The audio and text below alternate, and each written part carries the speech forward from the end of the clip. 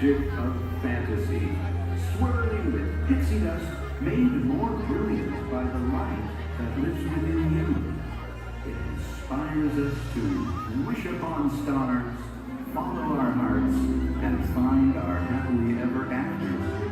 Tonight, as we gather together under the spires of this majestic castle, our dreams ignite the magic to create a beacon shining out and celebrating 50 years of the most magical place on earth.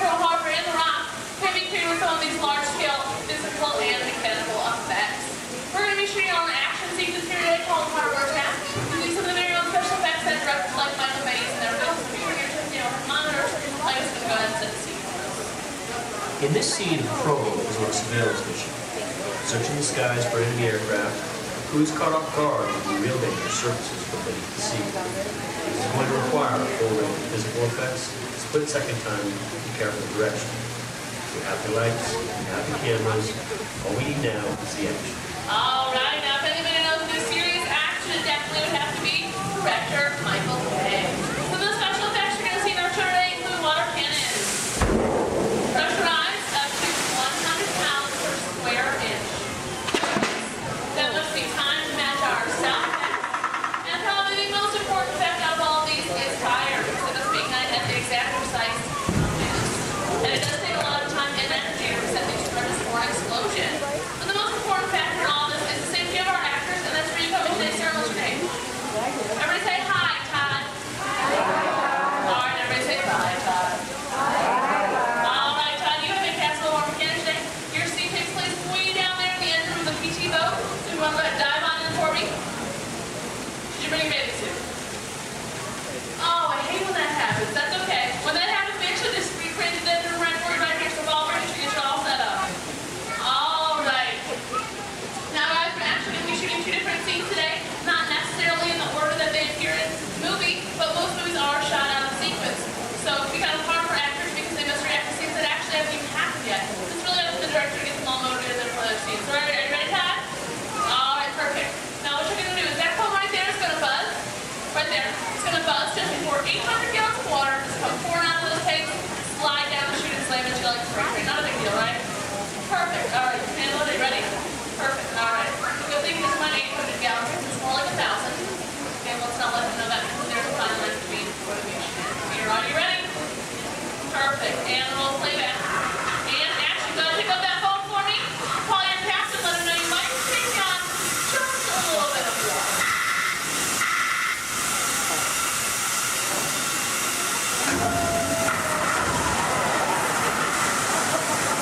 And cut. Everybody give him a nice round of applause. Give me one more quick scene for you if that's okay. All right, just stay in your seat for me. Go ahead and take off your hood. Give me a big dramatic stare of the audience. And act dry. Yes. That's right. How's he doing, guys? I think he's doing a pretty good job. Give him another nice round of applause. All right. Now we're actually going to that scene to our next scene. Our next scene takes place right over here in the deck of our PG boat. It's going to bring in our break for now. Ladies and gentlemen, let's give a nice round of applause for our Captain Ken and Royal and Brave Deckhand Debbie. Passes on set for us. All right, thank you, Brittany. And roll playback.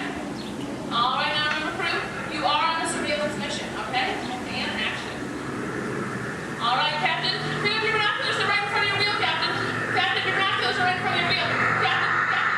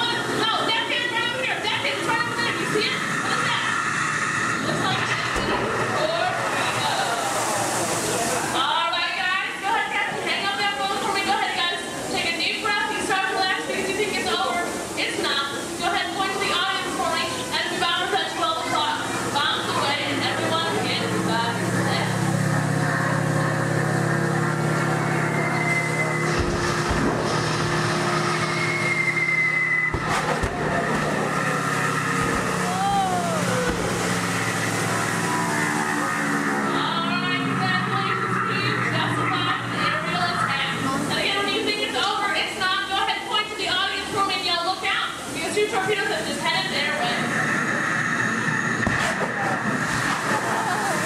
And let me give them another nice round of applause. Alright, those 2 things together, add some computer-generated images, pre-recorded dialogue, and a rousing musical score.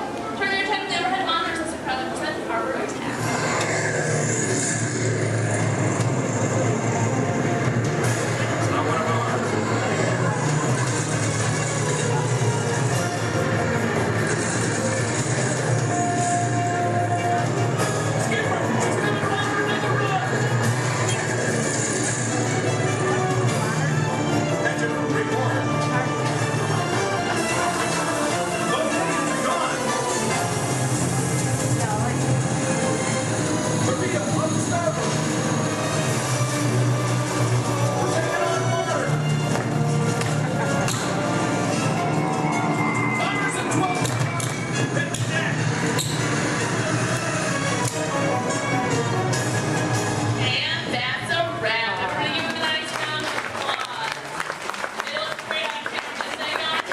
Grab the anti-aircraft guns. Myself and my assistant Brittany would like to thank you all for coming out Oh, they to our should. attack. If you're waiting for any of our brave volunteers, just stay right where you are.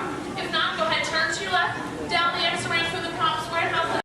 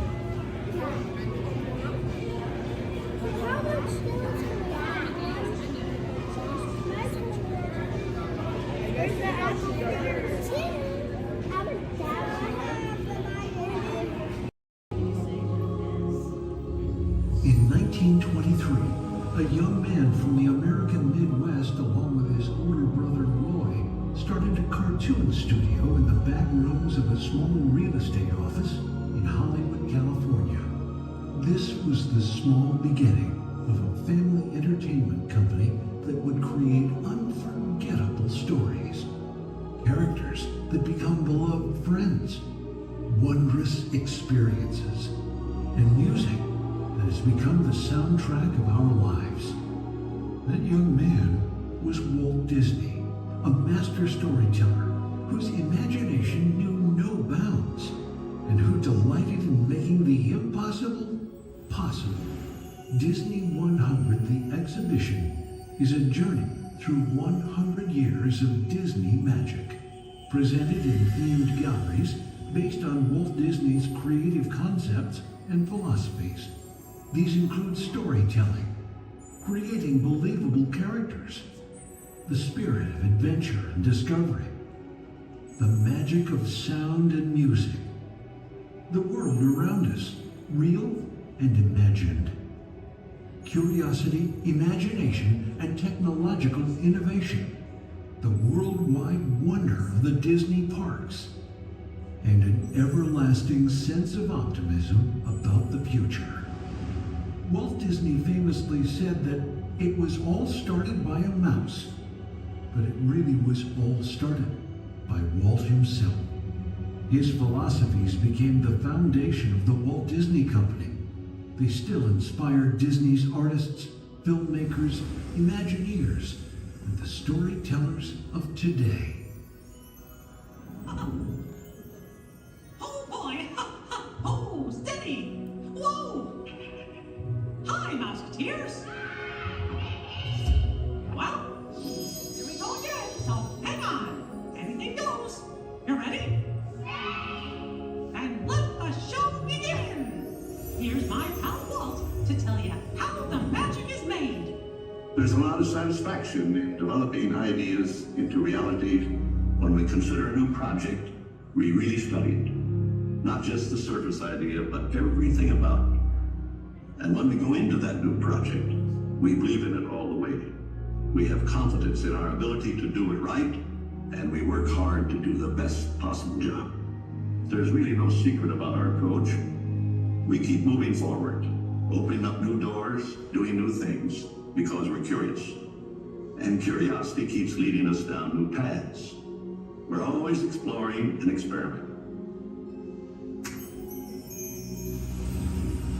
Everybody ready? Then on with the show!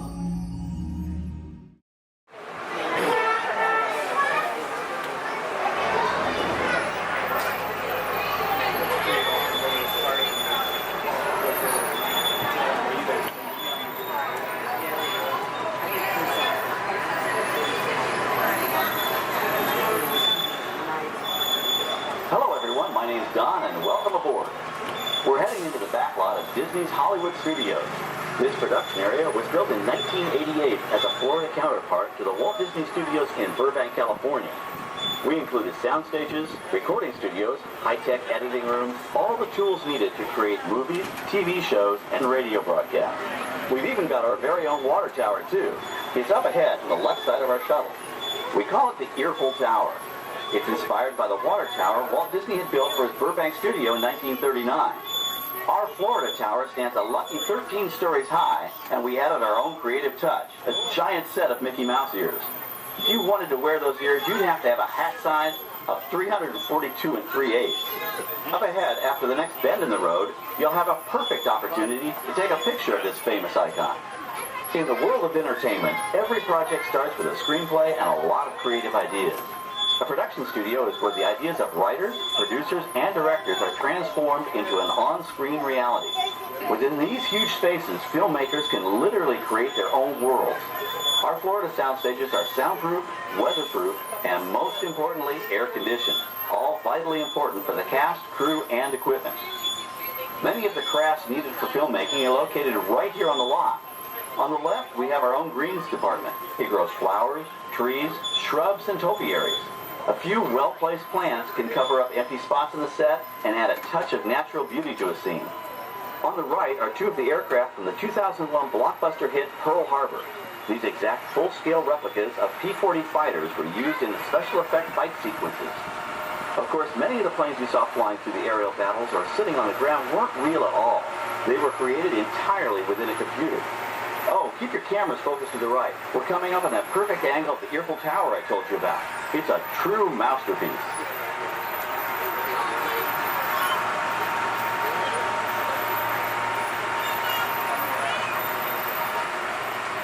We're entering one of our most glamorous and colorful departments, creative costuming. Every star has to have just the right wardrobe, and it all begins here with a designer's sketch. Our team of designers, seamstresses, and tailors can turn 1.5 million yards of fabric into over 25,000 costumes every year. Many of these costumes will become part of the shows and attractions of the Walt Disney World Resort. In fact, here in Florida, we have the largest working wardrobe department in the world. Why, Mickey Mouse alone has over 175 different outfits to choose from, while Minnie Mouse keeps more than 200 unique costumes in her wardrobe. On the left are costumes worn by the stars in recent studio productions. You'll probably recognize some of those costumes from the big screen. Every story needs a setting, and our design staff can create just about any place a script calls for, from an urban city street to a remote desert canyon. On the left is our scenic shop where large-scale sets and props are built. Our team of set designers, carpenters, artists, and engineers has created caves and caverns, game show sets, even replicas of the U.S. Supreme Court and NASA's Mission Control, all on our sound stages. The shop also provides sets and props for our shows and parades here at Walt Disney World. The same skill and craftsmanship that goes into a movie set can also be used to create magic for our parks. Either way, it's all about making dreams come true.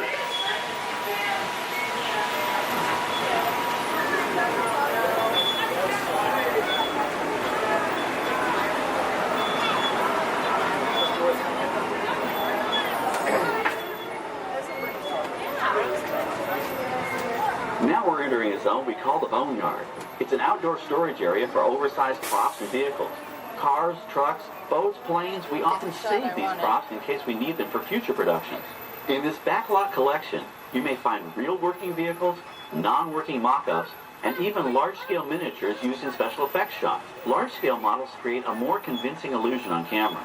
We even place small cutout passengers in the windows of the plane.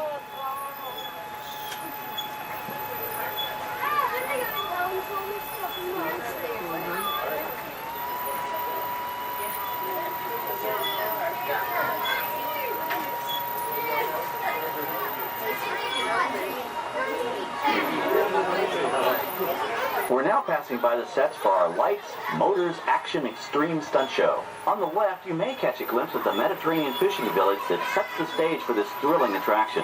We'll get a closer look at it soon, but for now, we're approaching one of the largest standing sets on our back lot. It's over on the right. It may not look like much from this angle, but it's pretty spectacular on the other side.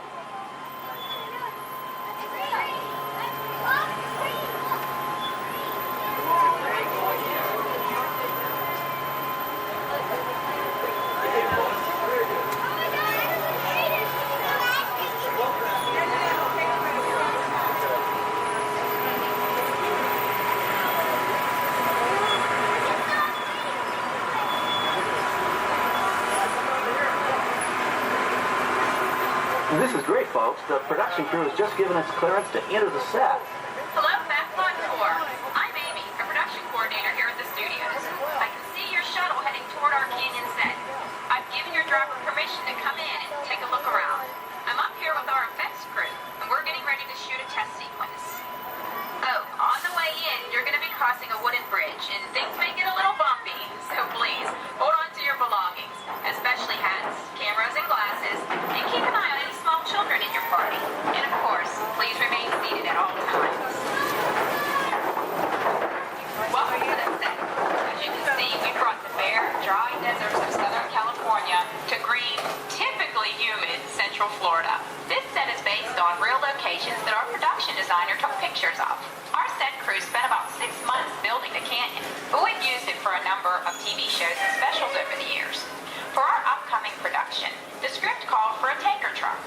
We found this one in our boneyard, but it was too big to drive into place. So we picked it up with a crane and set it down here. We're up on the overhead platforms, and I see our director has arrived. As soon as the rain effect is ready, we'll begin the sequence. This set and shower is really just a special effect. We rigged up a series of water nozzles just above your trim. The water sprays in a crisscross pattern to create a sense of depth. But this storm only covers the first few feet.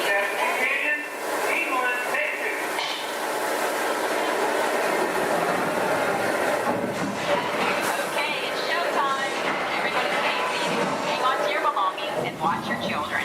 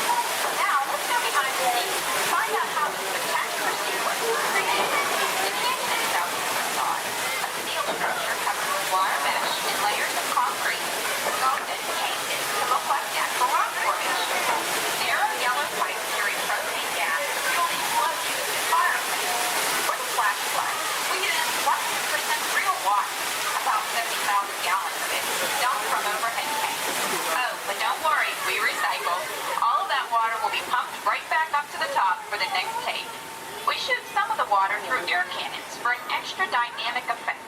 Those air cannons are powerful enough to shoot a basketball over the top of a skyscraper the size of the Empire State Building. To top it off, our shuttle was sitting on hydraulic shaker tables. They provided the shaking, rattling, and rolling sensations for the scene. The entire sequence can be reset in 3.5 minutes. That's just enough time to bring in the next shuttle. Well, I've got to get ready for our next take. Thank you all for being part of the action. Hey, I'm needed back on the set, so enjoy the rest of your tour. Okay, well, thanks, Amy, for giving us access to the set.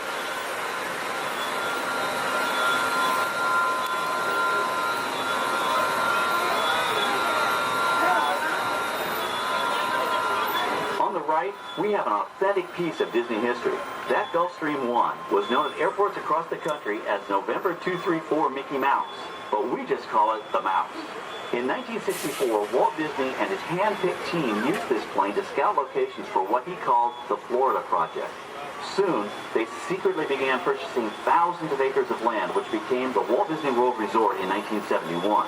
During the creation of the resort and later Epcot, the Mouse shuttled studio executives and Imagineers between Burbank and Orlando, making it the most used executive aircraft in the country. Appropriately, the Mouse retired here in 1992. As Walt used to say, it was all started by a mouse. In this case, the 234 Mickey Mouse. On our right, we once again sweep past the magnificent Mediterranean village of our lights, motors, action extreme stunt show. This high-octane attraction is based on the hit show from the Walt Disney Studios Park in France. In this action-packed production, you'll feel like you're right there on the set during the filming of a spy thriller, complete with custom-built cars, motorcycles, even jet skis. You'll experience the split-second timing, coordinated driving, and fiery special effects that make action movies a real blast.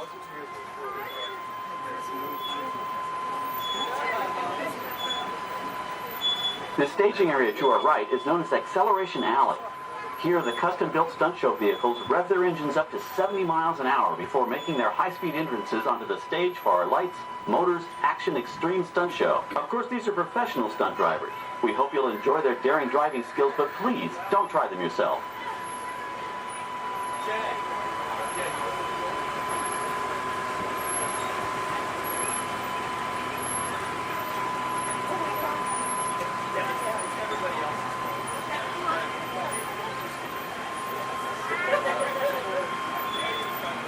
On the left, we've reached our second boneyard with more historic props and vehicles. When we reuse older props in a new production, they're often refitted with custom parts and given a whole new color scheme. You might not even recognize them the next time you see them on screen. For instance, coming up is our friend Herbie the Love Bug. He went through a special demolition derby makeover. Those dents and dings were added on purpose, but he can be polished up as good as new for his next starring role.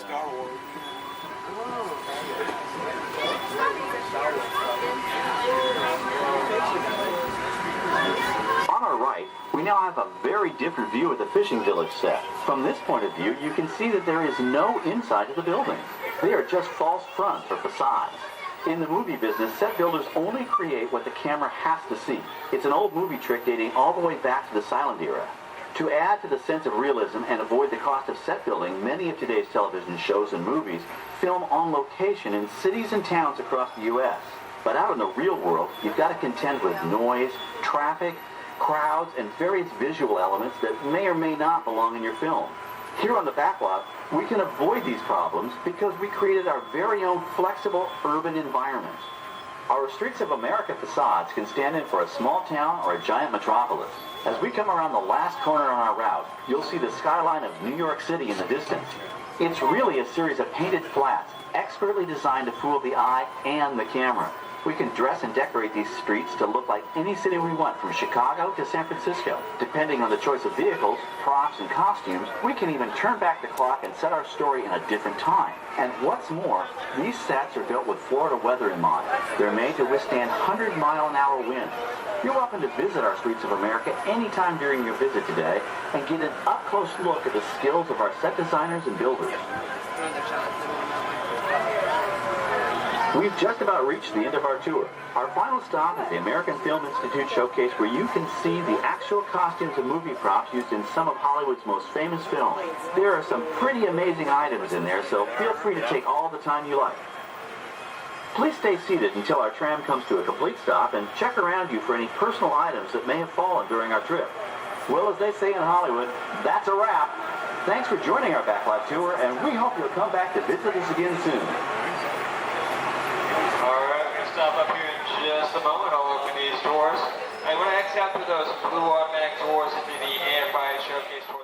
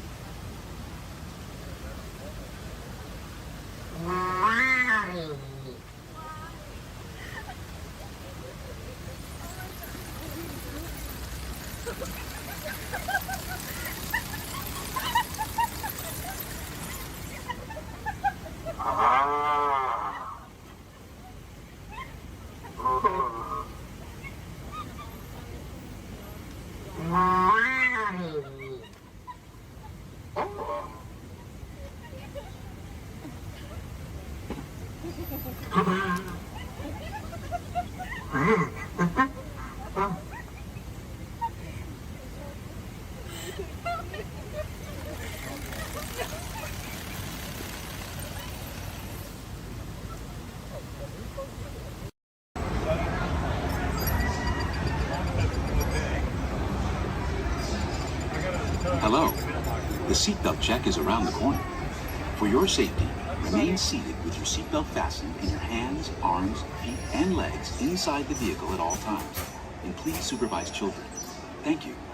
La estación de control de cinturones de seguridad está a la vuelta de la esquina.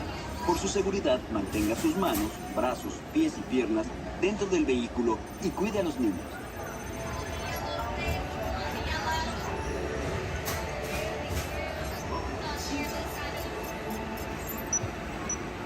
Automated driving technology activated. Welcome to the sim track.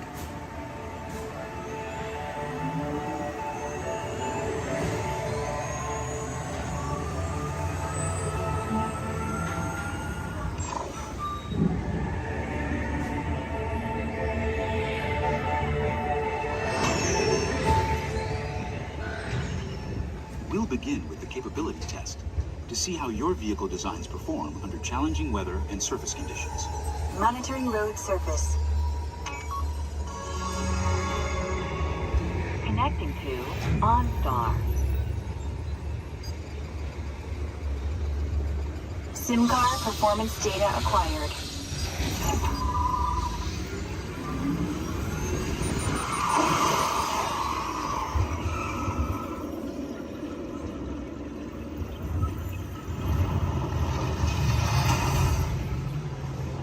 Let's see how your designs hold up now.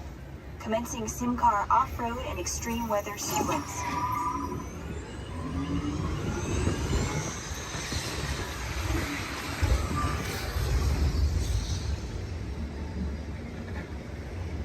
Capability test results displayed and verified. Now let's see how your vehicles compare when it comes to their efficiency. Scanning SIM car for optimal eco-efficiency.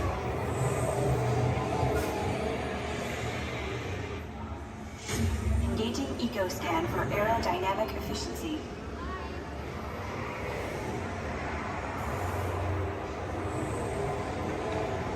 Drive systems analysis. Hyperspectral imaging in progress.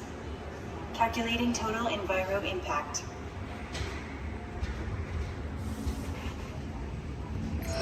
Commencing responsiveness test.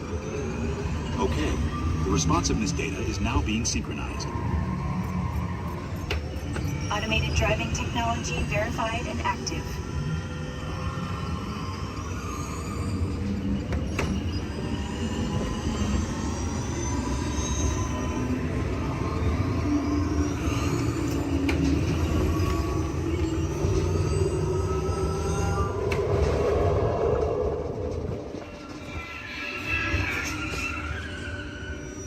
Automated crash avoidance technology disengaged. Displaying responsiveness data. Here comes the final test. Energizing for power test.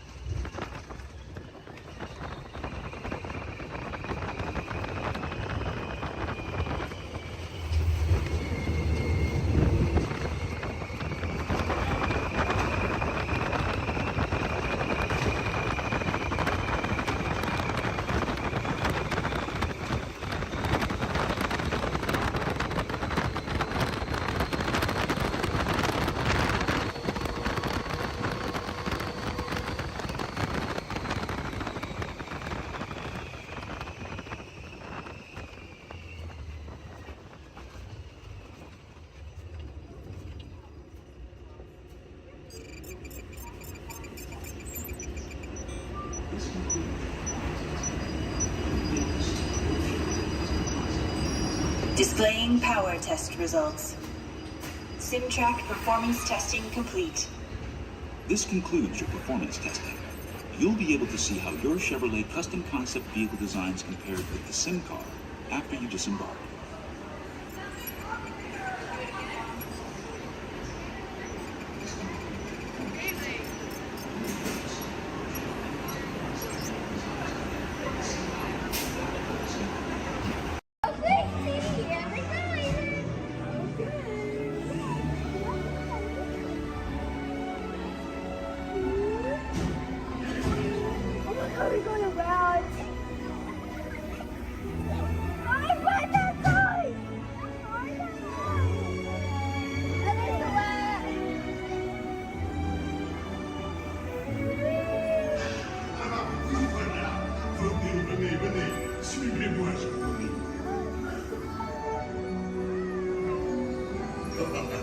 Chef Family is waiting for you.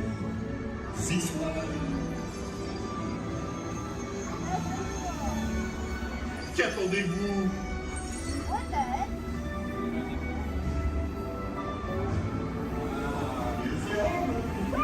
Invité pour le dîner. Pour le repas idéal, encore un? Non. A simple moment? Too simple. What? Mais oui, that's it!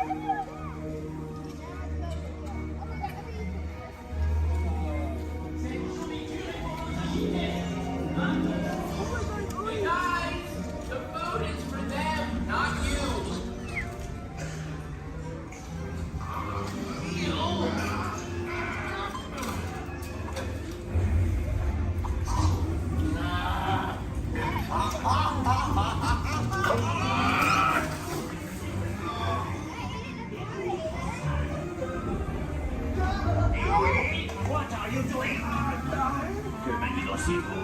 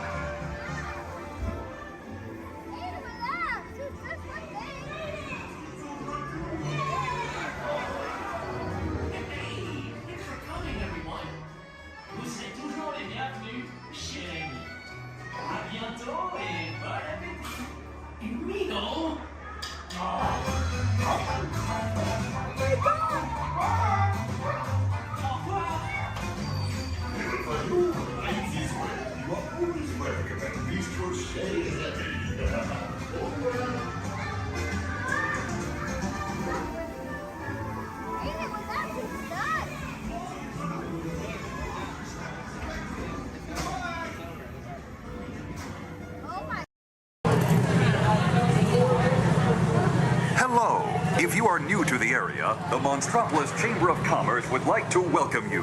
While you're in town, be sure... We interrupt this program for a special report. A child is on the loose in Monstropolis. A human child! If witnesses are to be believed, there has been a child security breach for the first time in monster history. We can neither confirm nor deny the presence of a human child here tonight. I tried to run from it, but it picked me up with its mind powers and shook me like a doll. It's true! I saw the whole thing! Happy birthday, Spoopsy Poo! Oh, goodly bear!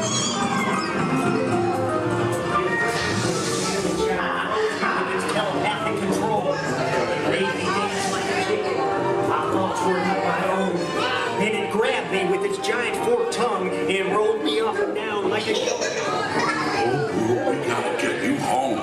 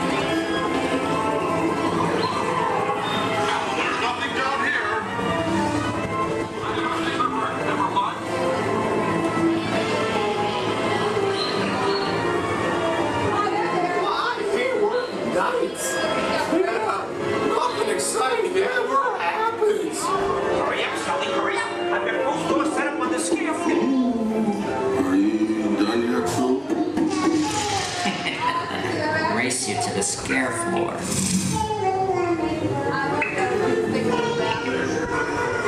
Almost there.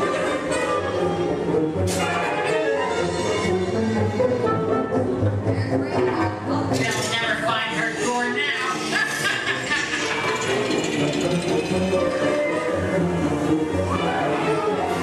Oh, there's your door. We're almost there, kiddo. Not so fast, Sullivan. They'll never get her home now.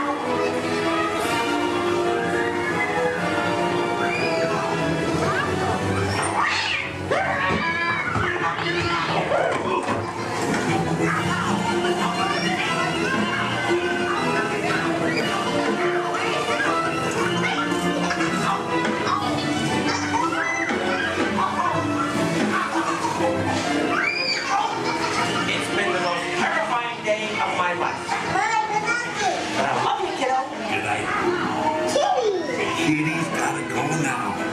Sleep tight.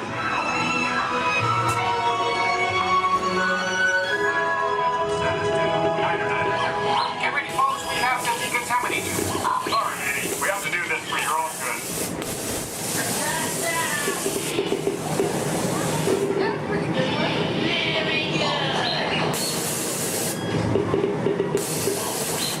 Sorry, sir. You're not my type. Yeah. We can either confirm Sir, stop making good eyes at me.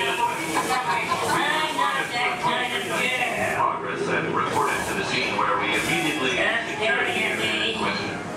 we spread out and locked it down. Hey, you left the lens cap on. Just kidding. Your stunned silence is very reassuring. Duh. Ta-ta. Por su seguridad, permanezca sentado con sus manos en brazos, pies y piernas dentro del parque y cuida a los pequeñitos.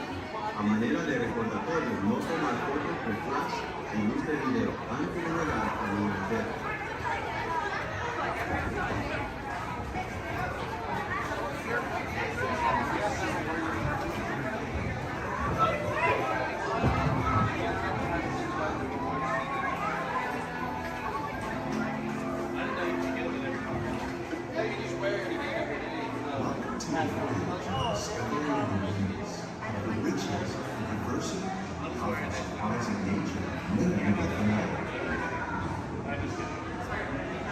Our journey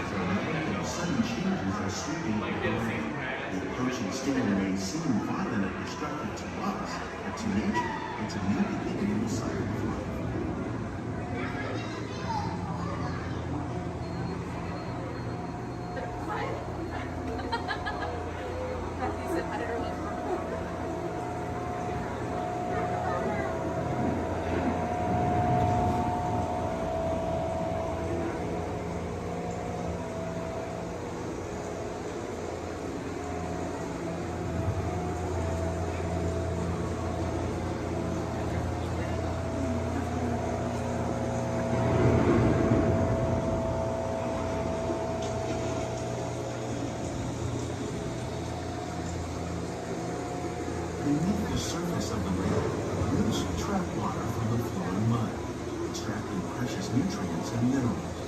These elements, when combined with sunlight, create the diverse living systems of our planet.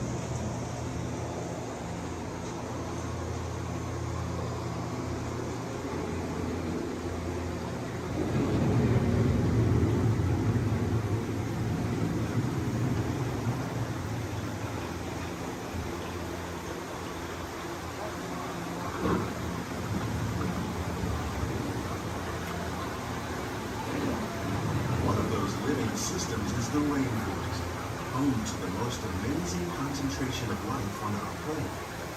These dense and beautiful forests cover only a tiny portion of the Earth's surface, but they contain more than half of its plant and animal species.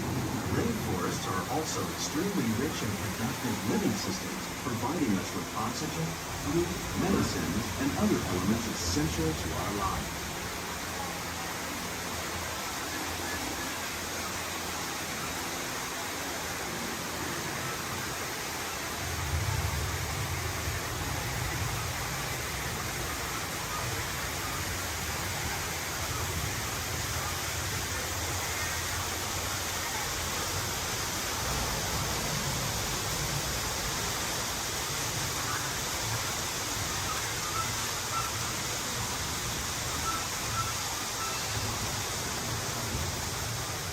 In the desert, nature has created a very different, but no less beautiful living system. And while this arid landscape may seem lifeless, it is very much alive. The plants and animals that have learned to survive in these harsh conditions make use of what little water they can find and avoid the scorching rays of the relentless sun.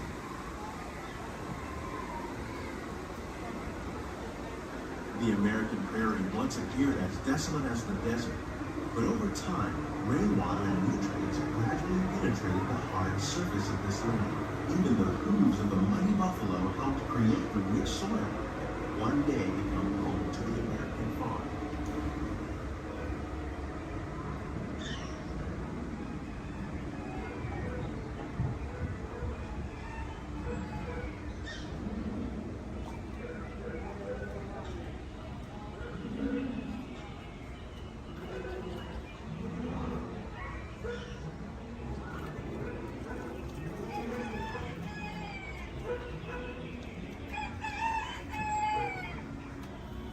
Of all the forces at work on the land, humans have had one of the most profound effects.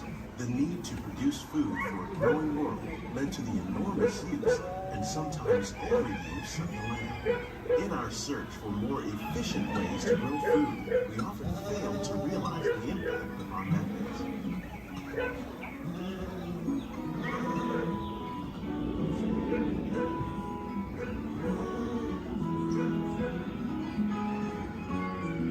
Today, we're learning to live with the land, discovering better ways to grow food that will assure both human and environmental well-being.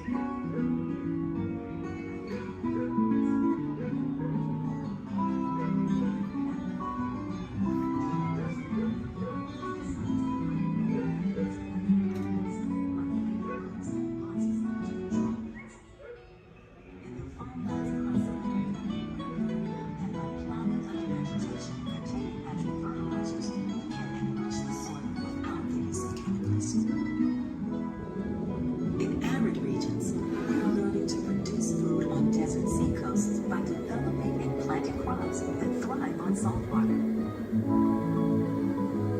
In Japan, we're learning that by mixing leaves and other living materials into our soil, we can make farmland more fertile without the need for chemicals. Here at Epcot, we're learning to reduce the need for chemical pesticides by breeding and using natural predators, like ladybugs and wasps, to control pests. How will we meet tomorrow's growing needs for food production, yet still respect the needs of the land? Some of the answers are being discovered just ahead. To help us maintain these carefully controlled ecosystems, and for your safety, please remain seated in your boat at all times.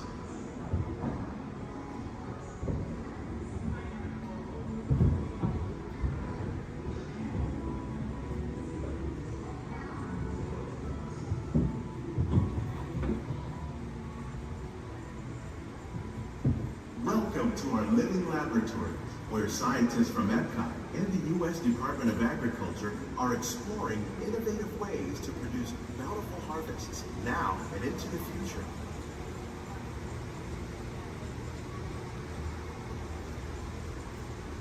The tropics are home to the greatest diversity of plants on the planet. Many of these, like papaya, bananas, cacao, coffee, and rice, are well known around the world. These are just a few of the edible plants that have been an important source of nutrition for people living in the tropics. Many are rich in vitamins and minerals, while others are well adapted to growing in less than ideal conditions. Some, like the water lily, thrive in wet, swampy areas and waterways. All parts of this plant, even the flower petals, are edible. The starchy root of the plant has long been used to make flour for baking.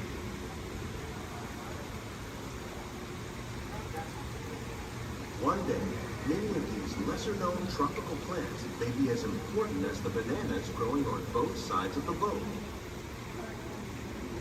More than 28 million tons of bananas are eaten annually, making it the most popular fruit in the world.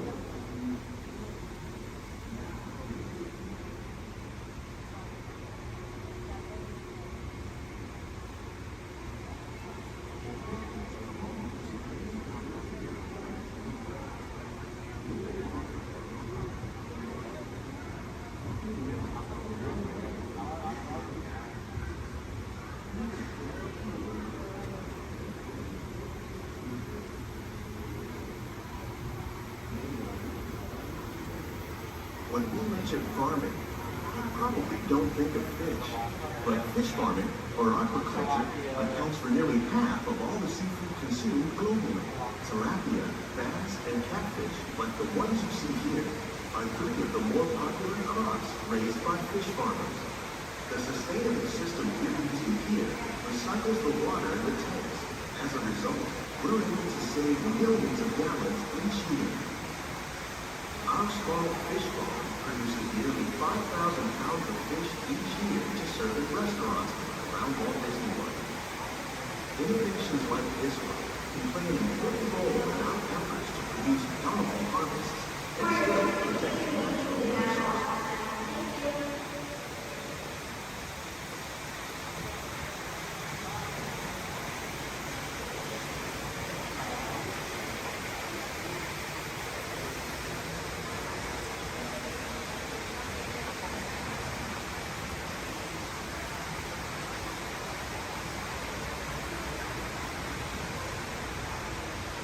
While there are more than 50,000 edible plant species in the world, most of us are only familiar with the handful that make up our everyday diet. The common grains growing here, maize, sorghum, and millet, plus rice, account for nearly 2/3 of our global food consumption. Learning how to increase yields of these staples is an important goal of research around the world.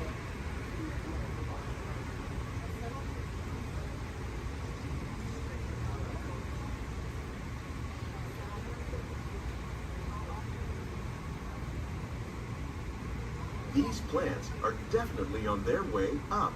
Innovative growing techniques like these increase yields while more efficiently using resources like water, fertilizer, and pesticides. Another innovation at work here is our integrated pest management program. By populating our greenhouses with beneficial insects that prey on harmful pests like aphids and flies, we are significantly reducing our reliance on conventional pesticides. We're growing these crops using our nutrient film system. This technique precisely controls and recycles water and nutrients. With it, we can produce over 27,000 heads of lettuce a year in this one small area.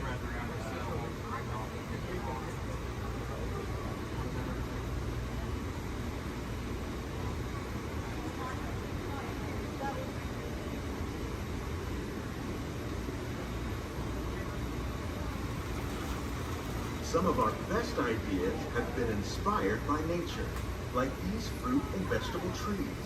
By growing these ground plants vertically, we can increase yields and better control diseases. These crops taste as good as they look. In fact, we serve more than 15 tons of produce from our greenhouses in restaurants here at the land every year.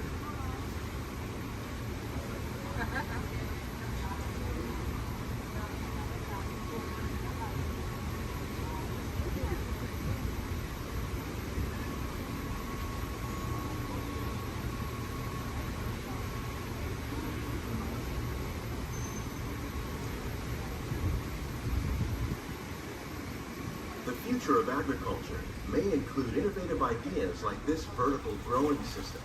Plants grown in this way use a fraction of the space required by traditional growing methods. That saves water and increases production. The aquaponics system on your left combines hydroponics with aquaculture. The fish provide a natural source of fertilizer for the plants, and the plants help keep the water clean for the fish. It's another great way to produce more while using less. In our lab, Epcot scientists are working with the U.S. Department of Agriculture on a number of innovative projects. The goal of these efforts is to produce higher yielding and better quality plants.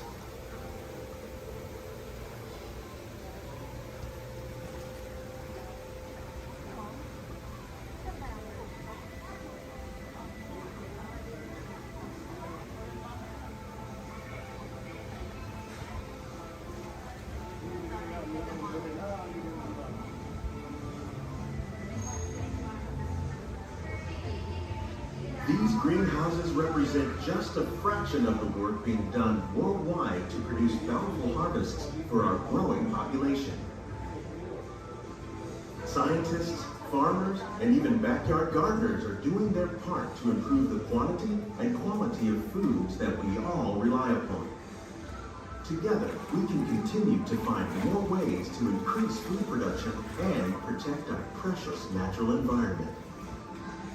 Only then will we truly be living with the land.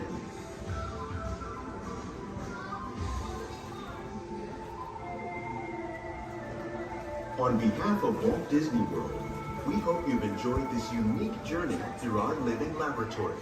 If you'd like a closer look, then check out the Behind the Scenes walking tour. It's a chance for the whole family to get up close and personal with the plants and growing techniques in our laboratory. Please keep your hands and feet inside the boat and remain seated until the boat comes to a complete stop.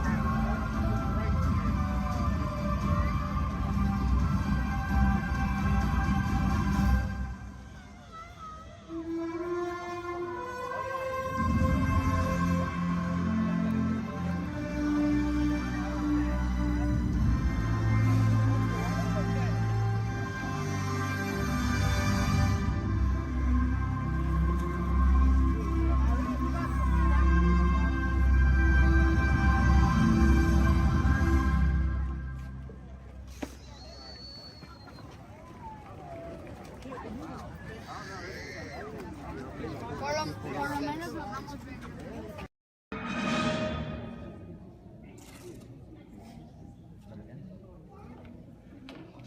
Hi, and welcome to the universe of energy. How are you? Fine. No need to answer. You know, you're probably surprised to see me here, aren't you? But then there's probably a lot of places you'd be surprised to see me when you think about it. If you were driving in your car, for instance, okay? Close your eyes, you're in your car. No, close your eyes, in the car, but right now think about it. You're in your car, you're driving, and then all of a sudden from the back seat, I just pop up and go, hey! You just whack me in the head, wouldn't you? That wouldn't be nice. But then it wouldn't be nice for me to do that to you. How'd I get in your car anyway? Did you lock the car? Maybe it was your fault. Maybe I'm just teaching you a lesson. But the point is, to see me here as a spokesperson for the universe of energy. I mean, that's crazy, you know. I mean, I'm an expert on a lot of things. You know that, I know that. But not a lot of things, a few things. But energy, I mean, there was a time I could care less about it. And then suddenly everything changed. One day I was sitting in my apartment. I said I was sitting in my apartment when, there it is. I'd offer you some snacks, but I can't hear me. Hey, you! How about sharing some of those chips? No, you're on a diet. Me? How about you? Anywho, I'm watching TV and my favorite show's about to start. This is Jeopardy! Yes! I told you it was my favorite show. Who is it? And of course, no one locks their doors in New York. Hey, it's your neighbor, Bill Nye the Science Guy. Hey, Bill Nye the Science Guy, it's Ellen, just Ellen, I guess. What can I do you for? I'd like to borrow some aluminum foil, a clothespin, and a candle. Another hot day, huh? Actually, I'm working on a new experiment. Take whatever you need. I don't want to miss any of the game. What are you watching? Jeopardy. Yes. A professor of energy at Princeton University, Dr. Judy Peterson. Oh my gosh. What? It's my old college roommate, Judy Peterson. She was such a smarty pants, know-it-all. I had the best nickname for her, though. What was that? Stupid Judy. Ellen, that makes no sense. She has a PhD. I know, but it made me feel better. So now I guess she's some hotshot, energetic professor. She's a professor of energy. Whatever. Who cares about stupid Judy and her stupid energy? Ellen, energy's the most important thing in the universe. Oh yeah, sure. Take her side. I'm not taking her side. It's just that without energy, nothing would go. Nothing would happen. I mean, there'd be nothing. Well, then we'd really be in jeopardy now, wouldn't we? Yeah, well, thanks for the supplies, and see you later. What is? Bye-bye. It's the Parliament of Israel. Right again. Go. Right again, Judy. Stupid Judy, stupid energy. Maybe the universe needs energy, but I don't. I'll take a nap for 100. I know. Big piece of corn right there in the teeth. How could you not see it? I'm gonna have to call you back. Now, as most of you know, when someone falls asleep watching TV, that person is going to have a what? Anyone? Sequence. Anyone? A crick in the neck? Bad hair day. A dream sequence. That's right, ma'am, a dream sequence. Right. Mine was more of a nightmare, actually.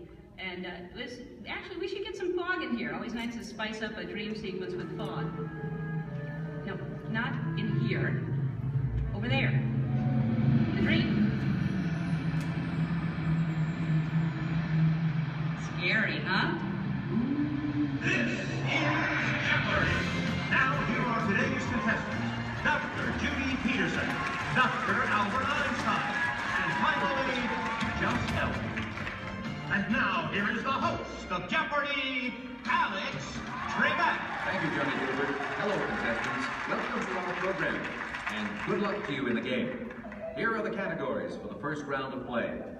Solar energy, wind power, energy from water, fossil fuels, fusion, and finally, gas. Ellen, since this is your dream, we'll let you make the first selection. I will take fossil fuels for, let's go 100. Fine. The answer is, this was formed from microscopic plants and animals trapped in ocean floor sediments millions of years ago. Ellen. Yes, I know that one. That's what is the stuff trap? Microscopic fuels in plants and animals and Sorry, Ellen. We were looking for something more than just an embellishment of what I had already said. Anyone else? Judy. What is petroleum, Alex? What is bituminous? What is solar thermal conversion? What is hydroelectric? What is helium? And so, as we come to the end of the first round, ladies and gentlemen, Judy has the commanding lead. Ellen has her work cut out for her, and Dr. Einstein is nowhere, relatively speaking. Is this a nightmare or what? Oh, Ellen, your first correct response. Wait a minute. Dreams. This is my dream. I'm in control now. I can still win. I still have a chance to. Ellen! Who is it? It's me, Bill Nye the Science Guy. Hey, I'm glad you came to help me. Actually, I came to see Einstein.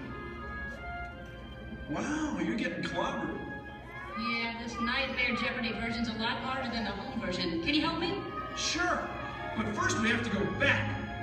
Backstage? No, way back, like many billion years ago. Okay, but can we stop at a mini-mart or something to get some snacks? Because I have a tendency to get hungry after a couple billion years. No can do, time's wasted. Come on! Wait, it's not even over. It gets really weird from here. Now some person I don't even know reminds me there's no eating, drinking, smoking, or flash photography allowed in my dream. There is no eating, drinking, smoking, or flash photography allowed in Ellen's dream. And she forgot something. And no videotaping, okay? And those of you who are just walking in right now, you're late. Where have you been? I love your hair. No, not you. No, I mean, it's all right, but that's cute, yeah. Anyway, so you're not completely lost. Here's a recap of what has been going on. I'm Ellen. Hi. I love Jeopardy. I used to not care about energy at all until I had a nightmare that I was on Jeopardy and all the categories were about energy. Oh, don't I know, it's scary. So my neighbor, Bill Nye, stepped in to help me out. Bill Nye, the science guy. You know him?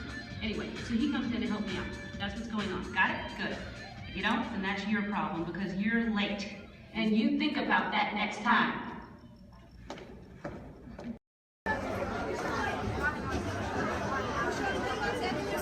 Push up on that lap bar. Push up.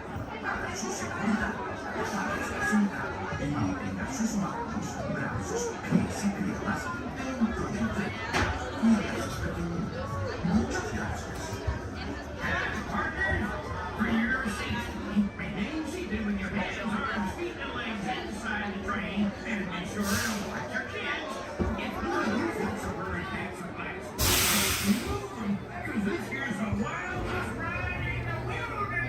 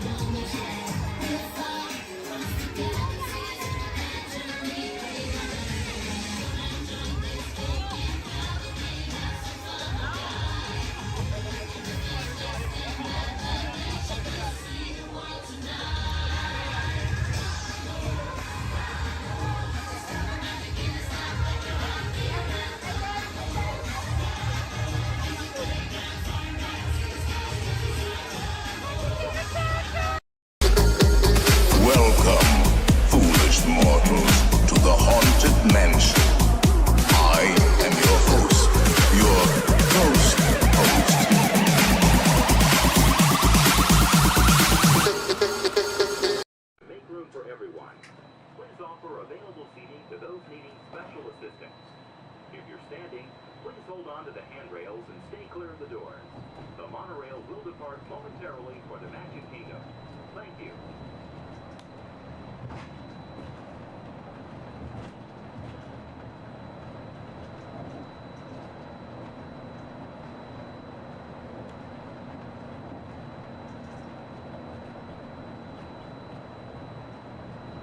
Welcome aboard the Walt Disney World Express Monorail, our highway in the sky to the Magic Kingdom. For those of you standing, please hold on to the handrails to start our journey and stay clear of the doors.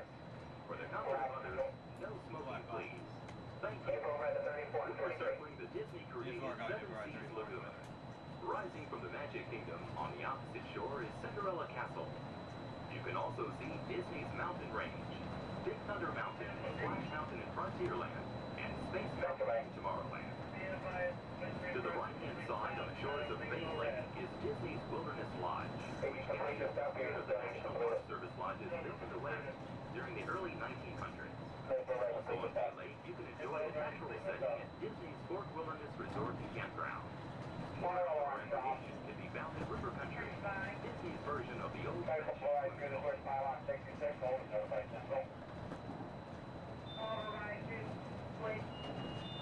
Hold at 66 and notify. 10-4, notify Central. Notify Central. Central 3. Central, Pages Radio. Central.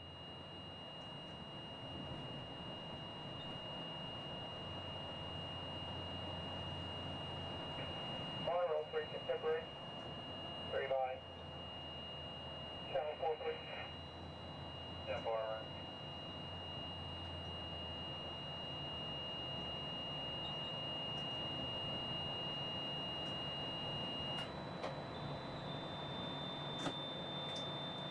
Ladies and gentlemen, welcome aboard Monorail Blackbird. We'll be holding here just momentarily. At this time, they're bringing out another train off this beam ahead of us. Therefore, we're going to have to wait here until that is complete. Once the train is on this beam and the alignment is switching back up, we'll prepare to proceed. I apologize for any delay, and we'll be on our way as soon as possible. Thank you. Turn stop, orange.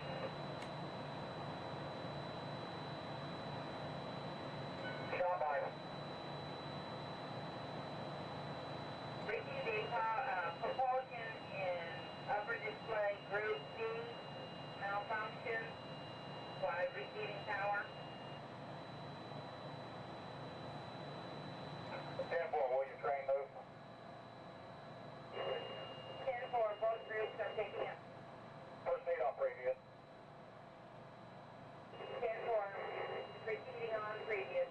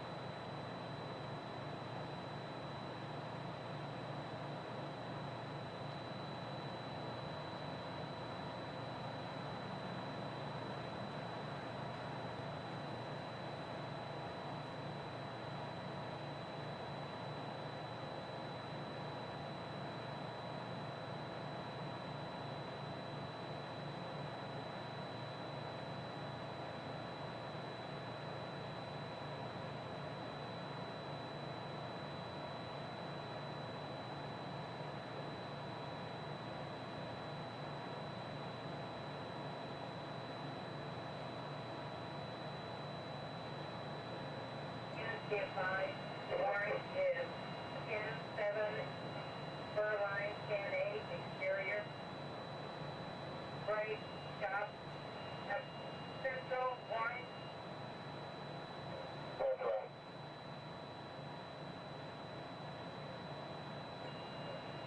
Receive, Major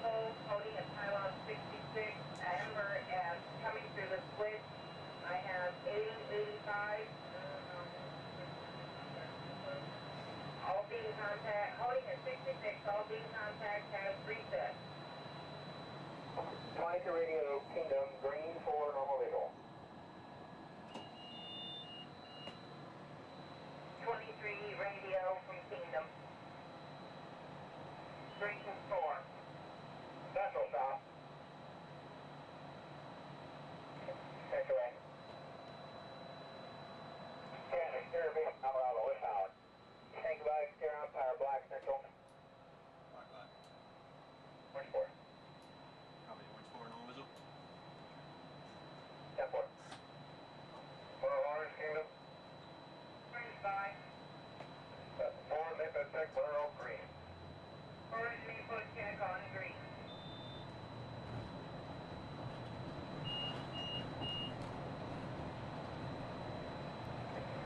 That's 23 hours.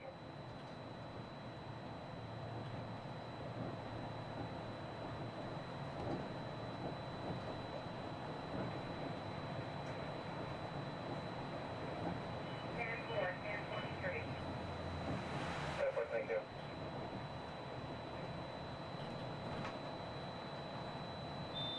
Contemporary, Grand Floridian.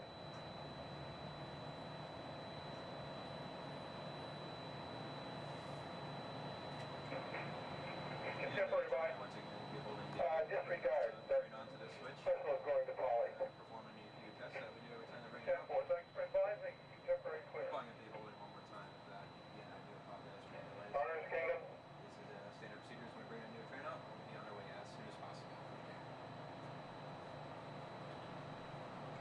Orange, Orange Kingdom. Orange 5. Maple Tech, green, please. Lieutenant green.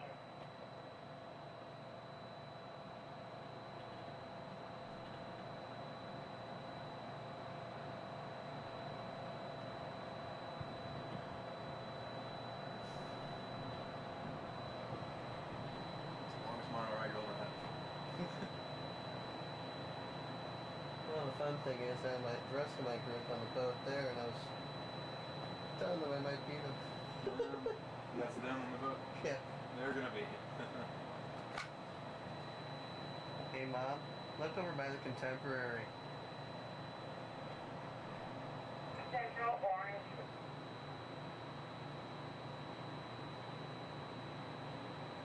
Central way. Cody in a pylon 68 with red maple. They're docking. Yeah, I know. I'm the black right around in front of the Contemporary. Yeah, 4 Maple clear, no legal.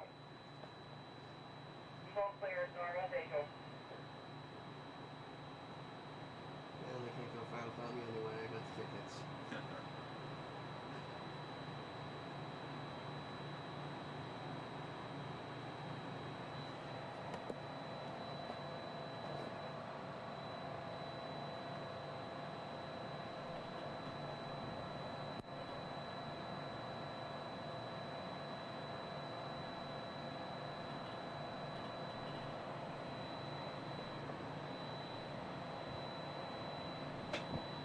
We are entering Disney's. While your group is together, now is a great time to pick a place to meet if you become separated in the park. Should you become separated, stop by City Hall on Main Street, USA for assistance.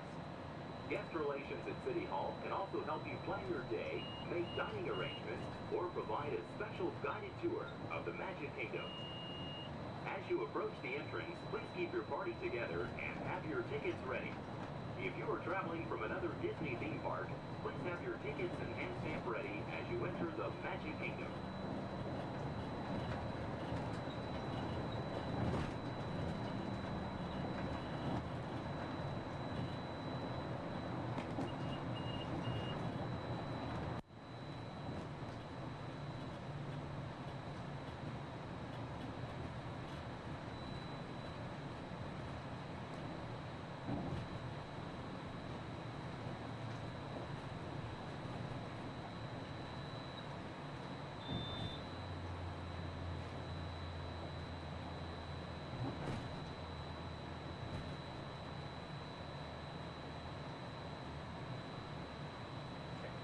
Central Magic Kingdom.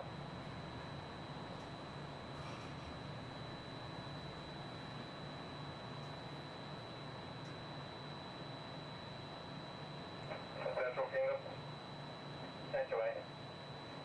One egg of orange bent seed is loose. Copy, thank you. Orange Central.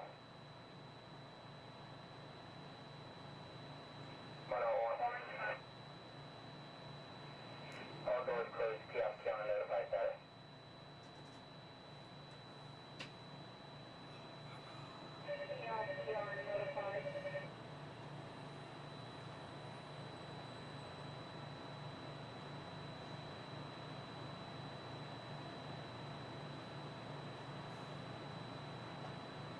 See your group? Yeah.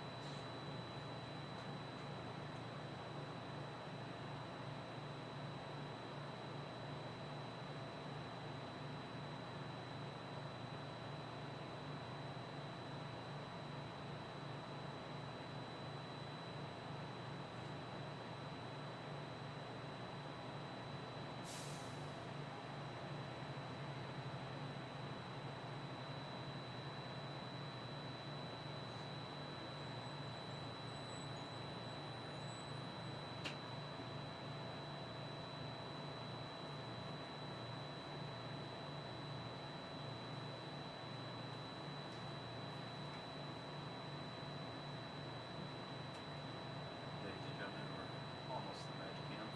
Once we begin moving, we're going to have to do a quick check of our safety systems. We'll just come to one complete stop, and I promise that will be the last stop. And then we'll be at the Magic Kingdom. Once again, I apologize for any delays. We should be on our way just momentarily. Thank you.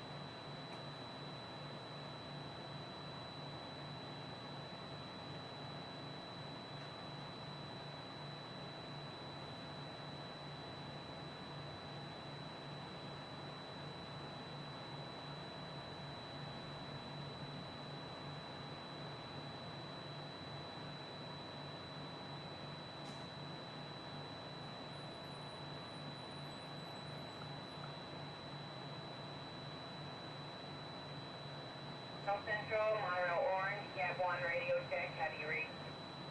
10-2, I mean. 2 also. Reset complete. Propulsion has cleared up in upper display and monitoring. 10-4, nominal. 10-4, normal visual.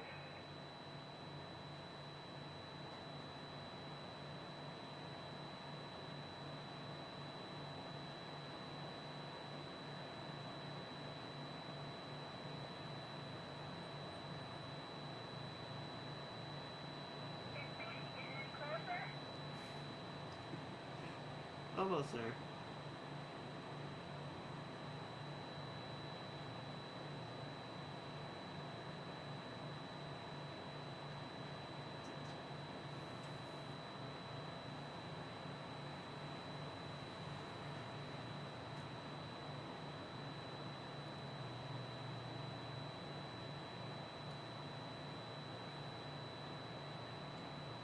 Central 3, hand unit radio check. 10-2, 10-2, thank you. Pretty clear. Go.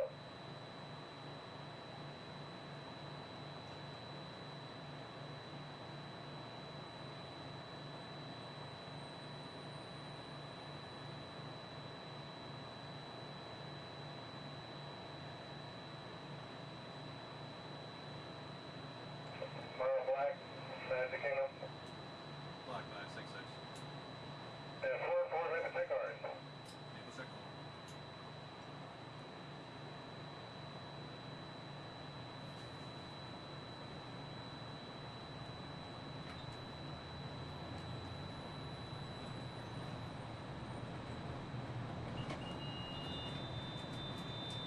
Central Black.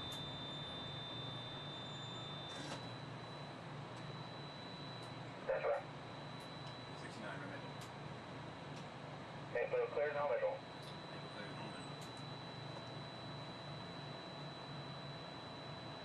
Orange Central. Fine.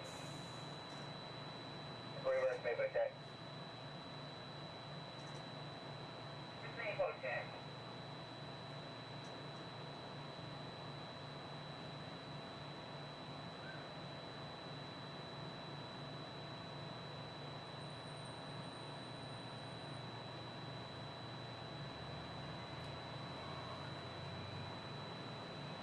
Another reason why it's going so slow is it's a trainee in that train. Yeah. Usually we get this done a lot quicker. Yeah, it's a good time to do it too. Yeah. Nice and slow. Yeah, there's probably hardly anybody on the train anymore. Forward, with dispatch, normal vehicle.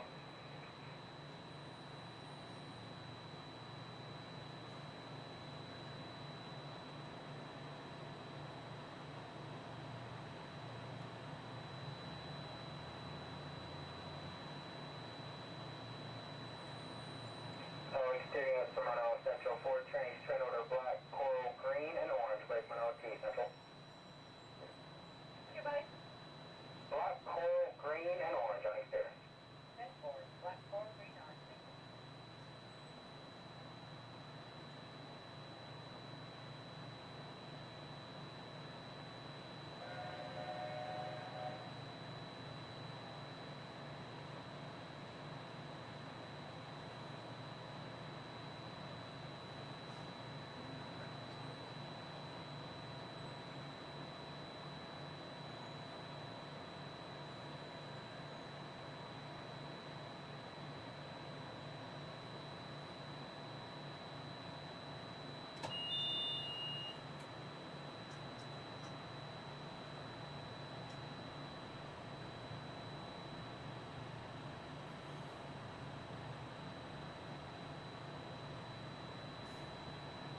Better pull out fast enough or she's gonna make a liar out of me. If doesn't, I gotta stop one more time.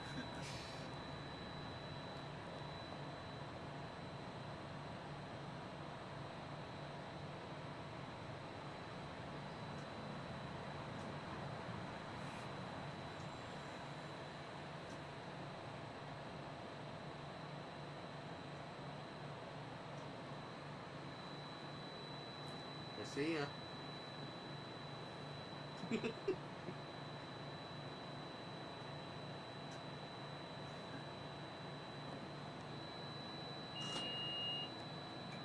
Ladies and gentlemen, we are approaching our station at the entrance to Main Street, USA, gateway to the 7 themed lands of the Magic Kingdom. Smoking is not permitted at the Magic Kingdom except in designated areas. Please consult your guide map or ask a cast member for the location of designated smoking areas. If you are standing, please hold on to the handrails and stay clear of the doors until the monorail stops completely and the doors open. Ladies and gentlemen, this is the Magic Kingdom Monorail Station. On behalf of the cast of the Walt Disney World Resort, we'd like to welcome you to the Magic Kingdom.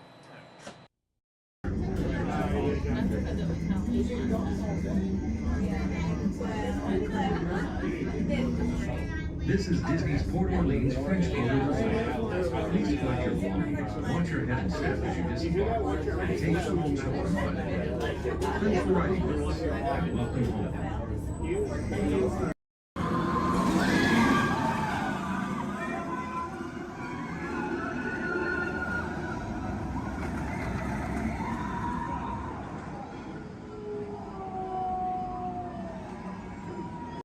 Theater at any time, please use the doors located to your right. You'll exit directly to Sea Base.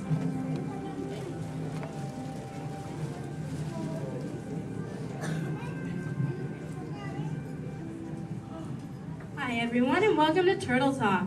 My name is Andy and before we begin, I have just a few reminders. Here at Sea Base, there is no eating, no drinking, no smoking, and absolutely no flash photography. Thanks, guys. The piece of equipment you see hanging in the water is called a hydrophone, and it allows us to hear sounds from beneath the sea.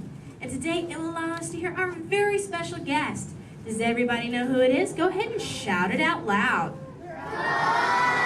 That's right. Crush is coming today to learn about the human world, and we'll get to ask him questions about the turtle world. So go ahead and start thinking of questions you might want to ask him.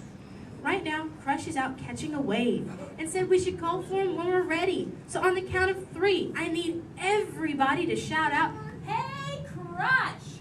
1, 2, 3. Hey, Crush! Righteous! Whoa, dudes! Oh, turtle like that, dudes. But don't worry about me, dudes. The noggin is taking harder hits than that. Whoa, look at all the human dudes in the human tank. Hello, human dudes. Oh, come on, I said hello, human dudes. Oh, awesome. Dudes, I don't mean to freak you dudes out or anything, but there's like no water in your tank. Oh, whoa, look at all the little dudes on this sub-level too. Hey, little dudes. Focus, little dudes. Whoa, look at this little mini man over here, totally smiling and laughing. He's on the front row, almost center. He's second from the center with a white shell and swim goggles on the noggin. Hey, dude, what's your name, dude? Trent. Trentster, good to meet you, mini man. Who are you from, dude? Iowa. The Iowa. Never heard of it. You having a good day today, dude? Yes. Cool. What's been the best part of your day, dude? Swimming at the Blizzard Beach. Swimming was the best part of your day, dude? Yeah. Dude, this is the best part of my day every day, dude! Awesome! Hey, dude, can you talk the turtle, dude? Can you say, totally? Totally. Can you say, sweet? Sweet.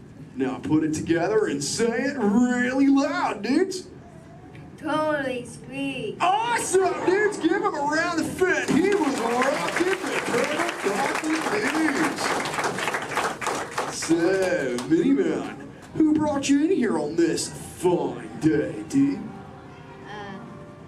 My mom and dad. Well, let's talk to those dudes. Where's the mom and dad? Raise up your fist. Oh, there's the big kahuna, the papa son. Let's meet him, dudes. Because he did not think he was going to talk to a turtle today, dudes. What's your name, dude? Jeff. Jester. Is that your little offspring over there, dude? Yes, sir. Awesome. Whoa, don't call me sir, dude. Too formal for me, dude. How many offspring in total do you have, dude? 2. This offspring, keeping it simple. Okay, dude. You know, I'm a parental unit myself, dude. Do you know how many I have, dude? 4. Way more than that, dude. 64. Little more. 164. Way less.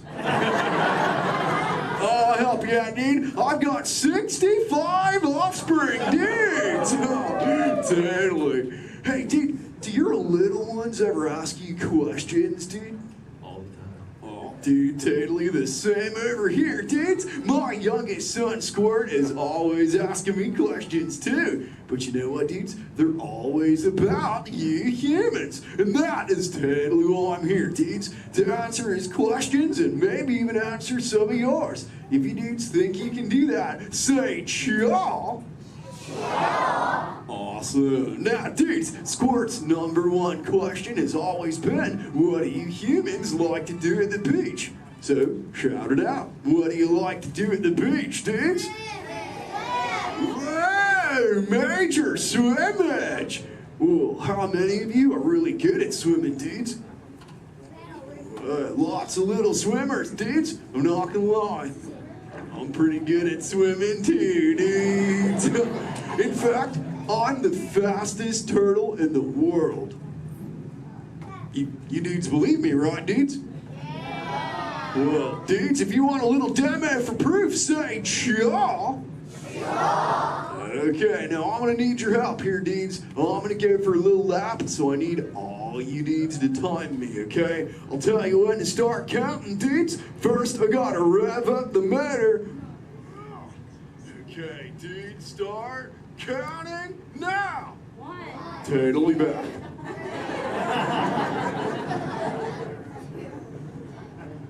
And you know what the best part is, Deeds? I just swam around the world. Wait, Deeds, where are my manners, Deeds? I'm eating up the Q&A time. Hey, if any of you humans have got any questions for me, raise up your fins. You know what? First fin I saw was this little dude over here with a red shell front row. What's your name, dude? Tyler. What was that, dude? Tyler. Tyler. Don't get angry at me, dude. So what's your question, Tyler, dude? How are you? How old are you? I'm good. How old am I? Is that your question, dude? How old are you? Okay, dude. Well, check it out, dudes. On average, us Koreans live about 80 to 90 years. But I'm no average turtle, dudes. I am 150, dudes, and still young. Check out this six-pack. Thanks, dudes. Who else has got a question for me, dudes? Let's talk to this little mini man over here. He's on the front row. He's got like a grayish shell with the short, dark locks on his noggin, dudes. Chaw, that's the dude. What's your name, dude? Mitchell. Oh, the Mackin Mitchell. What's your question, mini man? Have you ever been? Have you ever been close to being eaten?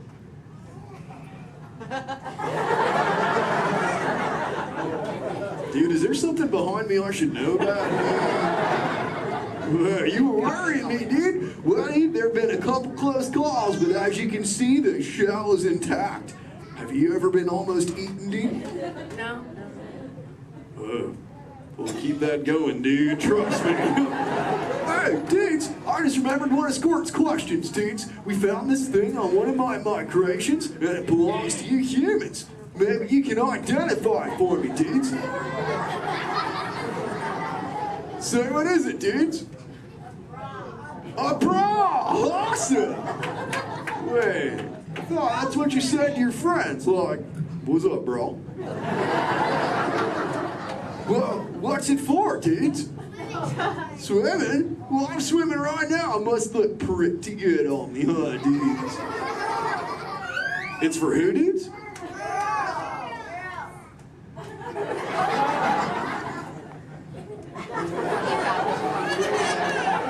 Is this really for girls, dudes?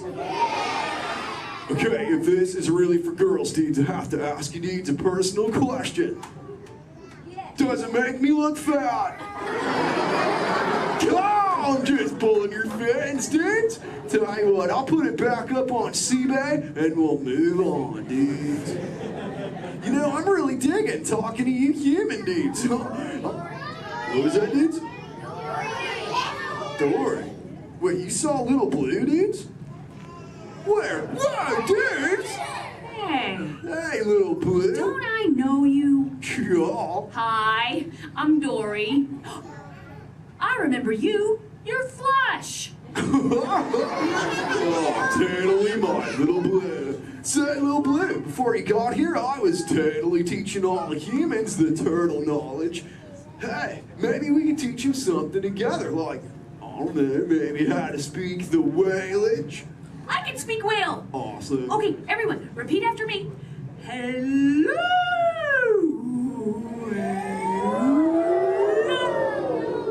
Okay, let's all try it together, dudes. 1, 2, 3. Hello.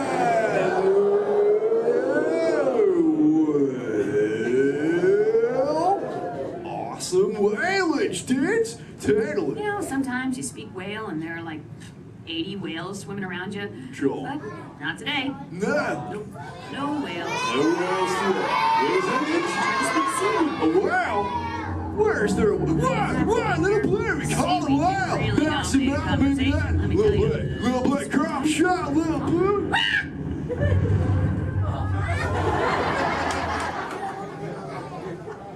Turtle whale to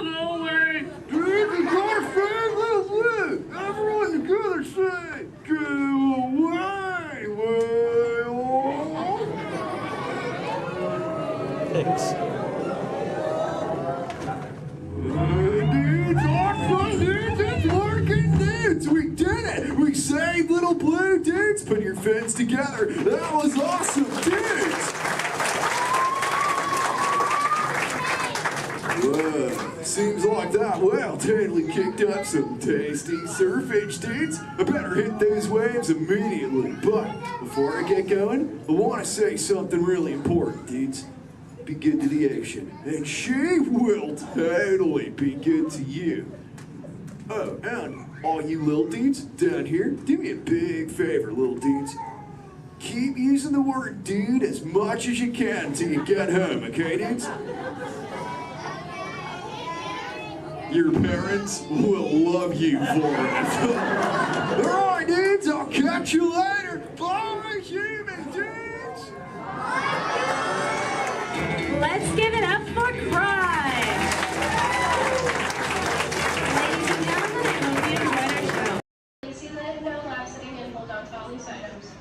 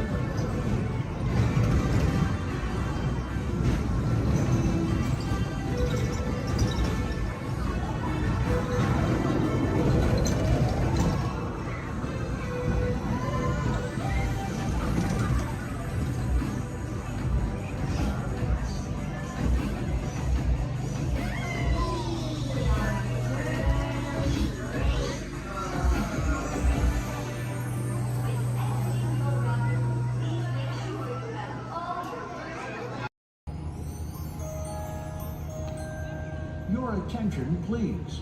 Disneyland has now ended its normal operating day. We thank you for your visit to the Magic Kingdom and that the memories you've made will bring you back again soon. While the rest of the park closes, Main Street will remain open for your shopping convenience. Thank you. Su atención, por favor. Disneyland ha terminado su día normal de operaciones. Les agradecemos su visita al Reino Mágico y esperamos que regresen pronto para crear aún más recuerdos. Mientras que el resto del parque comienza a cerrar, las tiendas de Main Street permanecerán abiertas para su comodidad. Gracias.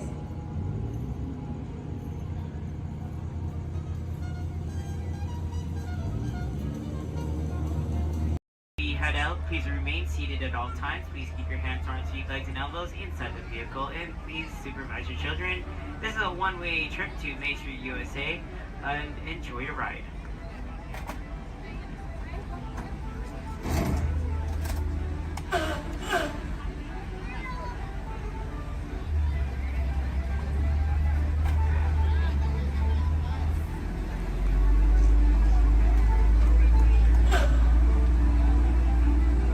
On your right-hand side is Sleeping Beauty Castle, your gateway to Fantasyland.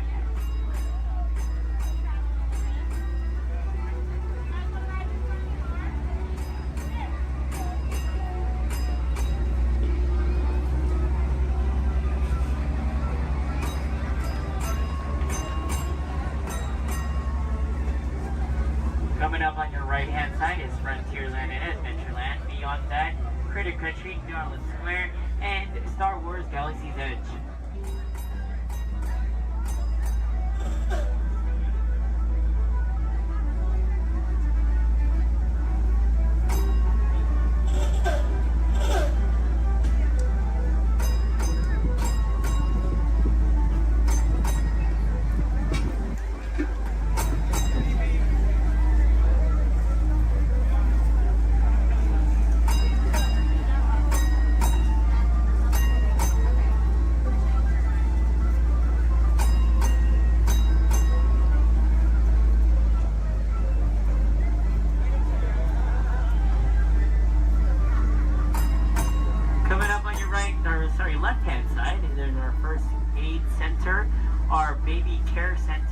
our Lost Child Center. On your right-hand side, if you enjoy ragtime piano, we got some music going on over at the Coca-Cola Refreshment Center on your right.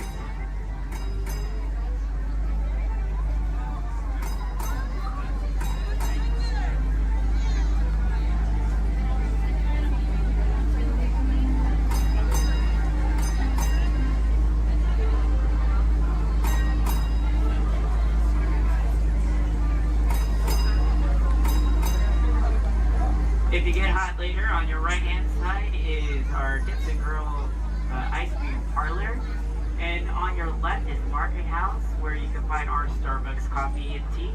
Beyond that is our locker station.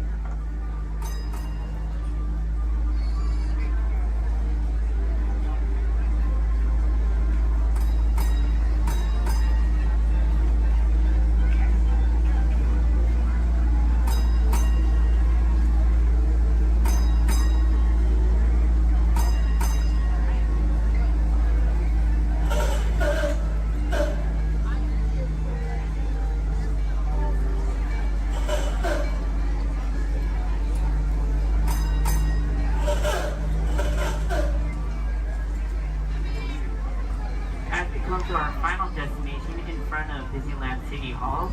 Please remain seated until the bus has come to a full and complete stop. For those of you who are sitting in the top stairs, please watch your step as you exit the stairs and assist young children, and enjoy the rest of your day here in the Magic Kingdom. My name is Justin, and thank you for riding.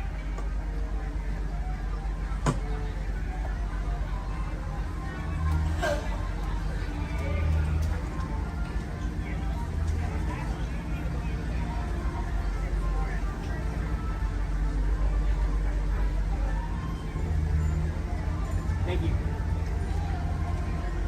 Please remain seated, folks. I do need a park deck right over there. Yeah. Please remain seated, folks.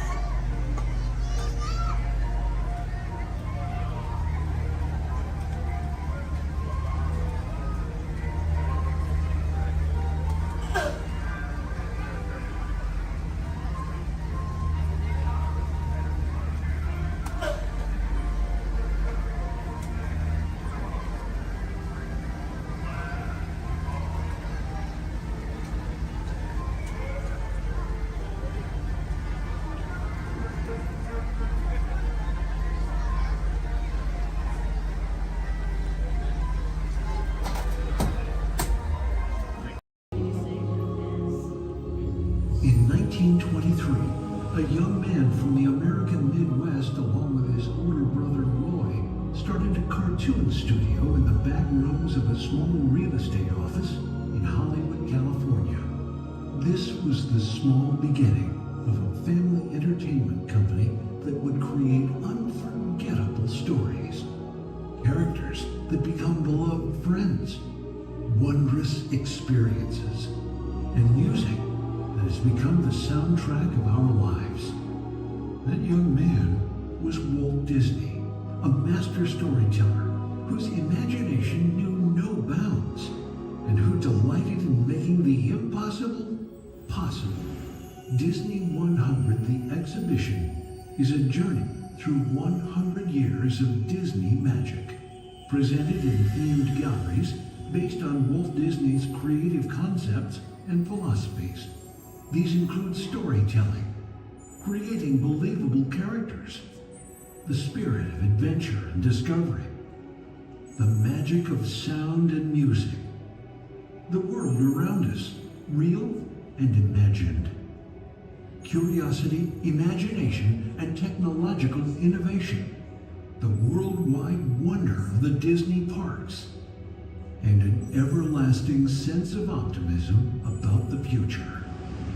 Walt Disney famously said that it was all started by a mouse, but it really was all started by Walt himself. His philosophies became the foundation of the Walt Disney Company. They still inspire Disney's artists, filmmakers, Imagineers, and the storytellers of today.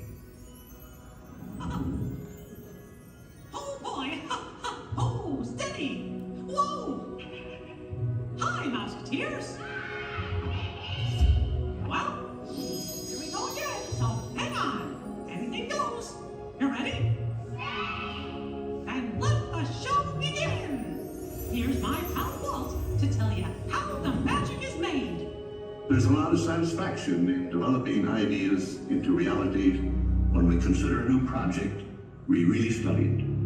Not just the surface idea, but everything about it. And when we go into that new project, we believe in it all the way. We have confidence in our ability to do it right, and we work hard to do the best possible job.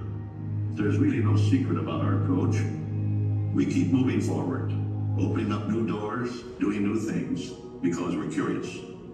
And curiosity keeps leading us down new paths.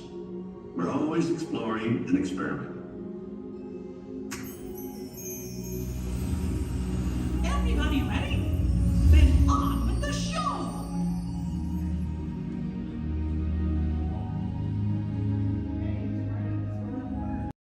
Shutdown breaks are getting much too short. Now, what have we here? Hey, haven't I seen you before? Seems like I'm always fixing this burnout. Oh, let's see now. No, that can't be right.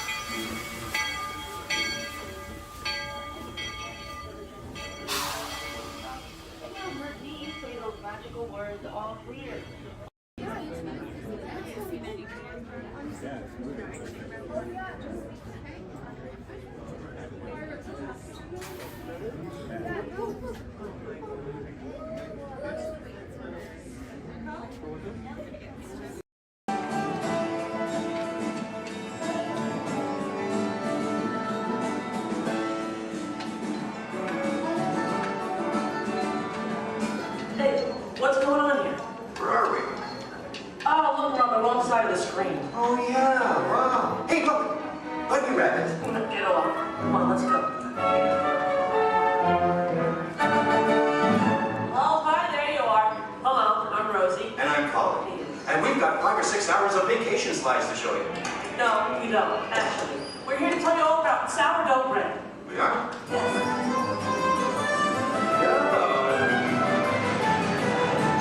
Okay, let's get started. Did you know that a traditional sourdough baking process goes back to the California Gold Rush?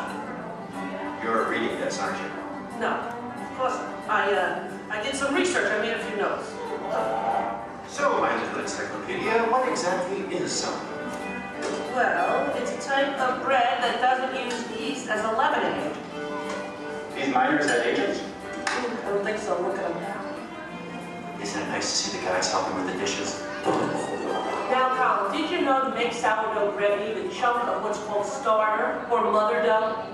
Wouldn't you need mother dough and father dough? No, just mother dough. These guys here used to carry a chunk of it with them in their bedroll to keep it warm.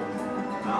That's an image I'll carry with me through supper time. Well, we're not talking five-star restaurant here, we're talking grub. They would take the dough, put it on a stick, and cook it over the campfire. Isn't it true they used to strain their coffee grounds through a sock? I hope not. Oh, I love these guys. The Jefferson Airplane. No. This is the Bodine family. And this is Isidore Bodine. He's the one who perfected the sourdough starter. Tastes perfected to me. Yeah. By the way, did you know they are still using the same sourdough starter that Isidore mixed here 150 years ago? Excuse me? Must have made an awful lot of it.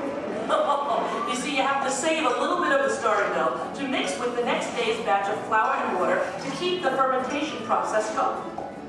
Hey, did you know that the strain of bacteria found in mother dough is Lactobacillus San Francisco?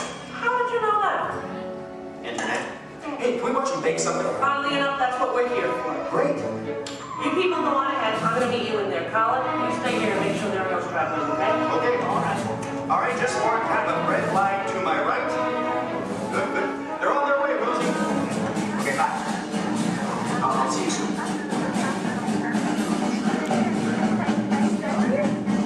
Okay, everybody, here we go. Come on in. There's plenty of room. Gather around the window right here. Make sure you can find a spot where you can see me on one of the screens. Come on, Colin. They can find their way, okay? It's not the California Trail. We lost a couple to coyotes along the way. Oh, that's so sad. Oh, well, but you did. Yeah. This is the bakery. That should be obvious to everyone. Even to... What's that? Oh, and I have one for you. Is that me? What the cutie? Okay, I'm ready to start baking. What do we do first? Okay. First you get a hunk of the mother dough and mix it with flour, add a little salt and water, and that's it. Voila, the entire list of ingredients. All right. Here's some dough. Let's bake it. Oh, not so fast. From start to finish, it takes bakers about 72 hours to make a loaf of sourdough bread. 72 hours? Yeah. Yeah, what's your hurry? Relax, and all the roses. Okay, so what's next? Well, you know, bakers actually think of dough as a living thing. So after it's been beaten up and kneaded by the mixer, it needs to sort of relax and calm down. Seems pretty relaxed to me. Yeah. In fact, almost catatonic. Right. I internalize all my tension. Well, what happens then? Well, then we drop it into that funnel over there, above the divider. The divider cuts it into nice, even pieces. So for this, it has to be relaxed? Yeah. Okay, fine. Oh, what happens then when it goes down that conveyor belt? Well, it goes into the rounder. Do you know what the rounder does? Oh, makes it into squares? No. Tetrahedrons? No. Polygons? Is that your final answer? Okay, so now the dough is round. Yes. Then we have my favorite machine, the overhead intermediate proofer. Wow, it's like a little Disney ride for bread. Attention, please keep your little buns in the vehicle at all times. The device rolls the dough over and over from basket to basket, takes it on a little trip, letting it, once again, relax. This is the most laid-back bread on earth. Come on, Rose, you're teasing me. Can't we bake it? No, not yet. Next, the bakers lay the dough on screens and put the screens into oven racks. Then we bake it. Not yet. You'll have to go around the corner to the next window to find out more, okay? And you go on ahead. I'll stay here and get the stragglers. Okay, you stay with the nice lady. All right. All right. Everyone, follow me. Follow him, everybody. And you relax, okay? Okay. Come on.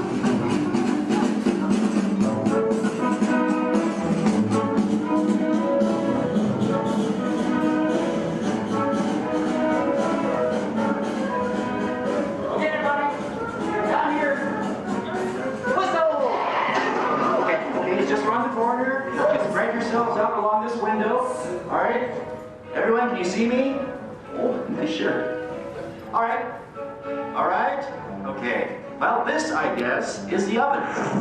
If not, I'm having some incredible hot flashes.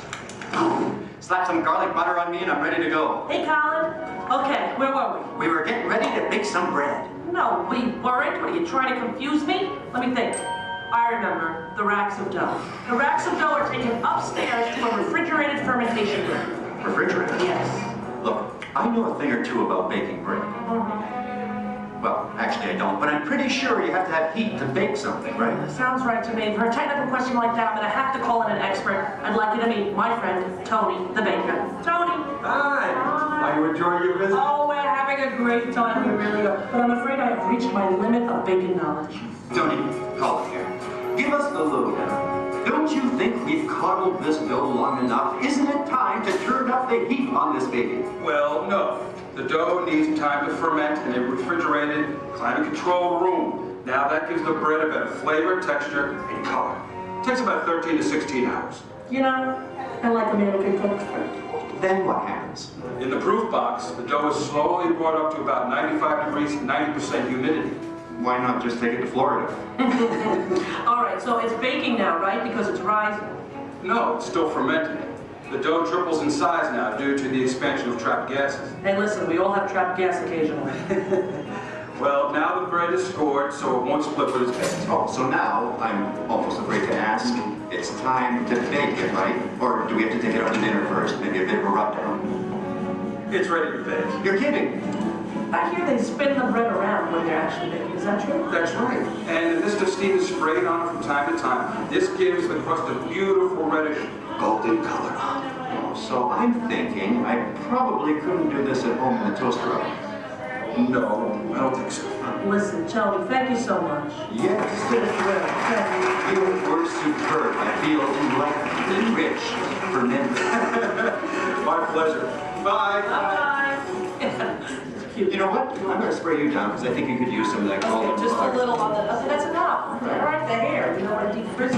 Ladies and gentlemen, the moment you've been waiting for. A masterpiece of the baker's art.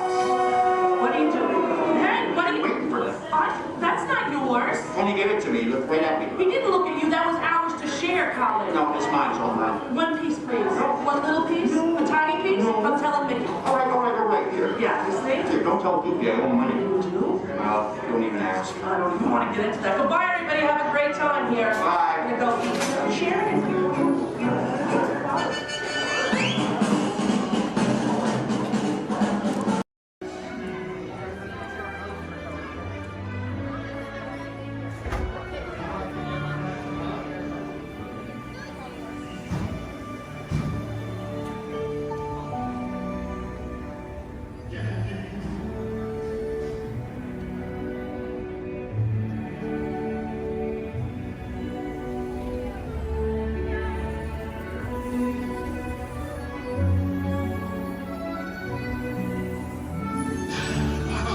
Voilà, venez, suivez-moi, je vous prie.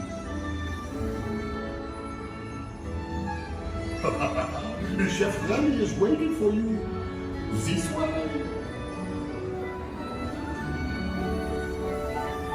Qu'attendez-vous?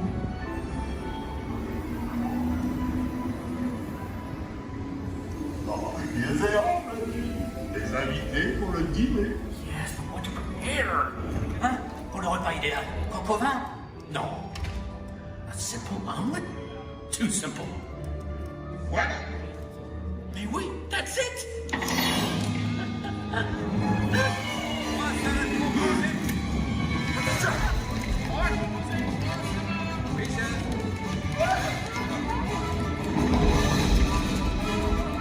Poussez-vous de là!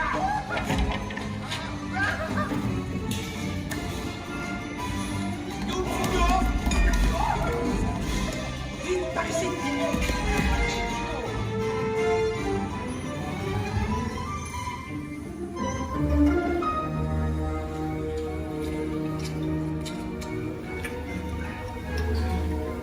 Cette nourriture est pour nos invités, pas pour vous.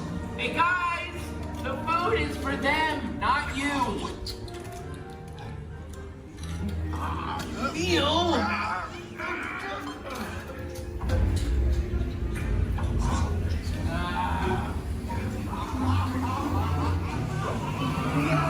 Et voici Crispy Perfect! Et tout est en salle! Et oui, what are you doing? Que manigancez-vous? Out of my way!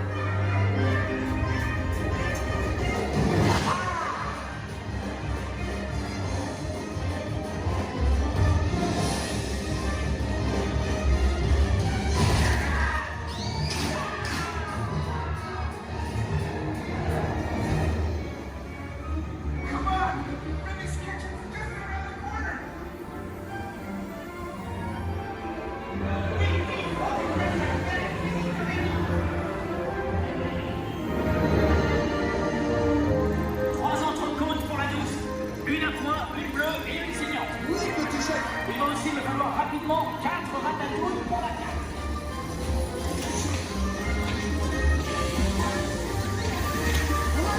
Maintenant. Oui, monsieur.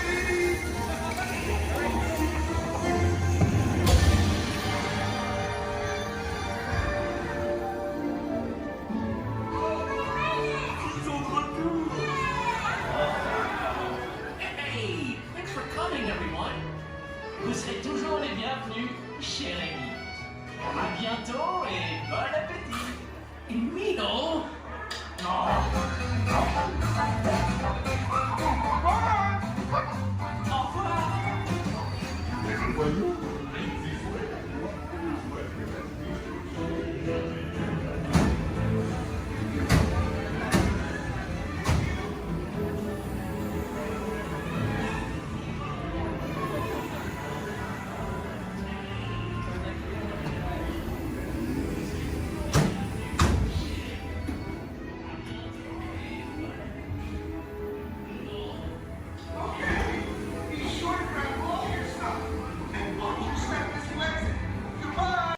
The eye chart to test your vision. Now, all together, if you would please read line 3. With F-I-G-M-E-N-T, you can see things differently. Sure, you can see with your eyes, but imagine what you could see if you used your imagination. Follow the bouncing figment. One spark of light can light your fancy. Your mind sees more than what your eyes see. Your sense of sight can make your fancy fly.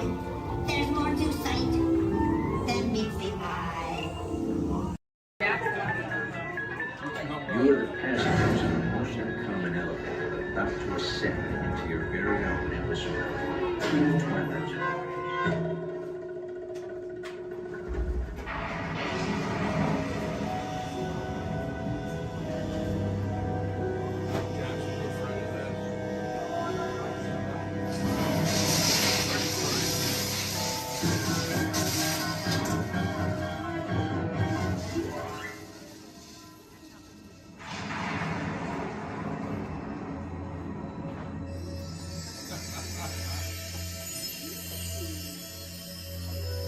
It takes you in somewhere where you have to drop.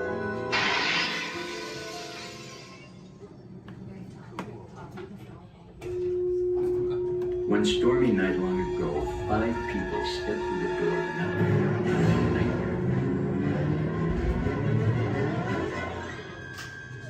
That door is opening once again. This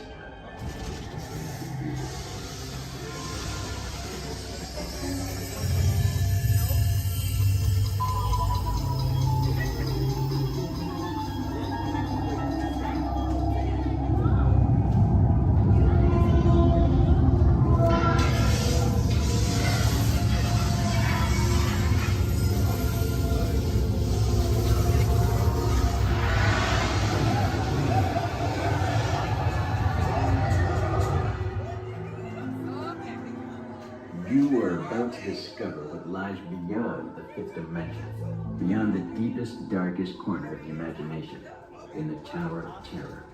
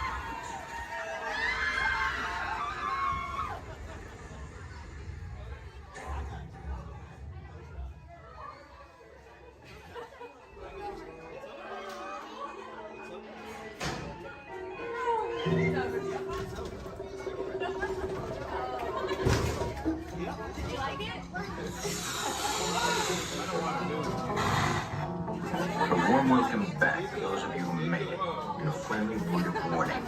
Something you won't find in any guidebook. The next time you check into a deserted hotel on the dark side of Hollywood, make sure you know just what kind of vacancy you're filling, or you may find yourself a permanent resident of the Twilight Zone.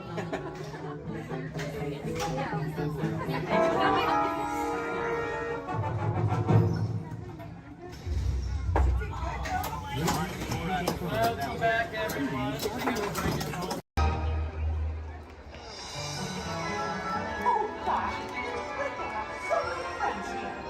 Now we can all dance together.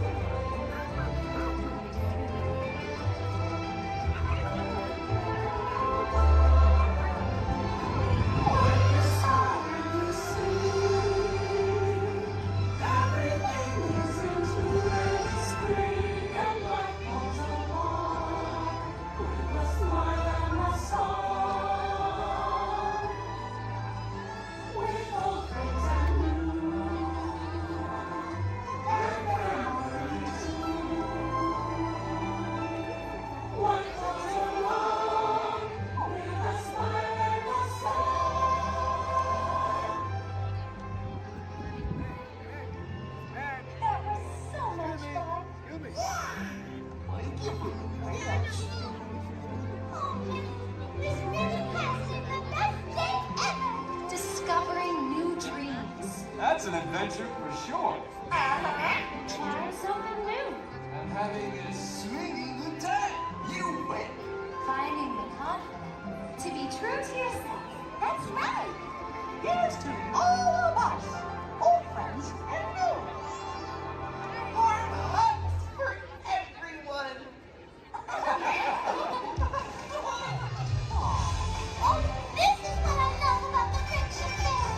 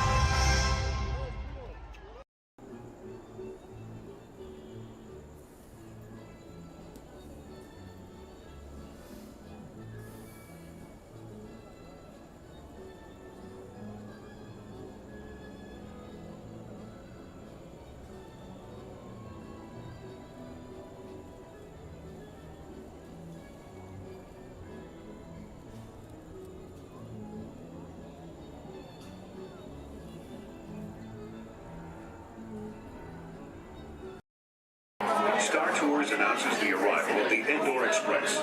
Once we've had a chance to service the Star Speeder, we'll begin our boarding procedures. Thank you.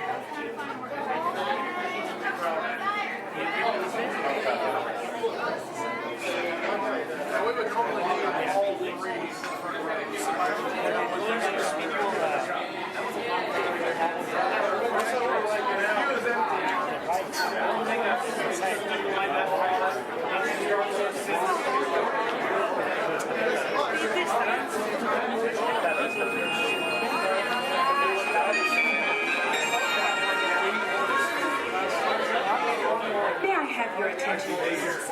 At this time, I'd like to take a moment to review our boarding process with you. When the automatic doors have opened, please proceed directly across the ramp into the cabin. Continue to move all the way across the aisle, filling in every available seat. For your safety, all passengers are required to wear safety restraints throughout the flight. To fasten the restraint, pull the strap out from the right side of the seat and snap it into the console on your left. Lacking regulations require that all carry-on items be safely stowed beneath your seat. While on board, flash photographers are not permitted. And please, no smoking at any time. If you have any questions, feel free to ask an attendant. You'll be boarding in just a few moments. Thank you, and have a pleasant flight.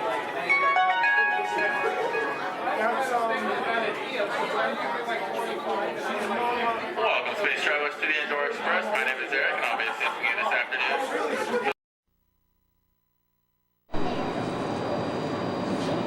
Please stand clear of the doors. Por favor, manténganse alejados de las puertas.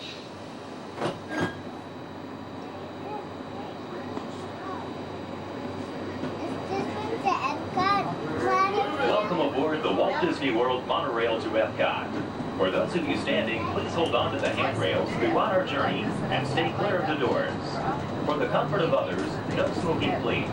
Thank you. As we turn south, you can catch a glimpse of the spires of Space Mountain in the Magic Kingdom. Nearby is Disney's 8th-ranked contemporary resort. Where are we at? That's where we were just at.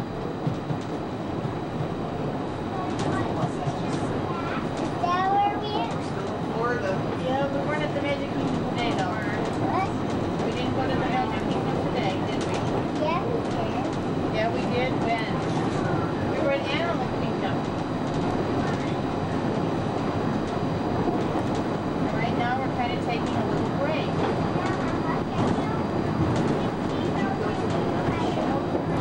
What happened today? Yeah, we've seen it. Yeah. Earlier in the week, we were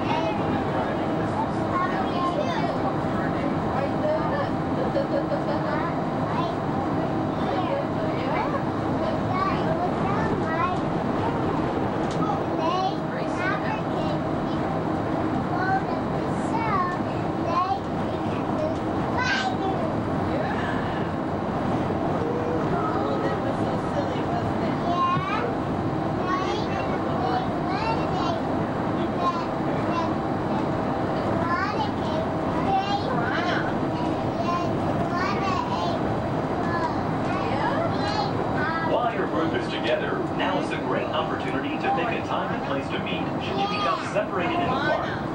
If you should need any assistance, please go to Guest Relations, located in Interventions East. Guest Relations can also assist you in making dining arrangements, provide special tours of Epcot, or make other suggestions for planning your visit to Walt Disney World.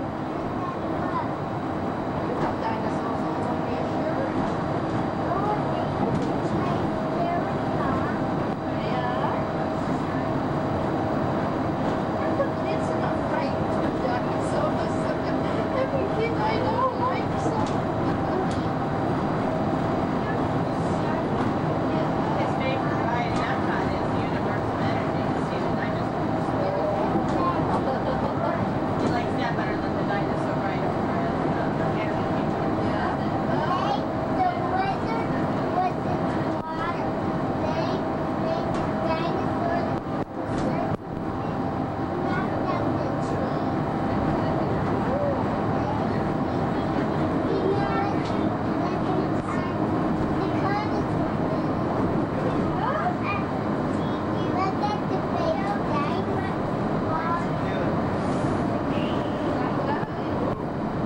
traveling to Epcot, where nations celebrate human achievement and potential.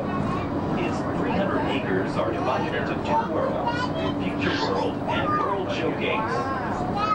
Future World offers fascinating explorations into realms of energy, transportation, and imagination. You'll also find adventures in communications, sea exploration, food production, and other vital topics. World Showcase is a community of nations, highlighting the accomplishments and cultures of people around the world. On the banks of the 40-acre World Showcase Lagoon are Mexico, Norway, China, Germany, Italy, the American Adventure, Japan, Morocco, France, United Kingdom, and Canada. Young adults from each nation represented in World Showcase are among your hosts, making this a true international exchange.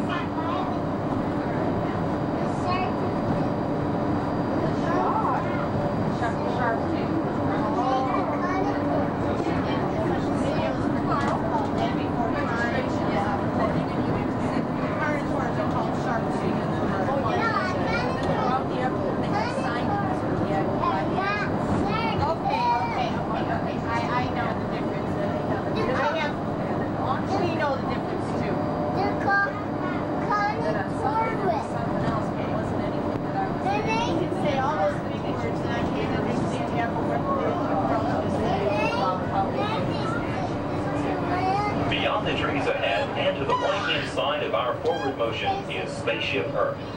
This 18-story geosphere marks the entrance to Epcot. Inside Spaceship Earth, time machine vehicles take you through the evolution of human communications, from a distant yesterday to the dawn of tomorrow.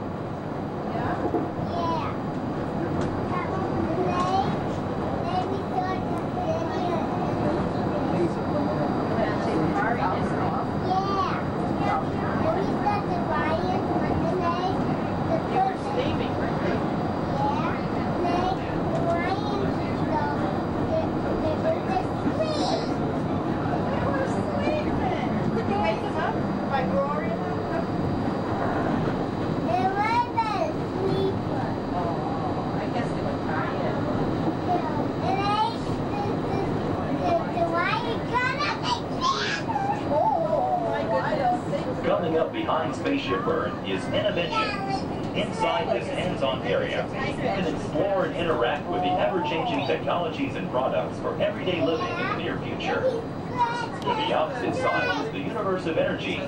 Inside, you'll find Ellen's Energy Adventure, hosted by Ellen DeGeneres and Bill Nye the Science Guy. Next is The Wonders of Life, where you'll discover Body Wars, which takes you on an amazing trip through the human body.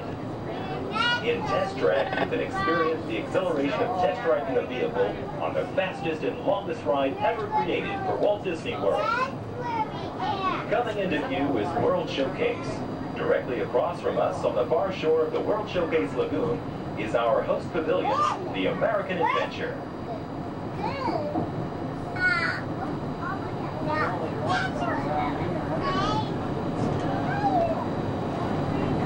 The glass pyramids are the gateway to your journey into imagination. Inside, you can find the 3D adventure, Honey, I Shrunk the Audience. Join Professor Wayne Zielinski as he receives the Inventor of the Year award for his incredible shrinking machine. Next is The Land, where you'll discover creative partnerships between people and the land around the world.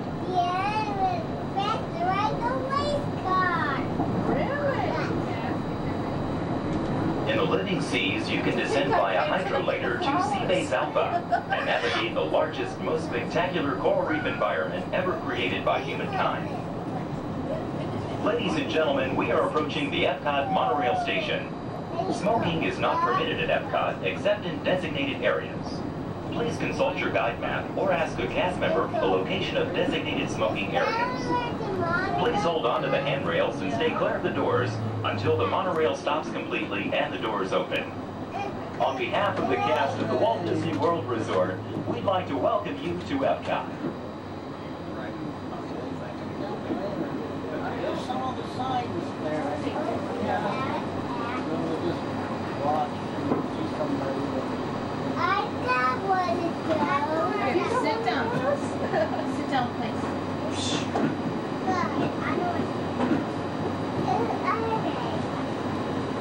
Ladies and gentlemen, please remember to collect your belongings and take young children by the hand. As you exit, please lower your head and watch your step. Thank you.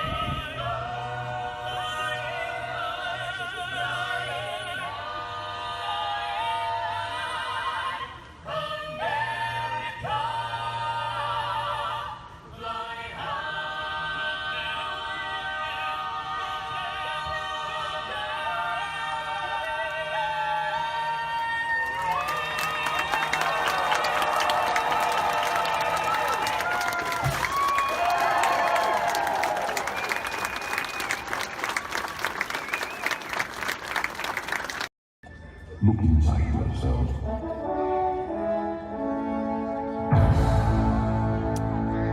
You are more than what you have become.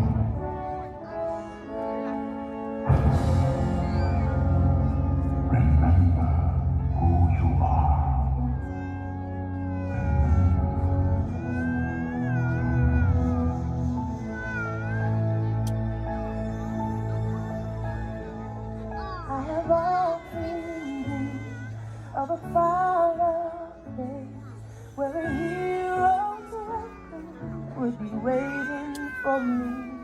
where the crowds would cheer when they'd see my face, and a voice keeps saying, this is where I'm meant to be.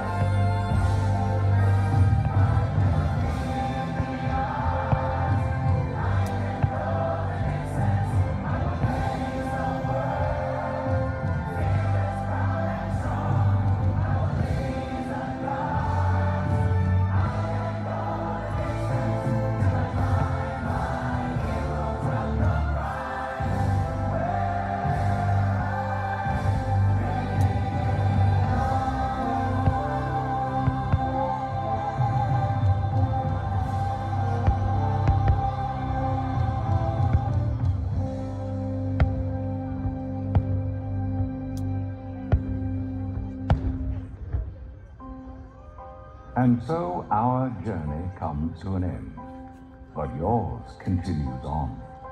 Grab hold of your dreams and make them come true. For you are the key to unlocking your own magic. Now go, let your dreams guide you. Reach out and find your happily ever after. The battles, the stories, the losses, and all the glory were changed by the way we live every day. Just look up and reach to the sky.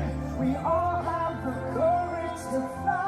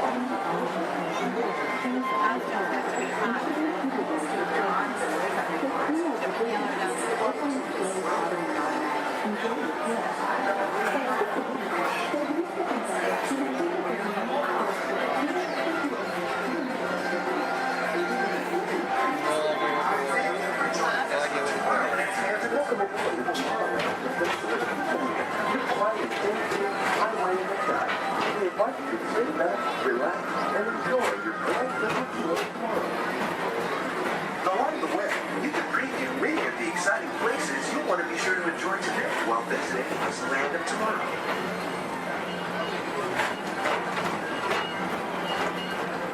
The People Mover is the perfect vehicle for people watching, so keep your eyes peeled. You never know who you might see.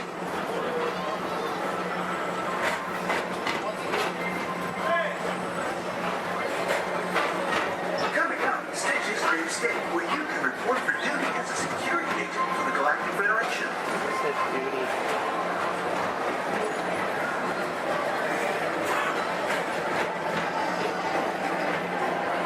Your mission is to keep Experiment 626, the biggest little mischief maker in the galaxy, under control.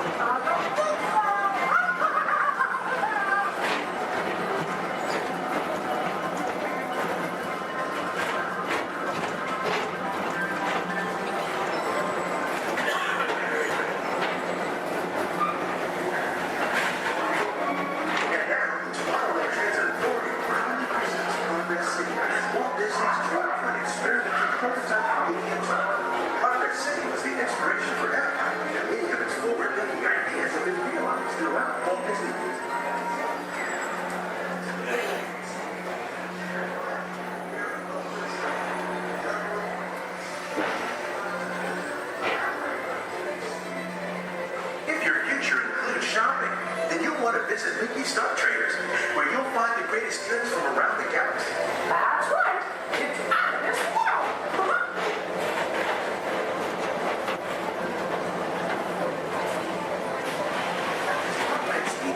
With the pedal to the metal and speed towards the checkered flag in your very own race car.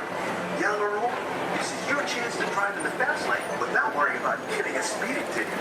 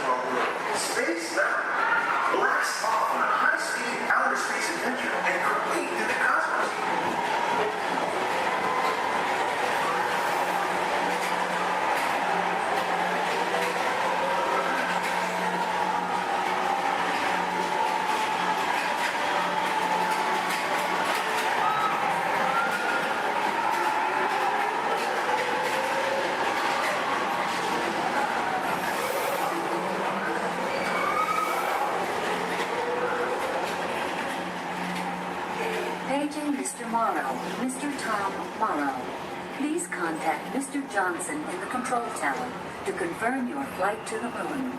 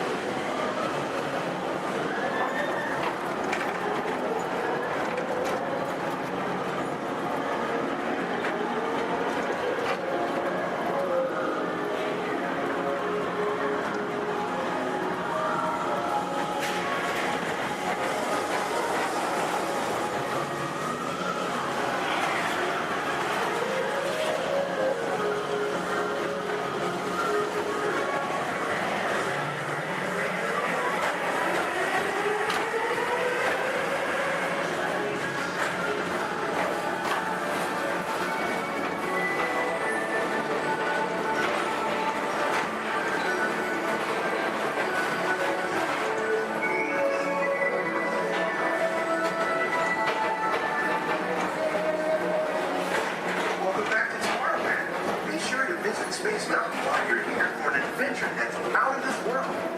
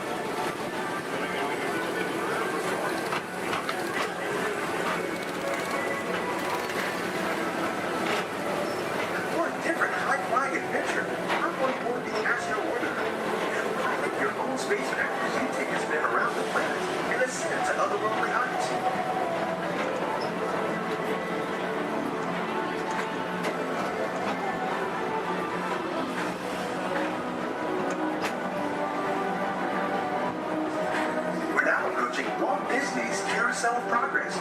Inside this rotating theater, full families welcome you into their homes of yesterday and today, starting way back at the turn of the 20th century. First presented at the New York World's Fair, this legendary circular theater celebrates the progress that's made our lives better. It's a perfect reminder that there's always a great, big, beautiful tomorrow shining at the end of every day.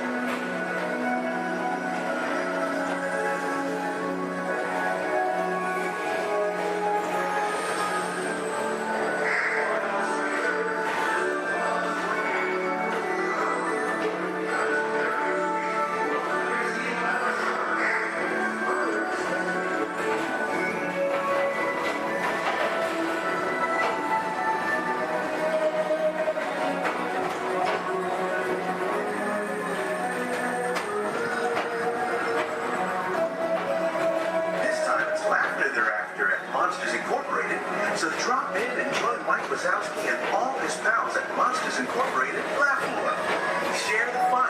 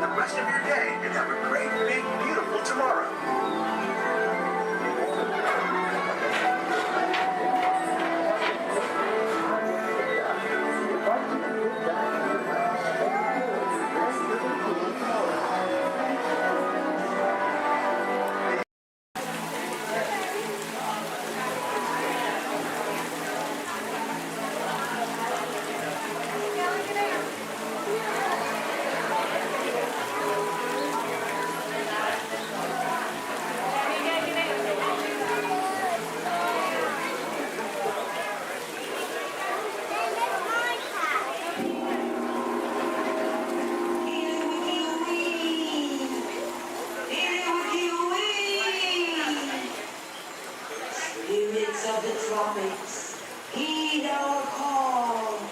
Descend with your rhythms for one and for all.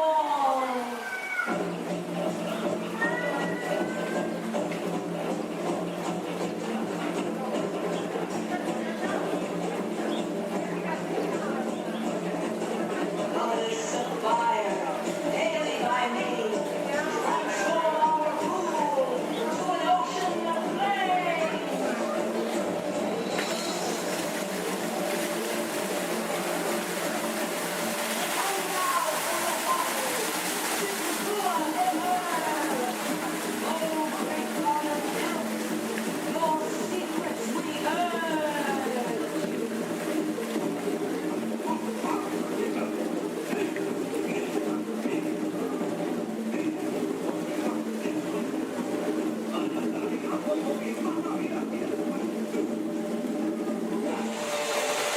Wowee!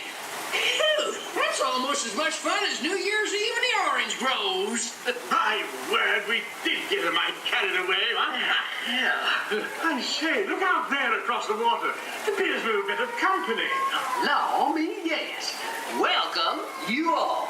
Permit us to introduce ourselves. My name is Claude, and my loquacious cousin over here is... I'll introduce myself, if you don't mind. Hi there. I'm, now, let's see now. It's right on the tip of my beak. Clyde Birdbrain. Oh, yeah. I'm Clyde Birdbrain. Oh, I say, perhaps you good people have never conversed with toucan birds before. Well, neither did we, till one day we discovered this magic sunshine pavilion. By Jove, yes. I remember just how it happened, many, many bird baths ago. There we were in an explorer's launch on a mysterious river in deepest Adventureland. Off in the distance comes the fierce roar of an African lion. And as we round a bend in the river, a huge bull elephant bellows forth in protest of our intrusion. Suddenly, the treetops explode in a frenzy of outraged birds. Oh, come, you can jolly well do better than that. I can jolly well do one at a time.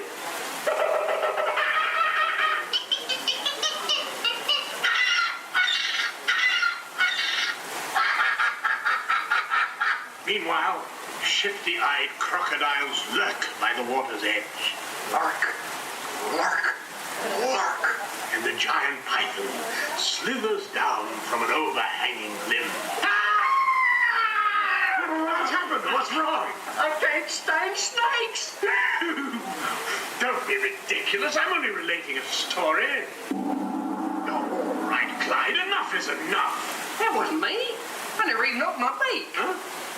Excuse me, I hate to interrupt such an exciting story, but they're calling us to the show. That's sakes, it's already showtime? Land sakes, yes, it's already time for the show. And Claude, I do believe it's your turn to make the announcement. Righto. Ladies and gentlemen, boys and girls, gather up all your cameras, purses, and other articles, and now turn to your left towards the tall doors. When the drums begin, they'll open magically to lead you right into the Sunshine Pavilion. Is everybody ready?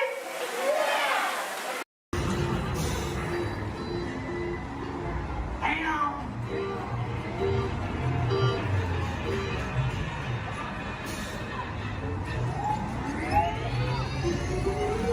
Here we go.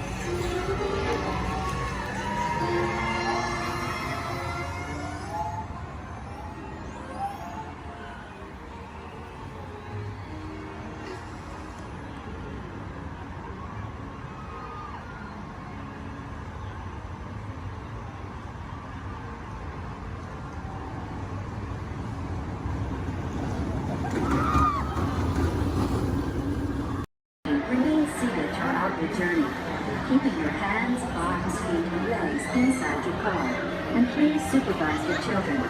Stay clear of the doors, which will open and close automatically. Enjoy the trip.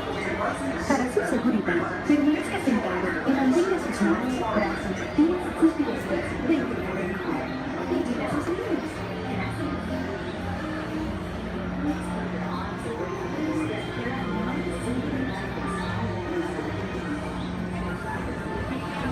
Welcome aboard the Tomorrowland Transit Authority People Mover. Your quiet and carefree highway in the sky. We invite you to sit back, relax, and enjoy your next circle today. Along the way, you can preview many of the exciting places you'll want to be sure to enjoy today while visiting this land of tomorrow.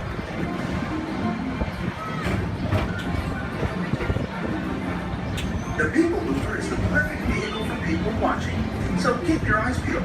You never know who you might see.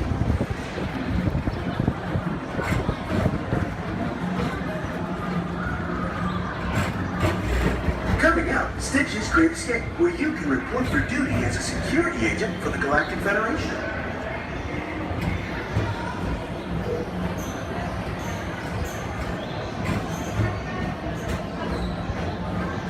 Your mission is to keep Experiment 626, the biggest little mischief maker in the galaxy, under control. I don't think so.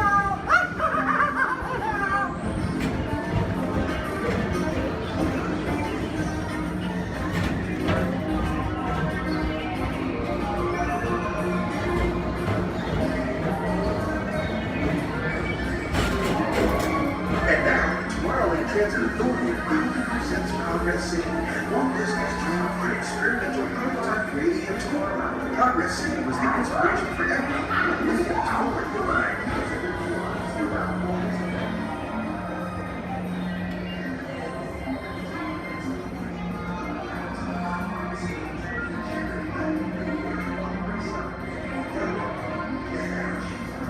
If your future includes shopping, then you'll want to visit Movie Star Traders, where you'll find the greatest goods from around the galaxy. That's right. It's after small.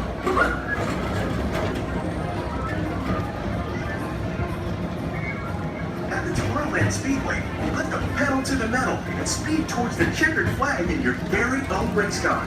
Young or old, this is your chance to drive in the fast lane without worrying about getting a speeding ticket.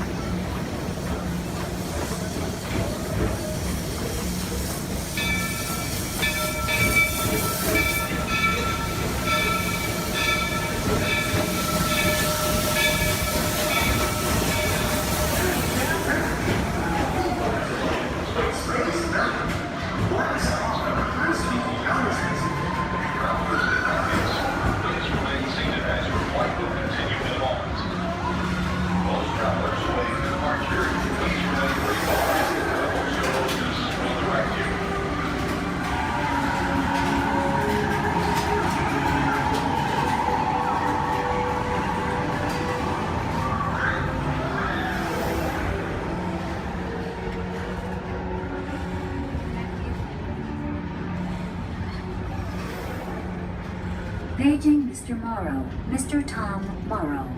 Please contact Mr. Johnson in the control tower to confirm your flight to the moon.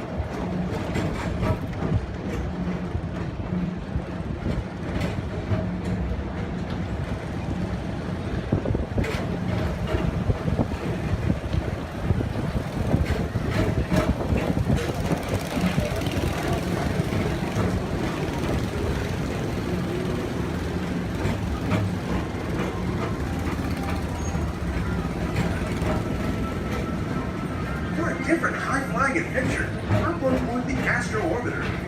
Pilot your own spacecraft as you take a spin around the planet and ascend to otherworldly heights.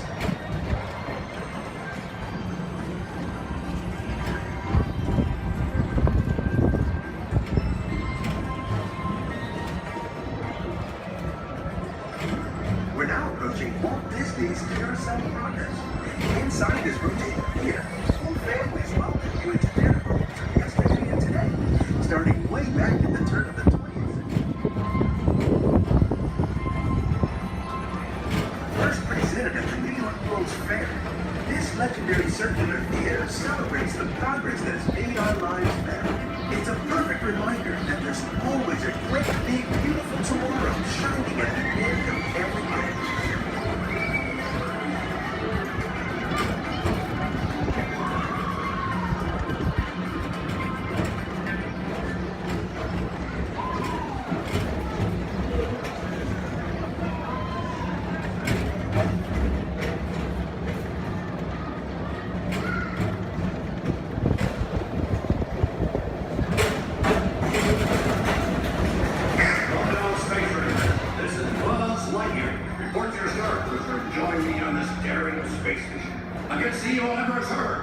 As an honorary space ranger, you'll use your own personal laser cannon to save the entire galaxy.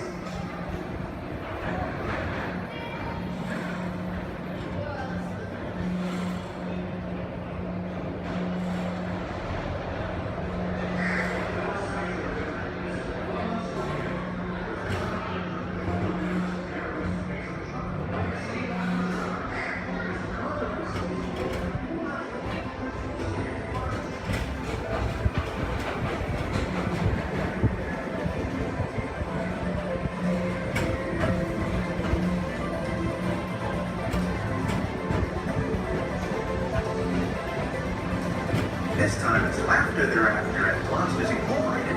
So drop in and join Mike Wazowski and all his pals at Monsters Incorporated platform. Share the fun. Yeah, very good. Keep it moving. We're on a tight schedule here.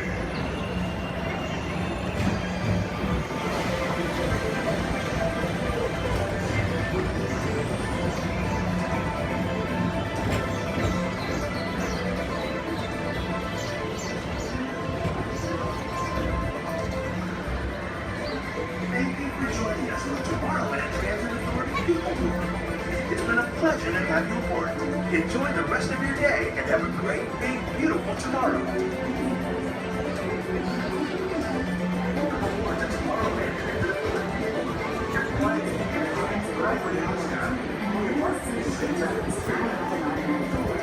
Step onto the moving platform with caution and exit by stepping away from the car. Thank you. Please pay attention to the following safety information. When the automatic doors have opened, please proceed directly across the ramp into the cabin. Continue to move all the way across your aisle, filling in every available seat. Galactic regulations require that all carry-on items be safely stowed beneath your seats. To fasten your restraint, use the yellow strap to pull the belt out on the right side of the seat and snap the belt into the buckle on your left. For your safety, remain seated throughout your flight with your restraints securely fastened, and please watch your children. Para su seguridad, permanezcan sentados, con el cinturón de seguridad ajustado, y cuiden a los pequeñitos. Do not put on your flight glasses until instructed to do so by a crew member.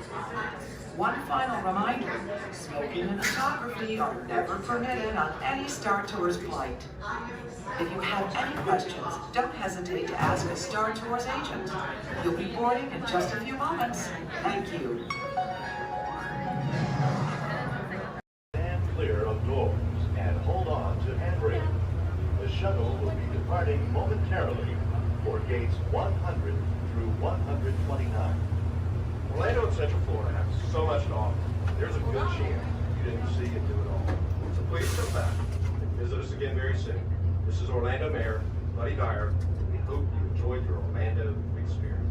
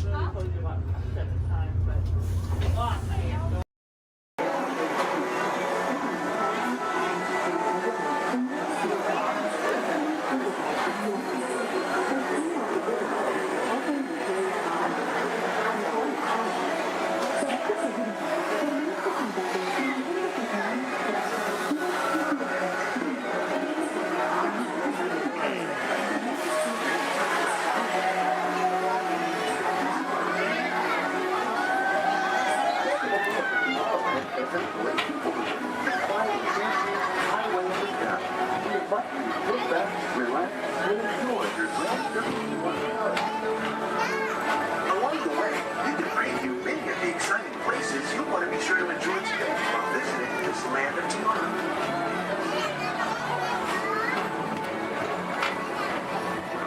The People Mover is the perfect vehicle for people watching, so keep your eyes peeled. You never know who you might see.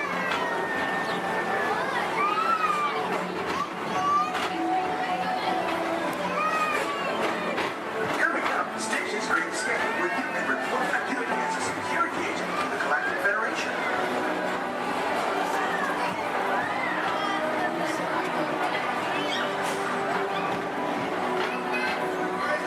Emissions to Orbit 626, the biggest mischief maker in the galaxy, under control.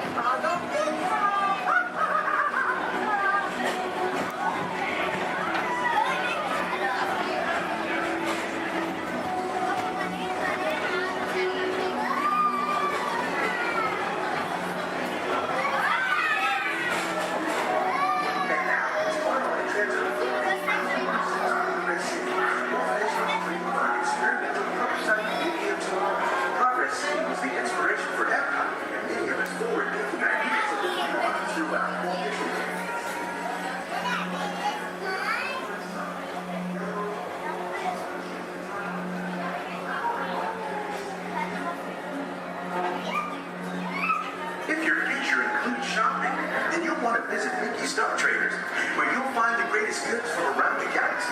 That's right. It's out of this world.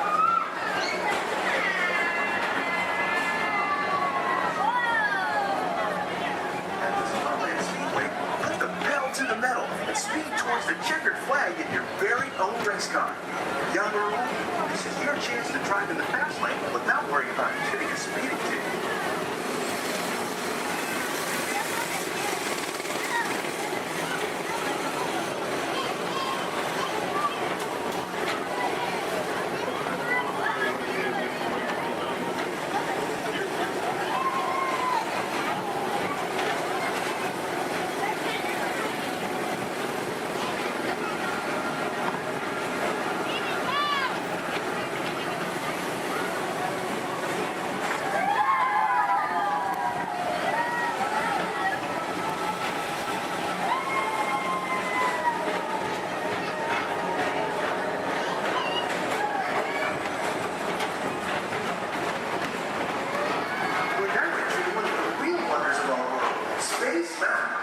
Blast off on a high-speed outer space adventure and create the cosmos.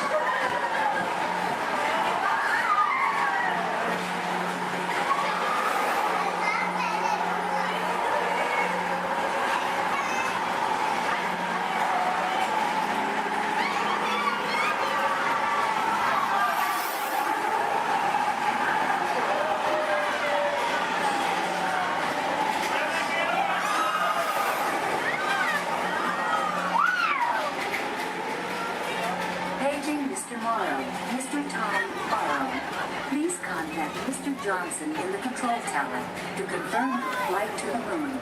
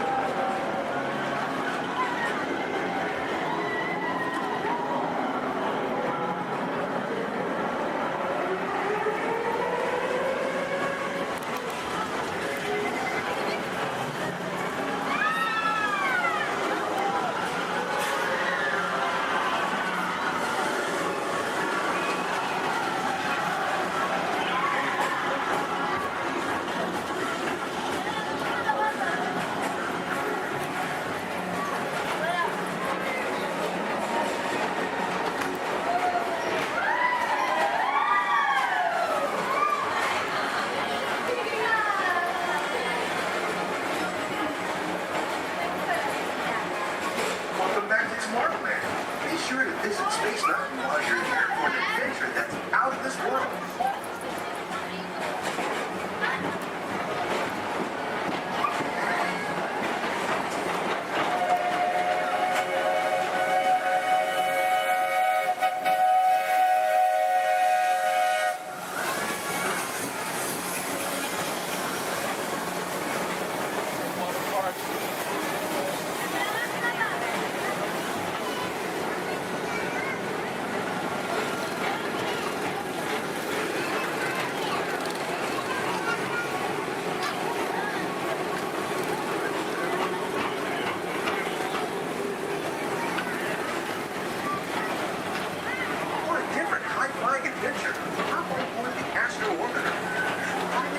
Spacecraft as you take a spin around the planet and ascend to otherworldly heights.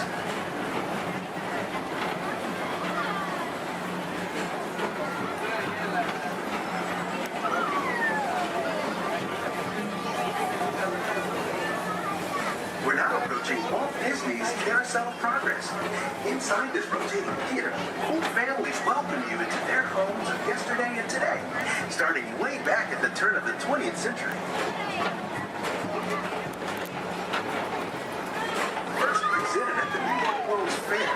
This legendary circular theater celebrates the progress that has made our lives better. It's a perfect reminder that there's always a great, big, beautiful tomorrow shining at the end of every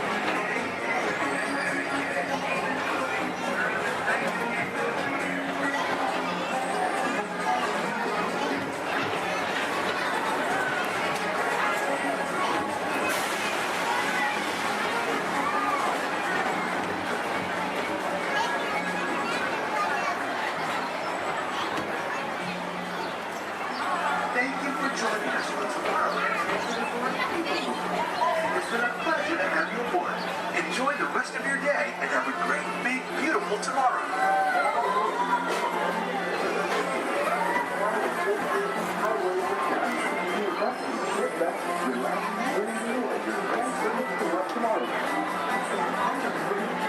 Passion and exit by stepping away from the car. Thank you.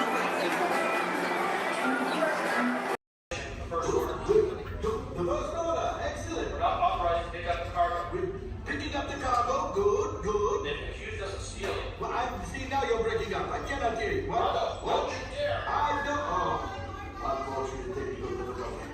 Boring conversation anyway. Aha! Another group of flight candidates. Welcome, my friends. Welcome, welcome. What a fine-looking group of flight professionals. You remind me of me. But without the bounty on your heads. Recognize a few of you. You've flown for me before. I can't believe you made it back. And it's good you made it back. Good for you. We'll talk later. I have to do everything around him.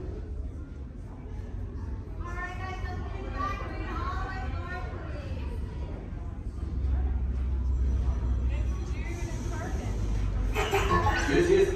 Hello, my friends. I am Hondo Onaka, and this is Onaka Transport Solutions. Today, I am offering the opportunity of a lifetime. I need flight crews to transport this valuable merchandise across the galaxy. Pilots to navigate, engineers to operate the ship, and gunners to defend the shipments. And that is where you come in. The Millennium Falcon. Oh no, for some very fast and very profitable expeditions. Chewbacca, my fine furry friend. Yes. As we agreed, you let us use the ship.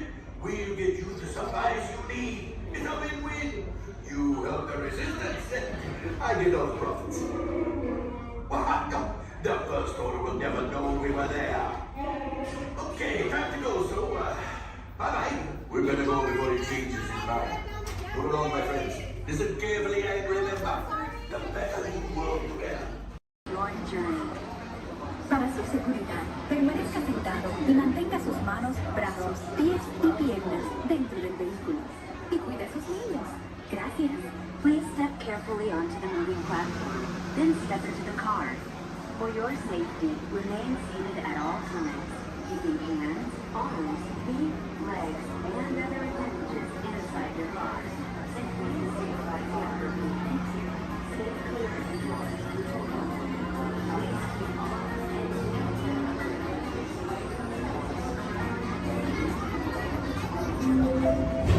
This is the TTA Blue Line, non-stop service around tomorrow.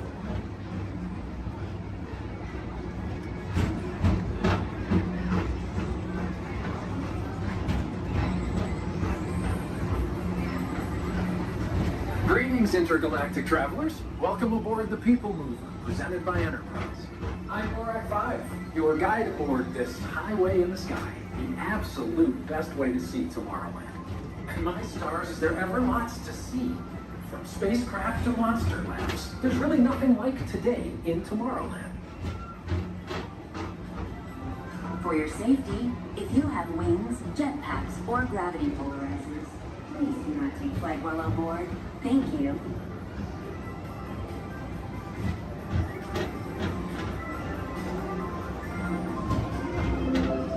The next station is Tomorrowland Urban Planning and Star Traders. Transfer to green and red lines. Don't worry, your express train keeps on rolling through the future, right by two of my favorite spots.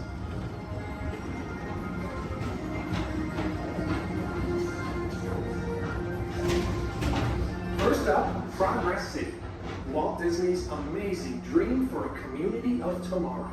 Did you know Progress City inspired Epcot and a lot of the visionary ideas throughout Walt Disney World? Look, there's even a tiny people mover. I wonder if there's a tiny mover here.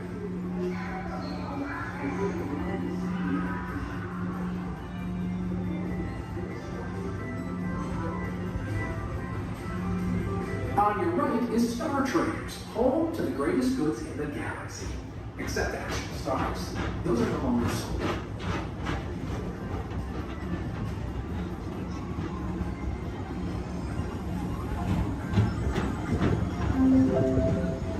approaching Tomorrowland Speedway and Tron Light Cycle Run. I love a good circuit, and these are two of the best tracks in the cosmos for a bit of light, speedy competition.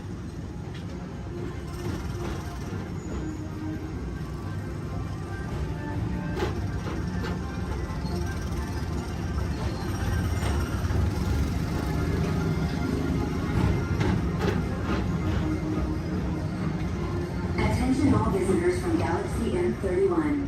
Please keep forward-facing tentacles clear of oncoming vehicles. Thank you.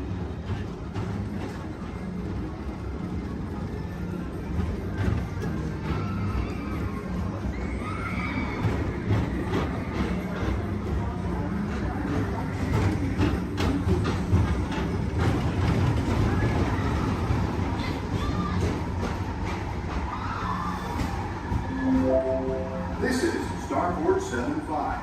Or as we locals call it, Space. Our high-speed rocket port to distant deep space destinations.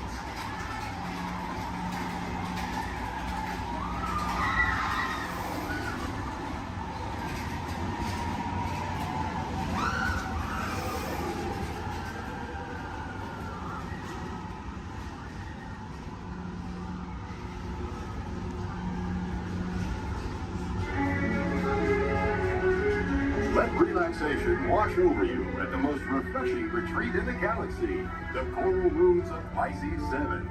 You H2O it to yourself. Book today.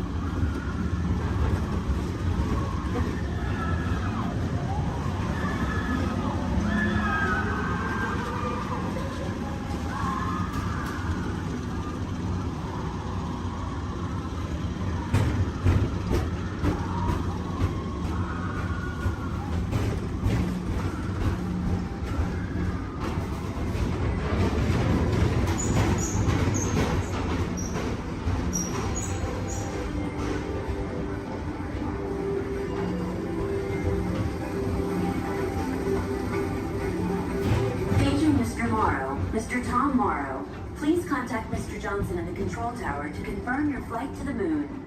Thank you.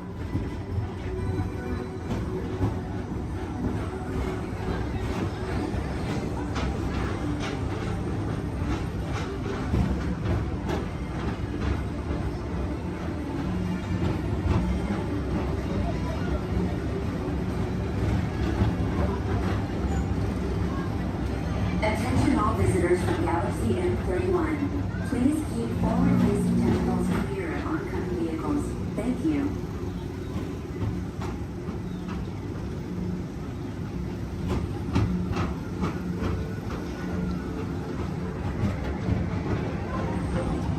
To your right is the Astro Orbiter, our celestial symbol of interplanetary harmony and fellowship. Hop aboard and launch high above Tomorrowland for a spin amongst the planets.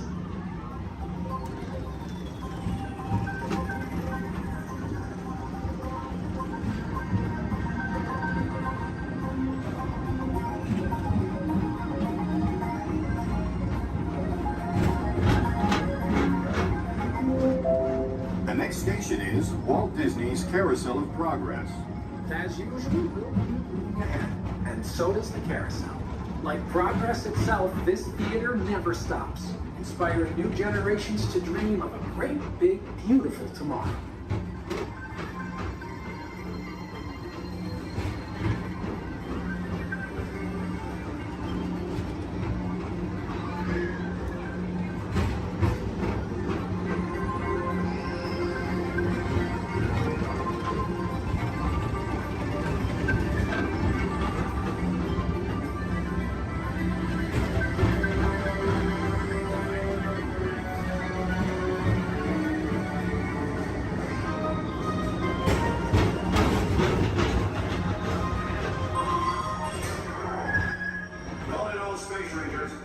Jet Star Cruiser and join me on this daring space mission against the evil Emperor's herd? Affirmative. We run it, Buzz. You can count on us.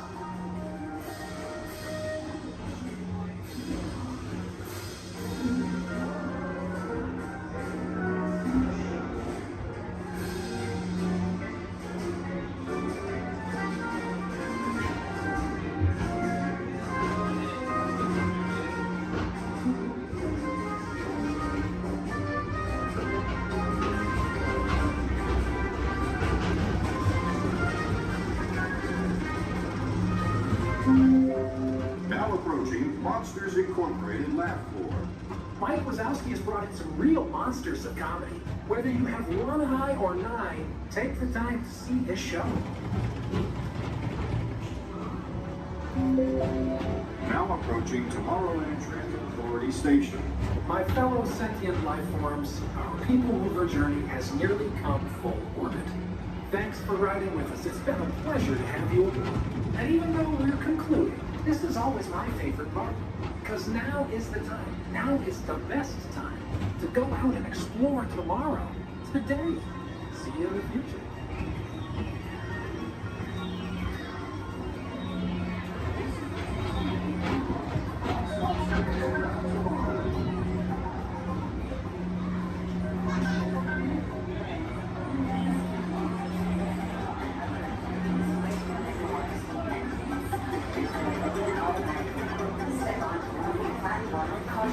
And exit by stepping away from the car. Thank you. Please keep arms and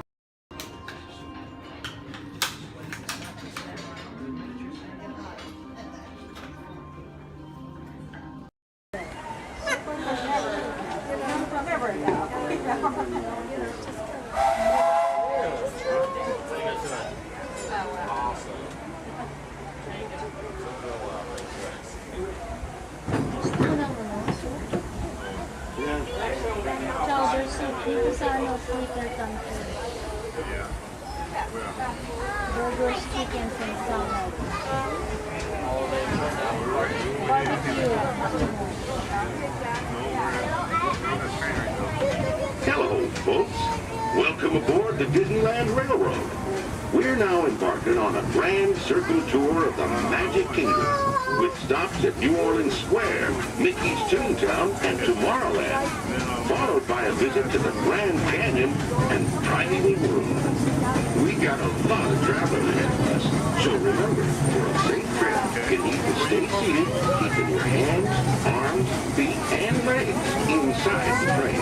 And please, watch your shoes. Bienvenidos a bordo del Disneyland Railroad. Para su seguridad, permanezcan sentados, tengan manos, brazos, pies y piernas dentro del tren y no dejen caer. Gracias.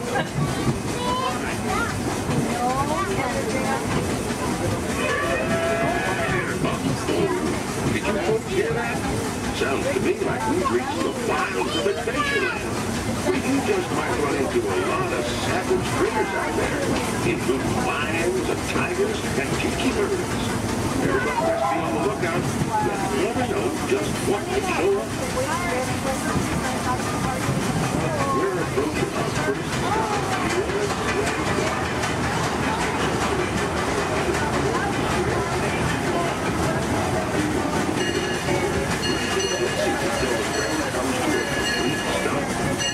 watch your step, don't get lost. Have a good time in the frontier, you hear? For those of you continuing on, we'll be resuming our journey in just a moment. This is New Orleans Square.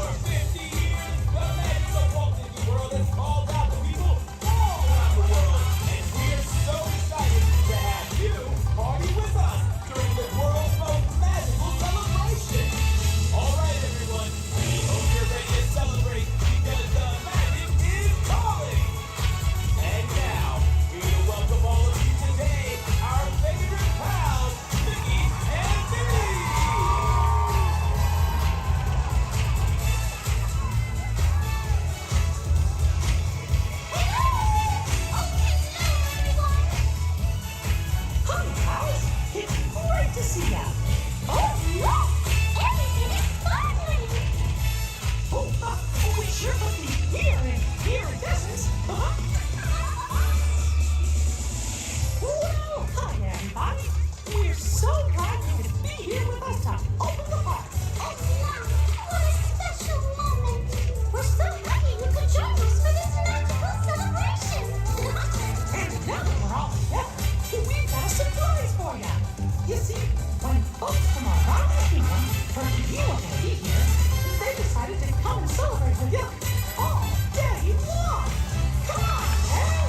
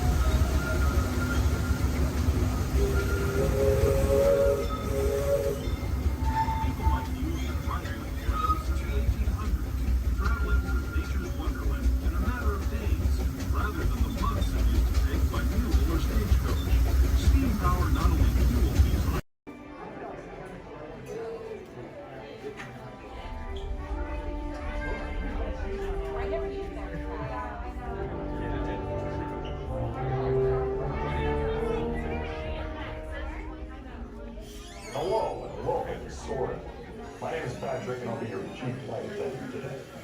We'll begin boarding in a few minutes, but first I'd like to acquaint you with some important safety information. When the doors to your flight open, please take a seat and store all carry-on items in the under-seat compartment. This includes cameras, purses, hats, and, of course, these little beauties. Next, fasten your seatbelts, inserting them into the buckle on your right. The smaller aviators don't measure up to the height indicator on the seat. Just put the belt through the loop in the center strap before buckling it.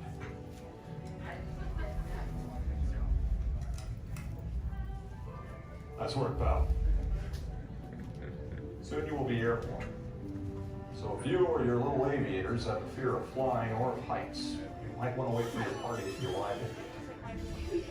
Okay, let's review. That is seat belt, carry-on item, safety strap, fear of heights, keep your hands and arms inside at all times. Thanks.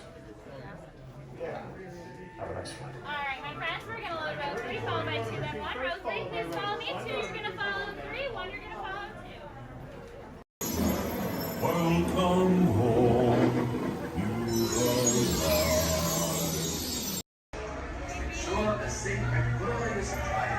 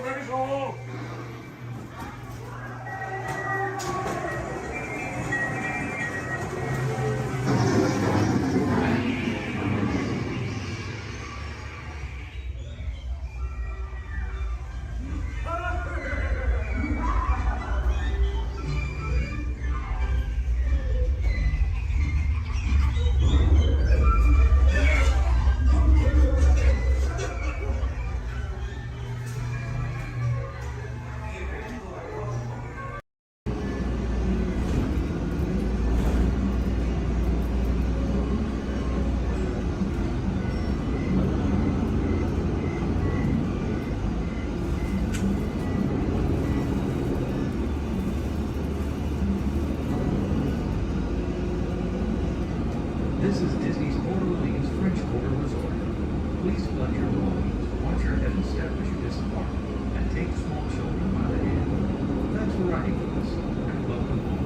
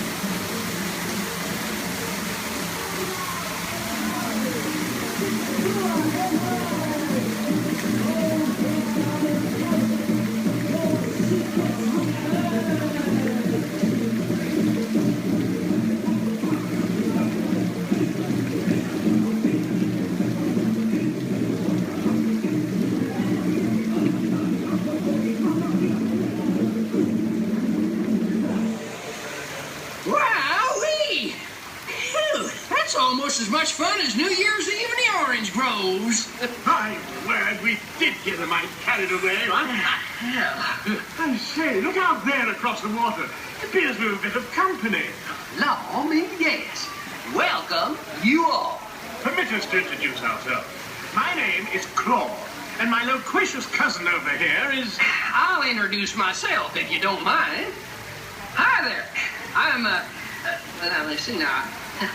It's right on the tip of my beak. Clyde Birdbrain. Oh, yeah. I'm Clyde Birdbrain.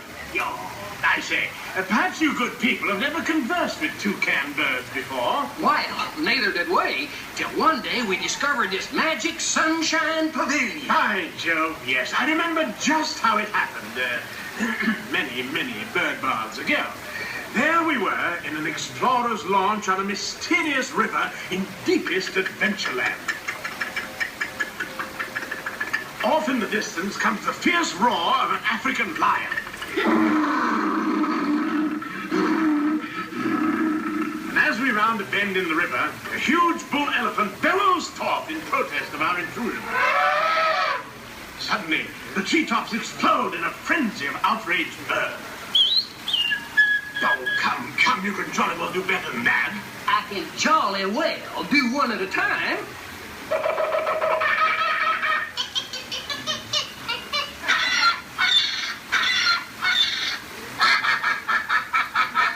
Meanwhile, shifty-eyed crocodiles lurk by the water's edge.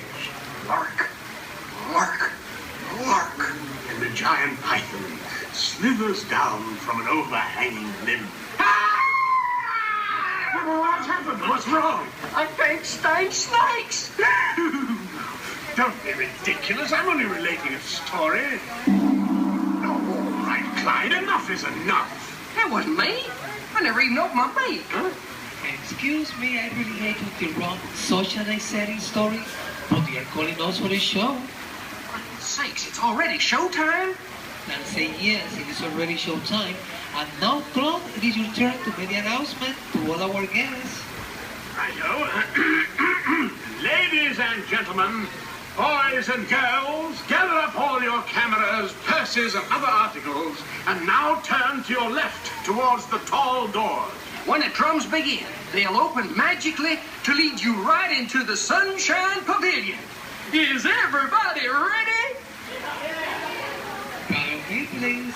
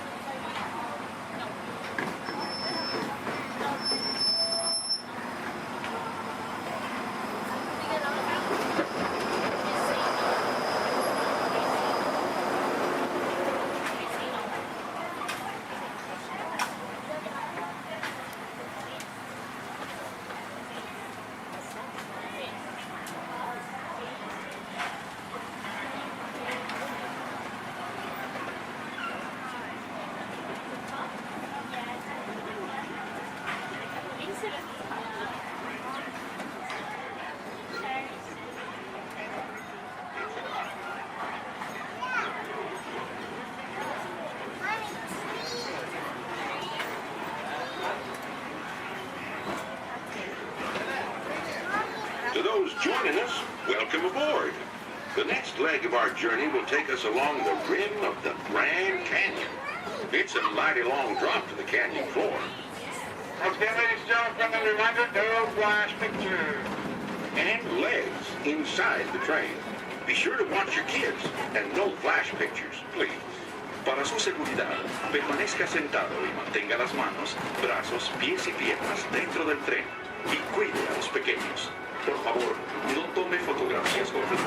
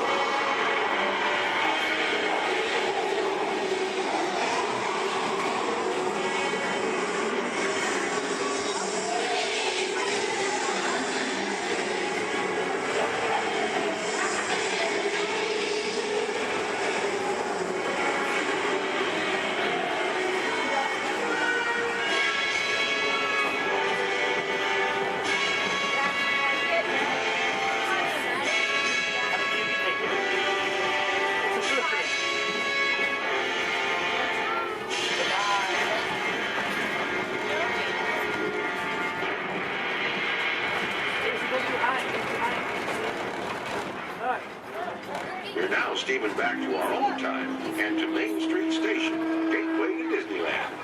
If you'll be leaving us here, stay in your seat till we come to a full stop. And remember to gather all your personal belongings, including the guns if you got any, and step carefully from the train. I'd especially like to thank those of you who've been with me for the Grand Circle Tour of Disneyland. We surely hope you enjoyed your travels with us and that you'll come back and see us again real soon. For those of you traveling on, we'll be on our way again in just a few minutes. This is Main Street Station, Main Street, USA.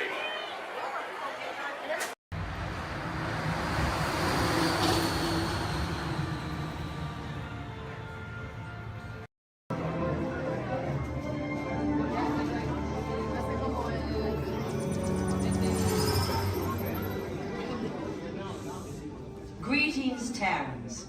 I am Nova Prime Irani Rayan, Commander of the Nova Corps. On behalf of all Xandarians, I hope you have enjoyed exploring the wonders of Xandar. As you have seen, your world and ours were born of the same moment, one which you refer to as the Big Bang. As such, we are all galactic neighbors in a vast universe which we and countless others share. For you to travel to Xandar would take 2.5 million years, assuming you had a ship that could fly at the speed of light. So we decided to come to you. But even we could not have reached you so easily were it not for the Cosmic Generator, an advanced piece of Xandarian technology that creates jump points, artificial tunnels that act as shortcuts, linking distant points in space. It is our desire to share this wondrous technology with your people so that together we might explore new worlds and create a brighter tomorrow. And now, as the culmination of the wonders of Xandar, you will be teleported to a Nova ship above your planet for a demonstration of the Cosmic Generator. I trust you will find it an unforgettable experience.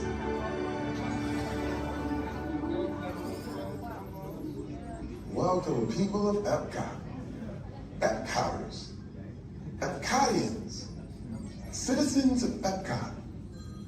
Does anyone know what they call themselves? What? I'm on? Someone needs to tell me what I'm on. Welcome, Epcot Terrans. I am Centurion Tal Merrick, and we're just about ready to teleport you up to the ship for the demonstration.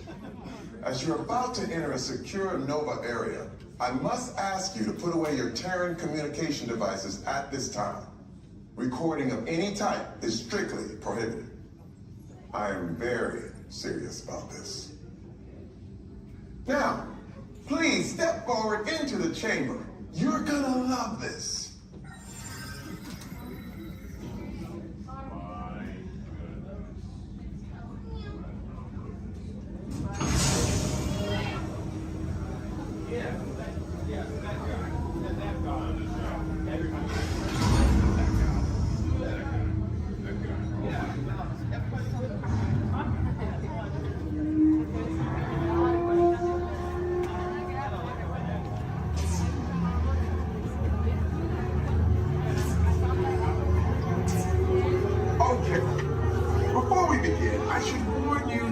Never teleported Terrans before, but since your molecular structure is very similar to Xandarians, it should work. It'll work. So long as you are standing inside the lighted ring. You do not want to know what happened last time someone did not stand where I told them to, okay? Please make sure you're all the way inside that lighted ring on the floor. We must teleport you till you're all the way inside that lighted ring.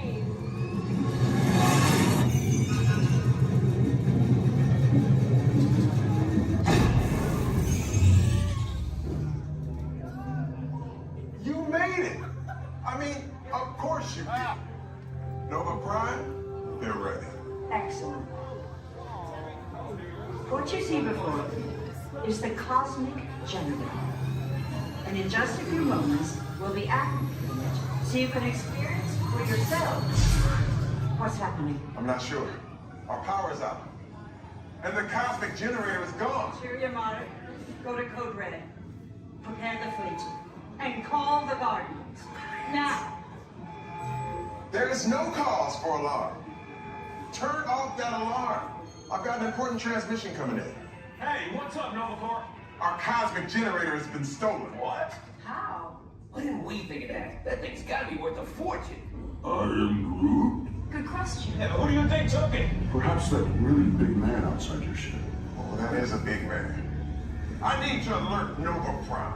I have been watching Terrans for eons. That's not creepy at all. This species has failed. Wait, whoa. We didn't even know there was a test. He's got the cosmic generator. He's creating a new jump point. Jump point to where? Not where. When. It's some kind of mutant jump point. He's going back to the dawn of time. Dawn of time, why? To erase an error. Well, that doesn't sound good. Your time is over. Wait, what do you mean? What do you mean it's so vague? The jump point is closing. Hey, Nova Dude, you're Novacore need to follow that whatever it is until we get there. We can't. Our power is down, and I've got to get these Terrans onto evacuation shuttles. I got it. I reprogrammed the shuttles to follow them through the jump point. Wait, what? Look, they're our only chance of keeping track of that whack job until we get the cosmic generator back. Piece of cake. Wait! There's cake. Where's this cake? The odds are impossible, Yeah. but it's our only shot. Good luck. Are you sure you can control it? Come on, it's me. I got this. We're all toast. First it was cake, now there is toast.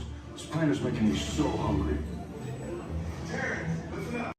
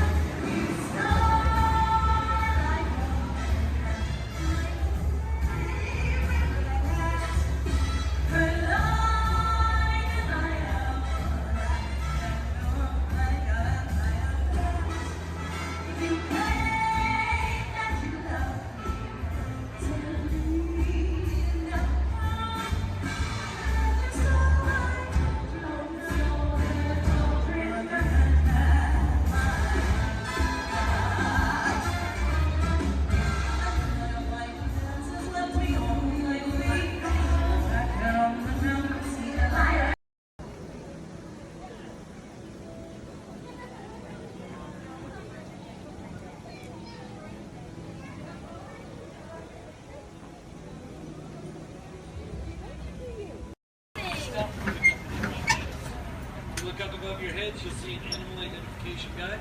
It's going to help you spot some of the different species we may see on our safari. We won't see all of them, but we usually have pretty good luck. First stop, Hey, Twin, we have the all-clear Twin Day. That means let's go. Job over. My name is Derek. I'll be your driver today through the Harambe Wildlife Reserve. Is everyone having a good day so far? Yes. Great, that's good to hear. Hopefully it gets even better from here. If you have any loose articles like phones or cameras, make sure you hold on to them. If you drop them, I can't stop and get them. Also, if you have a camera, I recommend keeping it out and ready. We can't stop for all the animals we see, and if we do stop for them, they don't always stop for us. It's the best way of getting a clear picture of them. During our entire journey, I do ask everyone, please remain seated at all times. Keep your arms and hands inside the vehicle. This includes children. They can sit on your lap, but they can't stand out or anywhere else, just for everyone's safety. Our first stop here today will be the Little Ituri Forest. It's home to some very shy animals. I like to use the vegetation around them as kind of a natural camouflage. When I see animals, I'll point them out and talk about them. If you see any, there's a spotting guide up above you. I'll help you identify what you're looking at. We won't see everything up there, but hopefully we can see most of them. We're starting on strong after the right-hand side. There's some animals up on the hill there with striped legs. They kind of look like zebra, but they're not related to zebra at all. Actually, the only living, no relative of giraffe. They're called okapi. They're extremely shy, recluse animals. They're so shy they weren't even discovered by Westerners until 1901. Just like giraffe, they have really long tongues to help them reach their food.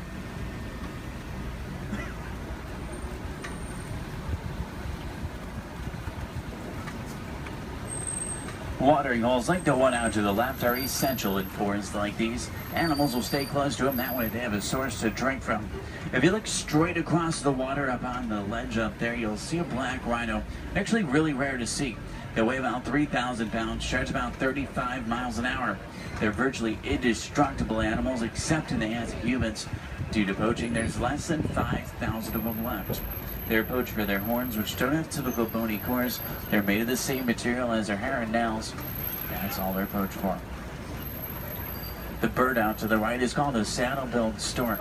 They get their name from the saddle shape on their bill. They stand about 5 feet tall, have a wingspan of about 9 feet. They're very unique birds that travel in pairs of male and female together, pretty much just the two of them their entire life. Females have yellow eyes, males have brown.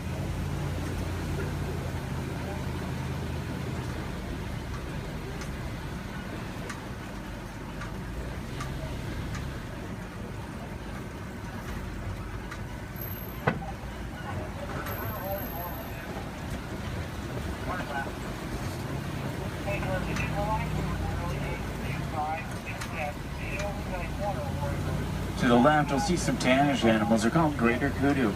The second largest antelope in Africa. Males have horns, females don't. They're shy nocturnal animals. Next to them are bongo. They're known as the ghosts of the forest because they're so shy and timid. Males and females have very uniquely shaped horns that help them run through the brush without getting tangled. There's even some babies back there. Along the edge of the Ituri forest runs the Sape River. Sometimes we'll spot hippos there. Do we have any hippo fans? Awesome. Let's see if we can find any. Hippopotamus means river horse, but they're actually closely related to whales. They weigh about 5,500 pounds, can run about 30 miles an hour. Hippos are nocturnal. At night, they leave the water searching for food. They'll walk up to 6 miles looking for it, and once they find it, they'll consume about 90 pounds of grass each every single night. They can hold their breath for about 8 minutes, and they walk along the ground under the water, which makes it challenging to spot them. You see a blob discoloration or bubbles in the water, it's probably a hippo. Keep in mind, you might not always see them on the surface, but that doesn't always mean they're not there. A group of hippo together is called a bloop. There's 2 in the water out to the right, you can kind of see, and there's quite a bit more in the water out to the left behind that island there.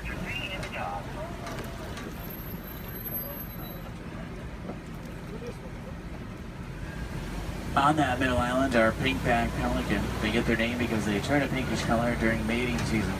They nest up in trees. Hippos may seem cute, but they're actually one of the most dangerous animals we'll see all day. They're extremely territorial. If you get too close to a hippo or get in the water without realizing they're there, they become very, very aggressive. You don't want to mess with them.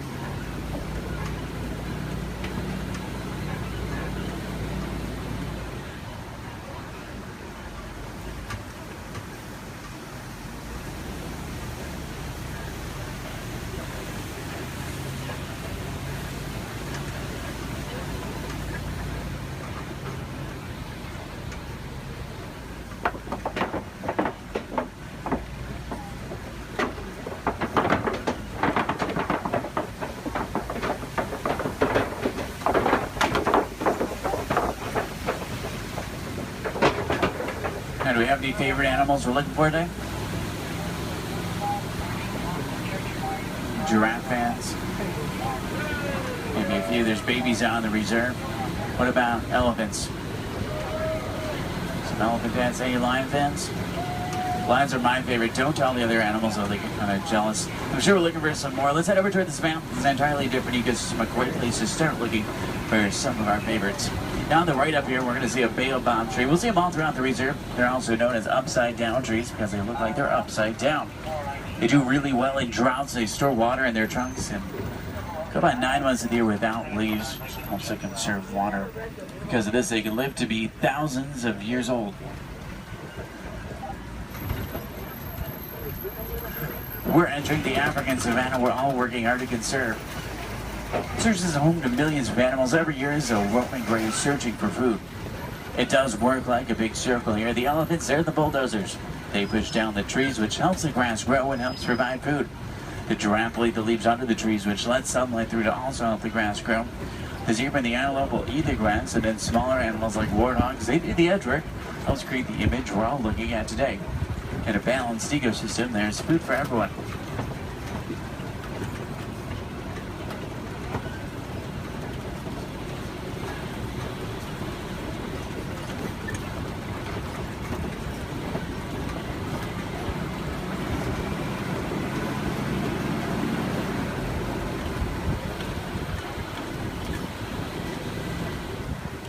If you look under the big tree out to the left, kind of in the grass there, you'll see painted dogs. They're also known as wild dogs. They're not your typical dog, though. They're actually the most successful hunters in Africa.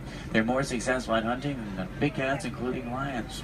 They rally before they hunt. They'll hunt in the morning and the evening. They follow their prey until it drops from exhaustion. And once they get it, you can see 1/3 of their body weight in just one sitting.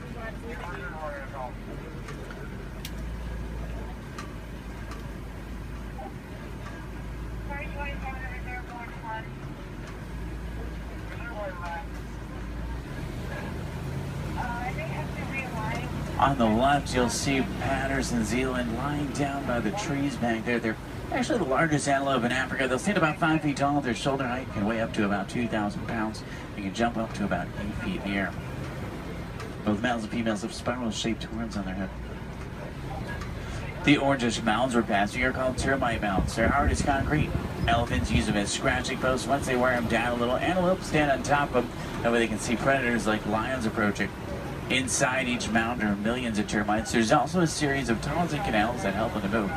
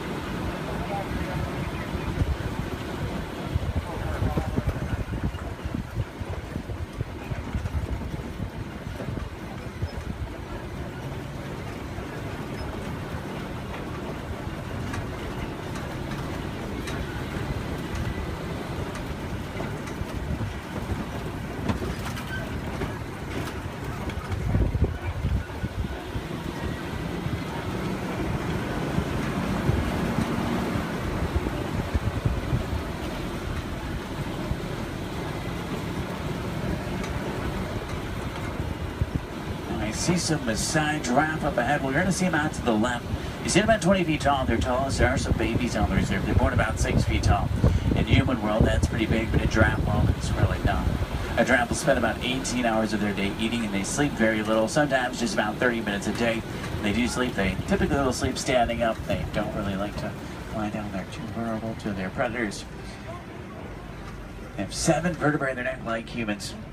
A giraffe can run about 30 miles an hour, and they have hearts that can reach lengths over 2 feet long. They're known for their irregular patterns. However, every giraffe's pattern is totally different and unique, like a fingerprint. A group of giraffe together is called a tower. It's a tower of giraffe. I can't stop for them. There's new animals in the area, so I have to kind of roll by them.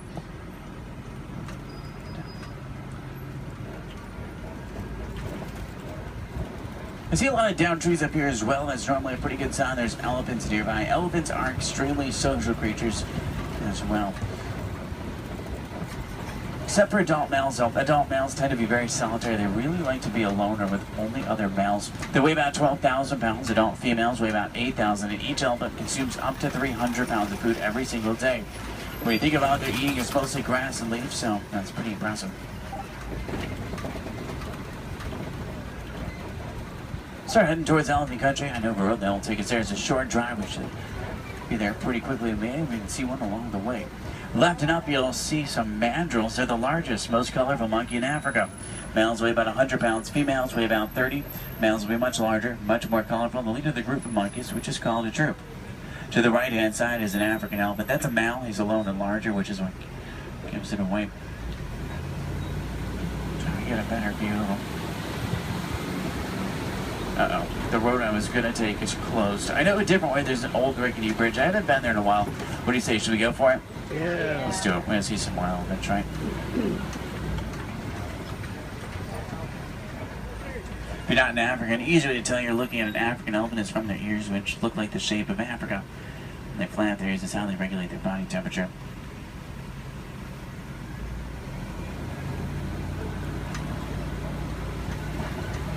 Trying to find some more. I just hope they worked on this bridge. Last time it was pretty bumpy. Almost. Everyone made it. It's a little worse than I remember.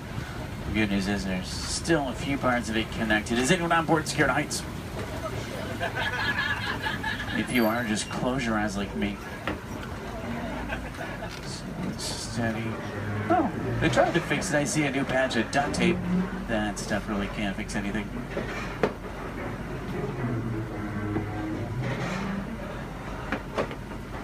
Well, I'm safe. About half of you are. Did everyone make it across with me this time? Yeah. Great, let's try to find some elephants to make it worth the trip. Now you see tusk marks in the clay up here. Elephants will break it off and eat it. It gives them minerals they don't get in their regular diet. It's like a vitamin for them. I think it's pretty cool. For all the moms on board, this fact will be much scarier than that bridge. Female elephants are pregnant for 22 months. I know, that's a long time.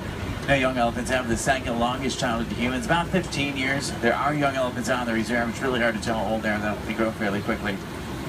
We're trying to find the best place to see them up ahead. Hopefully we can find some down by the watering hole. I'm still in that area where the new animals are, so I have to keep rolling for the elephants, too. I can't come to a complete stop, but I can slow down quite a bit. So make sure you have your cameras out and ready so you can get a good picture if you want one. In the meantime, I'm going to try and tune into a local Harambe radio station. I can normally get a pretty strong signal here. That way we can listen to some music while we look for elephants.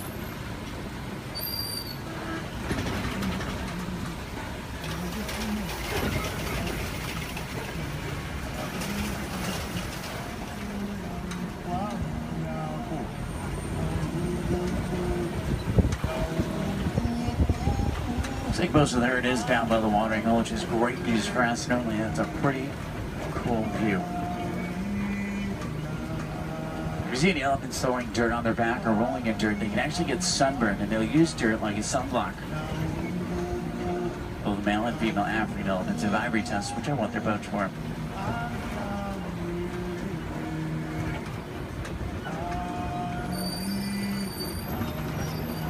Their trunks might not seem stronger, but they're going to be up to 100,000 muscles in just their trunk. It's actually really powerful.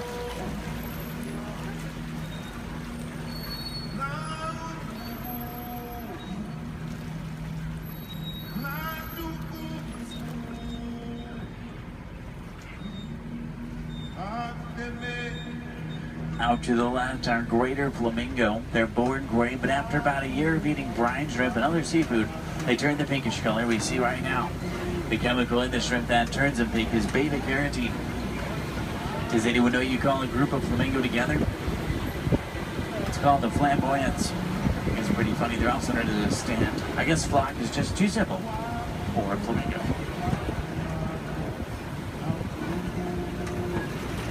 Now, I see white rhino markings up ahead here. White rhinos are bigger than black rhino. They weigh about 5,000 pounds compared to 3,000. They're not named after their color. Both white and black rhinos are both actually gray. They're named after the shape of their mouth and their size. Their mouths are wider. They get their name after the African word white, which means wide, but it's translated into white. Let's see if we can find any up ahead. Looks like they might be moving around a little bit. In the meantime, out to the left, we do see some zebra. A zebra's skin mirrors the pattern of their fur. Their hind leg is so strong that with one kick it could break a lion's jaw. Zebra are also blind runners, which means if they get scared or spooked and start running, they can't see. They'll run in any direction and hope there's nothing in front of them. The little brown animals out to the left are called bontebok. They're related to wildebeest. At one point, there was only about 17 total bontebok left. They were put on reserves and safeguards. Now they're doing much better. They're poached for their coat, which has a very unique coloring to it. They're extremely gentle animals.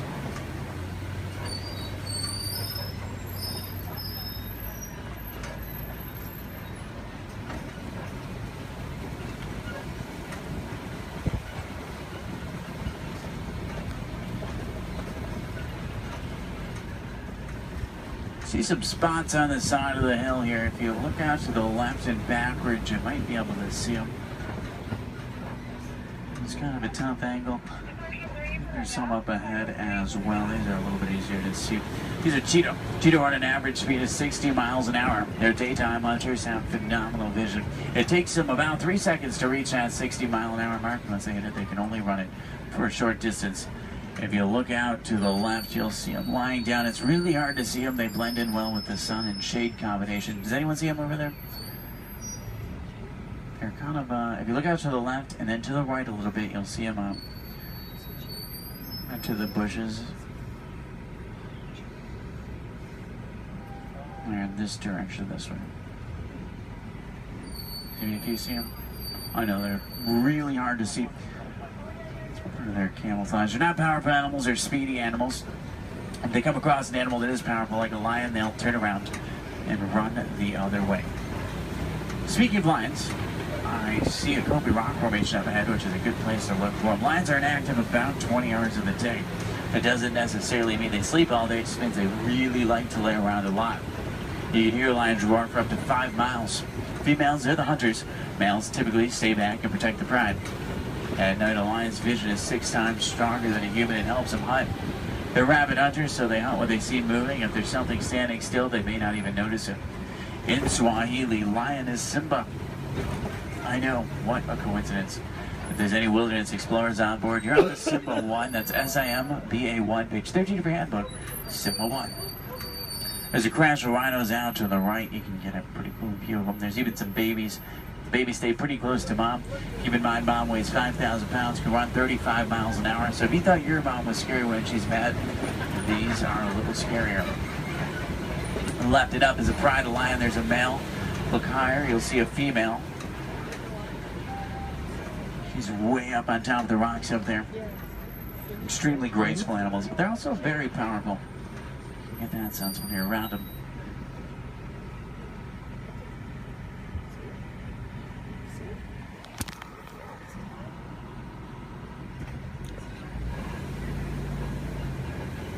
I see some burrows up ahead. Warthogs live in burrows that they typically take over other animals and make their own. Sleep with their tests out to protect themselves. The males do actually have warts in the side of their head, so it's not as literal as it sounds. They may seem harmless, but they can run 35 miles an hour, and their tusks are razor sharp, so you don't want to get in their way. On the left and down again up here, we're going to see some ostrich eggs in the dirt. Ostrich eggs are the largest eggs in the world. Each one will weigh around 3 pounds. You can stand on one of them and it wouldn't even crack.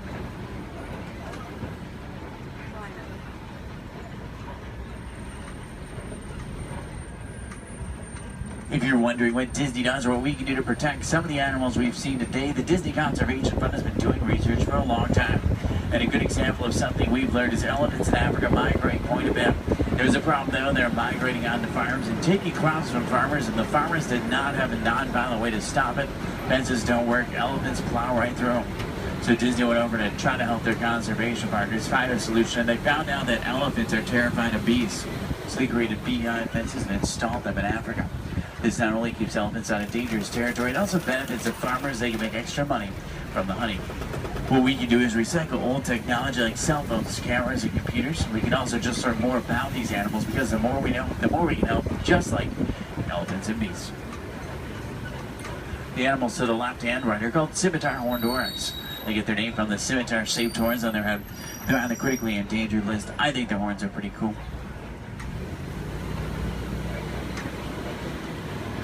If you have any questions about anything we've seen today or anything I can help you with for the rest of your day, feel free to let me know. I would be more than happy to help. In the meantime, we're going to start to make our way back towards Harambe Village. Once we get back, if you're looking for more fun things to do, I recommend the Pangani Forest Trail. You can see gorillas, baby gorillas, naked mole rats, hissing cockroaches, underwater hippos, meerkats, and more. About a 15-minute hike, but you'll get some great pictures, make some great memories. At the end of Harambe on the right is the Festival of Lion King. It's one of the most popular shows at Disney. By far one of my favorites. It's worth the trip. Make sure you drink plenty of water today, otherwise the heat can sneak up on you. Did everybody enjoy the safari? Yeah. Great, that's good to hear. Now the best thing is no two safaris are ever the same. Whether it be a different driver, different animals, or the same animals closer, it's always unique.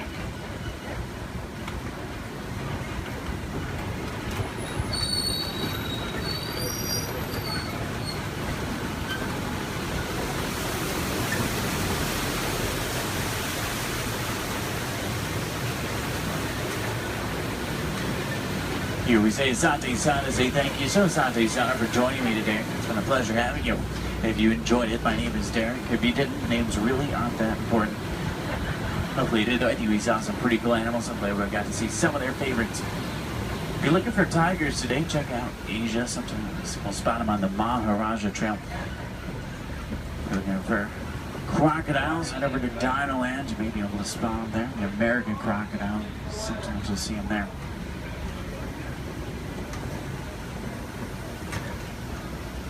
I'm going to take you right back to where I picked you up. It's a short drive back. We should be back in just a few minutes.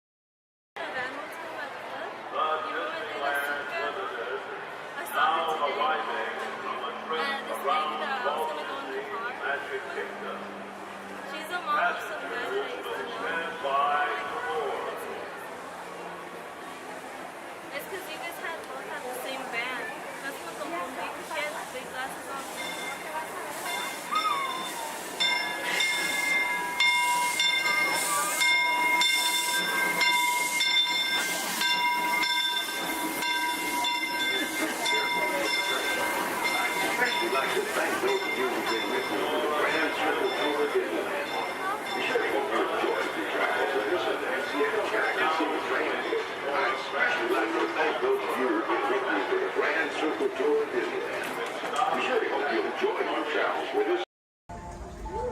For those of you just joining us, welcome aboard Excursion 3 on the Disneyland Railroad. For your safety, please remain seated at all times, keeping your hands, feet, and legs inside the train. Please supervise all children, making sure they are seated away from the train openings, either fully on a lap or on a bench. Our next stop will be Beacon to Town Depot, your gateway to all Fantasyland attractions. We'll meet you at the front. We're taking the train to the front. Oh, perfect. Okay, bye. To those just joining us, welcome aboard the Disneyland Railroad. To ensure a safe ride, stay seated with your hands, arms, feet, and legs inside the train. And please watch your kids. Para su seguridad, permanezca sentado y mantenga las manos, brazos, pies y piernas dentro del tren y cuide a los pequeños. We're now entering Splash Mountain, rumored to be the location of the one and only Rappin' Place. If you look real hard, you'll just find it. It's where the critters are celebrating a zippity-doo-dah day.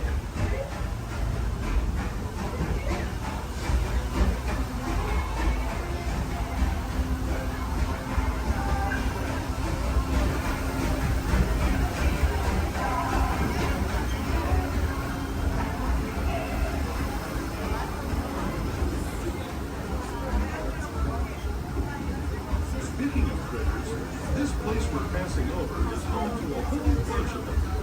Here in Critter Country, you can join Winnie the Pooh, Tigger, Brer Rabbit, and Brer Bear on their fun-filled adventures.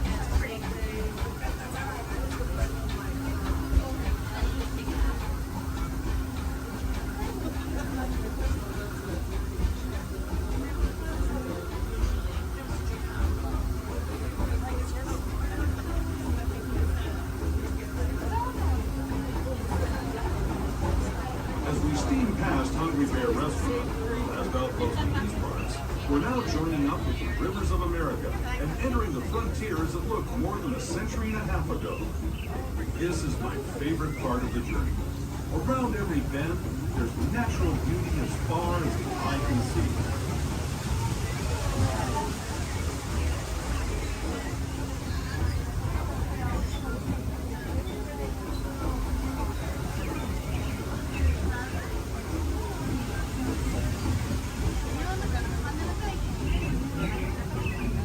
There is the revered Indian shaman, sharing his stories with those in the great river valley below.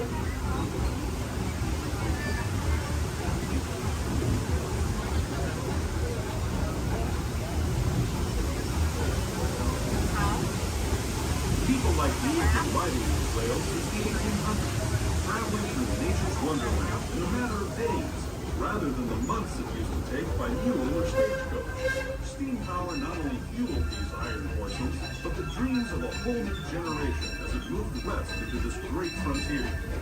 Of course, some of those dreams, and the stories that went with them, were pretty darn wild and downright unbelievable, like on Big Thunder Mountain, where I hear that mysterious spirits have grabbed hold of those mining trains and turned them into the wildest ride in the wilderness.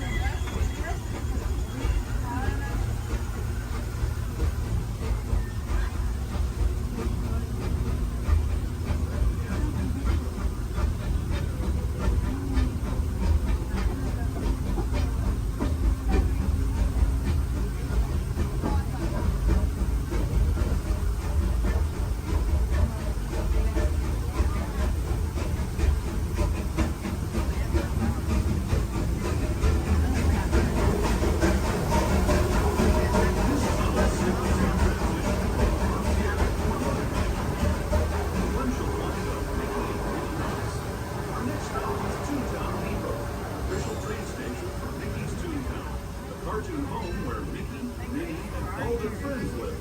Toontown Depot is also the gateway to Fantasyland, where you'll find many of your favorite Disney animated characters and As we make our way to Mickey's Toontown Depot, we do ask you please remain fully seated until the train has come to vehicle and simply stop. Some of your stop for all Fantasyland attractions, including Into Small World, Alice in Wonderland, Peter Pan's Flight, and our other favorite little train, Casey Jr. Once again, please remain fully seated until we have come to a full and complete stop. Toontown Depot, Mickey's Toontown.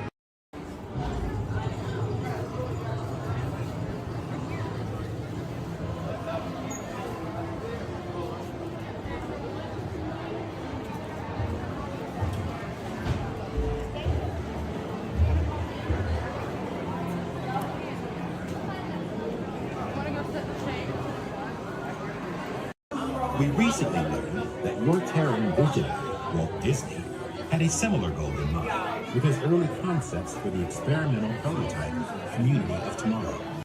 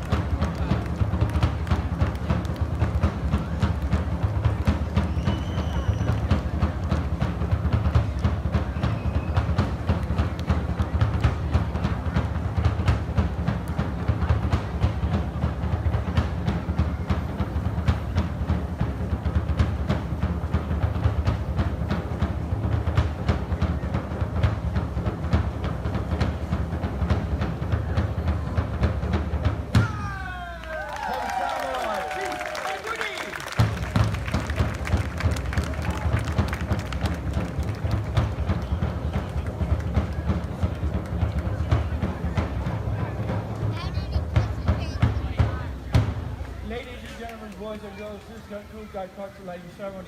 Thank you for attending and please enjoy the rest of the evening. Mahalo and aloha! Aloha!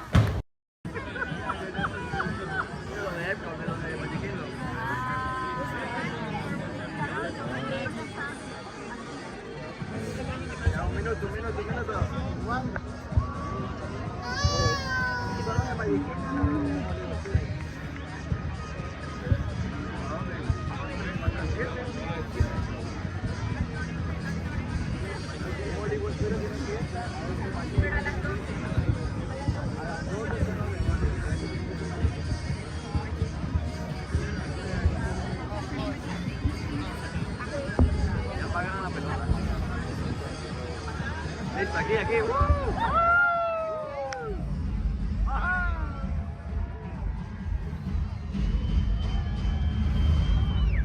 Welcome everyone to our New Year's Eve sparkling celebration.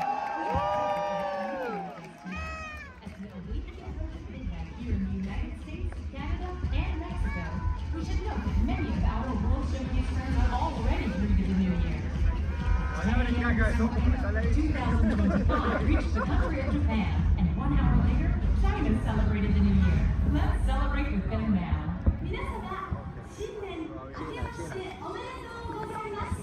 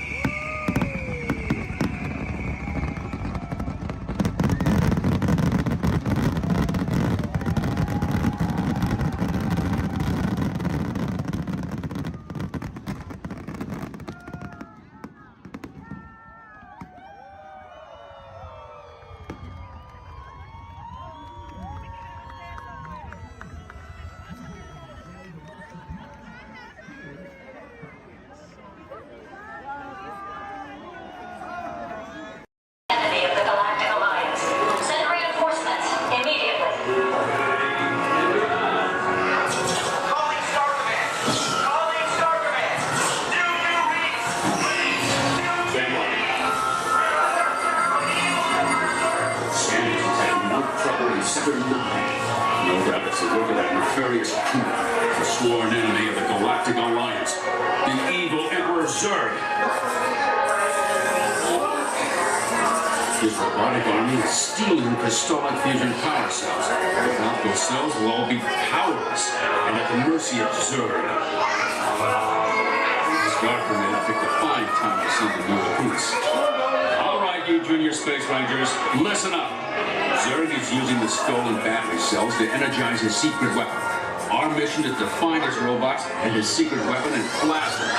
Green Squadron will retrieve the power cells, while the rest of you concentrate on those robots.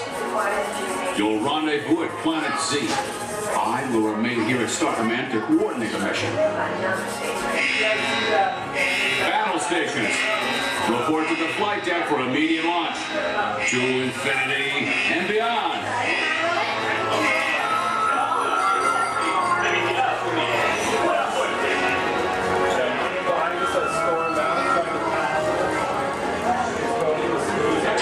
Space Rangers, this is Star Command. Prepare for immediate launch. Flight safety requires that you remain seated in your cabin on the immediate way.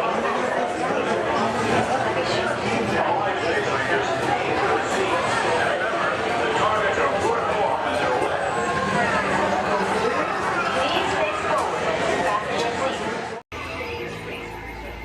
Joystick spin control is now activated. You are now in command of your space cruiser. Joystick spin control.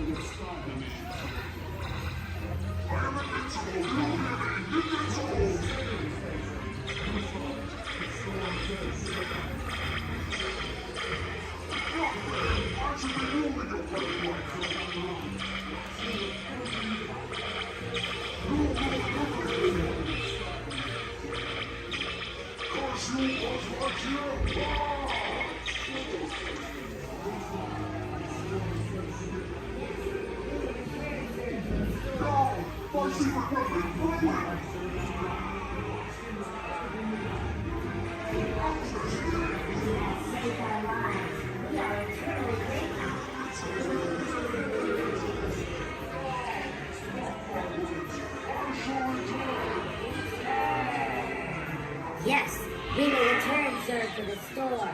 He is a bad toy.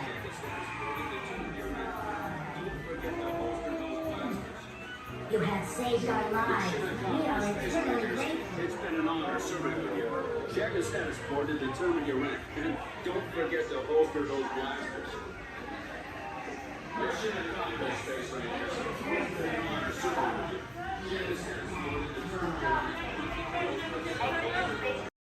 The Grand Canyon in the primeval world. In the tunnel, you'll notice there is a window pane. If you use a flash on your camera, it's going to bounce back in your face. You will not get a picture. You will annoy your neighbors, and you'll make the dinosaurs and especially our front conductor very angry. Please, no flash cameras in the tunnel. I only get a little angry. I don't. I keep my eyes closed.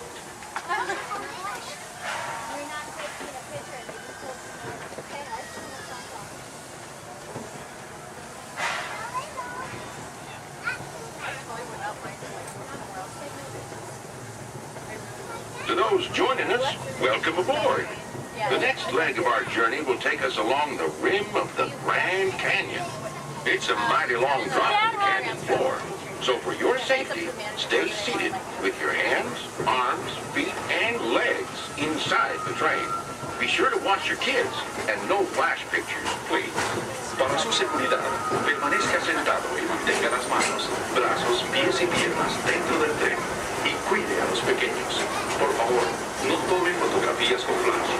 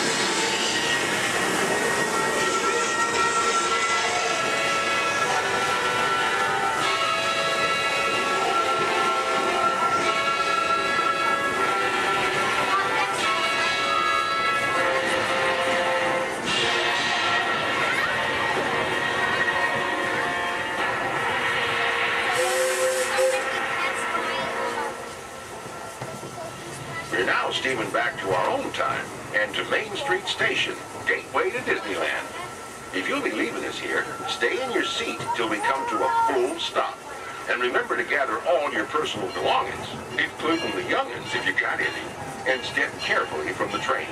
I'd especially like to thank those of you who've been with me for the Grand Circle Tour of Disneyland. We surely hope you enjoyed your travels with us and that you'll come back and see us again real soon. For those of you traveling on, we'll be on our way again in just a few minutes. This is Main Street Station, Main Street, USA.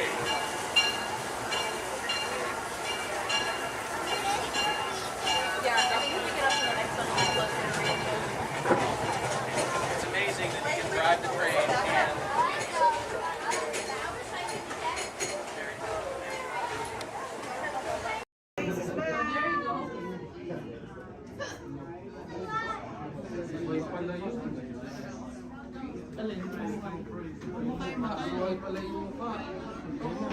As promised, your time has come.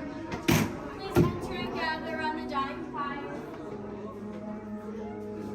When hinges creak in doors chambers, and strange and frightening sounds echo through the halls, whenever candlelights flicker, where the air is deadly still, that is the time when ghosts are present, practicing their terror with ghoulish delight.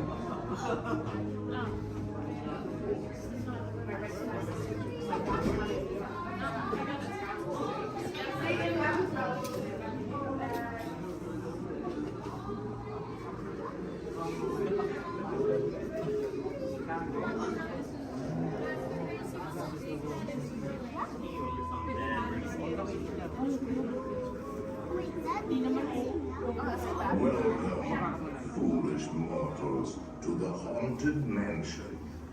I am your host, your ghost host. Our tour begins here in this gallery. Here where you see paintings of some of our guests as they appeared in their corruptible, mortal state. Kindly step all the way in, please, and make room for everyone. There's no turning back now. At this time, I need everybody to drag their bodies away from the walls and gather in the dead center of the room. Your cadaverous pallor betrays an aura of foreboding, almost as though you sense a disquieting metamorphosis. Is this haunted room actually stretching? Or is it your imagination? And consider this dismaying observation. This chamber has no windows and no doors. Which offers you this chilling challenge to find a way out.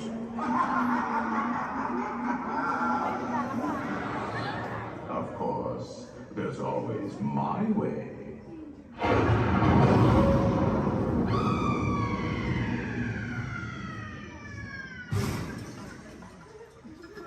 Oh, I didn't mean to frighten you prematurely. The real chills come later. Now, as they say, look alive, and we'll continue on it too. And let's all stay together.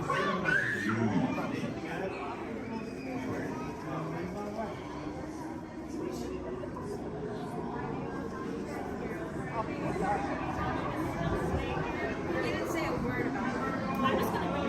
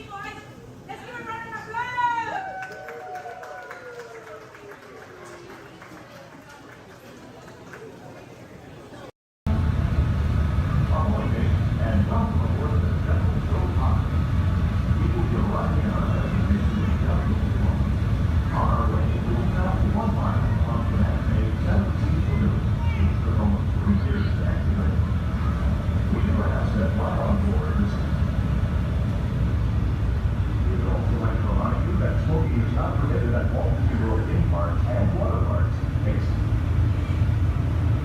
Book your house now or ask a cast member for the location of designated smoking areas. Once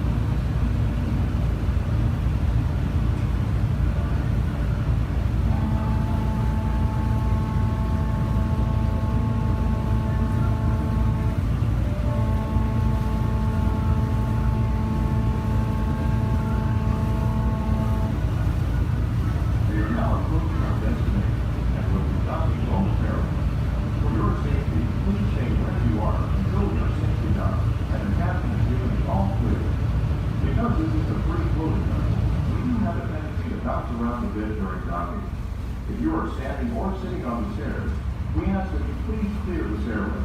Everyone else, please remain where you are until we complete our docking. Once again, please clear the stairway. You will be given an all clear when it is safe to travel stairs and go ashore. Por favor, manténganse alejados de las escaleras.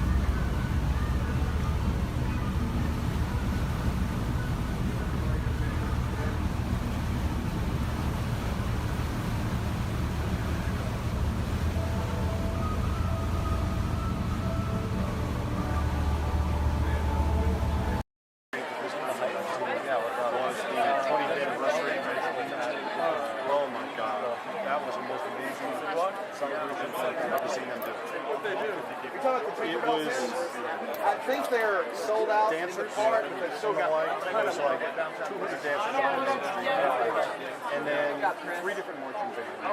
And the full day of the answer, you just get nothing going on. his dad. Reading the dedication synced with his dad. That was the only one that got that joke. Then really began. Nothing to see here. Ladies and gentlemen, boys and girls, 55 years ago today, Walt Disney dedicated the happiest place on earth. Since then, Walt's dream has brought joy to millions around the world. Join us now as we go back to that memorable day, July 17, 1955. To all who come to this happy place, welcome. Disneyland is your land. Here age relives fond memories of the past. And here you may savor the challenge and promise of the future. Disneyland is dedicated to the ideals, the dreams, and the hard facts that have created America, with the hope that it will be a source of joy and inspiration to all the world. And now, let's all join together in singing Happy Birthday to Disneyland. Are you ready?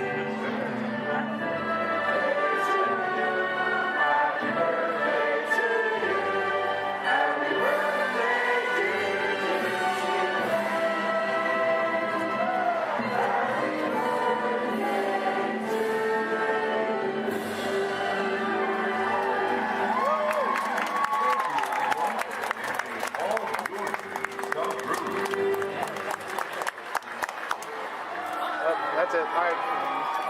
Everyone go home. Oh, dancing.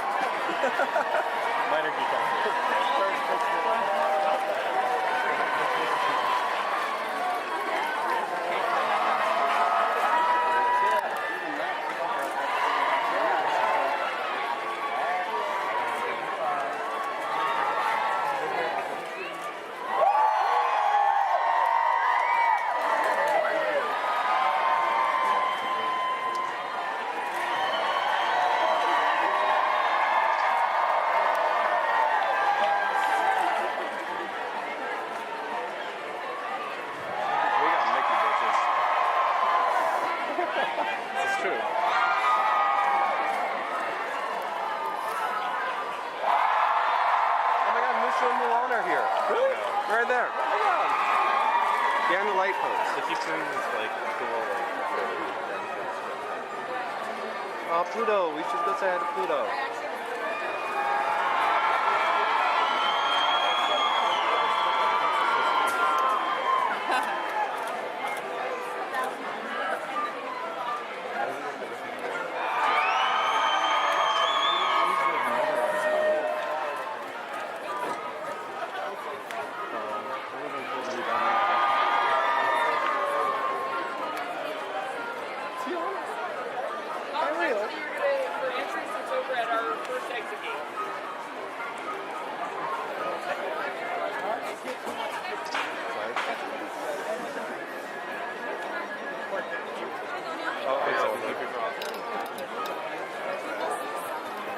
Some of them are leaving now. It's over. Everyone go home.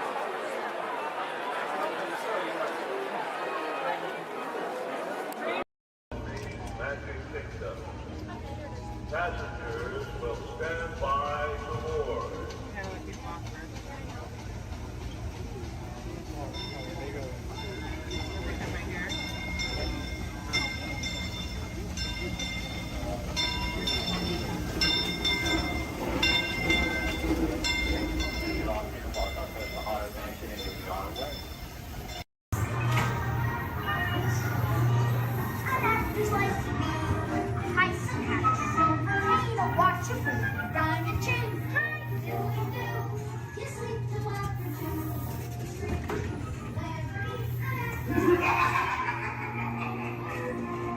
Now, you are working for me. Be careful.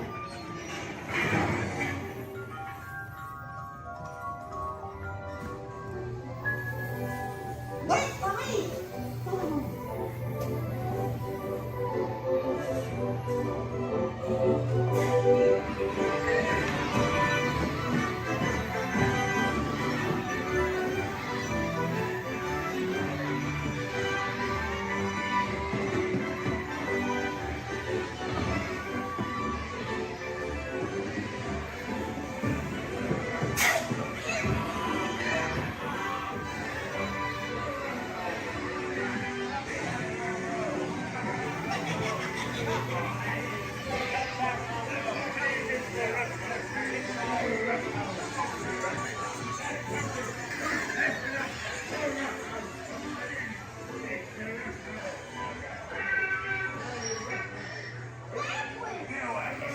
Like a jackass out of this.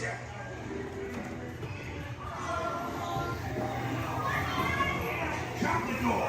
Get locked. Talk.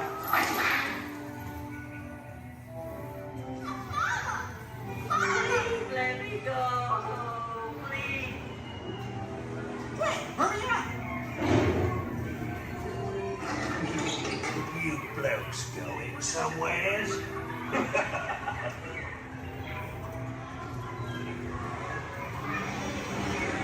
Hey, look out, the monster!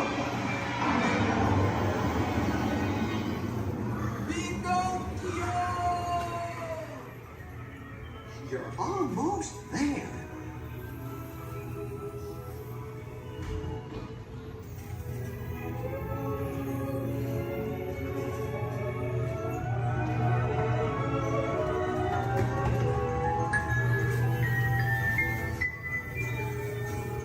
Gee, I'm glad to be home.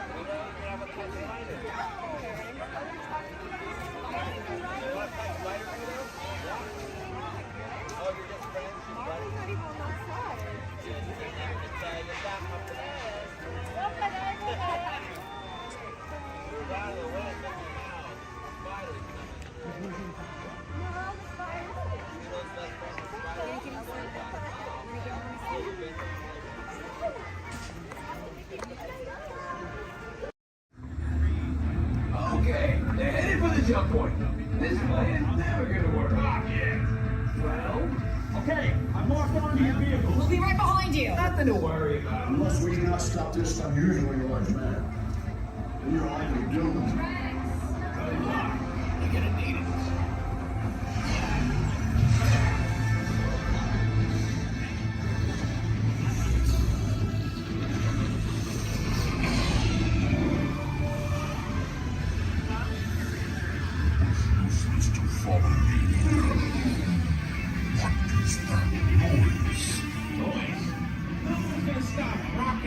From existence. What have we done? I think we took crack.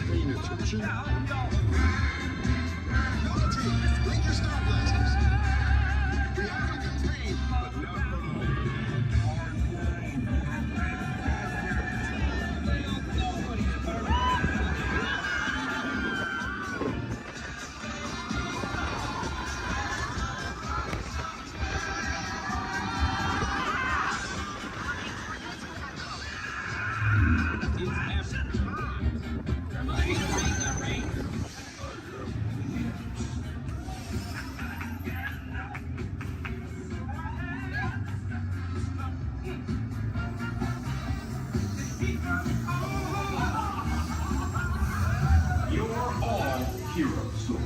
Do you really think they deserve to be called heroes? Do you see how they dress? It's just a figure of speech, Drax. You are lying to them. Now I understand. Welcome to the Guardians of the Galaxy. Too much last night, so bear with me. Tej left me alone today, so yeah, that's pretty much it, you guys. In just a moment, these doors will be closing, and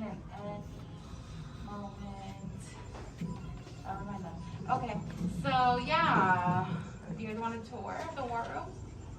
Okay, so basically, we've got some monitors over here. My name is Jamie, by the way, you guys. Oh, and there is Tej. Jamie, the buses are here. Okay, what do you want me to do with them? They're just staring at me. Should I send them now? Dom's calling. I got this, Jamie. Okay, great. Dom, what up? Tej, just got a heads up from Hobbs.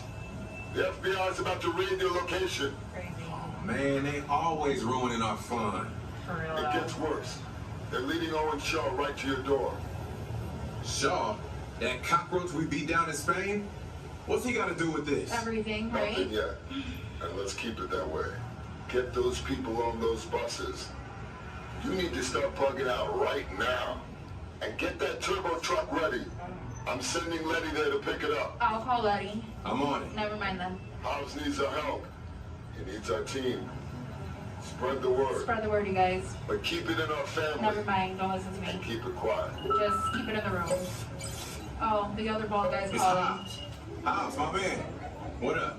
Sorry, Brother Tej, no time for chit-chat. I just sent you a brief on FBI agent Novak. Has Toretto filled you in? Yeah. He wants us to get everybody over to the party at Sullivan's. Sounds like a plan. That party is a ready-made diversion. Keep it going. We need to discuss how you're going to get all those civilians out of there without tipping off the FBI. Crazy. Okay, hold on. Let me get everybody squared away, and we'll talk offline. Copy that, Tej, and let everybody know. Shut off your cell phones. We don't want Shaw tracking your locations. He's overreacting. Just put it on silent. Okay, Jamie. Yeah. You heard the man. I heard him. It's about to go to a whole nother level. Crazy. Send everybody to the loading dock. All right, you guys. We heard him. Have fun. If anything happens, my name isn't Jamie. Okay? Peace.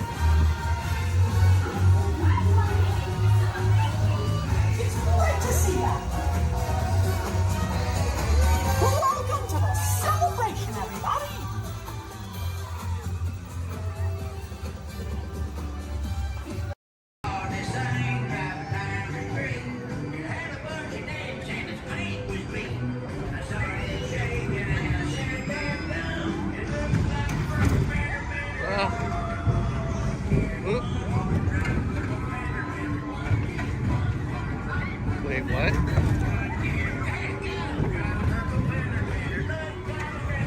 What?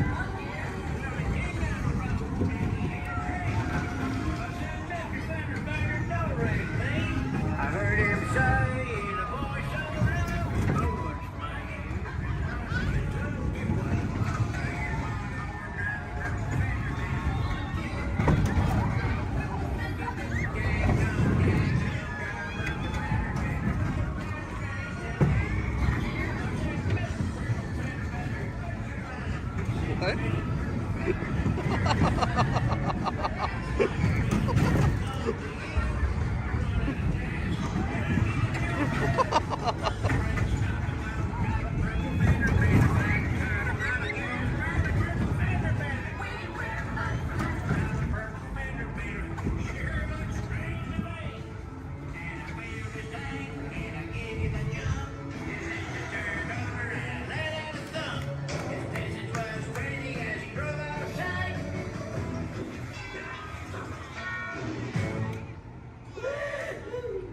Can you believe that? All right, grab all your junk and keep an eye out for that purple fender bender. Personal, it's in the media, it's not my department, can't touch it. Just saying. Anyway, let's get this game going. You ready, contestants? Our first question from a show called Dancing with the Stars. Here we go, everyone. It's Dancing with the Stars.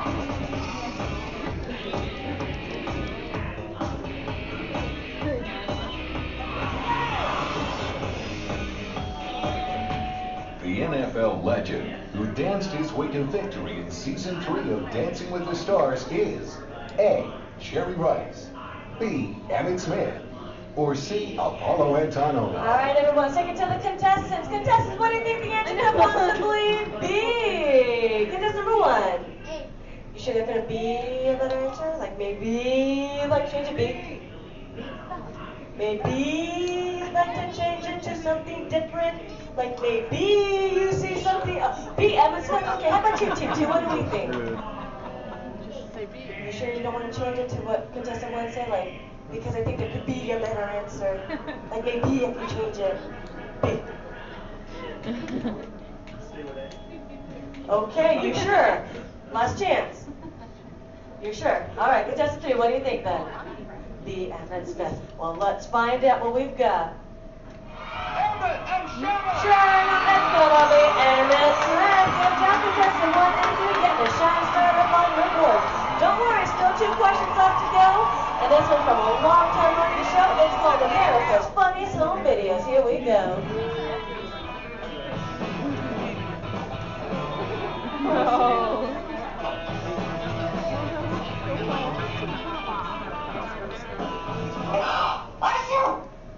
ABC's America's Funniest Home Videos often features dogs doing extraordinary things. In this last video, the dog is going to A.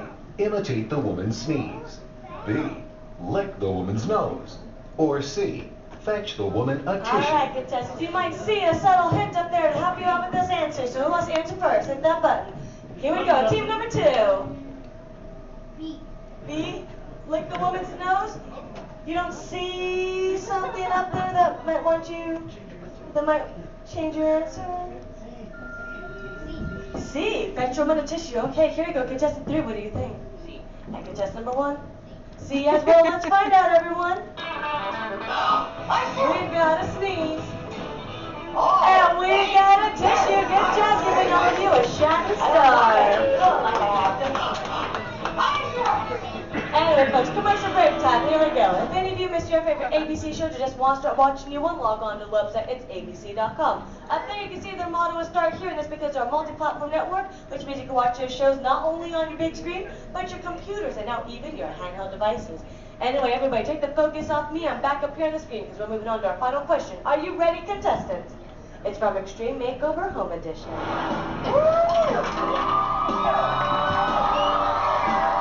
We finished the house! You want to say with me, bus driver! On ABC's award-winning Extreme Makeover Home Edition, Ty Pennington is famous for saying these words before every new home is revealed. A. Bus driver, take it away. B. Bus driver, move that bus. Or C. Bus driver, hit it. Here we go, contestants. Here we go, team number 2.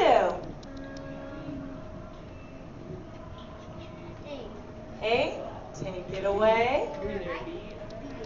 B, move that bus. All right, guess number 3. And guess number 1. B as well. Honest, you know the answer. Say it with us then, bus driver. Move that bus. Yeah. Anyone wants to share? You're better than you want to do. It's okay.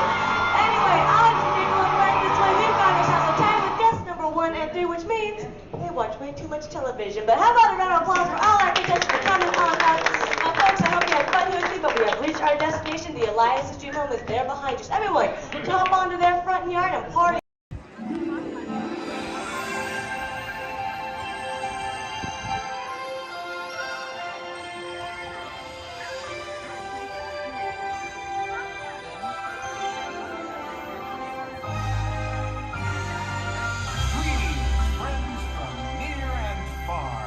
Welcome to the magical Friendship Fair. We're so glad you're here.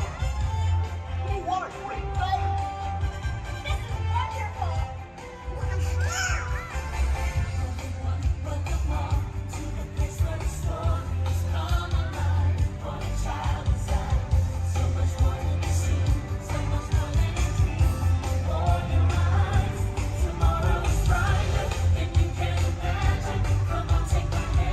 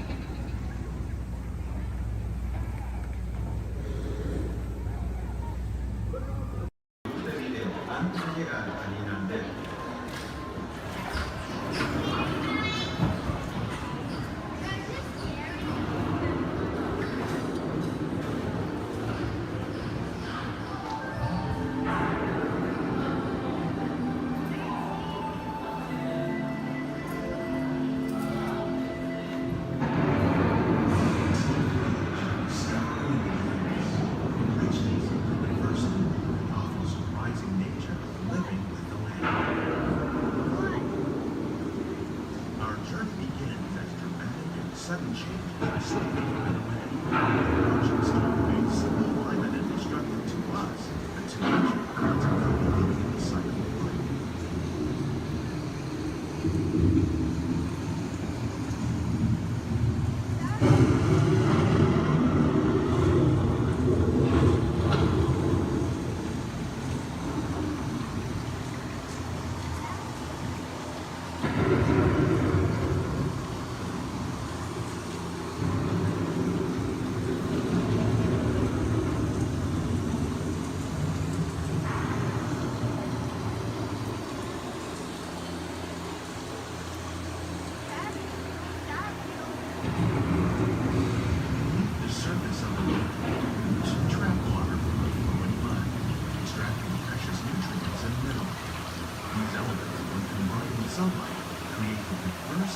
Systems of our planet.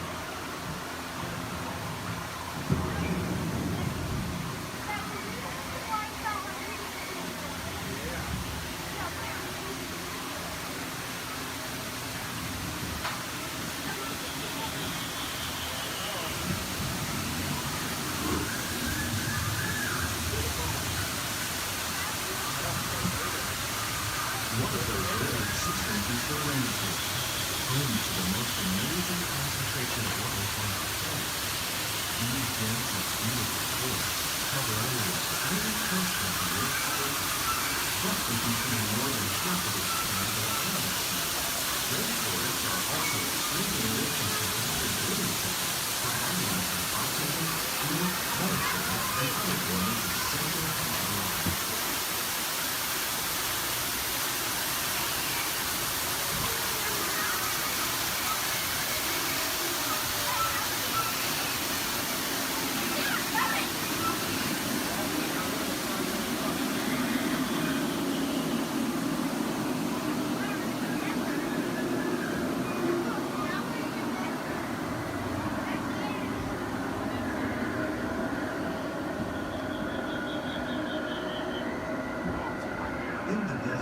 Nature has created a very different, known as beautiful living system. And while this arid landscape may seem lifeless, it is very much alive. The plants and animals that have learned to survive in these harsh conditions make use of what little water they can find and avoid the scorching rays of the relentless sun.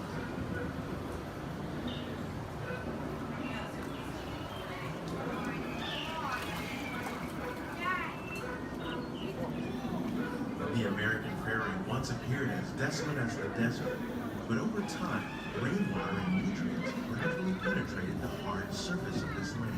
Even the hooves of the muddy buffalo helped create the rich soil that one day become home to the American farm.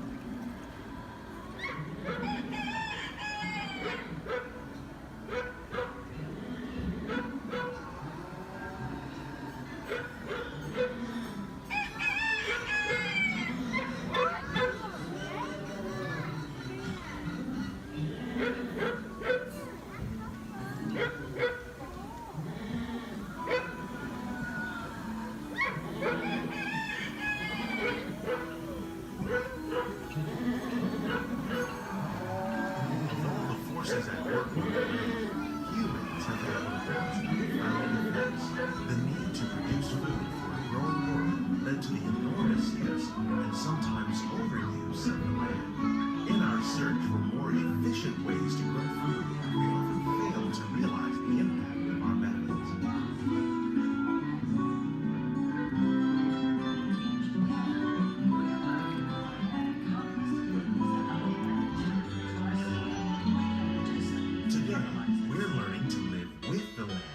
Discovering better ways to grow food that will assure both human and environmental well-being. Fertilizers, we can enrich the soil without the use of chemicals. In Saudi Arabia and Mexico, we're learning to produce food on desert seacoasts by developing and planting crops that thrive on salt water. Here at Epcot, we're learning to reduce the need for pesticides by using natural predators like ladybugs and wasps to control pests. In Japan, We're learning that by adding composted leaves and other plant material to our soil, we can reduce the need for fertilizers. In farmlands across America, we're learning that by plowing under vegetation containing natural fertilizers, we can enrich the soil without the use of chemicals. In Saudi Arabia and Mexico, we're learning to produce food on desert seacoasts by developing and planting crops that thrive on salt.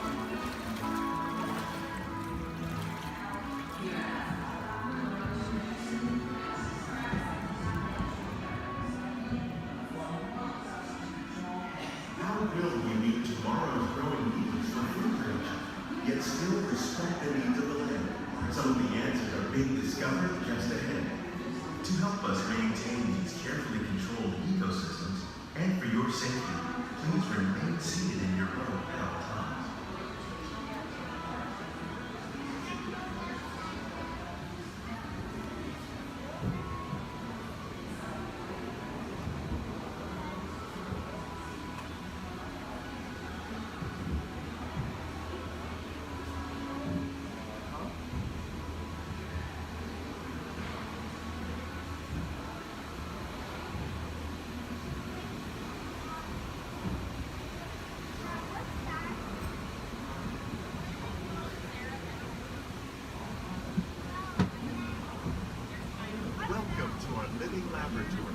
Scientists from EPCOT and the U.S. Department of Agriculture are exploring innovative ways to produce bountiful harvests now and into the future.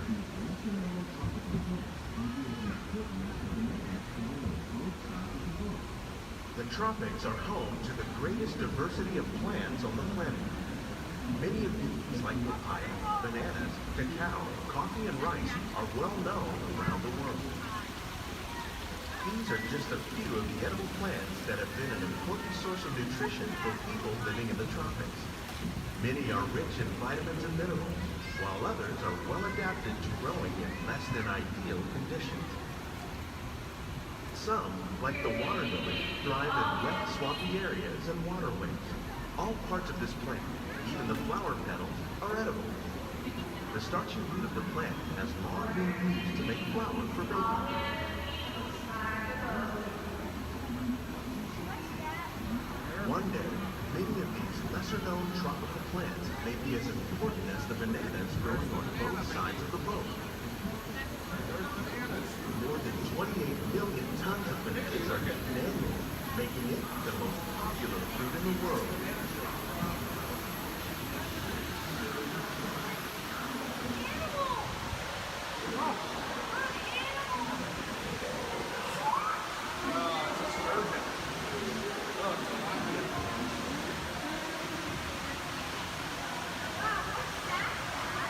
When we mention farming, you probably don't think of fish, but fish farming or aquaculture accounts for nearly all of and so we globally. Tilapia, bass, and catfish, like the ones you see here, are three of the more popular carps raised by fish farming. The sustainable system we're using here recycles the water in the tank. As a result, we're able to save millions of gallons each year. Our small fish farm produces nearly 5,000 pounds of fish each year to serve in restaurants around the nation. Innovations like this can play an important role in our efforts to produce bountiful harvests and still protect natural resources. Shrimp. That's a big shrimp.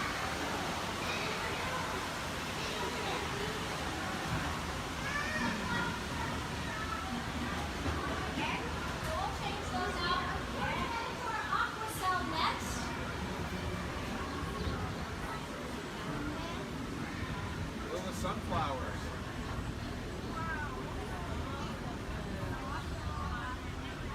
While there are more than 50,000 edible plant species in the world, most of us are only familiar with the handful that make up our everyday diet.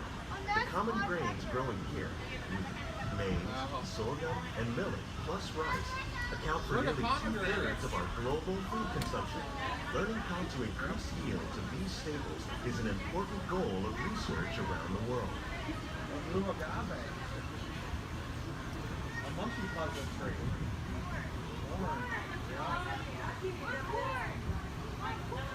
These plants are definitely on their way up. Innovative growing techniques like these increase yields, while more efficiently using resources like water, fertilizer, and pesticides. Another innovation at work here is our integrated pest management program.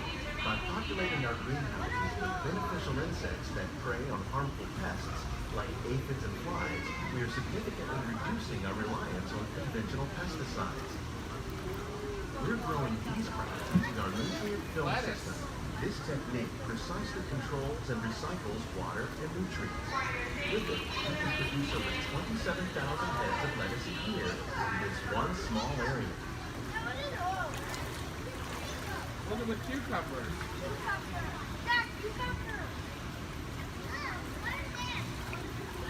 Look at the strawberries. Some of our best ideas have been inspired by nature, like these fruit and vegetable trees.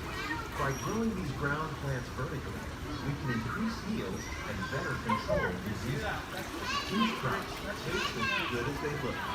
In fact, we serve more than 15 tons of produce from our greenhouses in restaurants here at the land every year. Look at the jalapenos. That's a great idea.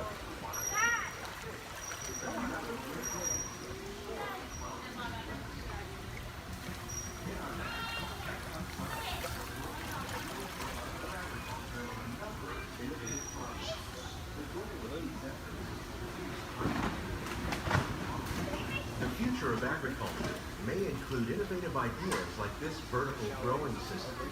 Plants grown in this way use a fraction of the space required by traditional growing methods. That saves water and increases production. The aquaponics system on your left combines hydroponics with aquaculture. The fish provide a natural source of fertilizer for the plants, and the plants help keep the water clean for the fish. It's another great way to produce more while using less. In our labs, Epcot scientists are working with the U.S. Department of Agriculture on a number of innovative projects. The goal of these efforts is to produce higher yieldings and better quality lives. Together, we can continue to find more ways to increase food production and protect our precious natural environment. Only then will we truly be living with the land.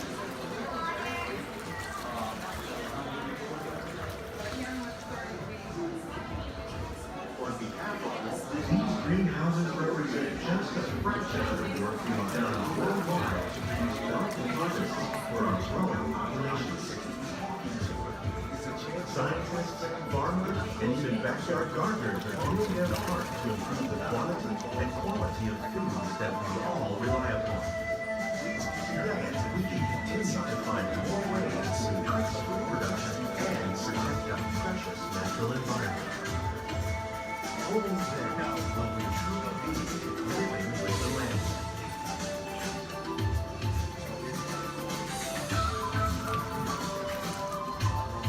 On behalf of Walt Disney World, we hope you've enjoyed this unique journey through our living laboratory. If you'd like a closer look, then check out the behind-the-scenes walking tour. It's a chance for the whole family to get up close and personal with the plants and growing techniques in our laboratory. Please keep your hands and feet inside the boat and remain seated until the boat comes to a complete stop.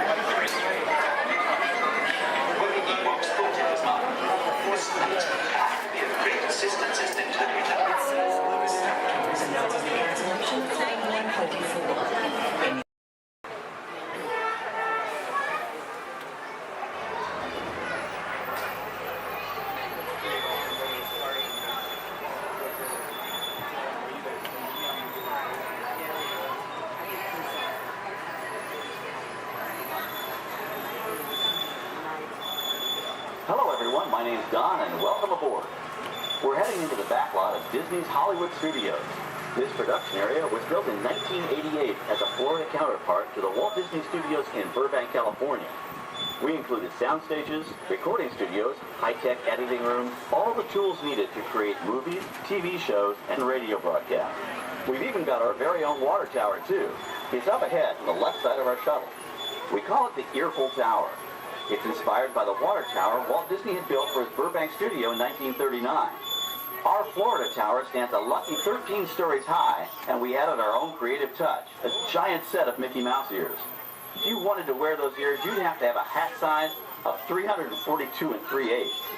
Up ahead, after the next bend in the road, you'll have a perfect opportunity to take a picture of this famous icon. In the world of entertainment, every project starts with a screenplay and a lot of creative ideas. A production studio is where the ideas of writers, producers, and directors are transformed into an on-screen reality. Within these huge spaces, filmmakers can literally create their own worlds. Our Florida sound stages are soundproof, weatherproof, and most importantly, air-conditioned, all vitally important for the cast, crew, and equipment. Many of the crafts needed for filmmaking are located right here on the lot. On the left, we have our own greens department. It grows flowers, trees, shrubs, and topiaries. A few well-placed plants can cover up empty spots in the set and add a touch of natural beauty to a scene. On the right are two of the aircraft from the 2001 blockbuster hit Pearl Harbor. These exact full-scale replicas of P-40 fighters were used in the special effect fight sequences. Of course, many of the planes you saw flying through the aerial battles or sitting on the ground weren't real at all. They were created entirely within a computer. Oh, keep your cameras focused to the right. We're coming up on that perfect angle of the Earful Tower I told you about. It's a true masterpiece.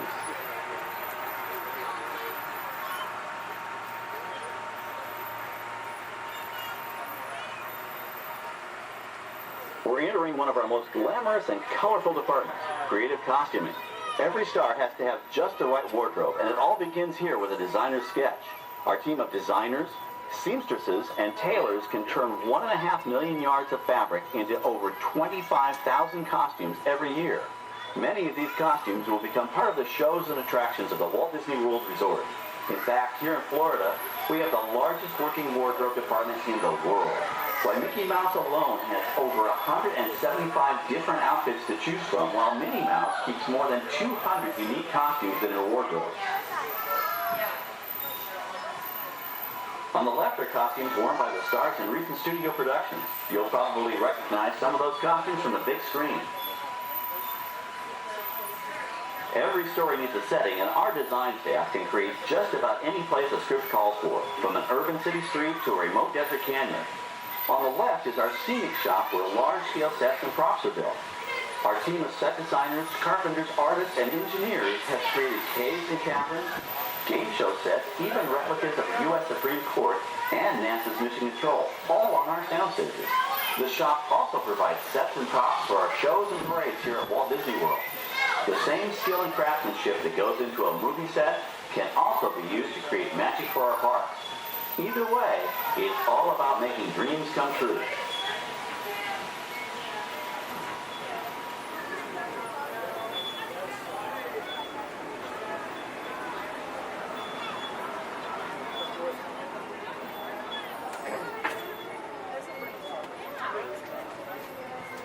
Now Now we're entering a zone we call the Boneyard. It's an outdoor storage area for oversized props and vehicles. Cars, trucks, boats, planes, we often save these props in case we need them for future productions. In this backlot collection, you may find real working vehicles, non-working mock-ups, and even large-scale miniatures used in special effects shots. Large-scale models create a more convincing illusion on camera. We even place small cutout passengers in the windows of the plane.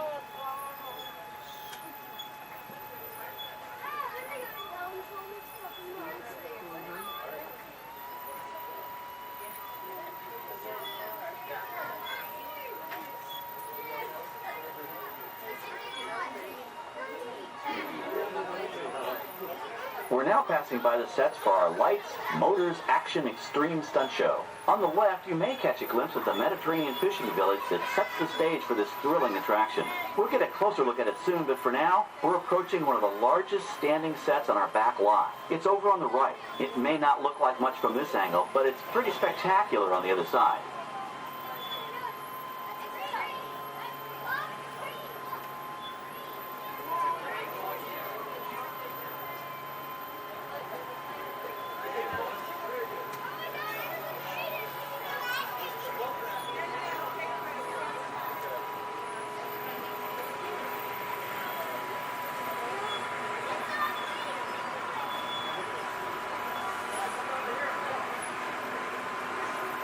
This is great, folks. The production crew has just given us clearance to enter the set.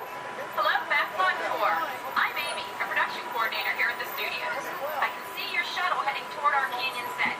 I've given your driver permission to come in and take a look around. I'm up here with our effects crew, and we're getting ready to shoot a test sequence. Oh, on the way in, you're going to be crossing a wooden bridge, and things may get a little bumpy, so please, hold on to your belongings, especially hats, cameras, and glasses, and keep an eye on any small children in your party. And of course, please remain seated at all times. Welcome to the set. As you can see, we brought the bare, dry deserts of Southern California to green, typically humid Central Florida. This set is based on real locations that our production designer took pictures of. Our set crew spent about 6 months building the canyon, but we've used it for a number of TV shows and specials over the years. For our upcoming production, the script called for a tanker truck. We found this one in our boatyard, but it was too big to drive into place. So we picked it up with a crane and set it down here. We're up on the overhead platforms, and I see our director has arrived. As soon as the rain effect is ready, we'll begin the sequence. This set and shower is really just a special effect. We rigged up a series of water nozzles just above your trim. The water sprays in a crisscross pattern to create a sense of depth. But this storm only covers the first few feet.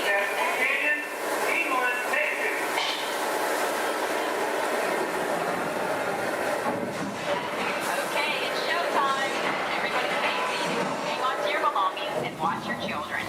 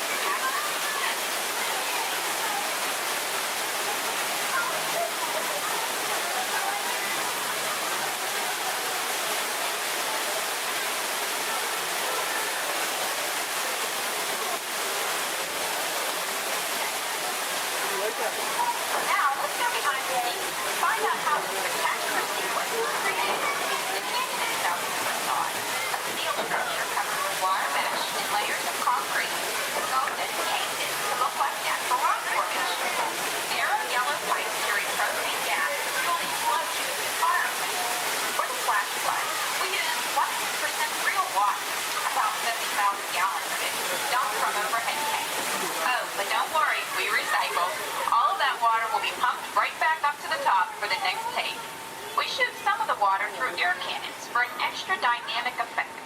Those ear cannons are powerful enough to shoot a basketball over the top of a skyscraper the size of the Empire State Building.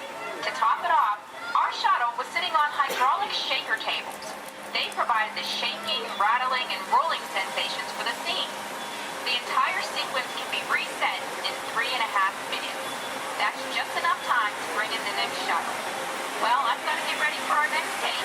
Thank you all for being part of the action. Hey, I'm needing back on the set, so enjoy the rest of your tour. Okay, well, thanks, Amy, for giving us access to the set.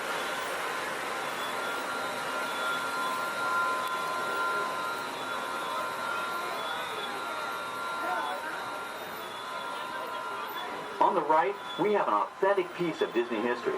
That Gulfstream 1 was known at airports across the country as November 234 Mickey Mouse, but we just call it the Mouse. In 1964, Walt Disney and his hand-picked team used this plane to scout locations for what he called the Florida Project. Soon, they secretly began purchasing thousands of acres of land, which became the Walt Disney World Resort in 1971. During the creation of the resort and later Epcot, the Mouse shuttled studio executives and Imagineers between Burbank and Orlando, making it the most used executive aircraft in the country. Appropriately, the Mouse retired here in 1992. As Walt used to say, it was all started by a mouse. In this case, the 234 Mickey Mouse. On our right, we once again sweep past the magnificent Mediterranean village of our lights, motors, action extreme stunt show. This high-octane attraction is based on the hit show from the Walt Disney Studios Park in France. In this action-packed production, you'll feel like you're right there on the set during the filming of a spy thriller, complete with custom-built cars, motorcycles, even jet skis. You'll experience the split-second timing, coordinated driving, and fiery special effects that make action movies a real blast.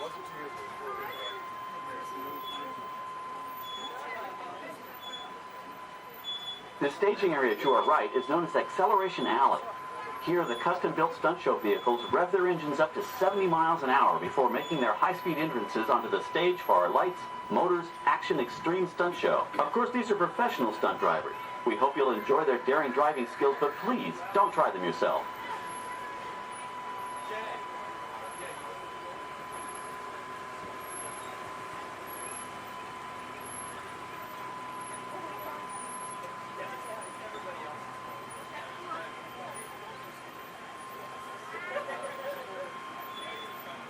On the left, we've reached our second boneyard with more historic props and vehicles. When we reuse older props in a new production, they're often refitted with custom parts and given a whole new color scheme. You might not even recognize them the next time you see them on screen. For instance, coming up is our friend Herbie the Love Bug. He went through a special demolition derby makeover. Those dents and dings were added on purpose, but he can be polished up as good as new for his next starring role.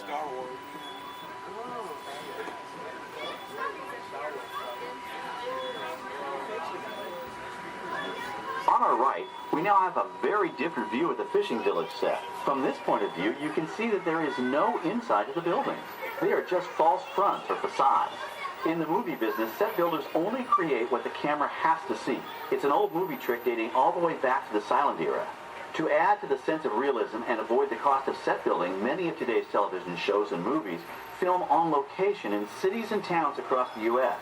But out in the real world, you've got to contend with noise, traffic, crowds, and various visual elements that may or may not belong in your film. Here on the backlot, we can avoid these problems because we created our very own flexible urban environment.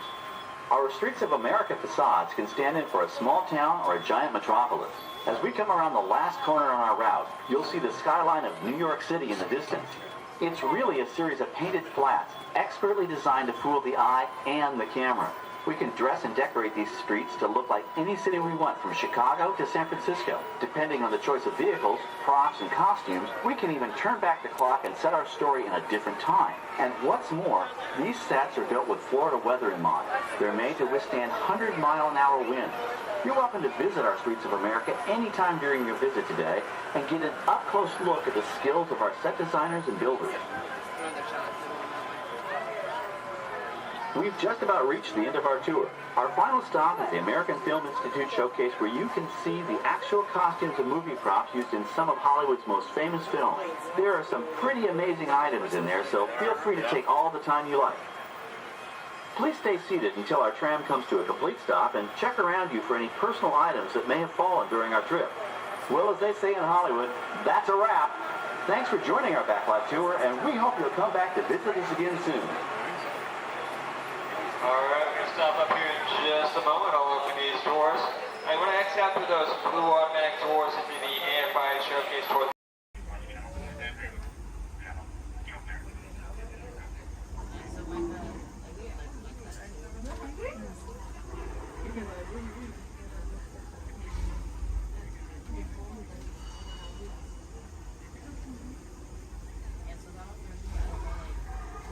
All aboard! For those of you just joining us, welcome aboard Excursion 3 on the Disneyland Railroad. For your safety, please remain seated at all times, keeping your hands, arms, feet, and legs inside the train. Please supervise all children, making sure they are seated away from the train openings, either fully on a lap or on a bench. Our next stop will be the Land of the Future Tomorrowland Station. Oh, they're doing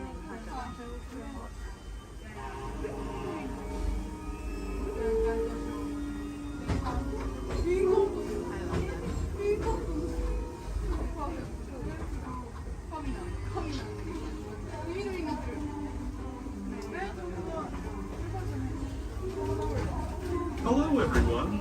Thanks for joining us on the Disneyland Railroad. For a safe ride, remember to stay seated with your hands, arms, feet, and legs inside the train. And please watch your kids.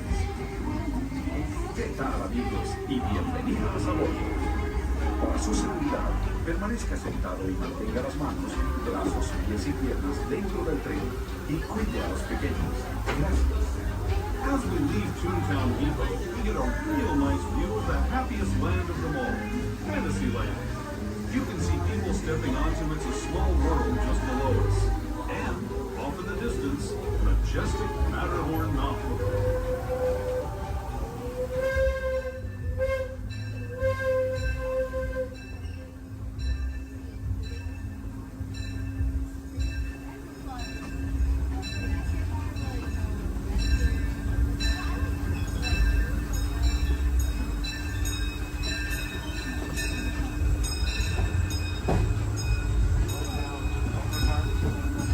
Steaming forward into the future to a land inspired by visions of tomorrow, both practical and imagined.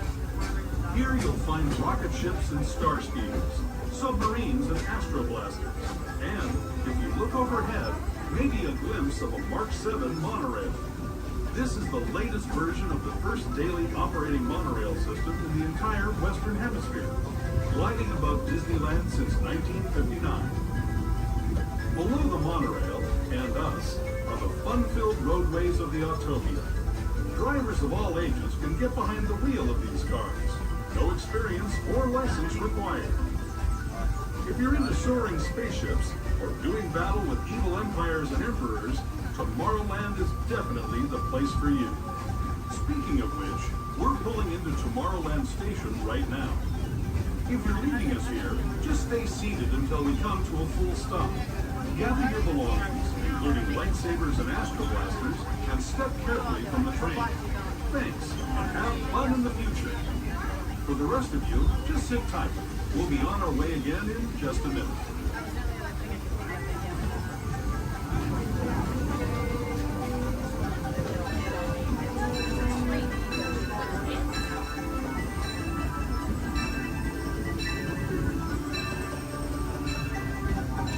As we make our way into Tomorrowland Station, we do ask that you please remain fully seated until the train has come to a full and complete stop.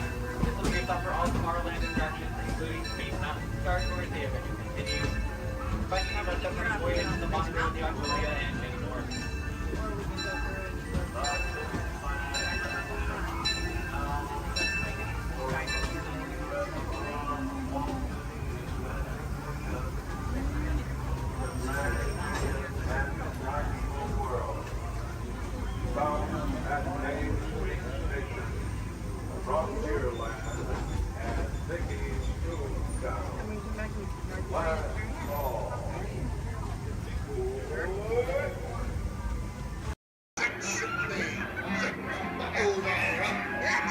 I'm not sponging for rum.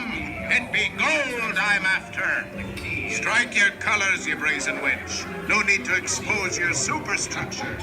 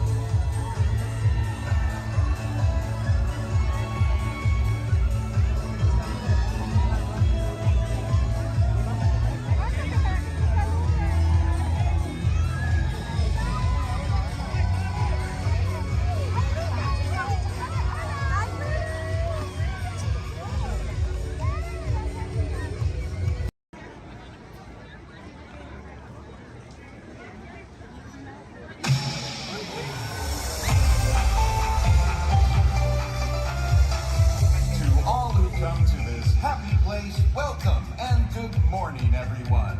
We have some extra special friends here to welcome you all today.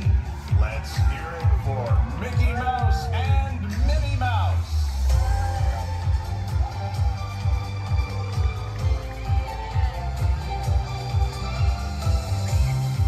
Well, hi, everybody. Good morning. Gosh, it sure is great to see so many amazing friends. It certainly is. Oh, I have a feeling today is going to be the best day ever. You said it, me. And now that we're all together, we've got a surprise for you. When everybody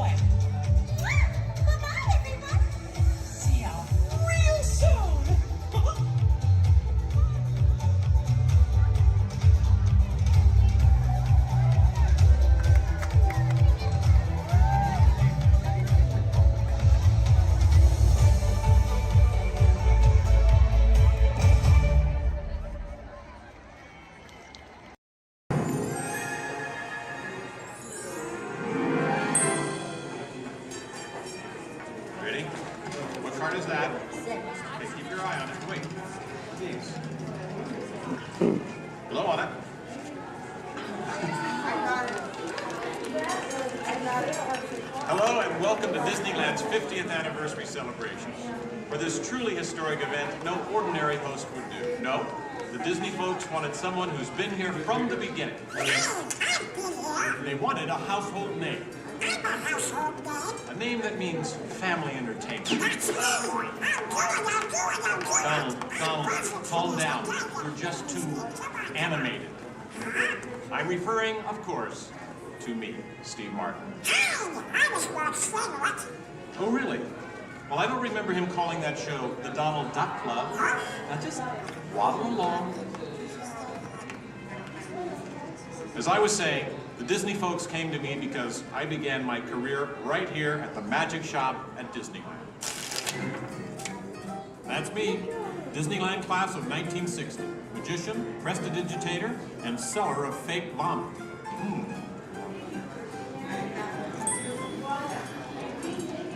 So young Steve Martin starts performing magic here, and lo and behold, they start calling the place the Magic Kingdom. Coincidence? I don't think so. But right now, I'd like to introduce you to the man who started it all, Walt Disney. Walt, tell us how it all Well, this is the original. Now this is the original, so we can from the original show here at Disneyland.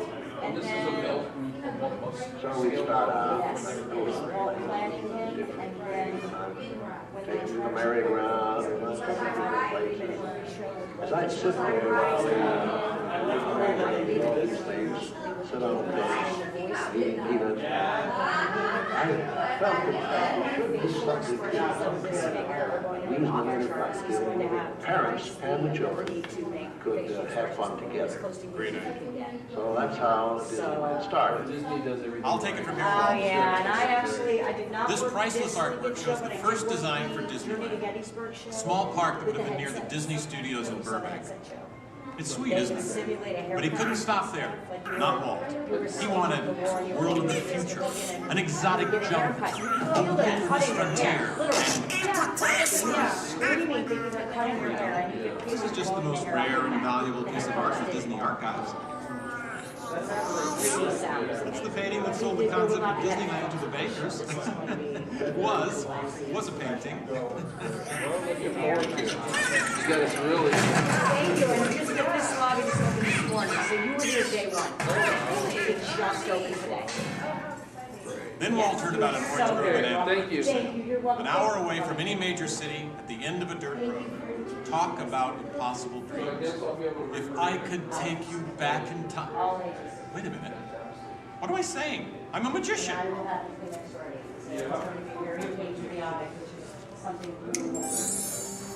Here is the actual orange grove 1 year from opening.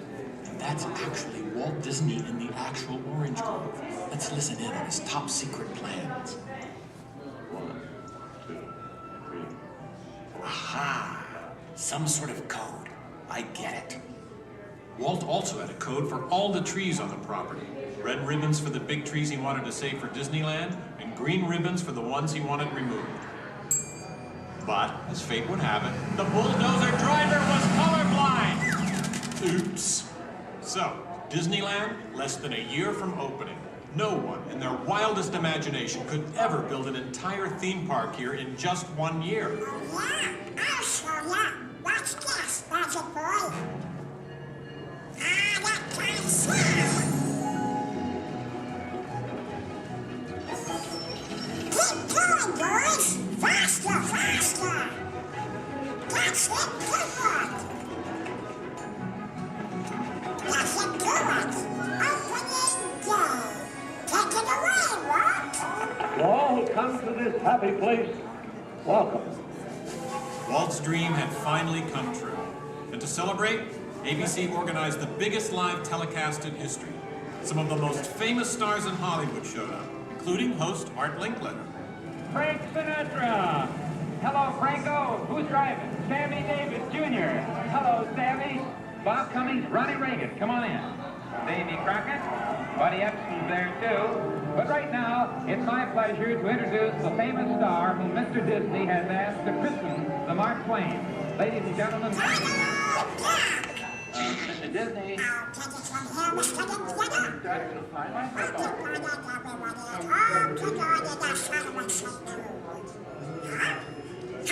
what's the big idea? I'm translating. Nobody can understand what you're saying. Cannot? Not. I'll show you. Ignore the duck. As I was saying, the lands that America saw on the Disneyland television show became real.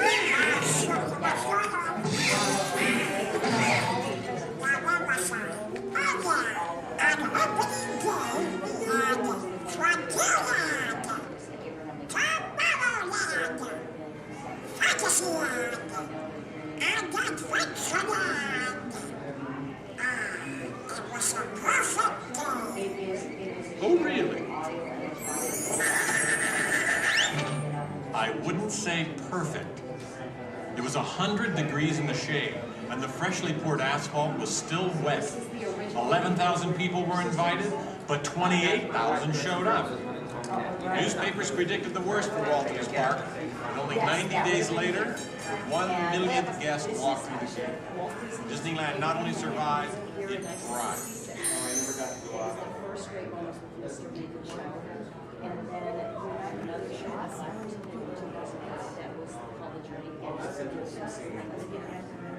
We've been down since 2005. We've been doing the Steve Martin show. This is honoring Disneyland's 50th year. So this film is what's left. It's going to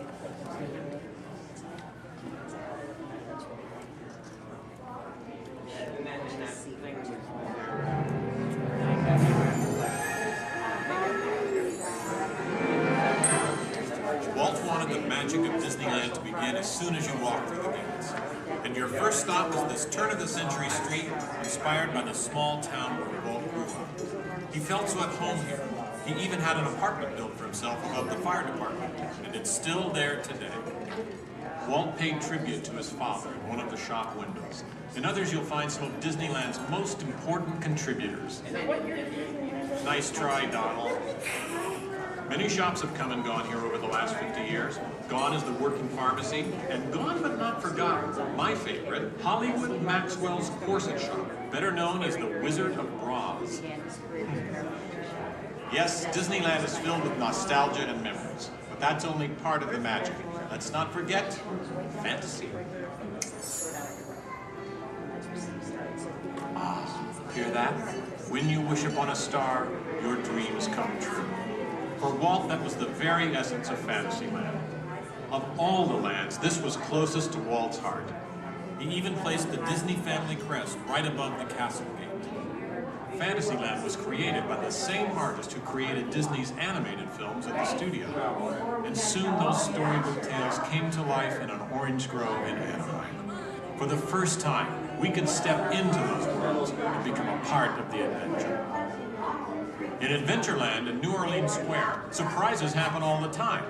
In fact, Disneyland is the only place I can think of where you can be attacked by pirates, frightened by ghosts, and nearly crushed by a giant boulder, while keeping your arms, legs, and feet inside the vehicle at all times. And here's the adventure that started them all. Remote rivers through a treacherous jungle. Could something go horribly wrong? Only a punchline. Over the years, the Jungle Cruise has become a showcase for handsome and witty river guides. Oh no! That big elephant is coming up to us and it looks like he's going to squirt us! Everyone in the back, get down! Don't worry, it never happens.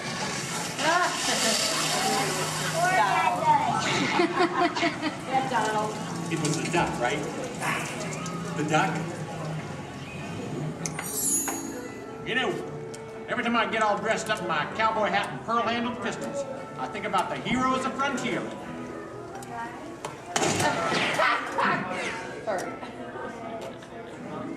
You see, Walt believed it was important to pay tribute to the pioneers who blazed a trail across frontier America. And I agree. Especially when it involves saloon girls and blazing sit-downs.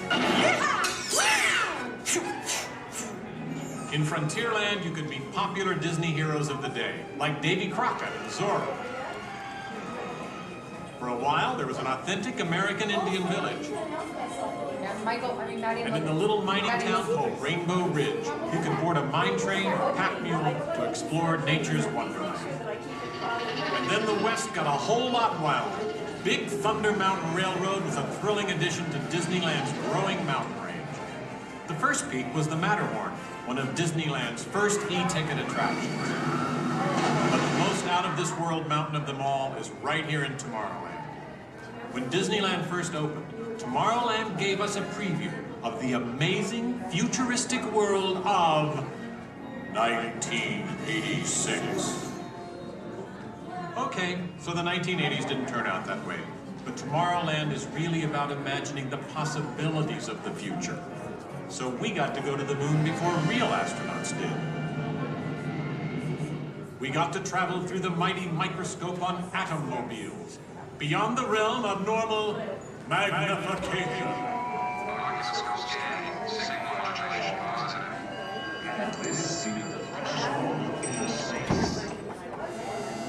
Tomorrowland has always been a showcase for new ideas and new inventions, including one of Walt's most famous. Audio animatronics? Right, audio animatronics.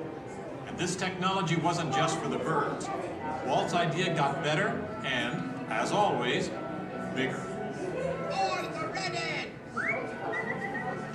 With my new wash day marvel, it takes only 5 hours. Not only could these robotic performers talk and act, they could jam. Hit it, boys!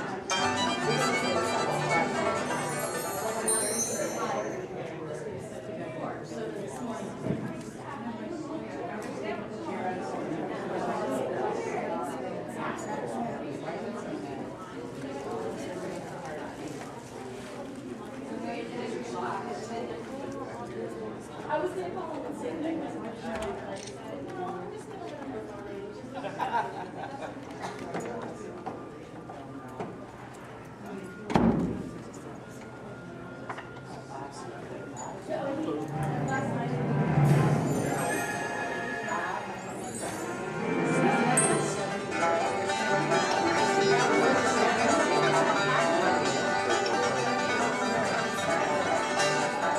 Yes, Disneyland has had thousands of great entertainers over the years, and not all of them have had servos and circuit boards.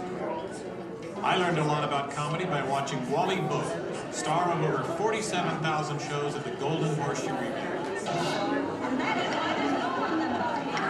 And he was only one of the great homegrown acts that brought their unique magic to Disneyland over the years.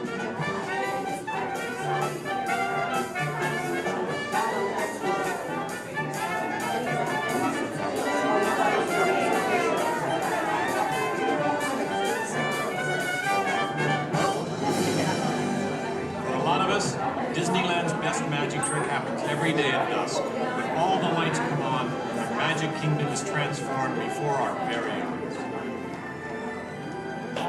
You know, that's one of the great things about Disneyland. Everyone has their own special memories. For some, it's the first time they walk through these gates. For others, it's their first parade. And I'm sure for all of you, it's watching me, Steve Martin, host Disneyland's big 50th anniversary. But while shows and attractions are all great, I think for most people, real magic of Disneyland is right here. It's you, Donald. Yes, it's you and Mickey and all the rest of the gang who always make us feel like friends.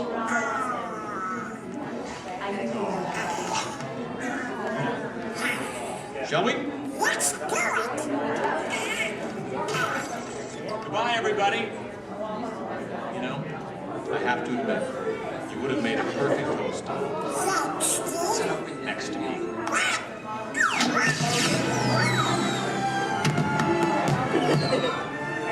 All come to this happy place. Welcome. Disneyland is your land. Here age relives fond memories of the past. And here youth may savor the challenge and promise of the future. Disneyland is dedicated to the ideals, the dreams, and the hard facts that have created America, with the hope that it will be a source of joy and inspiration to all the world.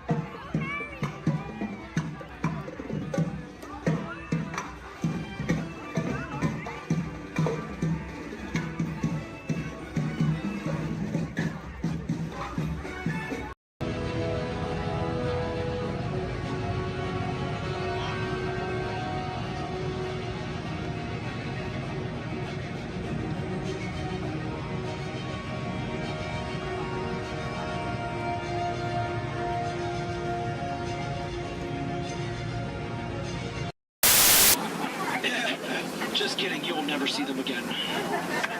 Yeah, but chances are you probably never saw them before, so who cares? Ladies and gentlemen, welcome aboard the world-famous Jungle Cruise. World famous for being world famous. My name is David, and I'll be your skipper, your tour guide, your social director, your dance instructor, and if you don't laugh at my jokes, your swimming instructor for the next 2 weeks. All right, the first river we're entering is the Amazon River, where everything is larger than life. You can tell to the left and to the right of the boat by these butterflies coming up over here. Now, these butterflies, just to let you know, have a wingspan ranging between a mild and tiny 12 inches to a whopping and amazing 1 foot. And over here to the right is Inspiration Falls. Now, people usually ask me in unison, why do you call it Inspiration Falls? How odd of you guys to ask. Well, the longer you stare at it,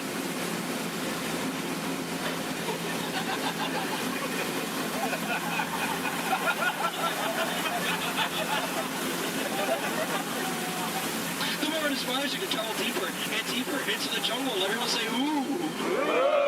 Everyone say, ah. That is an inspiration that I don't know what is. So let's keep going.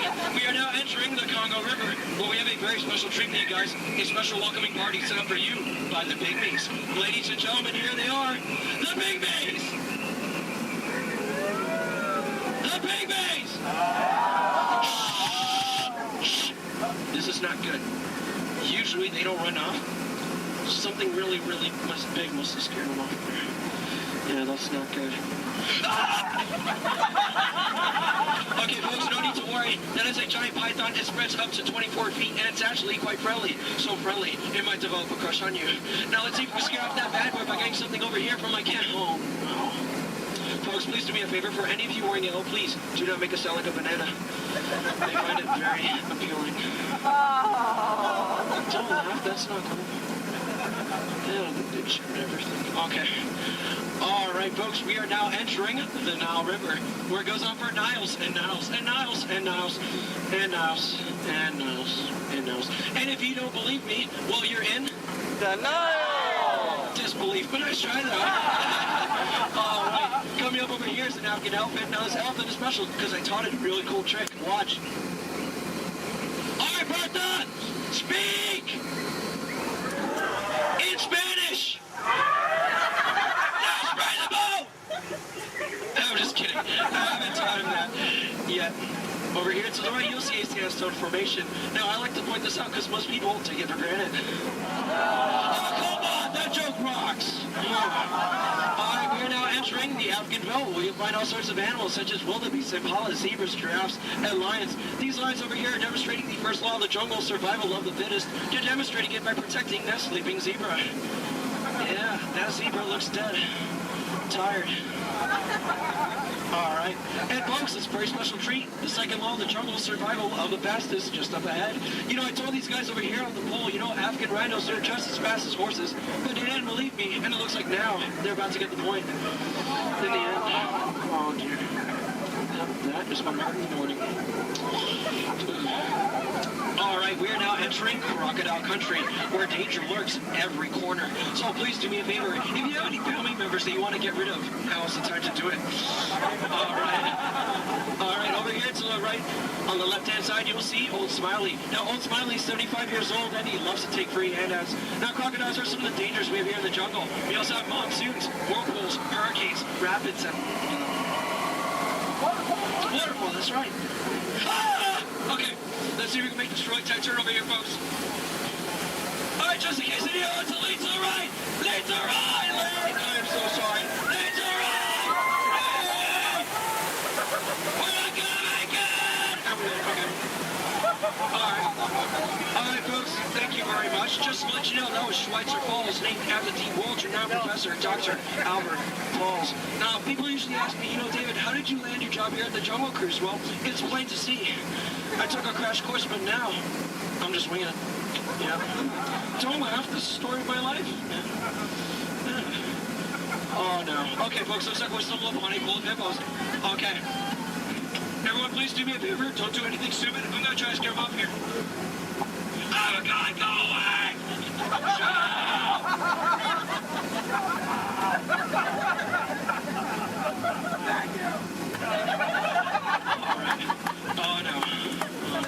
folks. Looks like we're now heading into headhunter territory. This is not a good place to be headed.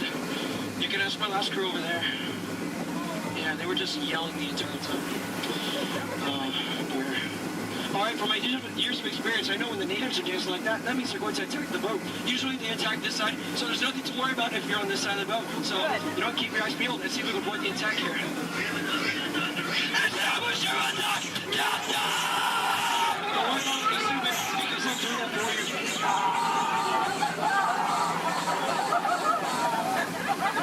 Is the coast clear? Alright, good.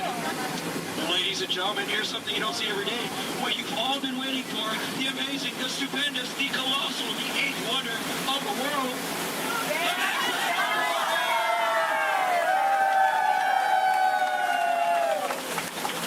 I love you guys.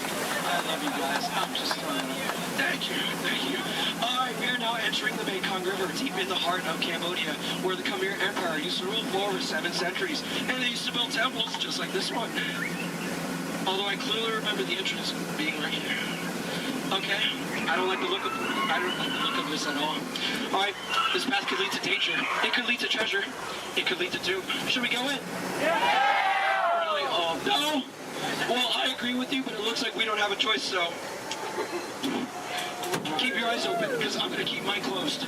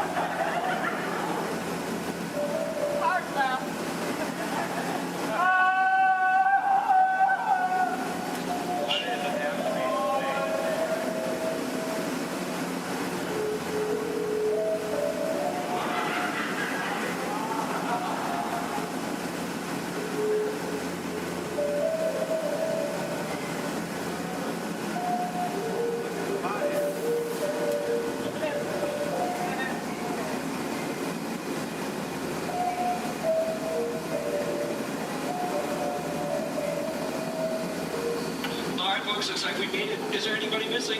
Please raise your hand if you're lost. Oh, cool, me too. Looks like we're on the same boat. Get it? Because we're... Never mind. Okay, folks, looks like we stumbled upon a sacred Indian elephant bathing pool. It's right to take pictures because it looks like they have their trunks on. You know, people usually wonder, is that water coming out of their nose? Well, it's not. It's not. Hey guys, look. On a beautiful night, we have a full moon. All right. Wait, what is he doing? What is he doing? No, guys, no! He's gonna try to squirt the boat, so everyone on this side of the boat, get ready to duck. Duck. Ah! That was close. Hey, boat friend, everyone on this side of the boat, duck. I'm just kidding, that's an elephant. All right, ladies and gentlemen, listen up. We're now entering the educational part of the tour, where I love to point out my favorite plant life. Ready? Listen up. Ready?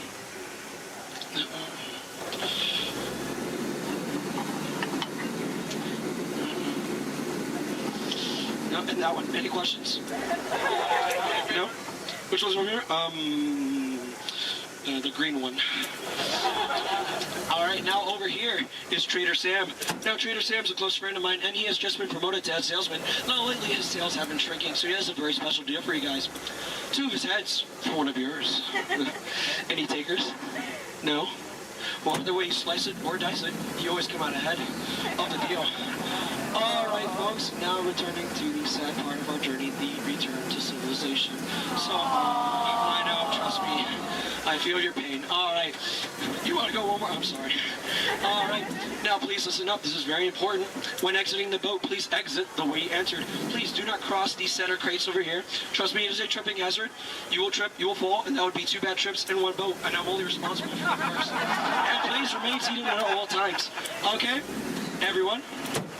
Thank you so much for joining me. Now get out. I'm so sorry. Thank you so much. Standing ovation. Oh my goodness. Standing ovation. congratulations, clap. Oh my goodness, you guys made my night. Like really, you guys did. All right, hope you guys enjoyed your time here at the world famous Jungle Cruise. My name is Skipper David, and if you didn't enjoy your time, well, my name is Tito, and I have no idea what I'm doing here, so. All right, please watch your head and watch your step. Remain seated with your hands, arms, feet, and legs inside the vehicle, and supervise children. Thank you. La estación de control de cinturones de seguridad está a la vuelta de la esquina. Por su seguridad, mantenga sus manos, brazos, pies y piernas dentro del vehículo y cuida a los niños. Vehicle 3 is clear for hill climb. Okay, here we go.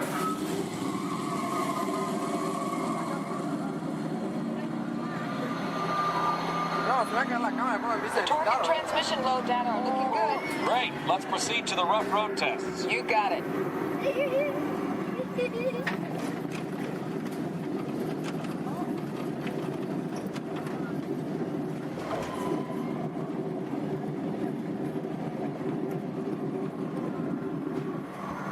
Okay, I'm going to take you right up to the cones, hit the brakes, and see if I can steer you through. Hold on.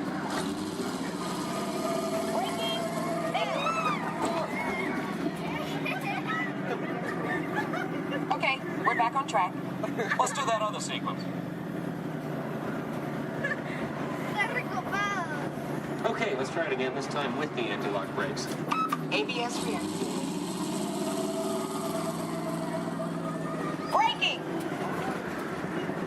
All right, that's the way it ought to be.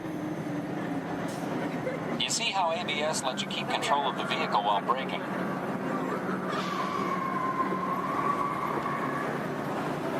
Let's demonstrate some extreme test conditions. Okay.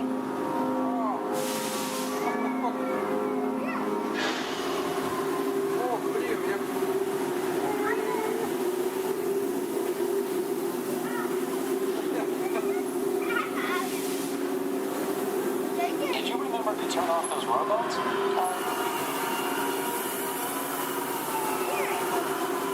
Clear for track course A. All right, let's pick up the pace. Increasing speed, 10%.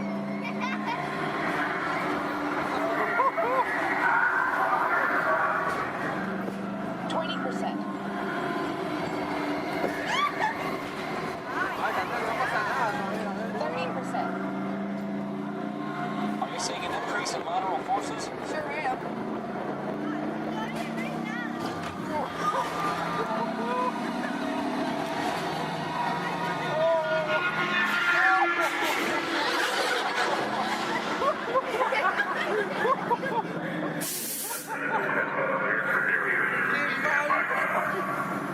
Ready for the barrier test. ¡Oh, chocamos, cabrón!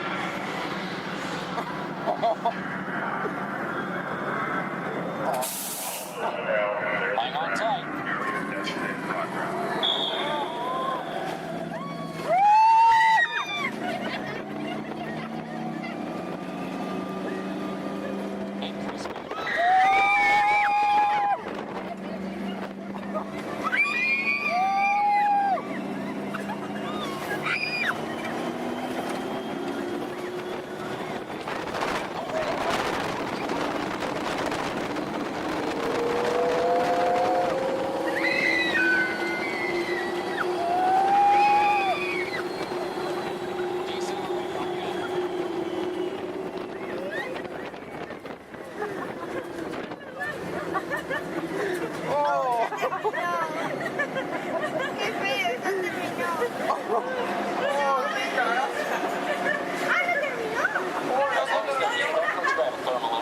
Will do. Cameras on. Looks like all test parameters. Well, all right, that completes our test schedule. Let's download the data. Hey, thanks for being such a great test crew. Come back and ride anytime. Bye now.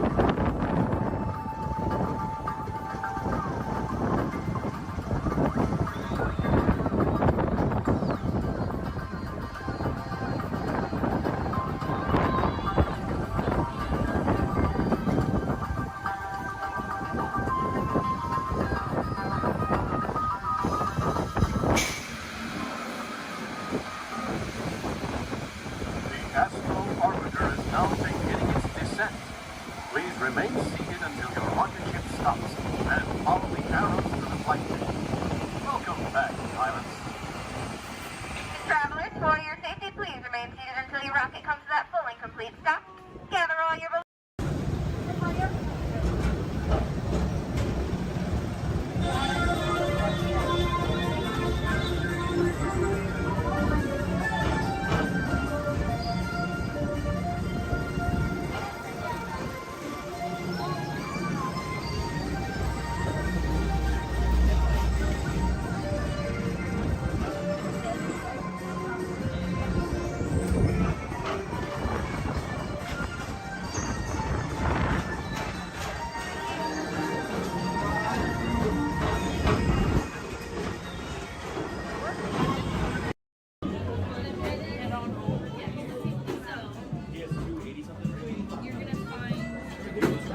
Excuse me, choice.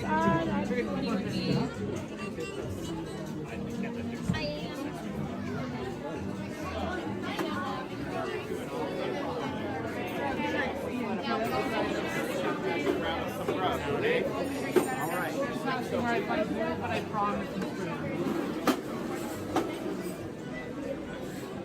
turn right over here. Passing right side, go keep under 3 sets.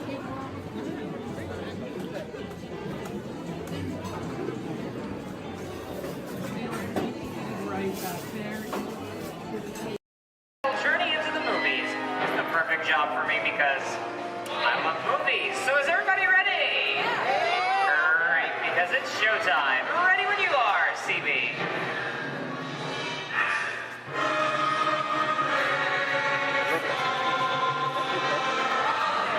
And we are rolling.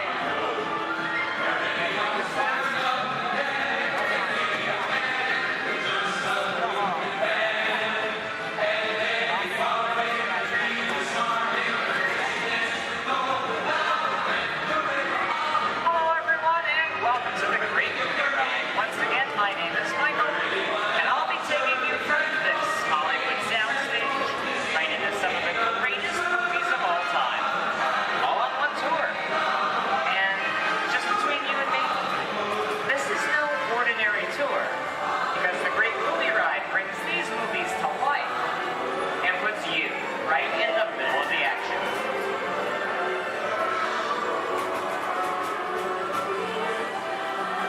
I don't know about you folks, but I just love those great Hollywood musicals of the 1930s. This scene is from one of my favorites, the Busby Berkeley classic Footlight Parade, starring James Cagney, Ruby Keeler, and Dick Powell. In 1952, Gene Kelly was singing in the rain with Debbie Reynolds and Donald O'Connor. Did you know that Gene Kelly co-directed this movie? And can anyone tell me what movie this is? That's right, it's Walt Disney's Academy Award-winning film from 1964, Mary Poppins, starring Julie Andrews and Dick Van Dyke. Julie Andrews won an Oscar for her portrayal of the nanny who was practically perfect in every way.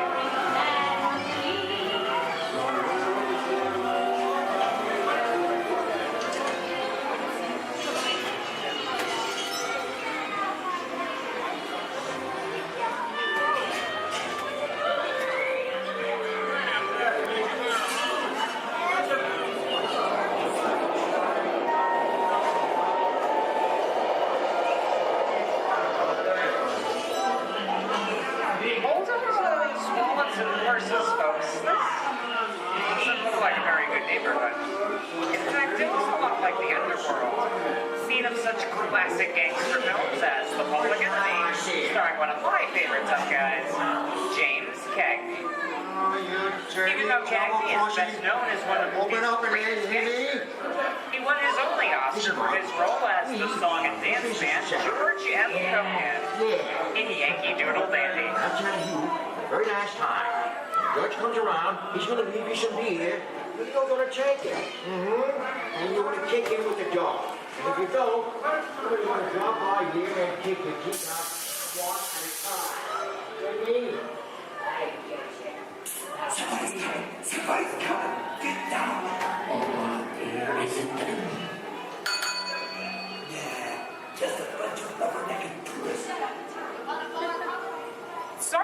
delay, folks. I don't want to run a red light, even if it is just a movie. You talking to me? You talking to me?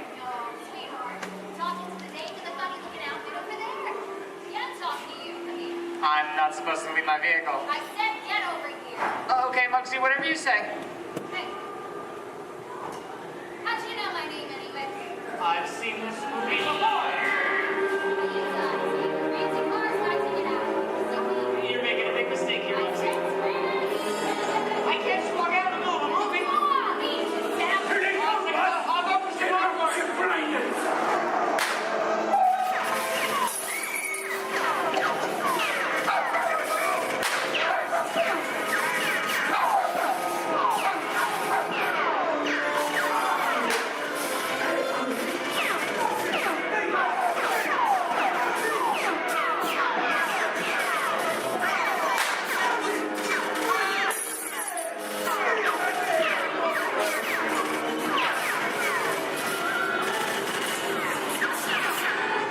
Everybody just sit tight. Running a red light's against the law. Never break the law, they get one. No more red lights.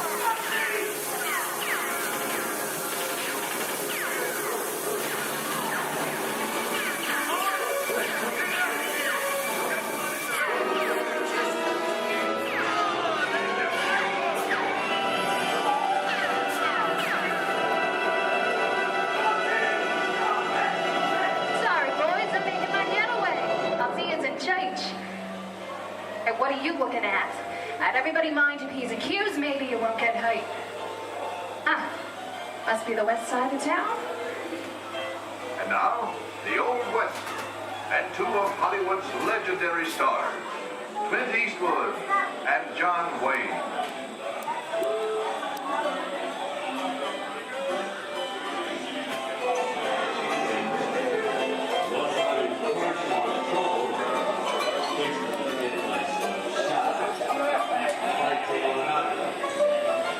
Go right ahead. Long time ago, I made me a rule. Let people do what they want. Sleepy little bug, ain't it? So, that's a mighty tough territory you're heading into, Pilgrim.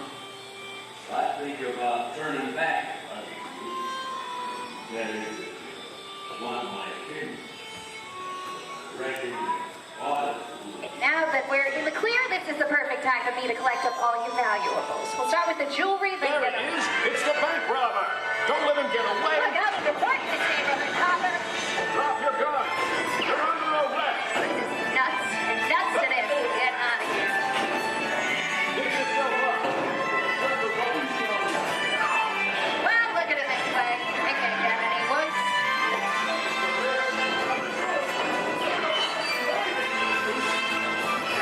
Okay, it's worse.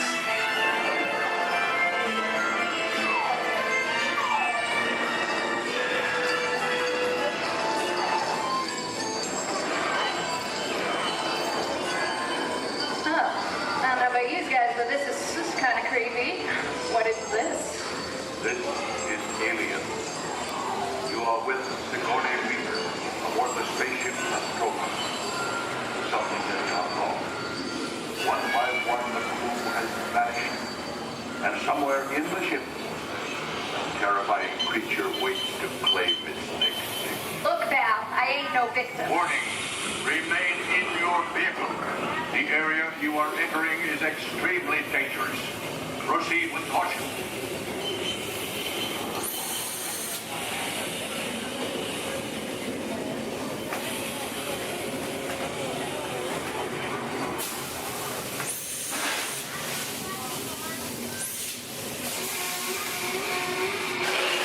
The emergency destructor system is now active.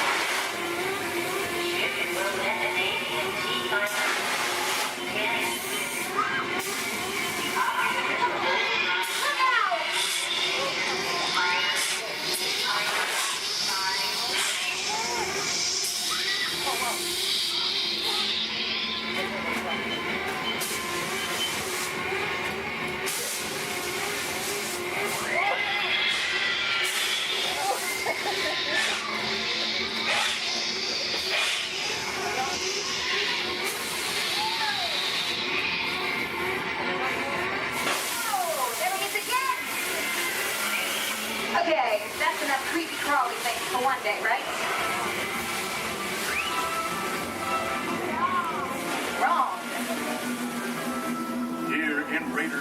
lost ark amid 1,000 deadly snakes. Indiana Jones uttering a great question. Will Harrison Ford escape with his discovery? And what will be your Snakes. Why'd it have to be snakes?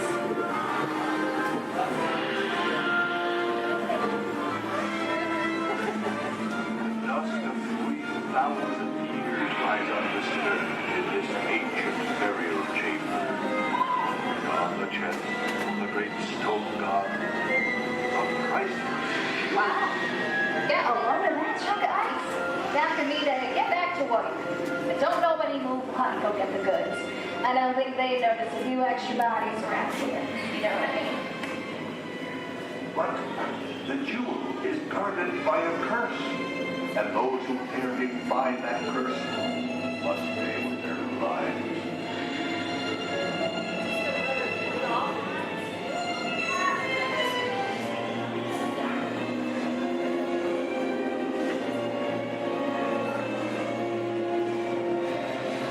Halt, unbeliever. Disturb the treasure of the gods, and you shall all pay with your lives.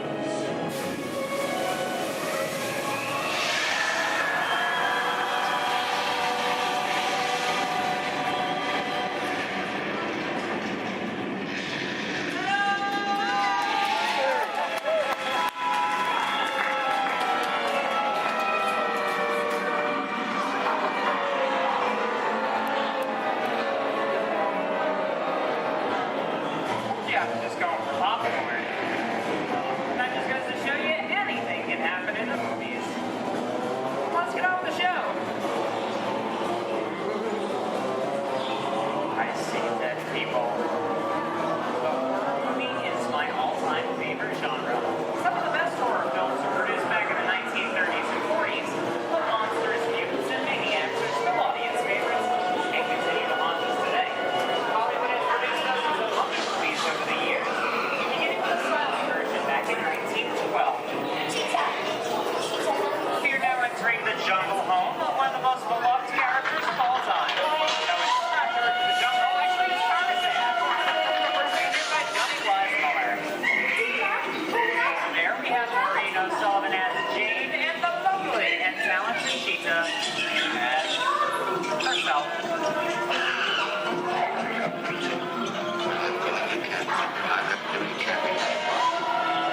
Those are not going to be noble. It doesn't take much to see that the problems of three little people don't amount to a hill of beans in this crazy world.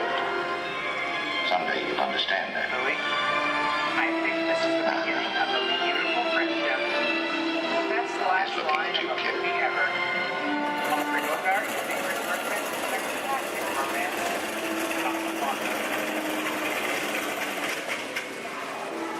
Inside of us, we both know you belong with Victor. Part of his work, the thing that keeps him going. If that plane leaves the ground, and you're not with it, we look better. Maybe not today, maybe not tomorrow, but soon. The rest of the life.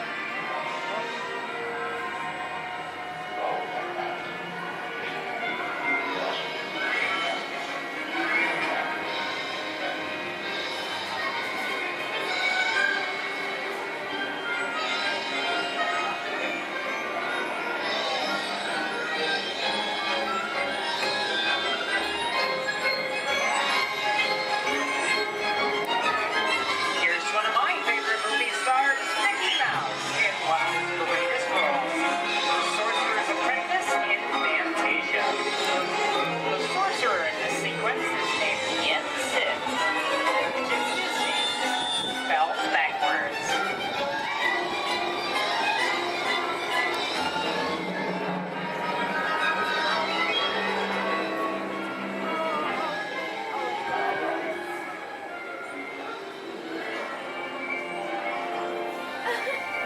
No doubt. I have a feeling we're not in Kansas anymore.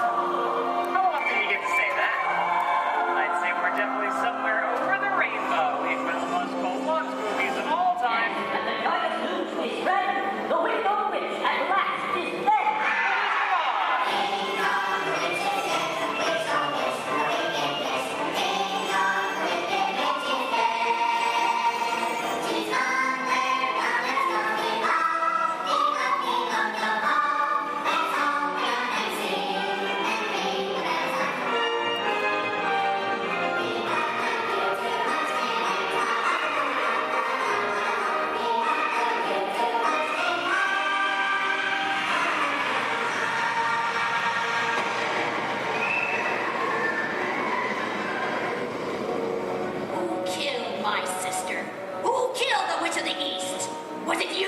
don't know who's next, and I didn't mean to kill anybody. Well, my little pretty, I can cause accidents too. Oh, rubbish. You have no power here. Be gone before somebody drops a house on you, too. Very well. I'll bide my time. But just try to stay out of my way. Just try. I'll get you, my pretty, and your little dog, too.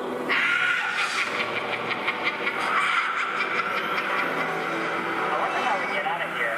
What do you folks think? Which way do we go? Follow the yellow brick road. Follow the yellow brick road. Why didn't I think of it? Sing along, folks. You know the words.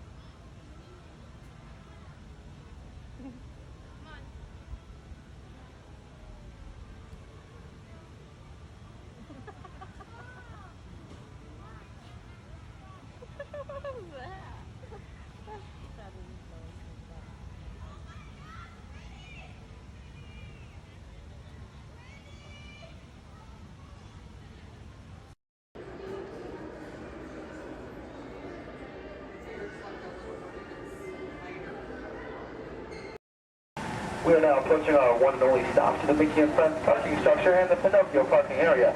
For your safety, we ask you please remain seated until the tram has come to a full and a complete stop. As soon as that happens, I'll instruct you to lower your head and watch your step and exit to the driver's left-hand side and the driver's left-hand side only. But until then, please do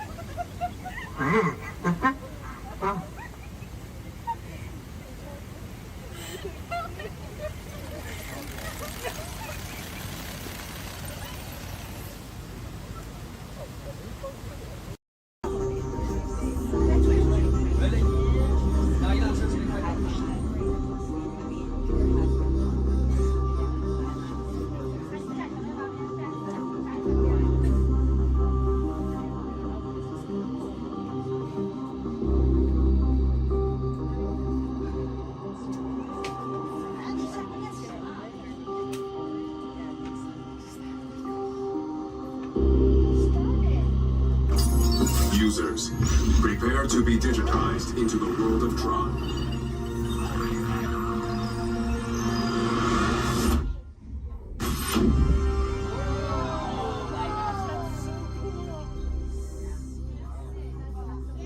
Team Blue, welcome to the grid. Proceed to gates.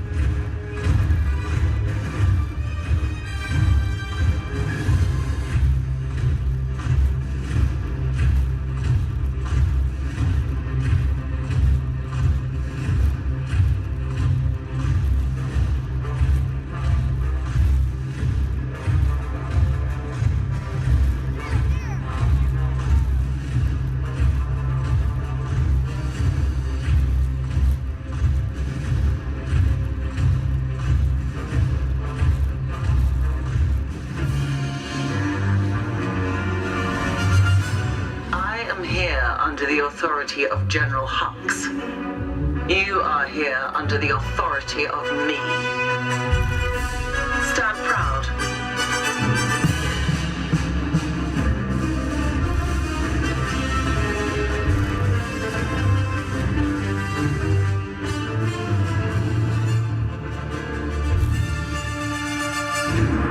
Troops in this division are held to the highest standard. Mine. Show me fearless.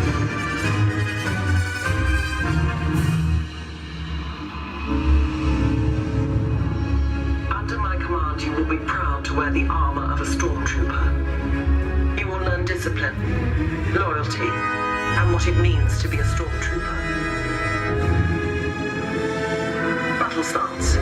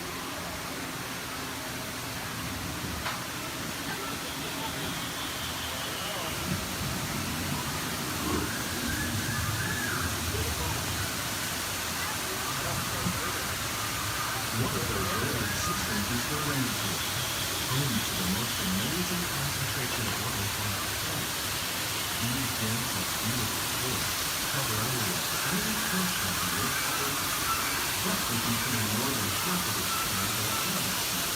Rainforests are also extremely rich in synthetic living systems, providing us with oxygen, food, medicine, and other forms of essential life.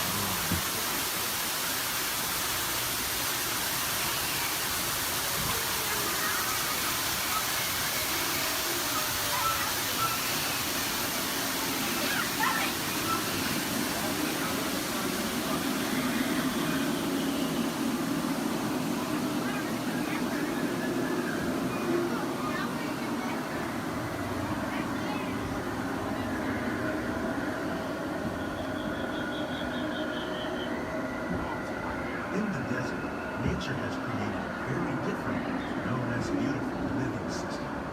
And while this arid landscape may seem lifeless, it is very much alive.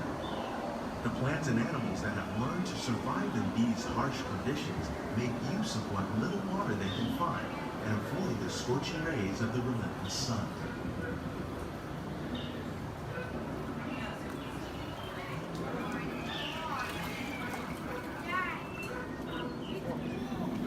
The American prairie once appeared as desolate as the desert, but over time, rainwater and nutrients gradually penetrated the hard surface of this land. Even the hooves of the mighty buffalo helped create the rich soil that one day become home to the American farm.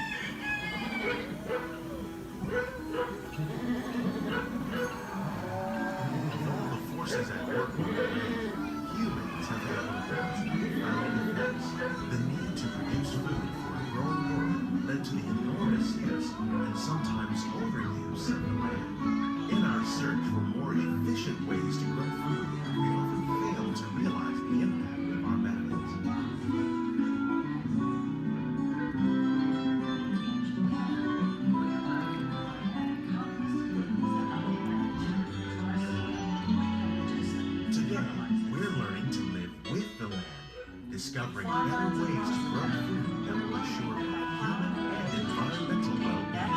Fertilizers, we can enrich the soil without the use of chemicals. In Saudi Arabia and Mexico, we're learning to produce food on desert seacoasts by developing and planting crops that thrive on saltwater.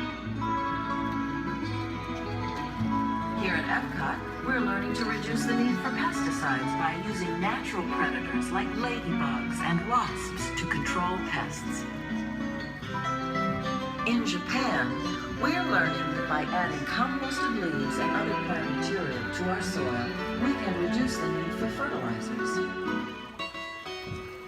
In farmlands across America, we're learning that by plowing under vegetation containing natural fertilizers, we can enrich the soil without the use of chemicals. In Saudi Arabia and Mexico, we're learning to produce food on desert seacoasts by developing and planting crops that thrive on saltwater.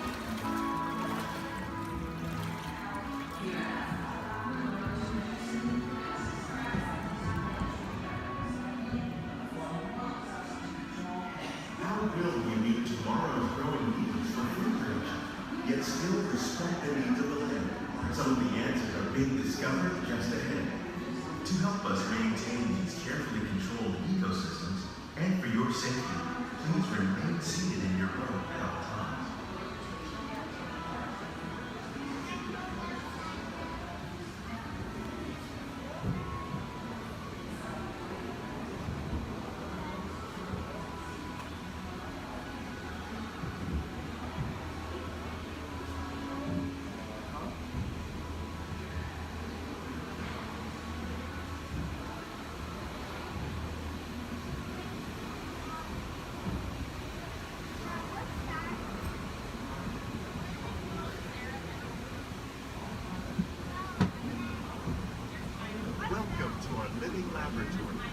scientists from Epcot and the U.S. Department of Agriculture are exploring innovative ways to produce bountiful harvests now and into the future.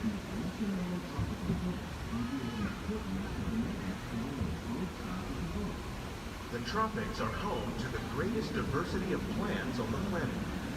Many of these, like papaya, bananas, cacao, coffee, and rice, are well known around the world.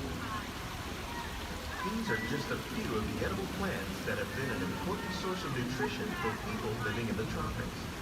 Many are rich in vitamins and minerals, while others are well adapted to growing in less than ideal conditions. Some, like the water lily, thrive in wet, swampy areas and waterways. All parts of this plant, even the flower petals, are edible. The starchy root of the plant has long been used to make flour for baking.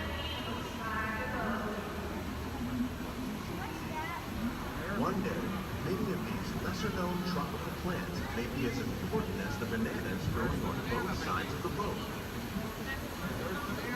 More than 28 million tons of bananas are eaten annually, making it the most popular fruit in the world.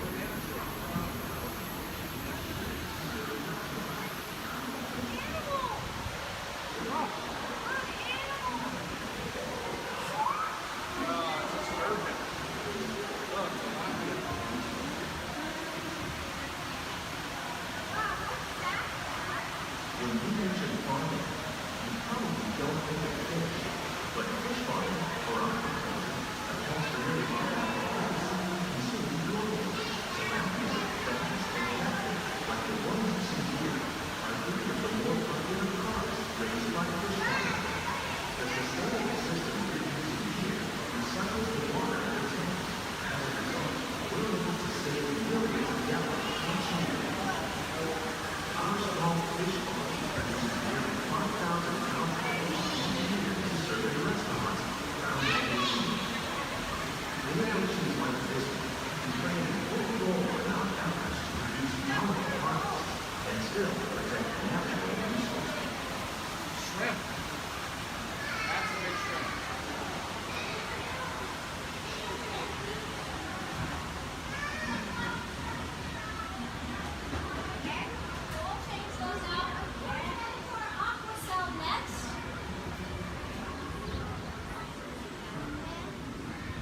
Little sunflowers.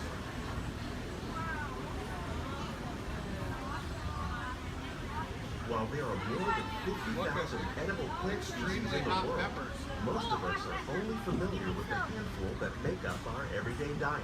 The common grains growing here, maize, sorghum, and millet, plus rice, account for nearly 2/3 of our global food consumption. Learning how to increase yields of these staples is an important goal of research around the world. Blue agave. A monkey puzzle tree.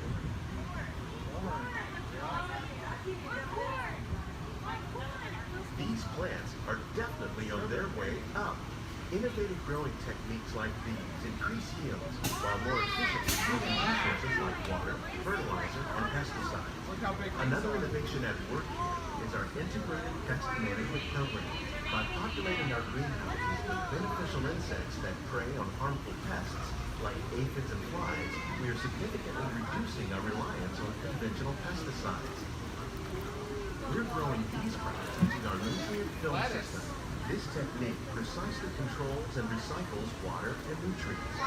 With it, we can produce over 27,000 heads of lettuce a year in this one small area. Look at the cucumbers.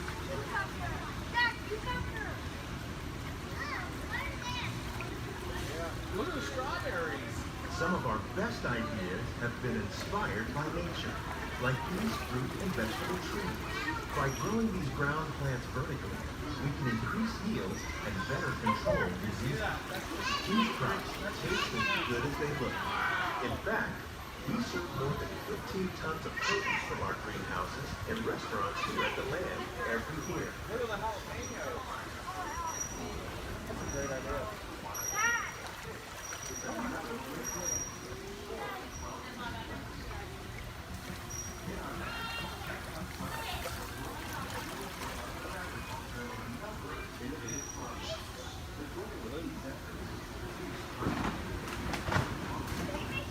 future of agriculture may include innovative ideas like this vertical growing system.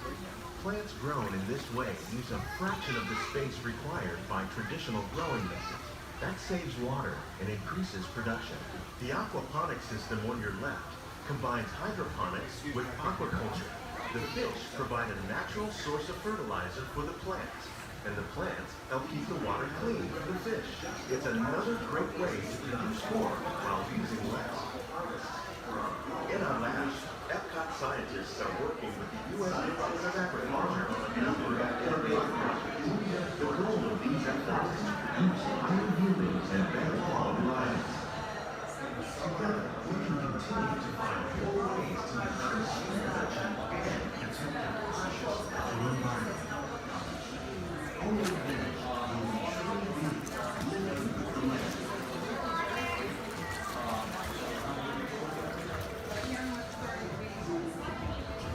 On behalf of Walt Disney, greenhouses represent just a fraction of the work being done worldwide to produce bountiful harvests for our growing populations.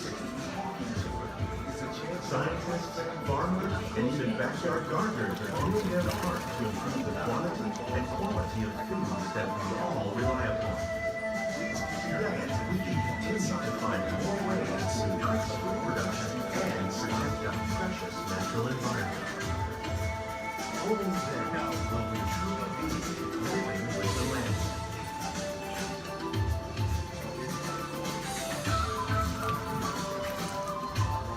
On behalf of Walt Disney World, we hope you've enjoyed this unique journey through our living laboratory. If you'd like a closer look, then check out the behind-the-scenes walking tour. It's a chance for the whole family to get up close and personal with the plants and growing techniques in our laboratory. Please keep your hands and feet inside the boat and remain seated until the boat comes to a complete stop.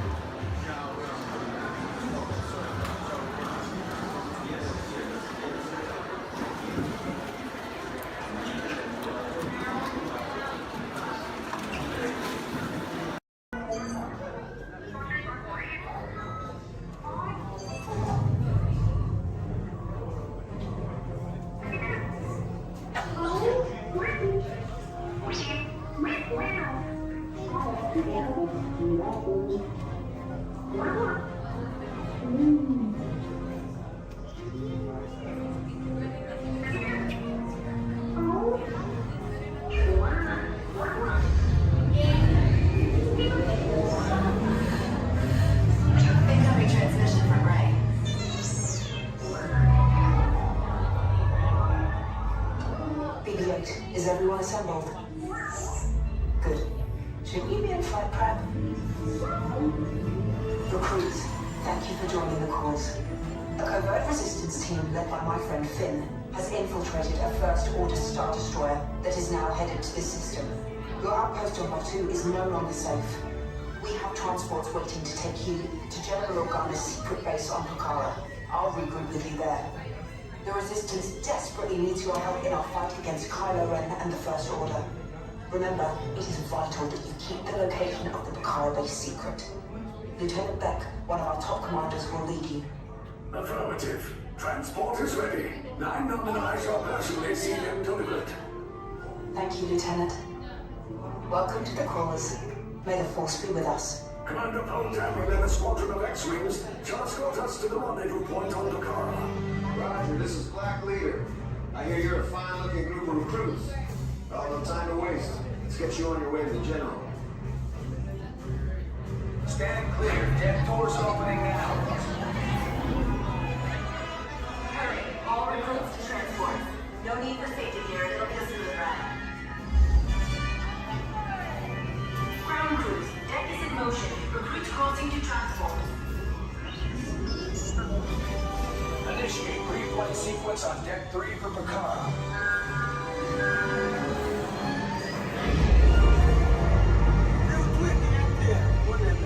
Affirmative. Deck 3, you are clear for launch.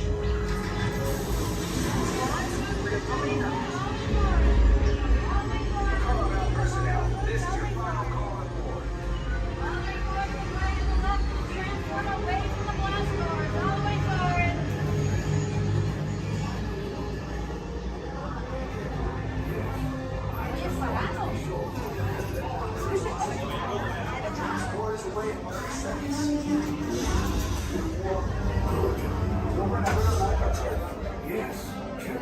drive also.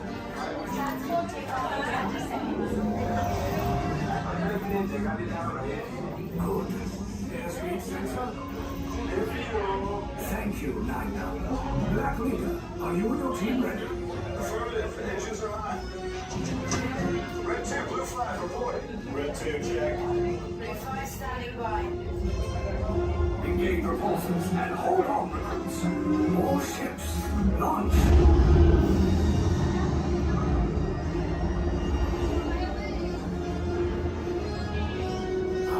Lieutenant Beck. As you heard from Ray, I have been tasked with getting you to Vakara. Red 2, blue 5, keep tight now. Let's get ready to make that jump to light speed on that mark. Black Leader, we're picking up an unusual signal. Are you spotting anything? Yeah, I see it. We'll check it out. BB-8, what do you got? There appear to be a number of small craft heading our way. Raise the shields. We got company. First order TIE fighters. Reroute. Reroute. Red 2, blue 5, we got a clear path for transport. Make the jump. They're all over us. I'm hit. We lost Red 2, more incoming. Blue 5 taking evasive action. Try to shake him, blue. I'm trying. We lost blue 5. I'm gonna try to draw him away. Copy that. Get us clear so we can make the jump. Be ready. You won't have much time. Where are all those TIE fighters coming from? Star Destroyers. We can't. We're caught in a tractor beam. It's pulling us in. Our lights are friends to make us a fair fight. Don't worry, I'll come back for you. Stay strong. Cargo vessel TR-141, identify yourselves and prepare to be boarded. This is TR-141. We are a civilian vessel. By whose authority are we being detained? By the authority of the First Order, Resistance scum. Now bring down your shields and prepare to be boarded. They'll want the location of our secret base. Tell them nothing. The future of the Resistance is at stake. I have a bad feeling about this. Stand back from those doors. Attention, passengers of the TR-141. You have been identified as enemies of the First Order. You will disembark immediately and prepare yourself for interrogation. Proceed forward, now. Keep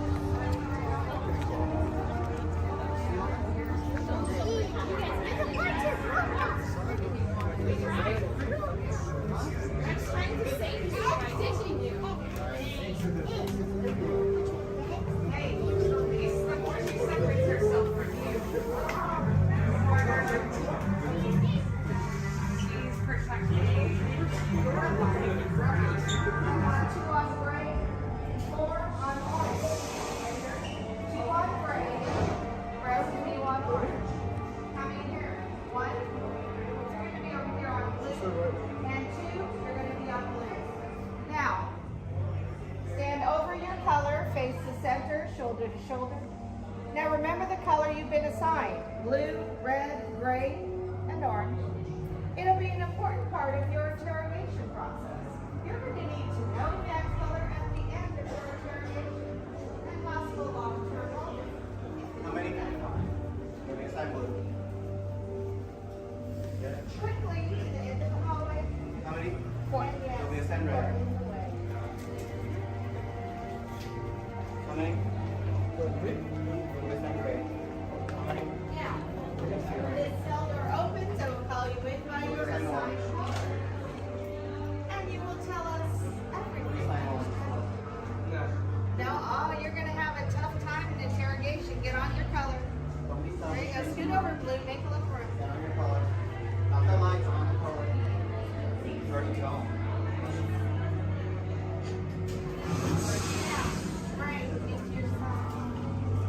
Everyone has been assigned a color. Look down and memorize it. Do not forget it. This was for interrogation.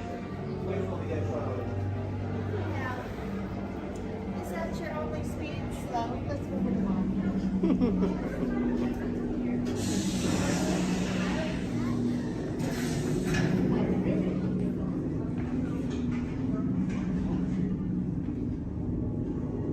Leave us. Yes, General. Enemies of the First Order.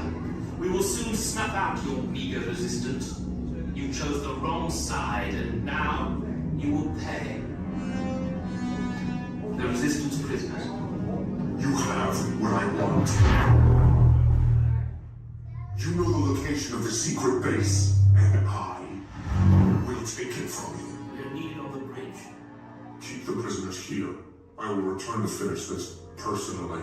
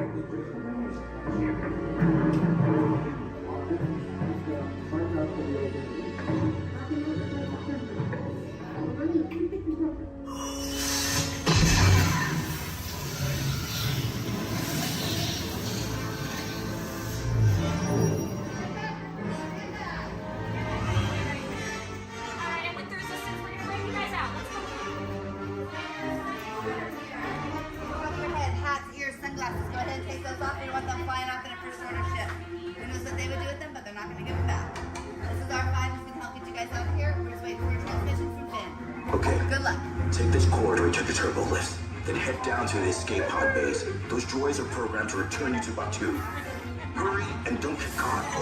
Lieutenant Beck will guide you. Recruits, for your safety, stay seated with seatbelts securely fastened. Keep hands, arms, feet, and legs inside the transport and supervise your children. Tell them it's a prisoner transfer. Did it work? Good. Now get a move on. There's a clear path to the turbo lifts at the end of the hallway. Turn right. Probe droid. You're lucky it didn't spot you. Take those turbo lifts and stay out of trouble. Hey, you're not authorized. Wait, those are the prisoners.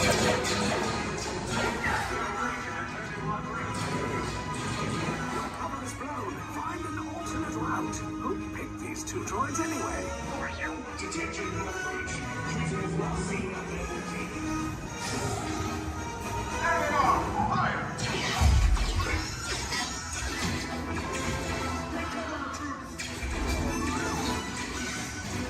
The escape pod just below us.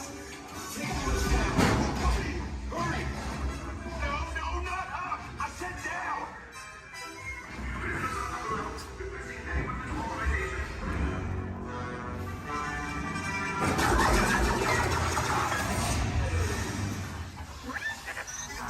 This does not look good. Try to find another way down to the escape holes. The Resistance will attempt to rescue the prisoners. They have neither the resources nor the courage to engage us. You underestimate their conviction. Raise the shields! Shields? I see no evidence. Now! Sound the alarm! All personnel to their stations! Sir, the prisoners have escaped. How brave. But ultimately hopeless.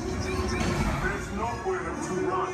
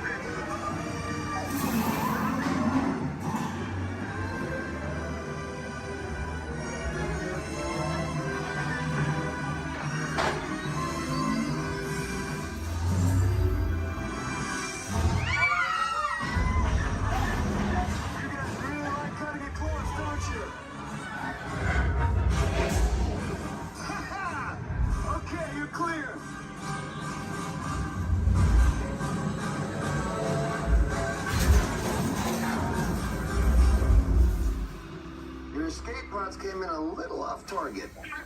Ground crews will meet you outside the wreck. All right, nice job, recruits. Not what you sign on for, but hey, you're resistance now. I think I have that authority. Right, Beck? Where's the lieutenant? I need eyes on Beck. Line up. Scout for his clock beacon. More escape pods down in Sector 4. Verification pending from key command personnel. Where's the lieutenant? I need eyes on Beck. Lieutenant back here. Beck! You're alive! I should hope so. Great job, recruits. Thanks to your heroism, the location of the resistance base is secure. Bravo! Yes, R5, you too.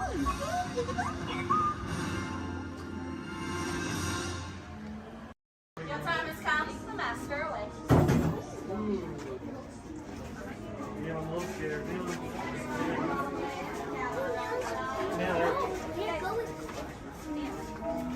Are you closer to sticks or closer to seven? When hinges creak in doorless chambers, and strange and frightening sounds echo through the halls, whenever candlelights flicker, where the air is deathly still, that is the time when ghosts are present, practicing their terror with foolish delight.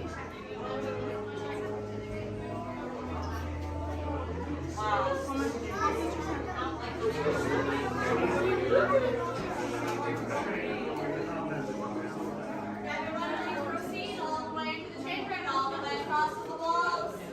Look alive, folks, we're on a strict deadline. It's going to like a hatchet and shop to shop. Welcome, foolish mortals, to the haunted mansion. Your host, your ghost host.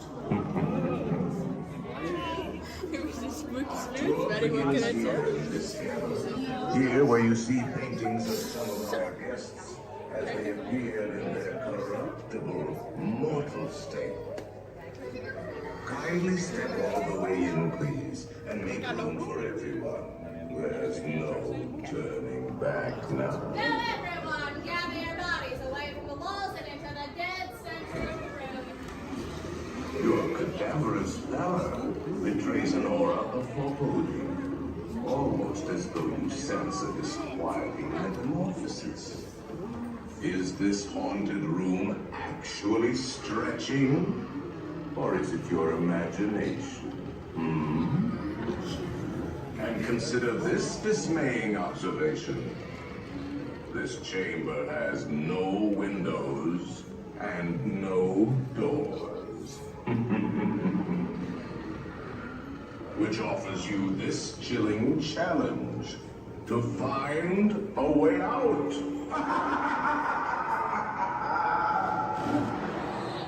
Of course, there's always my way.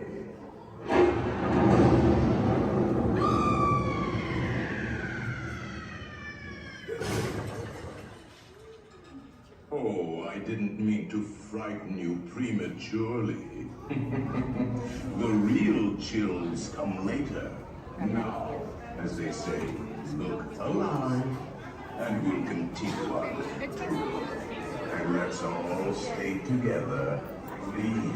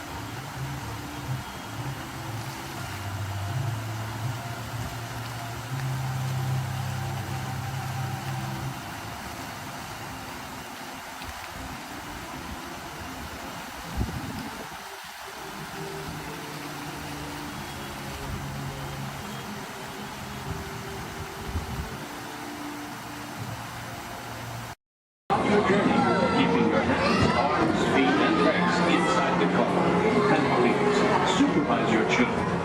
Remember to stay clear of the doors, which will open and close automatically. Enjoy your trip aboard the Metro liner.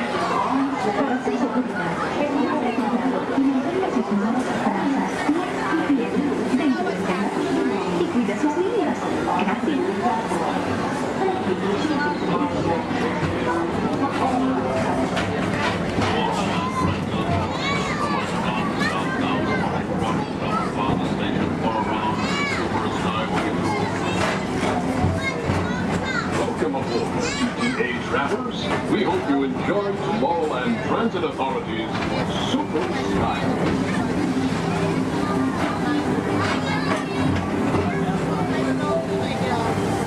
Now approaching Tomorrowland Interplanetary Convention Center. The convention center is host to a galaxy of wonders from the faraway planet.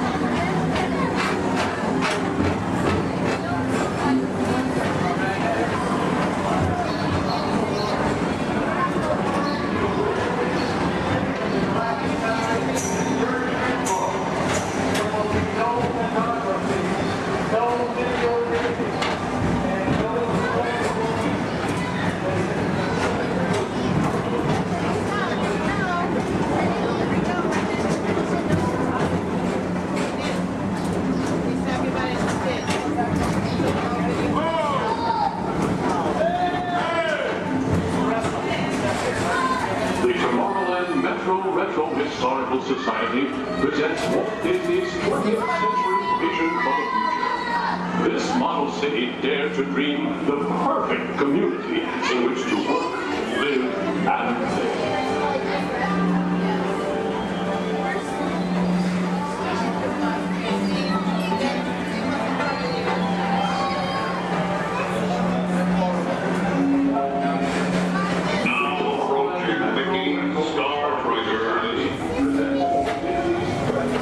For your convenience, Ralph and Disney Star Traders will be left to rocket ship to many planets in the galaxy.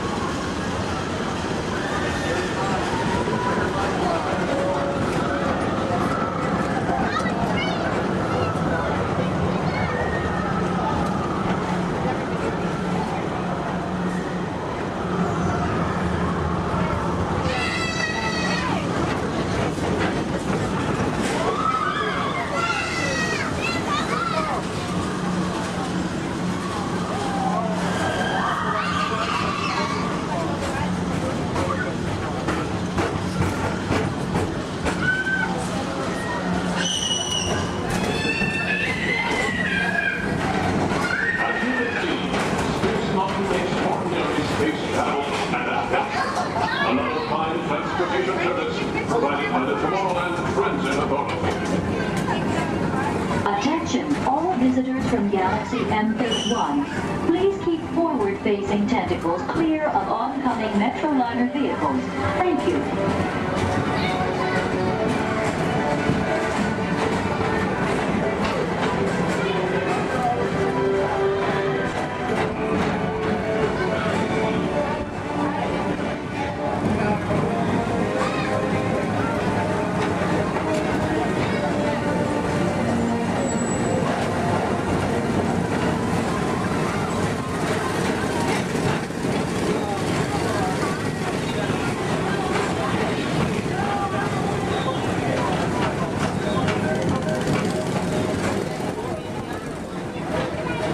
The centerpiece of Rocket Tower 1 is the League of Planets Astro Orbiter. This symbol of universal harmony and interplanetary fellowship provides all beings with an exhilarating spin around the planets.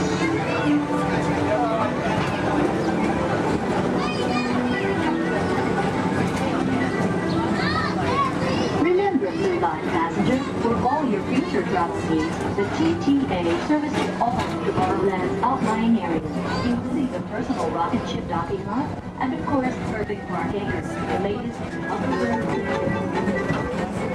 Paging Mr. Morrow, Mr. Tom Morrow. Your party with Saturn has arrived. Please give them a ring. Now approaching Walt Disney's Carousel of Progress.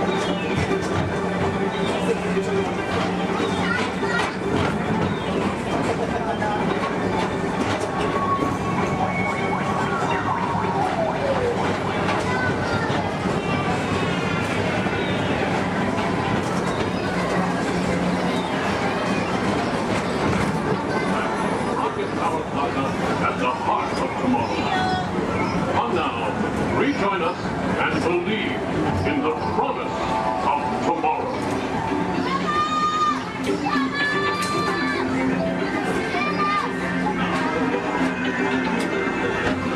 Rocket Tower Final Station.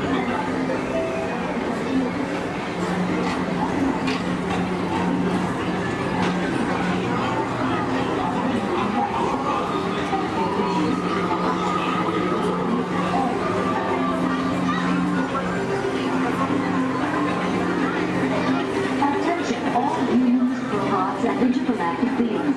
Please keep your arms, legs, and other appendages away from the doors. The doors open automatically. When they do, please collect your belongings and step carefully onto the moving platform.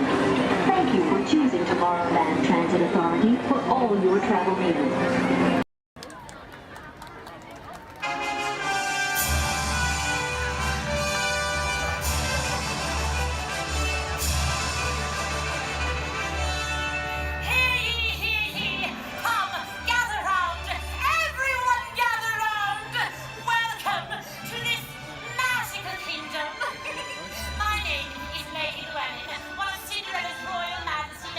Here in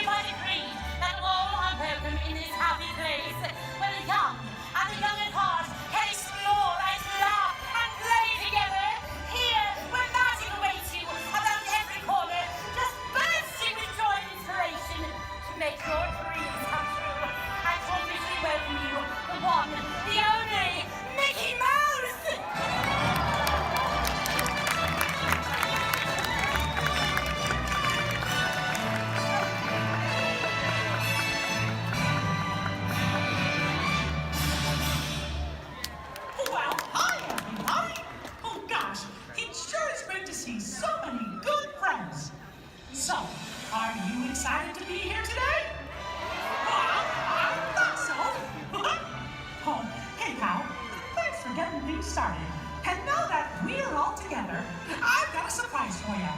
You see, when folks from around the kingdom heard you were going to be here, well, they just had to come and give you a great, big welcome!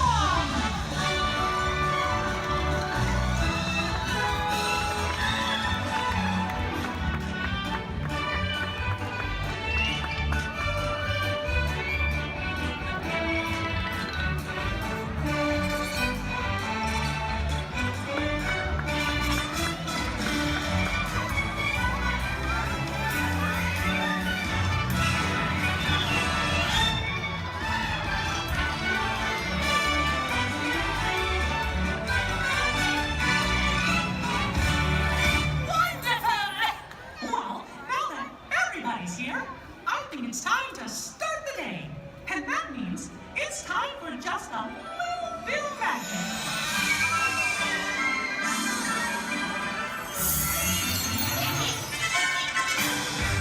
Is someone in need of magic? Oh,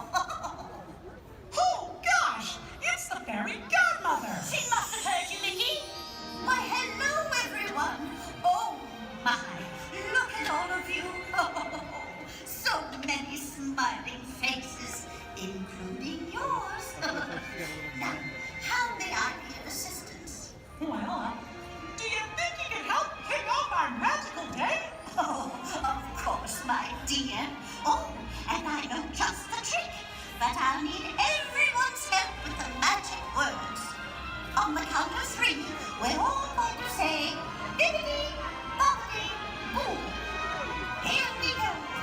1, 2, 3, bibbidi, bobbidi, boo. Let the magic begin!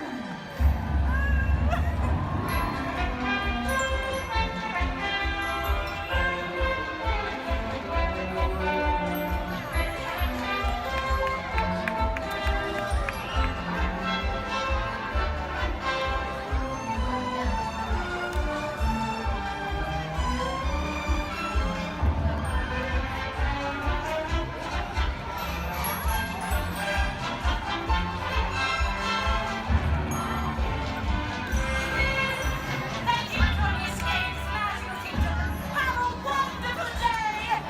Well, what are we waiting for? Let's get going. See you real soon.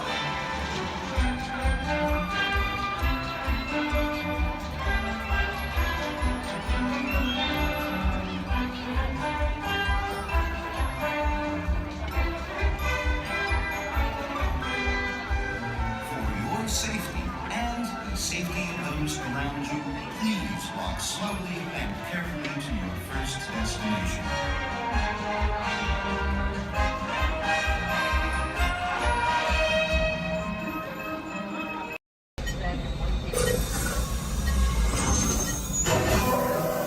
Flight engineer, repair test. Hit your flashing buttons. You better be faster when you're in real trouble. Right, pilot, push the flashing button to take off. Pilot on the left. Move your stick to fly right and left. I was just pilot on the right. Pull back on the stick to fly out. And push forward to fly down. Oh, watch it! Really makes flying stick look easy, eh? Weapons are online. Left pilot, hit the construction. Now let's go get that coaxium. Right pilot, make the jump to light speed.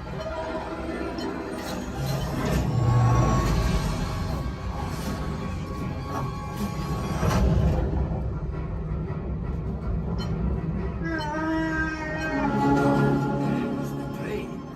Come. Up. Yes, yes, keep shooting. You knock onto us. Take evasive action.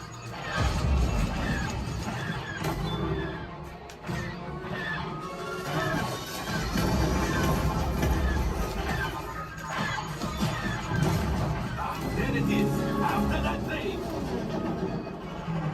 Flight engineers, fire the engine. Hey, now, colors. Shoot the cargo free.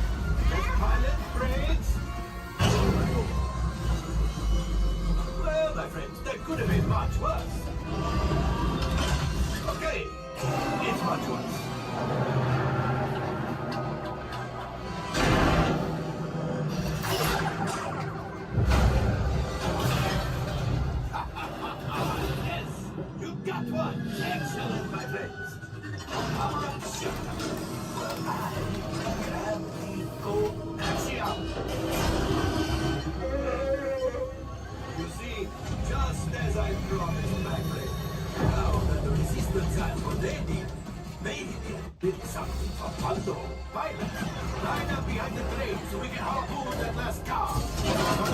Shoot the train. Yes, keep mashing those controls. I'm so close. Keep reeling.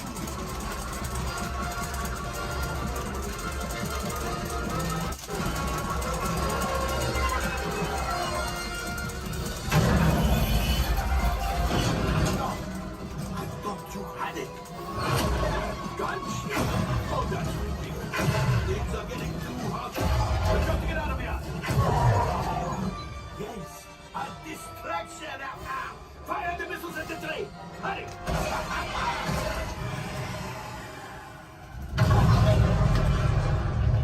It's coming down!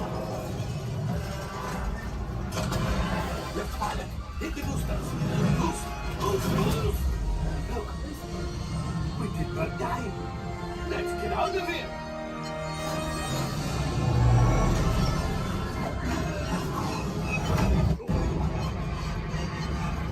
Your hyperdrivers failed. Pilots, erase manuals. We've got company. True is right. If we need them back, they may find the resistance. He's the last.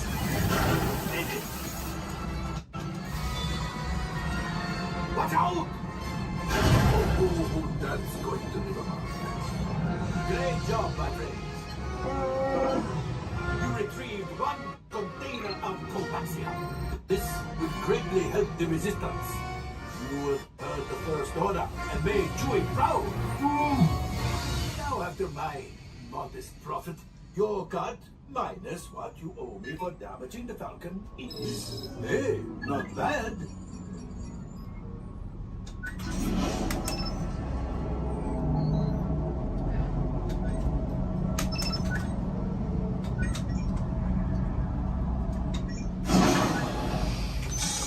All right, I'm making an executive decision. Everybody out. Go on, get out.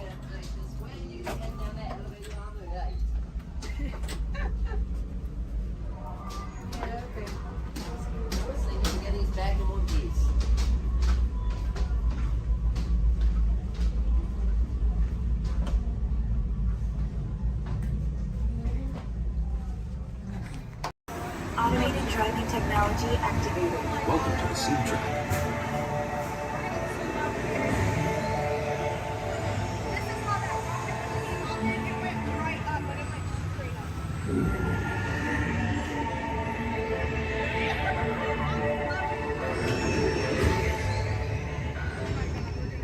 We'll begin with the capability test to see how your vehicle designs perform under challenging weather and surface conditions.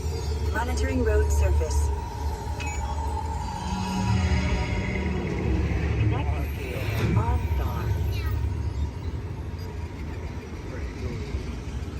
SIM car performance data acquired.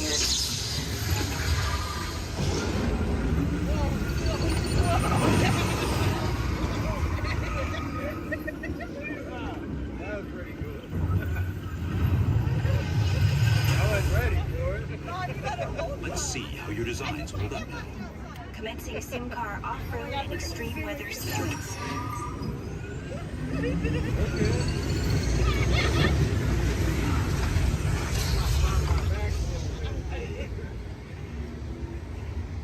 Capability test results displayed and verified.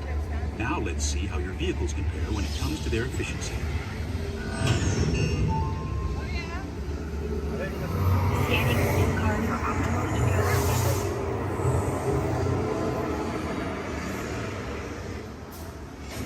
Engaging eco-scan for aerodynamic efficiency.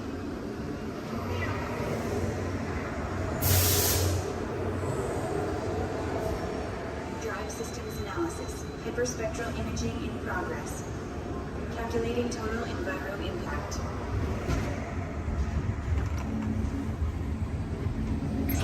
Commencing responsiveness test. Okay, the responsiveness data is now being synchronized. Automated driving technology verified and active.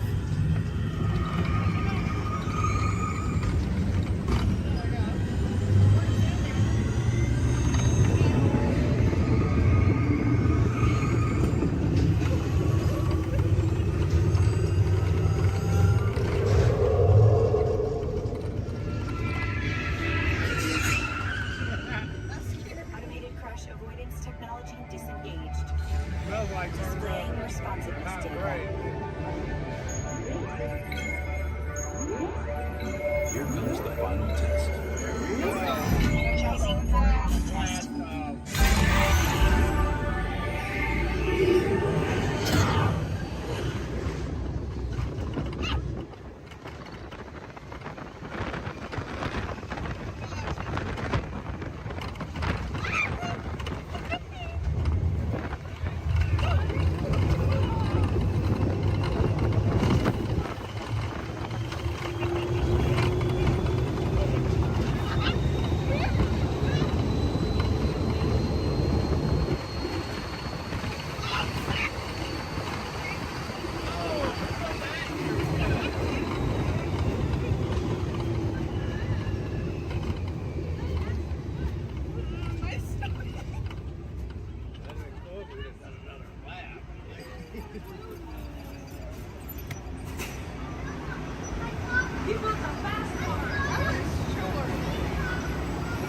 Displaying power test results. SimTrack performance testing complete. This concludes your performance testing. You'll be able to see how your Chevrolet custom concept vehicle designs compared with the sim car after you disembark.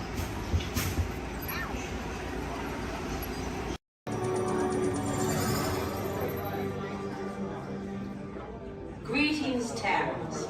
I am Nova Prime Irani Rayan, commander of the Nova Corps. On behalf of all Xandarians, I hope you have enjoyed exploring the wonders of Xandar. As you have seen, your world and ours were born of the same moment, one which you refer to as the Big Bang. As such, we are all galactic neighbors in a vast universe which we and countless others share. For you to travel to Xandar would take 2.5 million years, assuming you had a ship that could fly at the speed of light. So we decided to come to you. But even we could not have reached you so easily were it not for the Cosmic Generator, an advanced piece of Xandarian technology that creates jump ports, artificial tunnels that act as shortcuts, linking distant points in space. It is our desire to share this wondrous technology with your people so that together we might explore new worlds and create a brighter tomorrow. And now, as the culmination of the wonders of Xandar, you will be teleported to a Nova ship above your planet for a demonstration of the Cosmic Generator. I trust you will find it an unforgettable experience.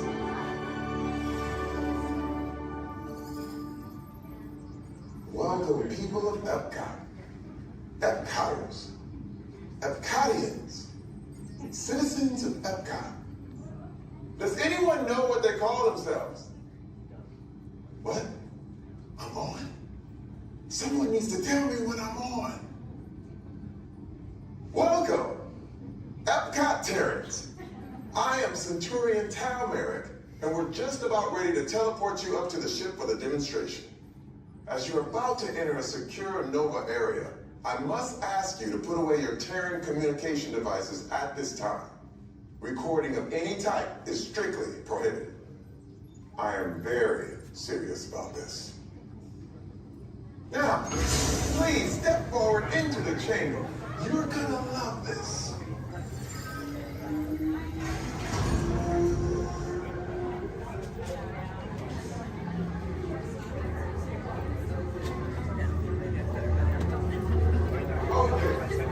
Before we begin, I should warn you that we have never teleported Terrans before. But since your molecular structure is very similar to Xandarians, it should work.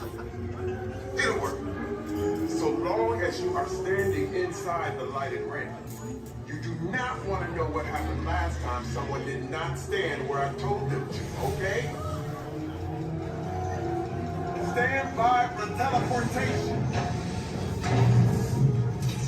Here we go.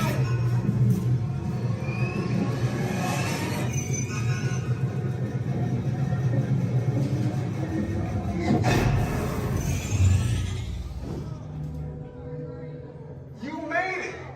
I mean, of course you did. Nova Prime, they're ready. Excellent. What you see before you is the cosmic generator. And in just a few moments, we'll be activating it so you can experience for yourself what's happening. I'm not sure. Our power's out. And the cosmic generator is gone. Cheerio, Monarch. Go to Code Red. Prepare the fleet. And call the Guardians. Now. There is no cause for alarm. Turn off that alarm. I've got an important transmission coming in. Hey, what's up, Nova Corps? Our cosmic generator has been stolen. What? How? Why didn't we think of that? That thing's gotta be worth a fortune.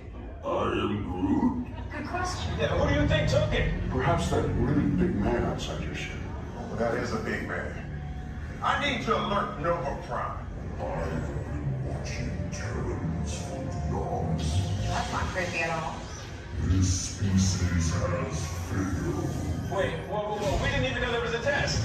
He's got the cosmic generator. He's creating a new jump point. Jump point to where? Not where. When? It's some kind of mutant jump point. It's going back to the dawn of time. Dawn of time? Why? To erase an error. Well, that doesn't sound good. Your time is over. Wait, what do you mean? What do you mean it's so vague? The jump point is closing. Hey, Nova Dude, you're Nova Corps need to follow that whatever it is until we get there. We can't. Our power is down, and I've got to get these Terrans onto evacuation shuttles. I got it. I reprogrammed the shuttles to follow them through the jump point. Wait, what? Look, they're our only chance of keeping track of that whack job until we get the cosmic generator back. Piece of cake. Wait! There's cake. Where's this cake? The odds are impossible, Yep. but it's our only shot. Good luck. Are you sure you can control it? Come on, it's me. We got this. We're all toast. First it was cake, now there is toast. This plan is making me so hungry. Terrans, listen up. You need to make your way to the evacuation shuttles now.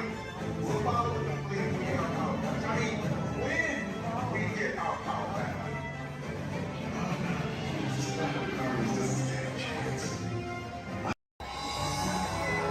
Oh gosh, it's great to have so many friends here. Now we can all dance together.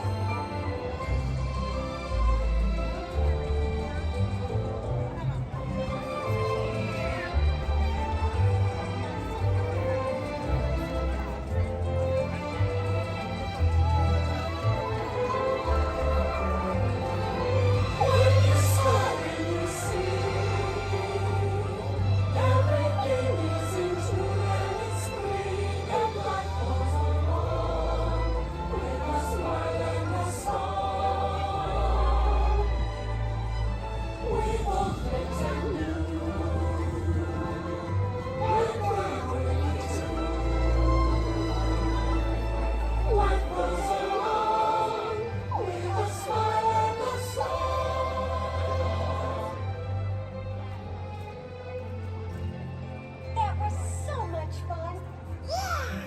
Thank you for the dance. Oh, Nikki, this really has been the best day ever. Discovering new dreams. That's an adventure for sure. Uh-huh. Trying something new.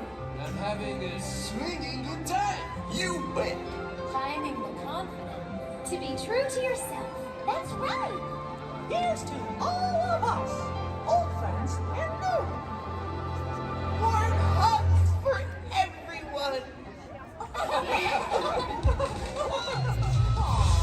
Oh, this is what I love about the Friendship Fest. Wherever you are and wherever you're from, we're so glad you're here. The best is yet to come. Today we make history with our friends, family. We've just begun. What's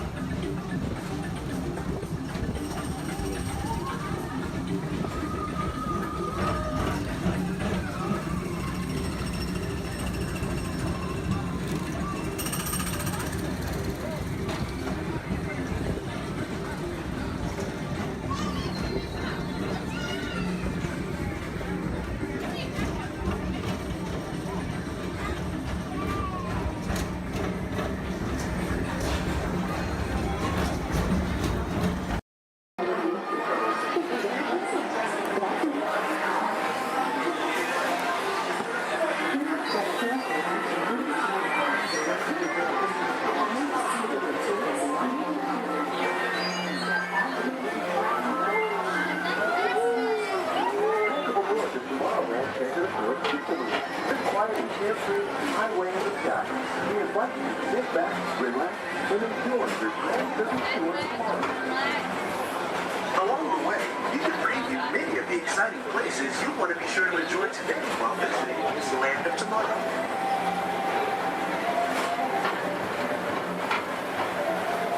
The People Mover is the perfect vehicle for people watching, so keep your eyes peeled. You never know who you might see.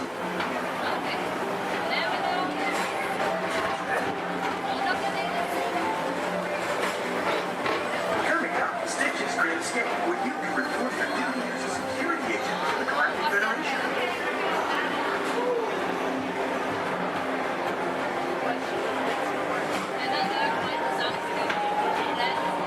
Your missions to keep Big 366, the biggest little mischief maker in the galaxy, under control.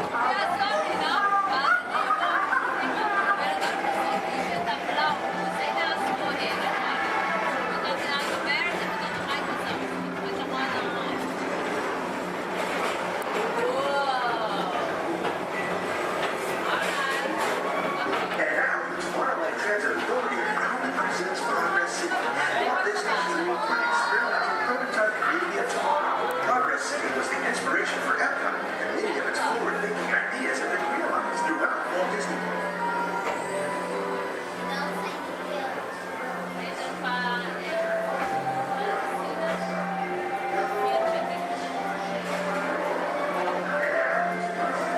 If your future includes shopping, then you'll want to visit Mindy Star Traders, where you'll find the greatest goods from around the galaxy. That's right. It's out of this world.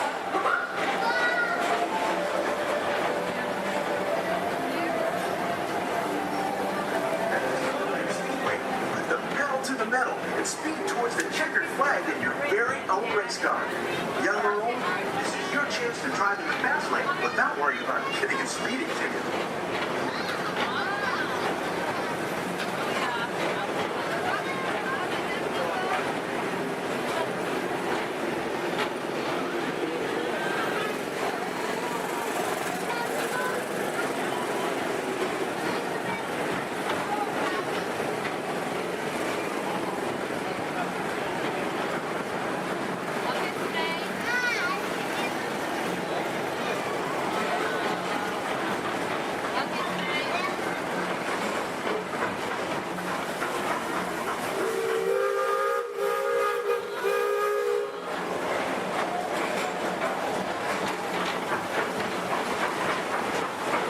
We're now entering one of the real wonders of our world, Space Mountain.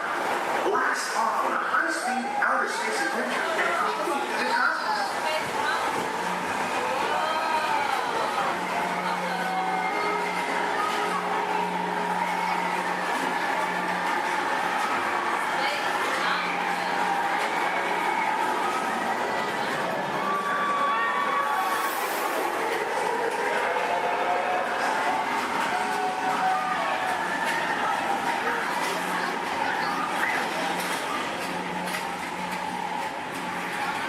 Paging Mr. Morrow, Mr. Tom Morrow. Please contact Mr. Johnson in the control tower to confirm your flight to the moon.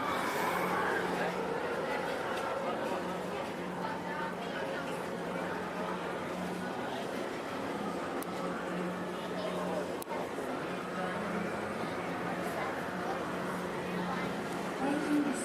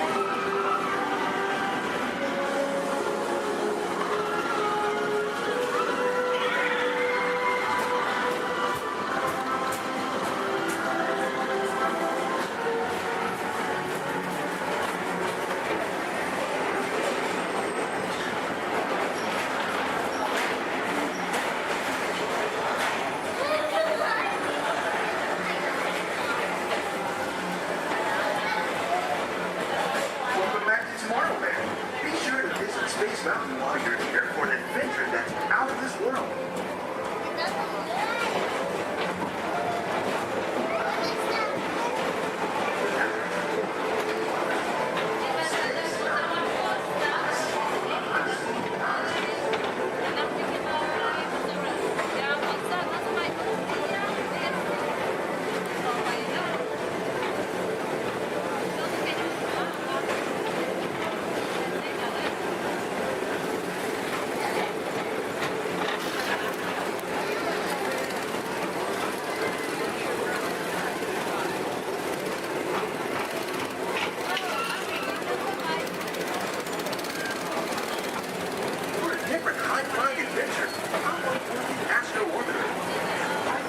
Spacecraft as you take a spin around the planet and ascend to otherworldly heights.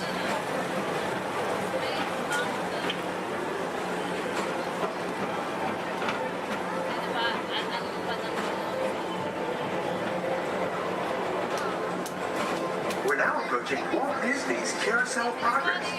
Inside this rotating theater, more families welcome you into their homes of yesterday and today, starting way back at the turn of the 20th century.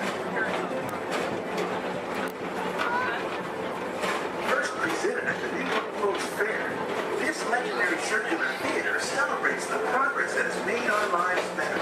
It's a perfect reminder that there's always a great, big, beautiful tomorrow shining at the end of every day.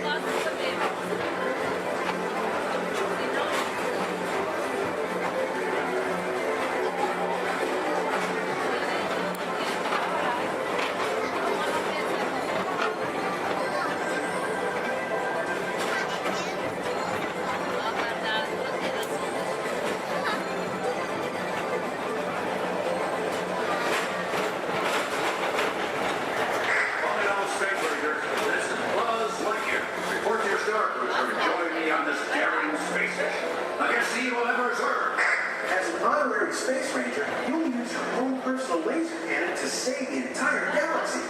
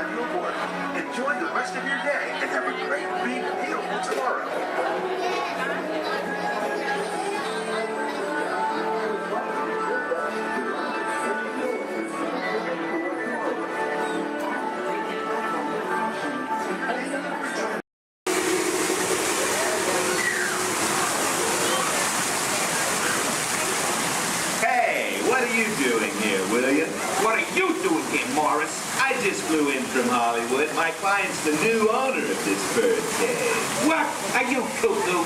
My client's the new owner. Disney gave me an exclusive. Co-exclusive. Didn't you read your contract? I gave it a bird's-eye glance. And you call yourself a talent agent? I negotiated my tail feathers off for this deal. Well, my client does not share credit. He's a very big bird. Your client is Big Bird? Not Big Bird, a big bird, you bird brain. Well, your dim little star is now half owner of the Enchanted Tiki Room with my superstar. Think again, Chickie babe. Stop grousing. Just look at these paying customers waiting to get in. Did you say paying? As in money. As in 10%? Hey, who am I to go against the status quo? Sorry to interrupt, Elizabeth. I'd like to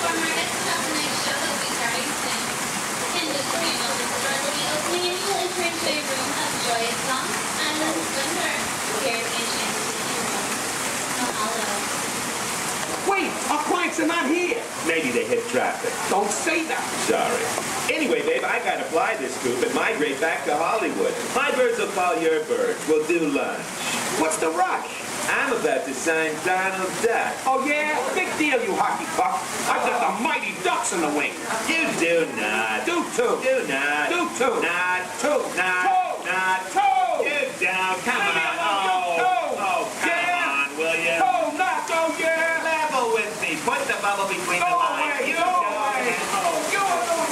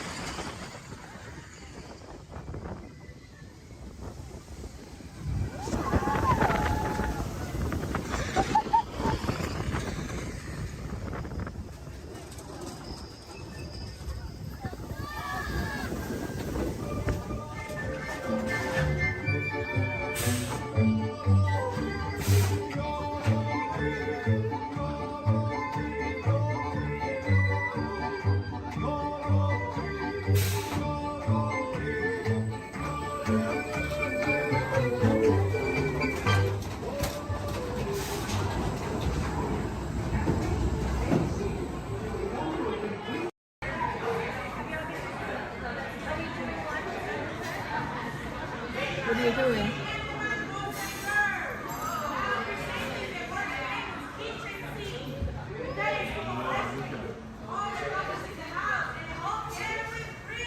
The whole can?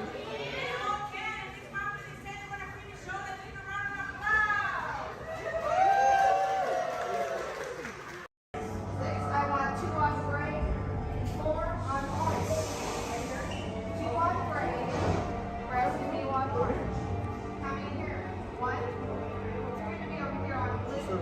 And 2, you're going to be on blue. Now, stand over your color, face the center, shoulder to shoulder. Now remember the color you've been assigned. Blue, red, gray, and orange. It'll be an important part of your interrogation process. You're going to need to know that color at the end of your interrogation and possible long-term motive. How many? Okay, sign blue. Yeah. Quickly to the end of the hallway. How many? 4. Okay, sign red. How many? 3. Okay, sign gray. How many? Now, this cell door opens, I will call you in by your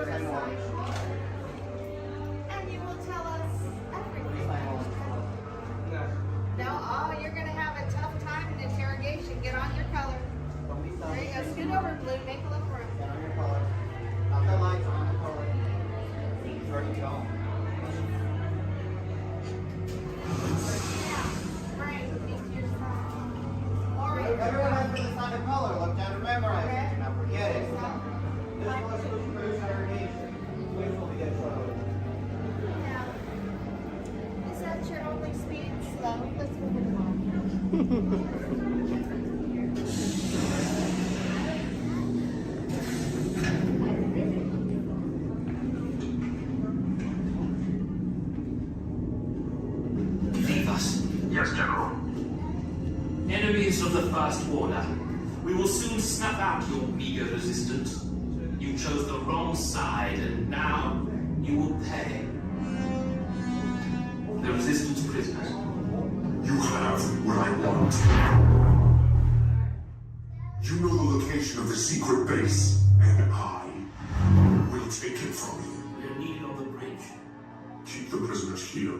I will return to finish this personally.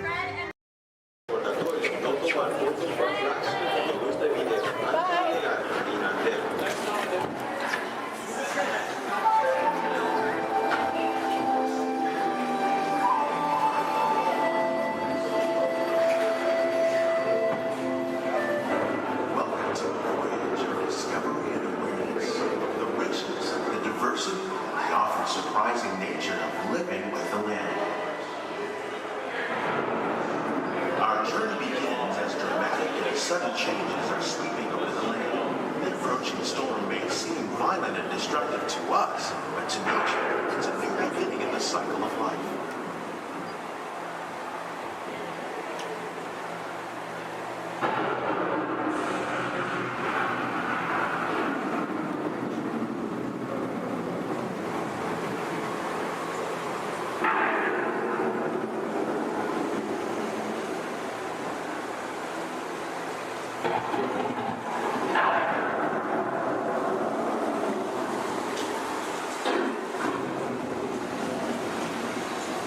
Beneath the surface of the land, roots trap water from the flowing mud, extracting precious nutrients and minerals. These elements, when combined with sunlight, create the diverse living systems of our planet.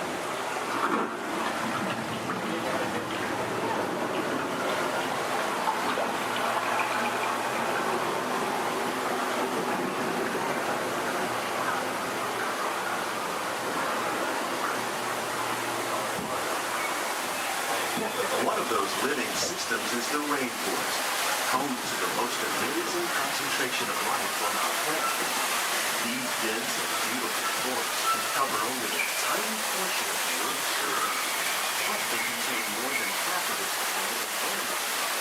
Rainforests are also extremely rich in productive living systems, providing us with oxygen, food, medicine, and other elements essential to our lives.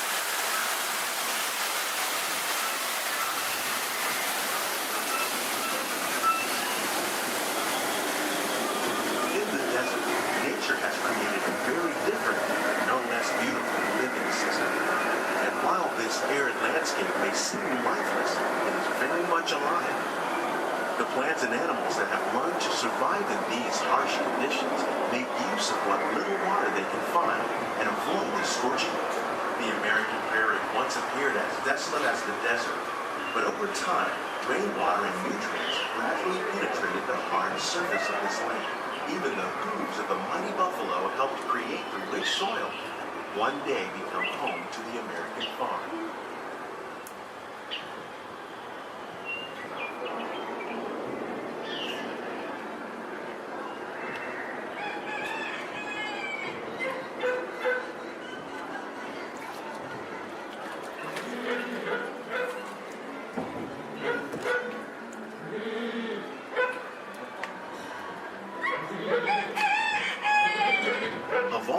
forces at work on the land, humans have had one of the most profound effects.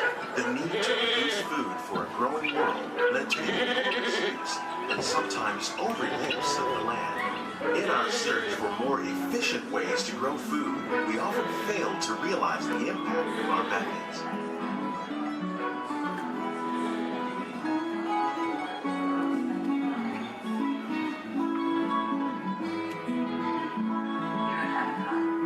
Today, we're learning to live with the land, discovering better ways to grow food that will assure both human and environmental well-being. In Japan, we're learning that by adding compost of leaves and other plant material to our soil, we can reduce the need for fertilizers.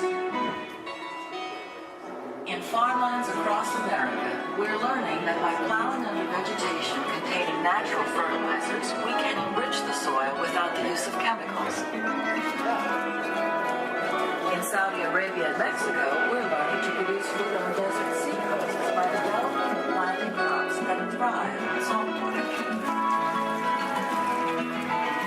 Here at Epcot, we're learning to reduce the need for pesticides by using natural predators like ladybugs and wasps to control pests. How will we meet tomorrow's growing needs for food production, yet still respect the needs of the land? Some of the answers are being discovered just ahead. To help us maintain these carefully controlled ecosystems, and for your safety, please remain seated in your boat at all times.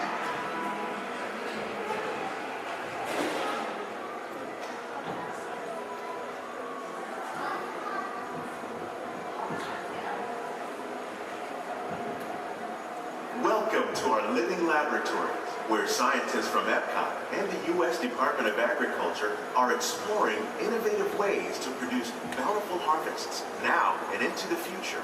The tropics are home to the greatest diversity of plants on the planet. Many of these, like papaya, bananas, cacao, coffee, and rice, are well known around the world. Others, like the jackfruit, fluted pumpkins, and dragon fruit growing here, represent the vast number of lesser-known tropical plants. As we learn more about these crops, we discover that many are rich in vitamins and minerals, while others are well adapted to growing in less than ideal conditions.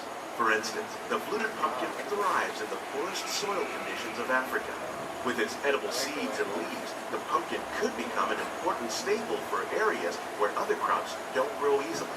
The unique-looking dragon fruit is actually a member of the cactus family. The fruits are high in vitamin C, rich in antioxidants, and have a light, sweet taste. The fruit originated in Mexico or Central America, but is already becoming popular in Asia. It could become a source of important nutrients for people living in many areas of the world. These and many other lesser-known crops may one day be as popular as the bananas growing on both sides of the boat. More than 28 million tons of bananas are eaten annually, making it the most popular fruit in the world.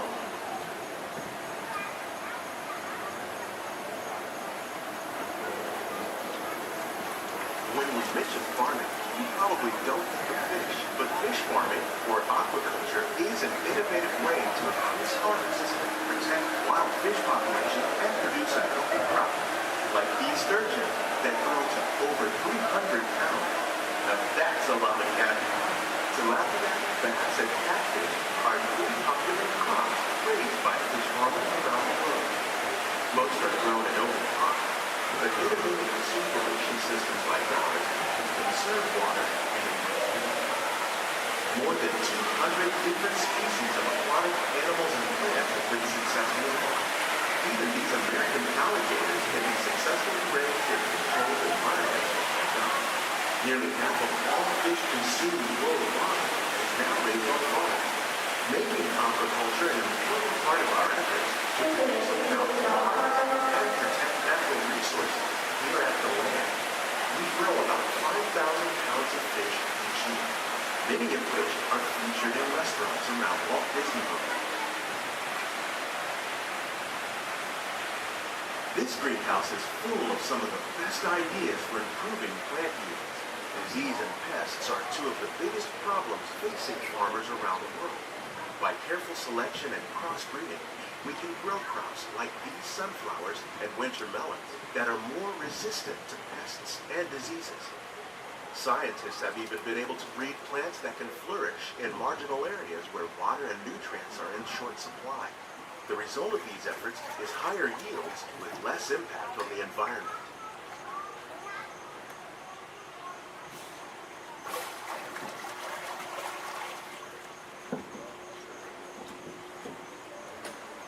These plants are definitely on their way up. Innovative growing techniques like the ones you see help to increase yields while more efficiently using resources like water, fertilizer, and pesticides. We're growing these nutritious sweet potatoes above ground. This method increases yields, produces larger potatoes, and can be used where rich soil is in short supply. We're growing lettuce using our nutrient film system. This technique precisely controls and recycles water and nutrients. With it, we can produce over 27,000 heads of lettuce a year in this one small area.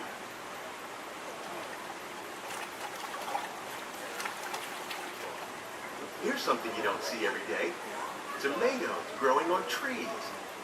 These plants were originally developed by Chinese scientists. Tomato trees live longer and produce many more tomatoes. One of ours lived 16 months and produced over 32,000 fruits. Much of the produce you see growing in our greenhouses is served in the restaurants here at the Land.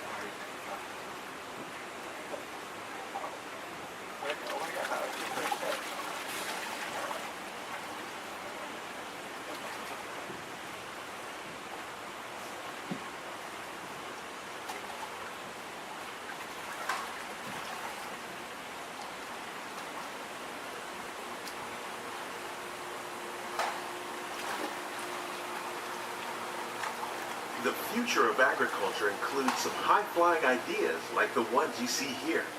The aquaponics system on your left integrates hydroponics with aquaculture. The fish provide a source of natural fertilizer for the plants, and the plants help keep the water clean for the fish. It's another great way to produce more while using less resources. In our lab, Epcot scientists are working with the U.S. Department of Agriculture on a number of innovative projects. The goal of these efforts is to produce higher yielding and better quality plants.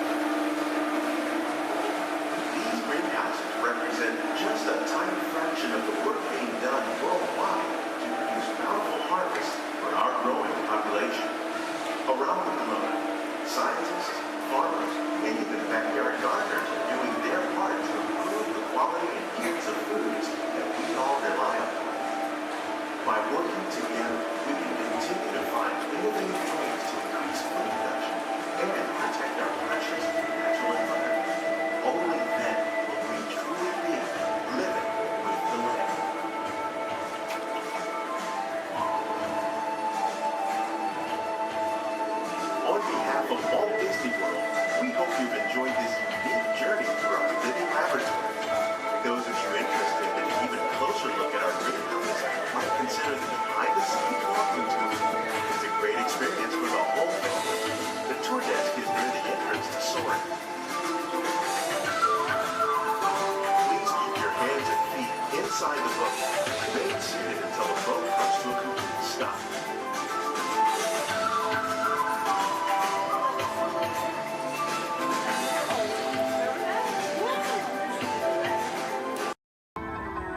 Our pilots get ready for takeoff in 3, 2, 1, lift off.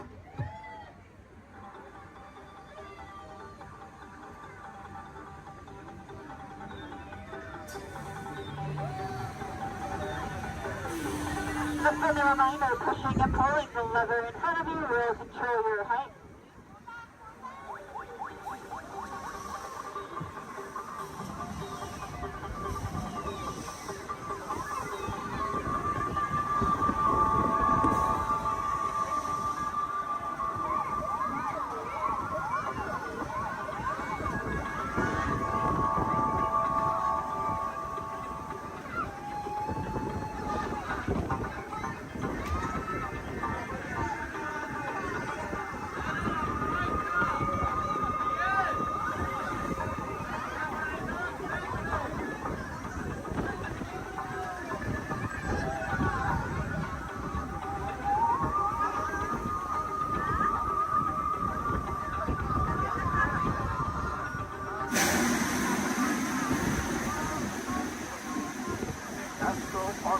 now beginning its descent. Please remain seated until your launching is stopped, then follow the arrows to the flight. Welcome back, pilots. Complete stop. Gather our belongings, but putting to the left and only the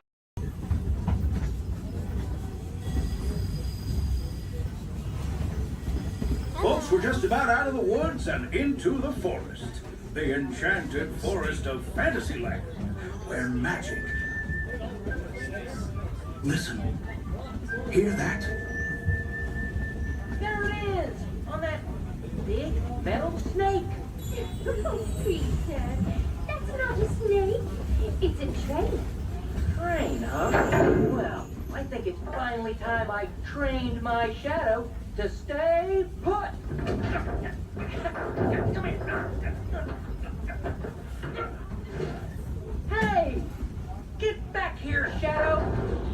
Shadow! Oh, Tinkerbell, we really must find some stronger thread. Told you it's enchanted, and not just the forest. From the tips of castle spires to the sands under the sea, magic and happily ever afters await around every corner in Fantasyland.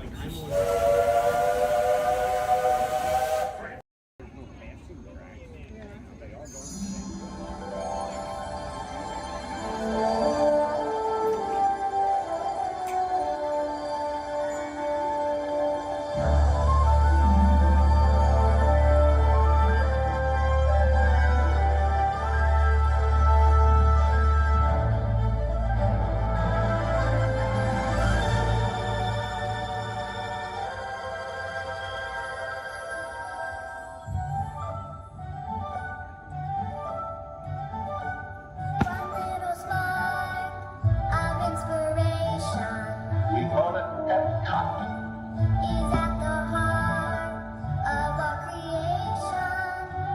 EPCLT. Experimental, prototype, community of tomorrow.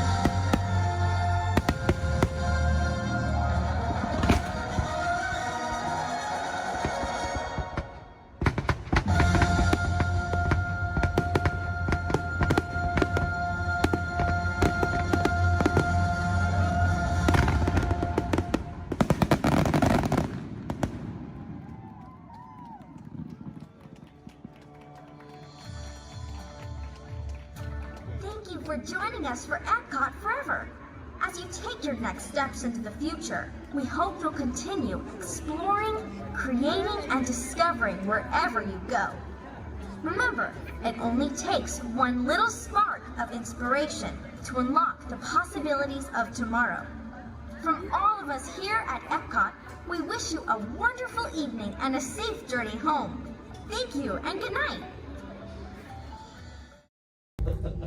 Welcome to the Avatar program.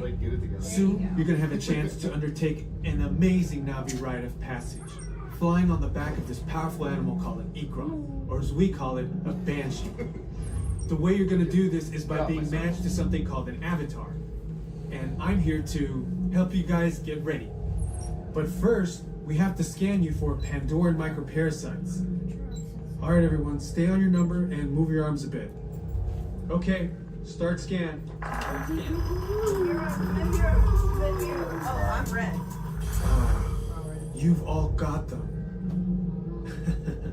But don't worry, they're very common around these parts. Let's start the decon. Initiating GMR decon. Stay still over your number, you're not gonna feel a thing.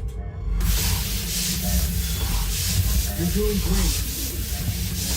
You're almost done here. They're all clear. Great.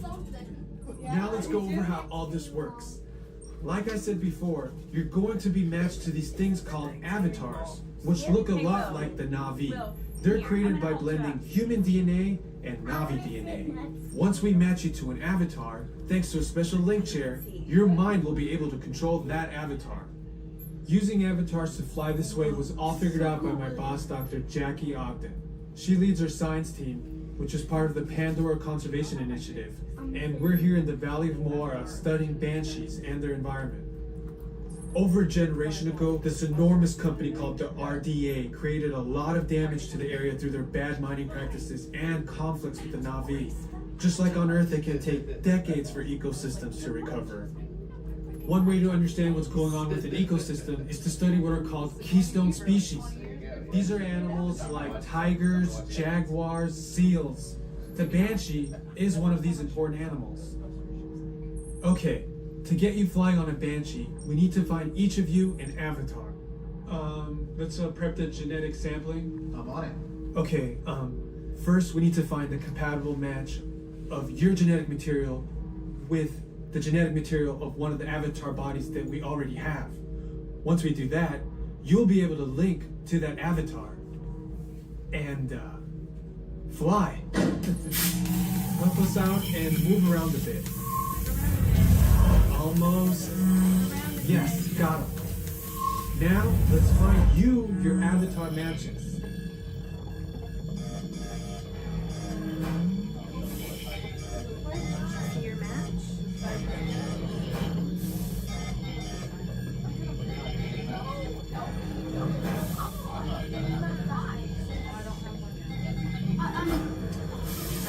All right, you've all been matched with avatars. Looks like they're ready for you in the next room.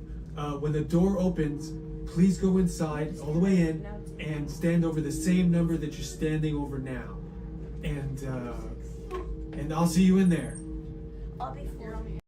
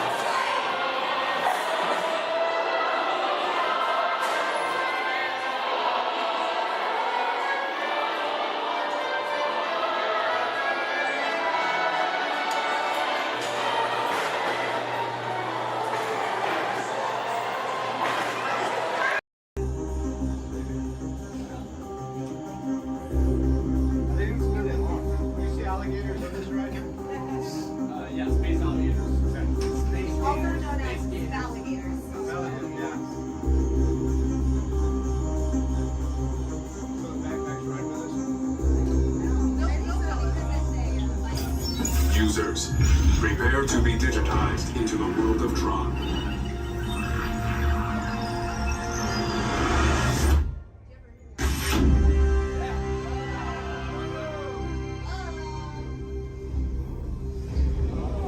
Team Blue, welcome to the grid. Proceed to gates.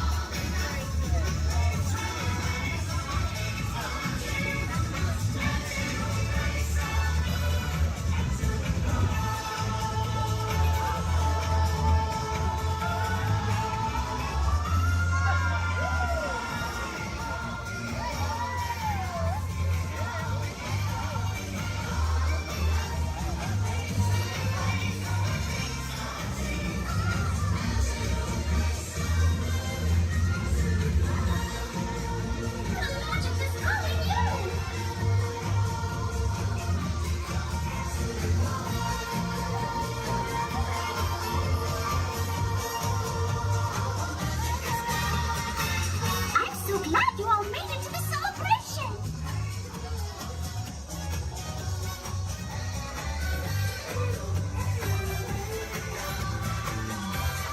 What a great day!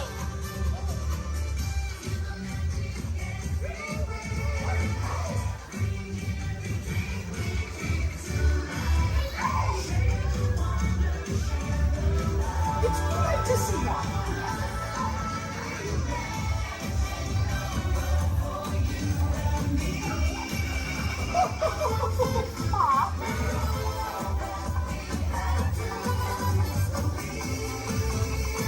There's magic everywhere!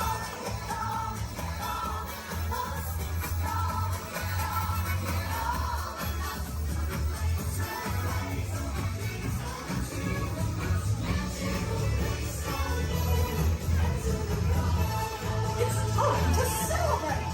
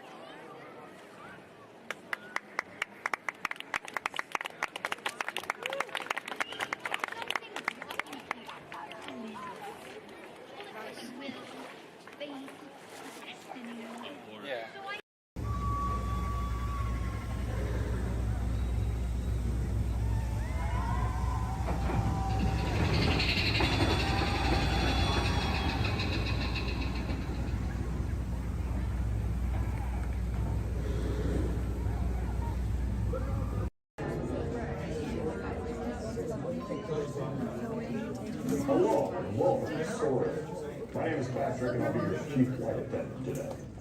We'll begin boarding in a few minutes, but first I'd like to acquaint you with some important safety information. When the doors to your flight open, please take a seat and store all carry-on items in the underseat compartment. This includes cameras, purses, hats, and of course, these little dudes. Next, fasten your seatbelts, inserting them into the buckle on your left.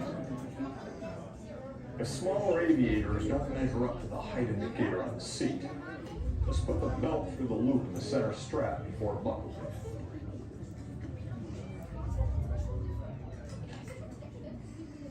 That's worth about. Soon you will be airborne.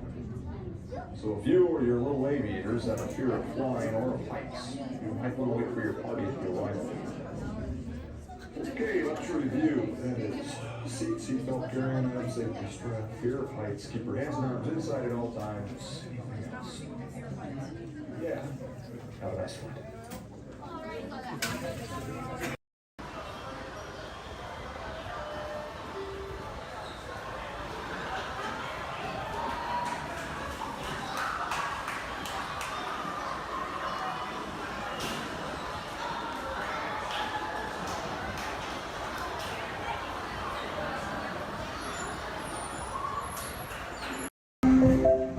This is Starport 75, or as we locals call it, Space Mountain, our high-speed rocket port to distant deep space destinations.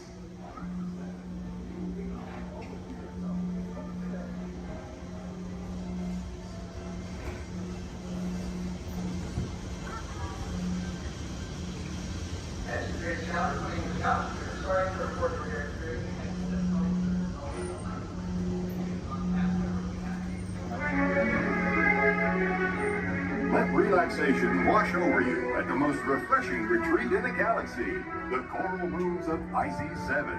You H2O it to yourself. Book today.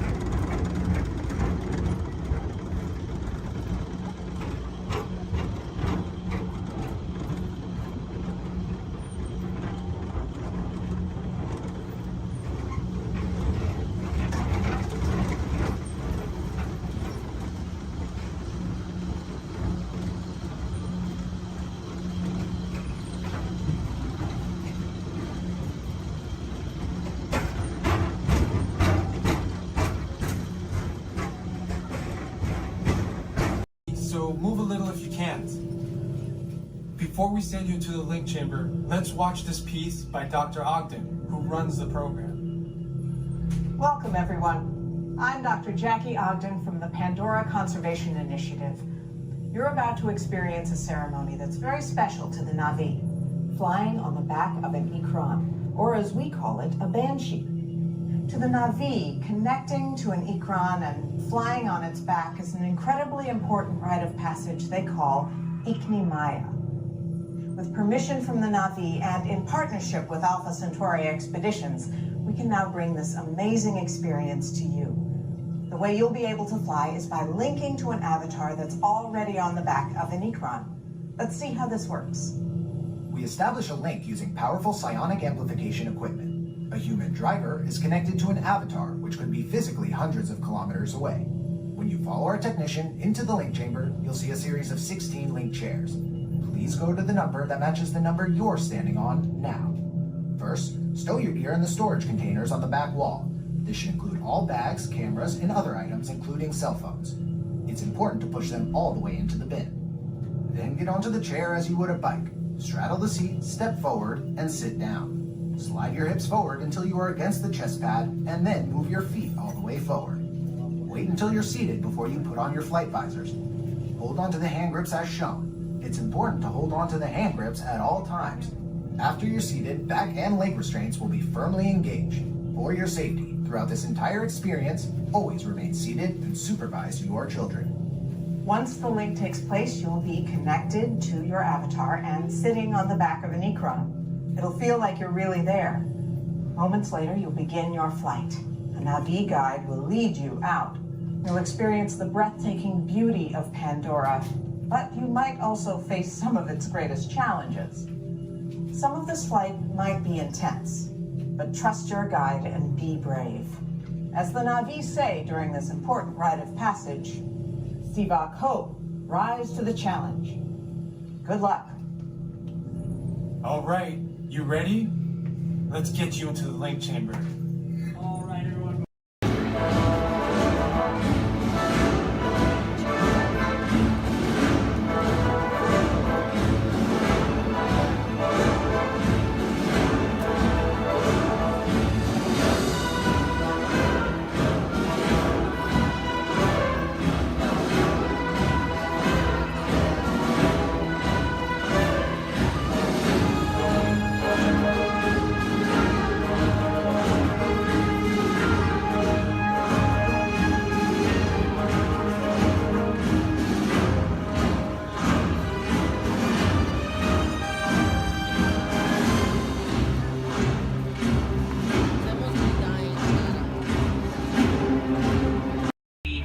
Please remain seated at all times. Please keep your hands, arms, feet, legs, and elbows inside the vehicle, and please supervise your children.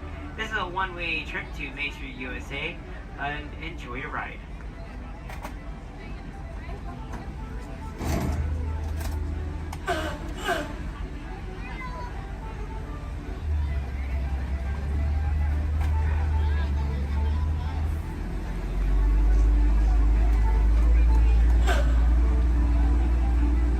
On your right-hand side is Sleeping Beauty Castle, your gateway to Fantasyland.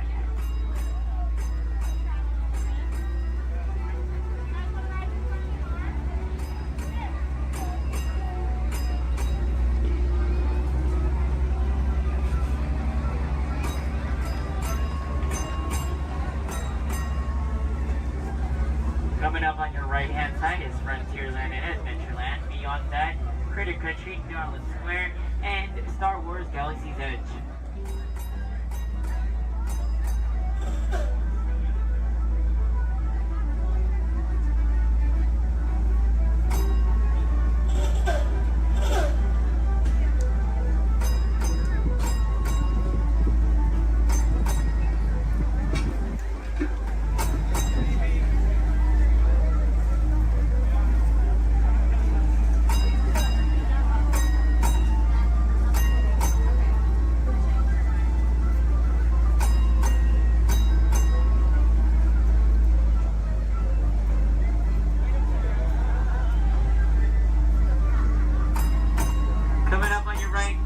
Left-hand side, there's our first aid center, our baby care center, and our lost child center. On your right-hand side, if you enjoy ragtime piano, we got some music going on over at the Coca-Cola Refreshment Center on your right.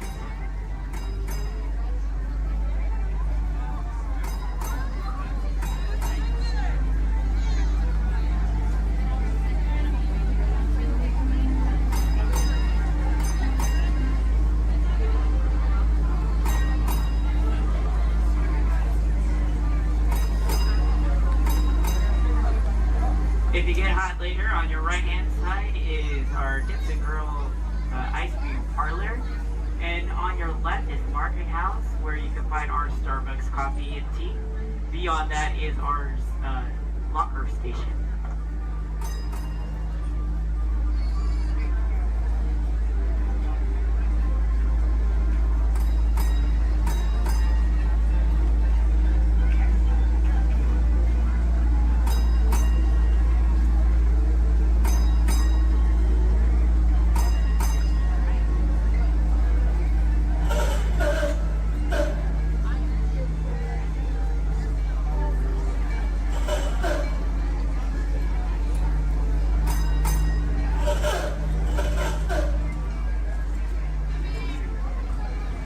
travel to our final destination in front of Disneyland City Hall.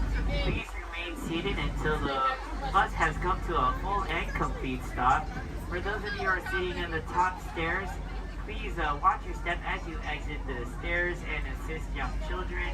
And enjoy the rest of your day here in the Magic Kingdom. My name is Justin, and thank you for riding.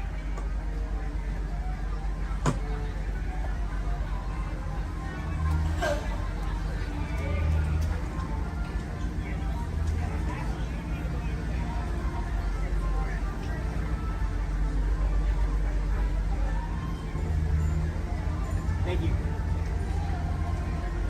Please remain seated, folks. I do need a park deck right over there. Yeah. Please remain seated, folks.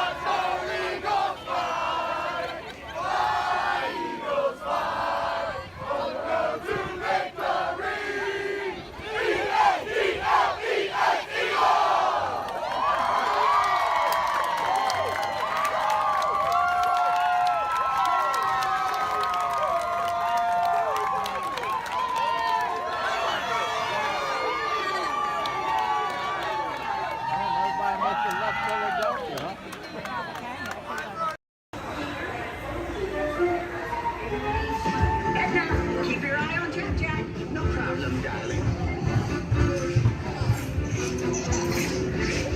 And the baby is gone. Edna? Dash, go get him! Edna, get started! Hold on! 5, 4, 3, 2, 1, go!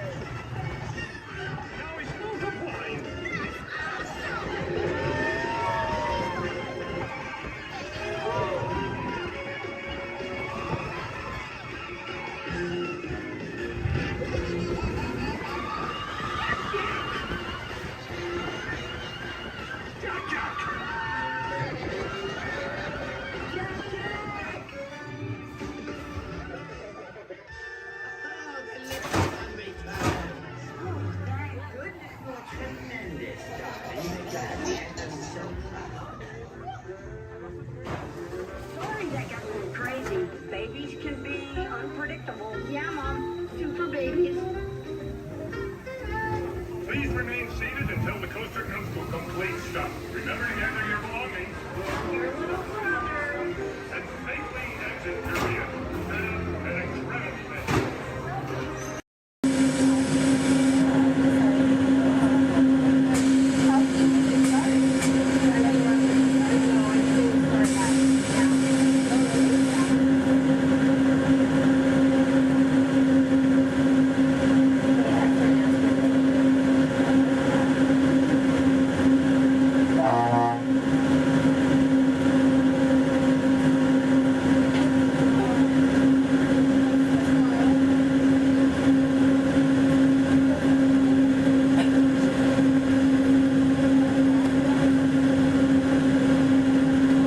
To those of you who have just joined us, welcome aboard the Disneyland monorail.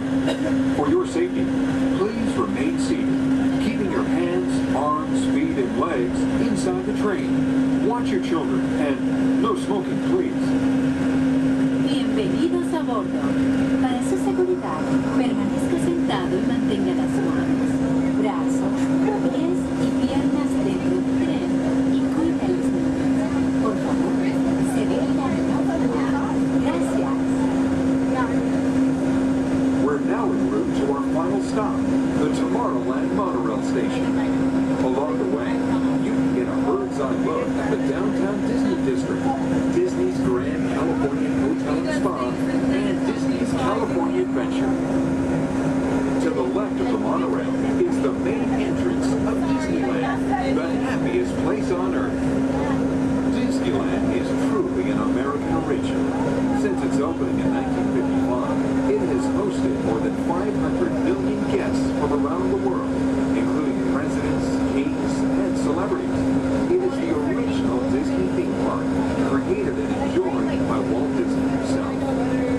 To the right is our transportation plaza, where you'll find taxis, hotel shuttles, and public transit stops. We're about to enter Disneyland. Some of the clearances are pretty tight up ahead, so be sure to remain seated, keeping your hands and arms inside the cabin.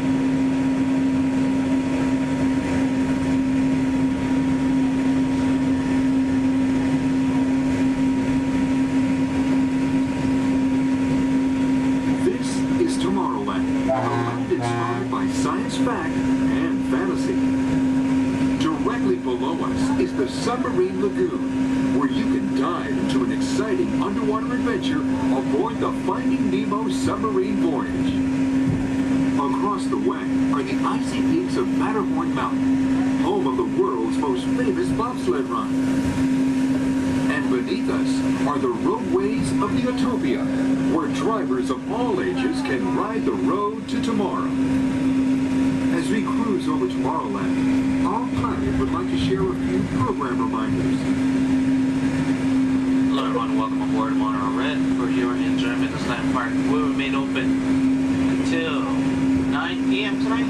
The park's hours has been extended to 9 p.m. Our last monorail tonight will be at 9 p.m.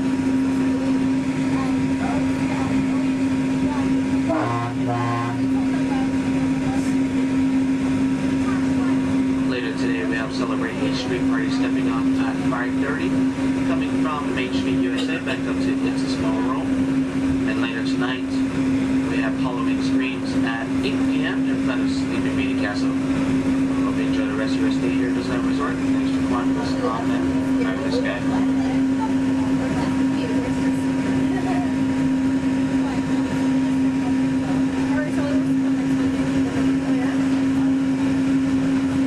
Just ahead and to the right of the train are the sparkling gold spires of one of Disney's most beloved attractions, It's a Small World. Beyond it is the wacky world of Disney's classic cartoon characters, Mickey's Toontown. We're now riding alongside the happiest kingdom of them all, Fantasyland, home to Pinocchio, Snow White, Peter Pan, and other storybook characters. Last time I went, one of the guys got really close to me, with the little boys right here. It freaked me out, and I hit him, and I was like over it. I've never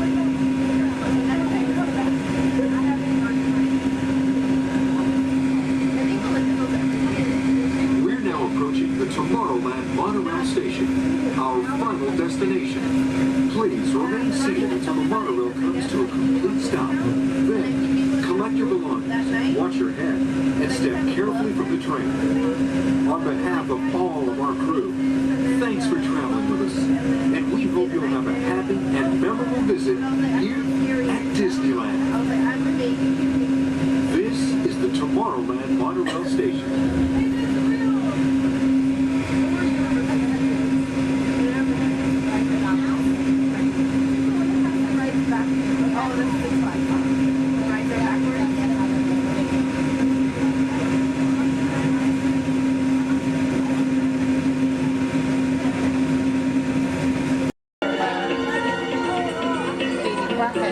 Robots have been a part of our imagination for longer than you might think. The idea dates back to ancient times, when Egyptians created talking statues to serve and protect people. And Greek engineers built water clocks with moving mechanical figures. As centuries passed, inventors built many mechanisms to imitate human movement. These early robots captured everyone's imagination. Who knew? Perhaps one day a mechanical being might really be able to walk, talk, and here he comes, ladies and gentlemen, walking up to greet you under his own power. Even help people. In 1920, a Czechoslovakian writer was the first to call these automatic helpers robots. From then on, robots became popular in stories, art, and especially in the movies.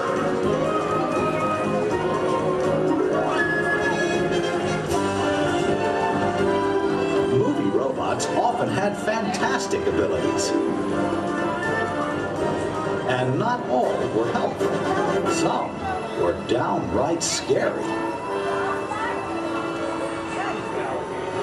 Like most 20th century kids, Walt Disney grew up fascinated by robots.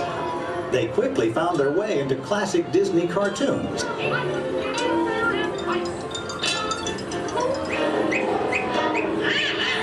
Walt's passion for robots soon took them out of cartoons and into real life.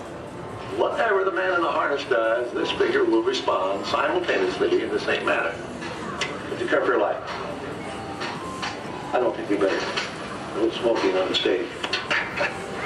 His magic kingdom became a welcome home for mechanical creatures of all kinds.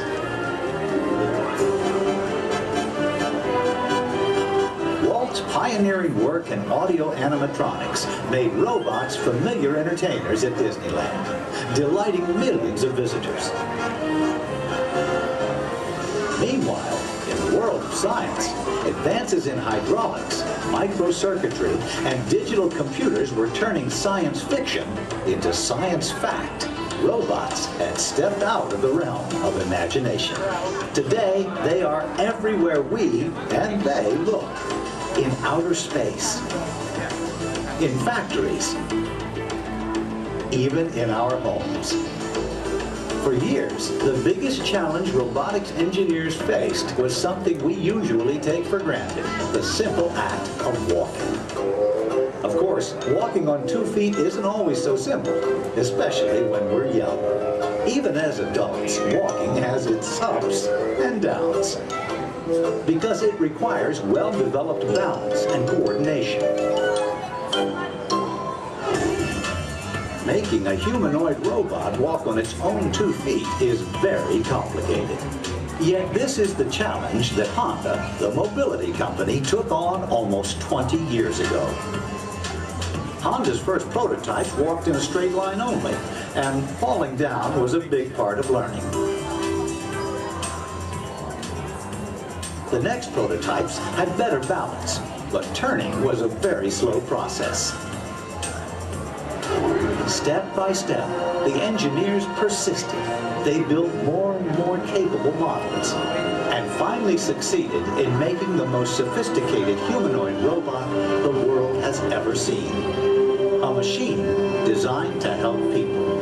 Honda's advanced step in innovative mobility.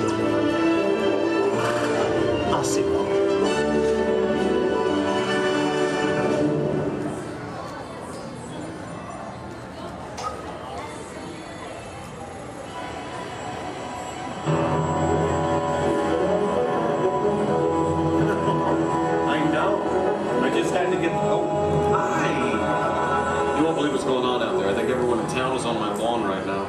Oh, Phil. No, you gotta stay out of the rose bushes, buddy. Okay.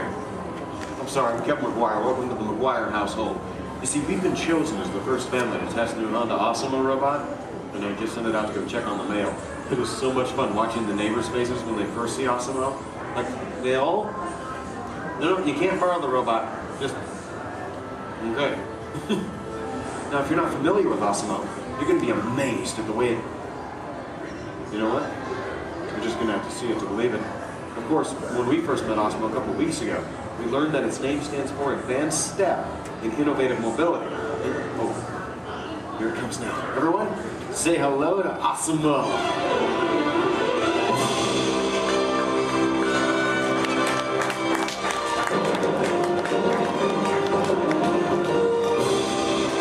That's a good idea. Everyone welcome the newest member of the McGuire family, Osimo.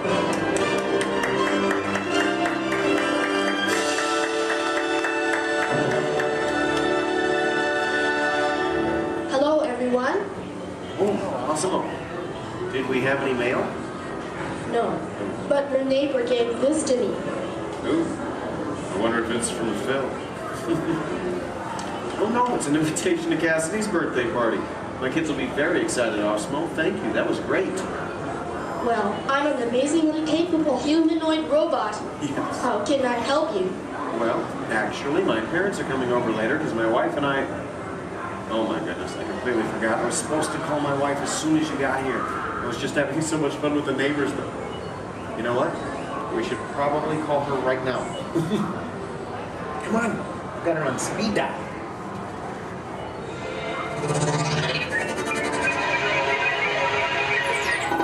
Hi, honey. Hi, hey, look what just arrived. Osimo. Yeah. Can I keep it? Sure. Hello. Hi, Osimo. I'm leaving work early today, and I'll pick up the kids. Okay. They are so excited. So I'll see you in a while. Oh, and honey, don't forget we're going out tonight. So remind your parents that they're babysitting and order pizza. Oh, yeah. Thanks. See you. Bye, honey. Bye. Bye, Osimo. Goodbye. Well, Osimo, welcome to the family. Thank you. I just need to remember to order that pizza. What do you think, sausage or pepperoni? What am I talking about? Now, developing the world's most advanced humanoid robot didn't happen overnight. It took teams of Honda experts over 20 years to create this amazing piece of technology. And we're talking about experts in the fields of physics, anatomy, mathematics, computer sciences, chemistry, mechanical, and electrical engineering. Oh, check this out. Osimo? Come this way, please. Now, if I'm sitting down, or in a wheelchair like my wife, Osimo's camera eyes are at about the same level as my eyes, and this makes communication very simple. In fact, if you take a look at the screen, you can see Osimo looking at me. Hello, Osimo. Hello, Kevin. Oh, Osimo, please turn out to all of our new friends. And everyone, wave and say, hello, Osimo. Hello, everybody. And there you are. Now, you might be wondering why Osimo isn't on wheels or treads or something like that. Well, Osimo is designed to help people and to be a helper in our world, a world where we need to reach for things and pick things up, or to navigate along floors and sidewalks, even just to climb a set of stairs. What better design than that of a humanoid robot? One that has 2 arms and 2 legs. And Osimo, how tall are you? I'm 4 feet and 3 inches tall. Which is the perfect height for opening and closing doors, or turning lights on and off, even working at table surfaces, or just moving things around the inside of a house. And Osimo, how much do you weigh? I weigh 119 pounds. And I wonder what all that would be in metric. Carry the one. I'm 130 centimeters tall and weigh 54 kilograms. All right. Oh, and how fast can you walk? I can walk about 2 miles per hour. And in metric, that would be about... That would be about 3 kilometers per hour. Yeah, that's great, Osimo. Thank you, Kevin. Now, in order for a robot to operate in our world, it must have the ability to walk. And walking can be very complicated. Follow me on this. You see, with each step that I take, my brain sends thousands of signals at lightning fast speed throughout my nervous system. Now these signals travel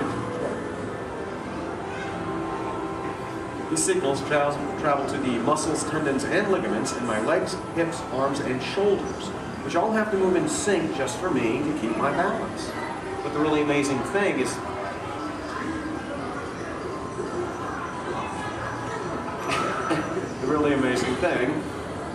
that Osmo does something very similar to this.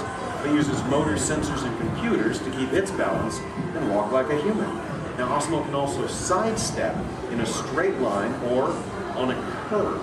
And this makes navigating through a house with all of its constantly changing obstacles very simple. And believe me, Osmo, that move's going to come in very handy with my kids and all of their constantly changing obstacles. But what's even more impressive, not only can Osmo walk forward, but Osmo can also walk backward as well, constantly adjusting its center of gravity with each step, just like us. And Osmo's balance is so good, you know what? Let's just show them. Osmo, please balance on one foot, like this. Yeah. Now Osmo makes it look easy. How about the other foot? All right. And Osmo must constantly analyze the data from all of its sensors and 34 separate servo motors. Well, Osmo, I guess it's true. There's really nothing you can't do, except fly, right? But I could play soccer. Yes, you can. You know, I think Molly left her soccer ball here, so yeah. Why not show everyone? Okay. Oh, hold on just a moment. Let me get some goalposts so we can make it official. All right, Osmo, bend it like Beckham. And that's a goal! Very nice, Osmo. Yes. Now, it looks simple, but kicking the soccer ball actually requires some technically advanced balance, stability, and coordination. But you know, Osmo, with your ability to understand vocal commands and navigate effortlessly through the environment, it's easy to see how helpful you're going to be around the house. Oh, telephone. Okay, Osmo. I'll get it. Hey. Hey, is Osmo there? Yeah, right here. Hello. That is so cool. Osmo, we'll be home in like 5 minutes. Osmo, I told everyone in school they can come over and meet you. And I invited everyone in the neighborhood. Hold on. Also your video. Yeah, Osmo, you're a star. Bye, Osmo. Okay, bye, kids. I know. How about a bye, Dad? Bye, Dad. Love you. You're cool. Well, Osmo, looks like you're pretty popular with my kids. Oh, come on. You know what I'm talking about. Actually, what my kids are talking about is Osmo's DVD, Step to Safety with Osmo, in which it shows how we can use Osmo's unique walking ability to help teach young children safe ways of crossing the street. But Osmo can be helpful in many different ways. In fact, Osmo, did you use your wireless networking capabilities to go online and look for tonight's weather forecast? Yes, I will go online. Great. My wife and I are going out for our anniversary tonight, so good. Yeah. Partly cloudy, with a high in the mid-60s. Perfect. I'll just remind her to bring a sweater. We can have dinner on the patio. Now, even though Osmo's current role is to help her in the home today, someday Osmo might be able to work in dangerous situations, like fighting fires or working in unhealthy environments, cleaning up toxic spills. And there's even the possibility... But I'm not only designed to help, I can also have fun. I think I know what you're talking about. Everyone, would you like to see Osmo dance? Yeah? All right, how about this, Osmo? You lead, I'll try to follow. Go ahead and kick it.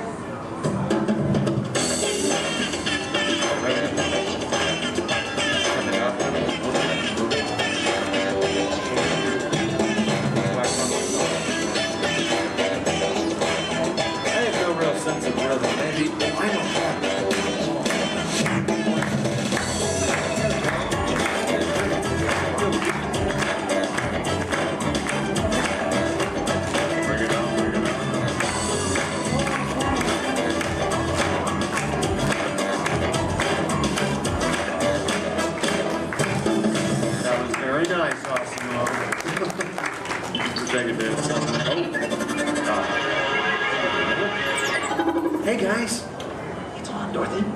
Oh, hi, dear. Hi, Mom.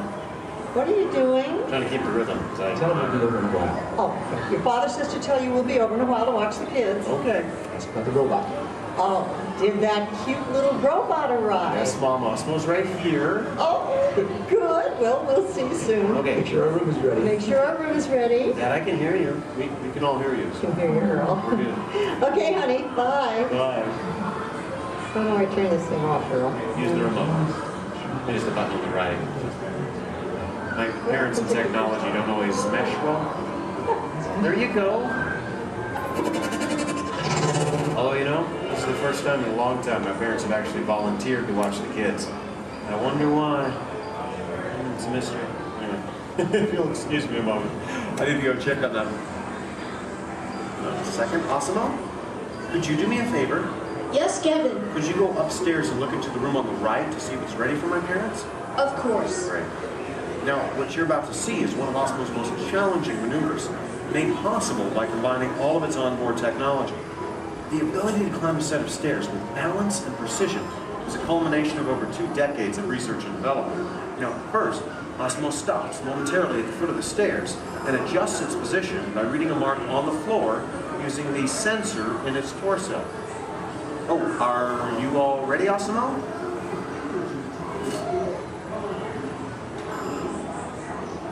I am ready. Okay, then. Go for it. Now, with each step, Osmo must adapt and constantly counterbalance using all its computing power to remain upright all along the way. Way to go, Osmo! Now that is truly a historic step forward in human technological progress. Okay, Osmo, go ahead and take a look into the room and see if it's ready for my mom and dad, please. And boom. That looks perfect. Thank you, Osmo. You're welcome. Now, if you thought going up the stairs was difficult, it takes even more balance and coordination to make it back down whenever you're ready, Osmo. Once again, Osmo will find its position by reading a mark on the floor using the sensor in its torso. And when it's ready, it will descend the stairs, constantly adjusting with each step.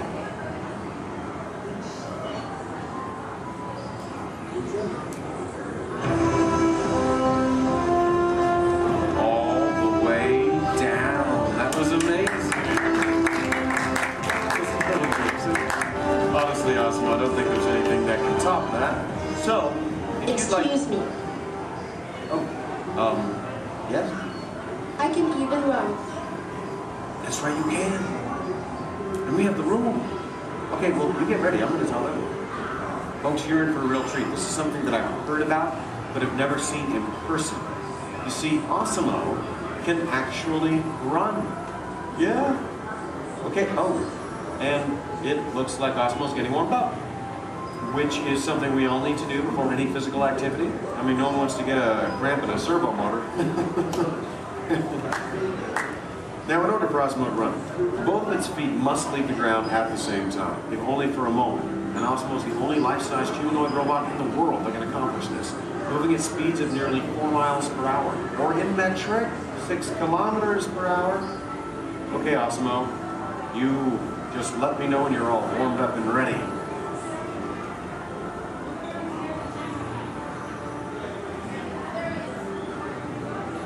I am ready. Alrighty then. On your mark, get set, go!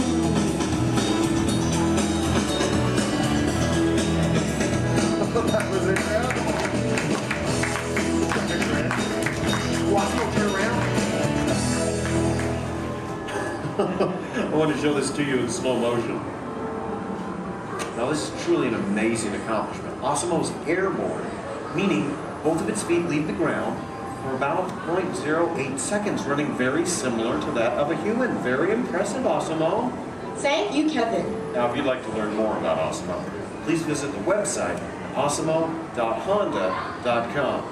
As for you, I think it's time to get you ready to meet the rest of the family. So, why don't we say goodbye to all of our new friends? Excuse me. Yes? Please do not forget to order the pizza.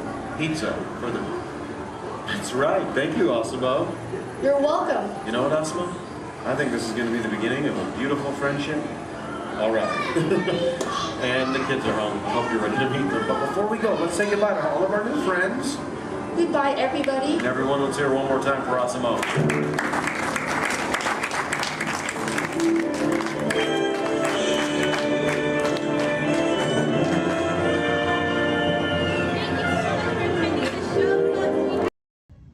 Welcome to Turtle Talk. My name's Andrew. Before we get started, there are a few things that I would like to go over with everyone.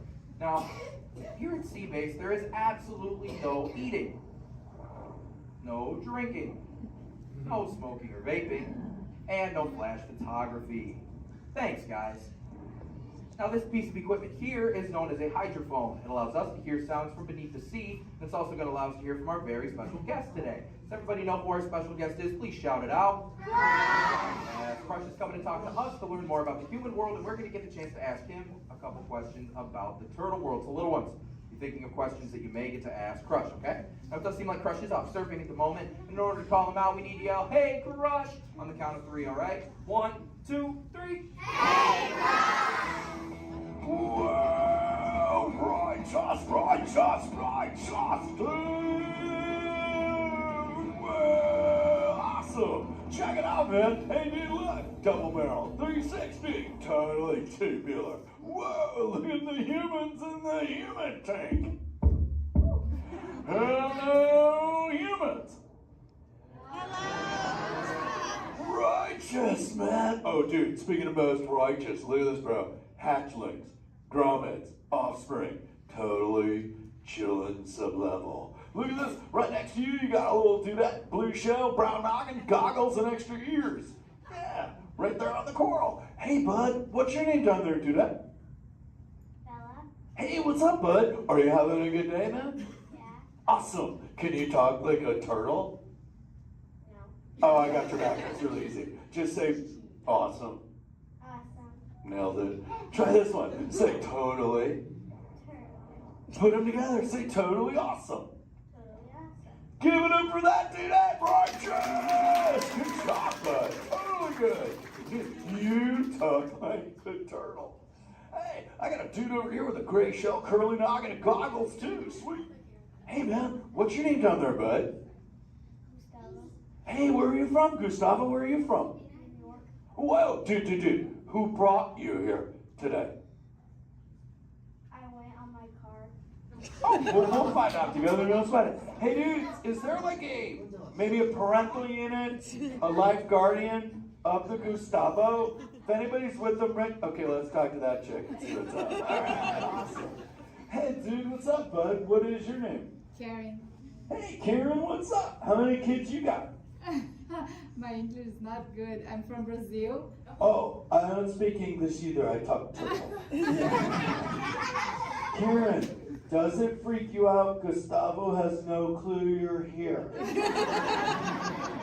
Don't worry, Karen. They come back when they get hungry. Karen, did you feel it, bud? Did you feel it?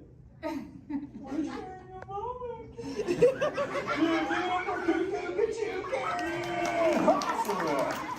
Dude, my son's smart. He's like this. He goes, Dad,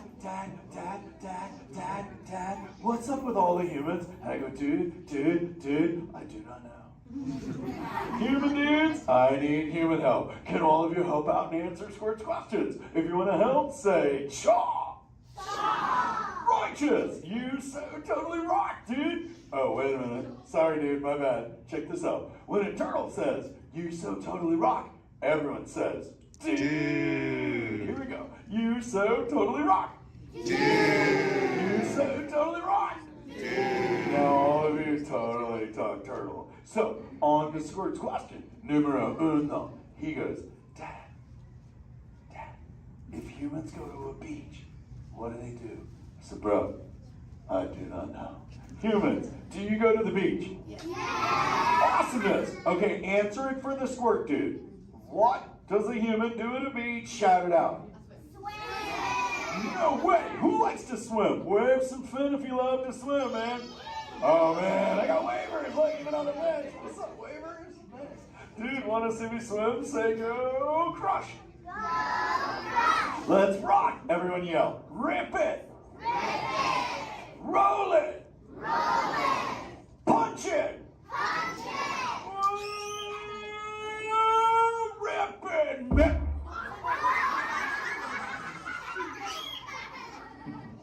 Hey, Crush, watch out for the glass. Hey, dude, thanks, Hank. How long has that dude been there? Oh, no, man. My bad, bro, my bad. Where are the manners? I've been asking the questions. Dudes, do any humans have a question about being a turtle? Raise a fin. Hi, if you have a question about turtles. Cool. Got a chick over here, aisle style, red shell, brown knock, hanging loose. Hello, bud. What's your name? Hey, bud. What's your question? What turtles eat? Oh, dude, we're chowing green seagrass and green sea kelp. Big dudes, you're sitting on green seagrass benches. But check it out, Harper. We only eat green stuff, and so it actually turned us green. So, like, I'm green, and my kids are green, and my parents are green. Oh, and my wife's green, and my favorite color ever, purple.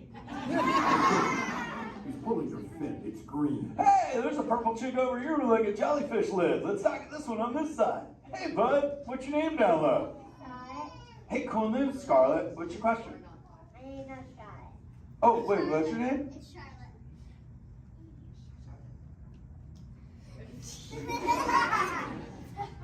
You don't have to tell me.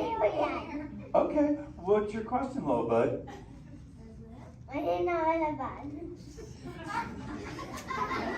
Okay. Hey, let's head over here. We got like a little friend on this side. Looks like a light blue shell, brown nugget. Let's talk to this bud.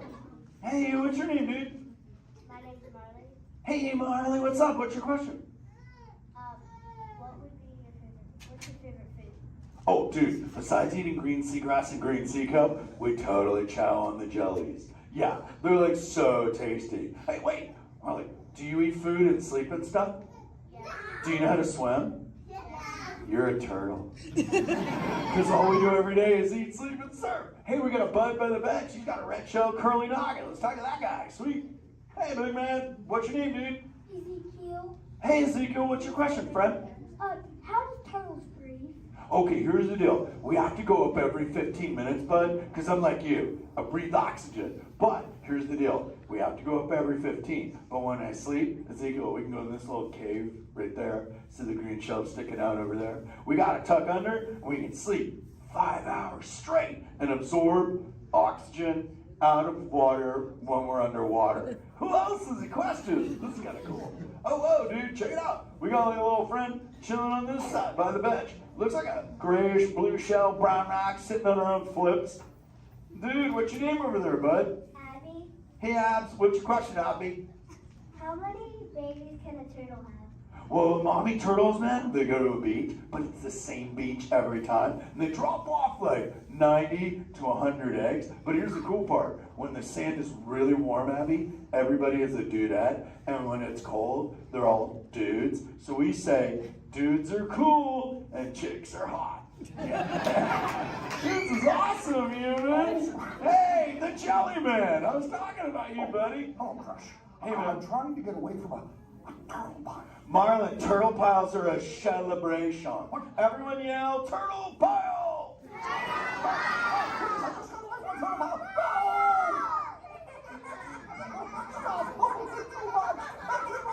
Oh, cool. Hey, boys, surf's up, dudes. Thanks a lot, Crush. For what? The turtle pile? Shout it out, humans! That dude has serious thrill issues. Humans, you rocked it! You so totally rock! Okay, like 4 kids remembered. The rest of you dudes pulled a hard dory.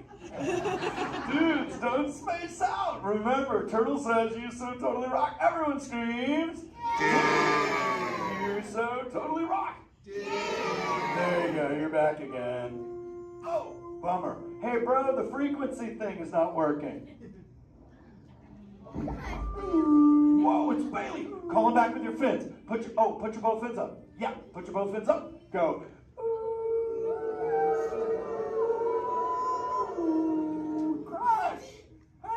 Bailey, look at my friends. They're humans. Oh my goodness, funny looking humans, huh? Hey, dude, stop. That's not cool. Those are my friends that can hear you. No, they can't. Watch this. Hi, humans. Oh, okay. Why didn't you tell me? Dude, I tried, man. You got stoked out. Wait. Ooh. Yeah, that thing. I'm getting something. Ooh. Wow. Some of you have 4 ears. Weird. I'm not judging.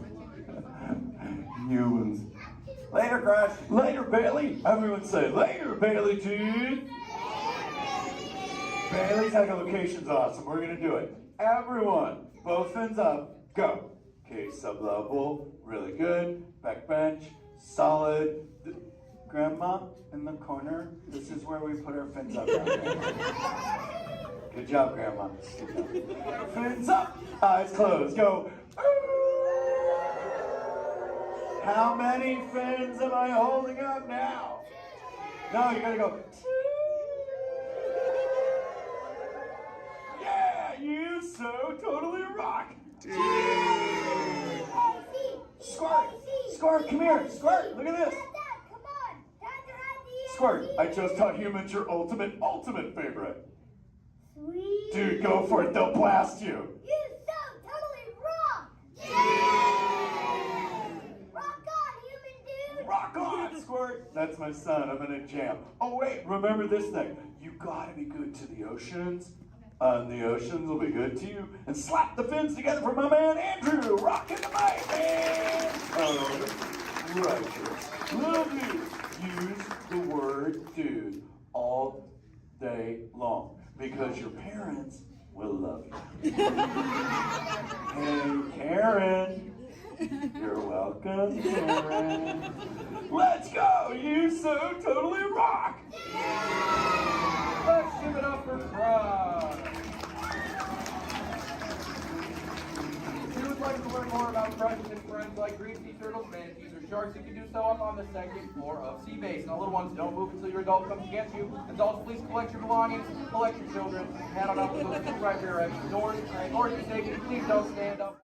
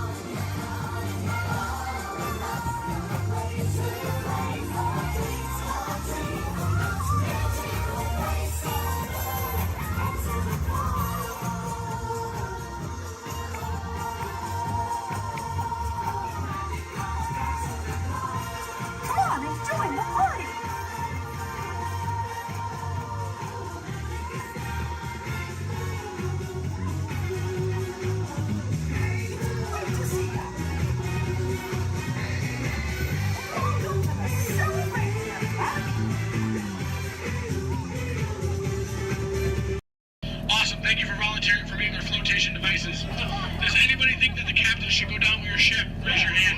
Awesome, sir. What's your name? Jim, thank you for volunteering for being the captain. I'm a skipper. I skip out at the first sign of danger.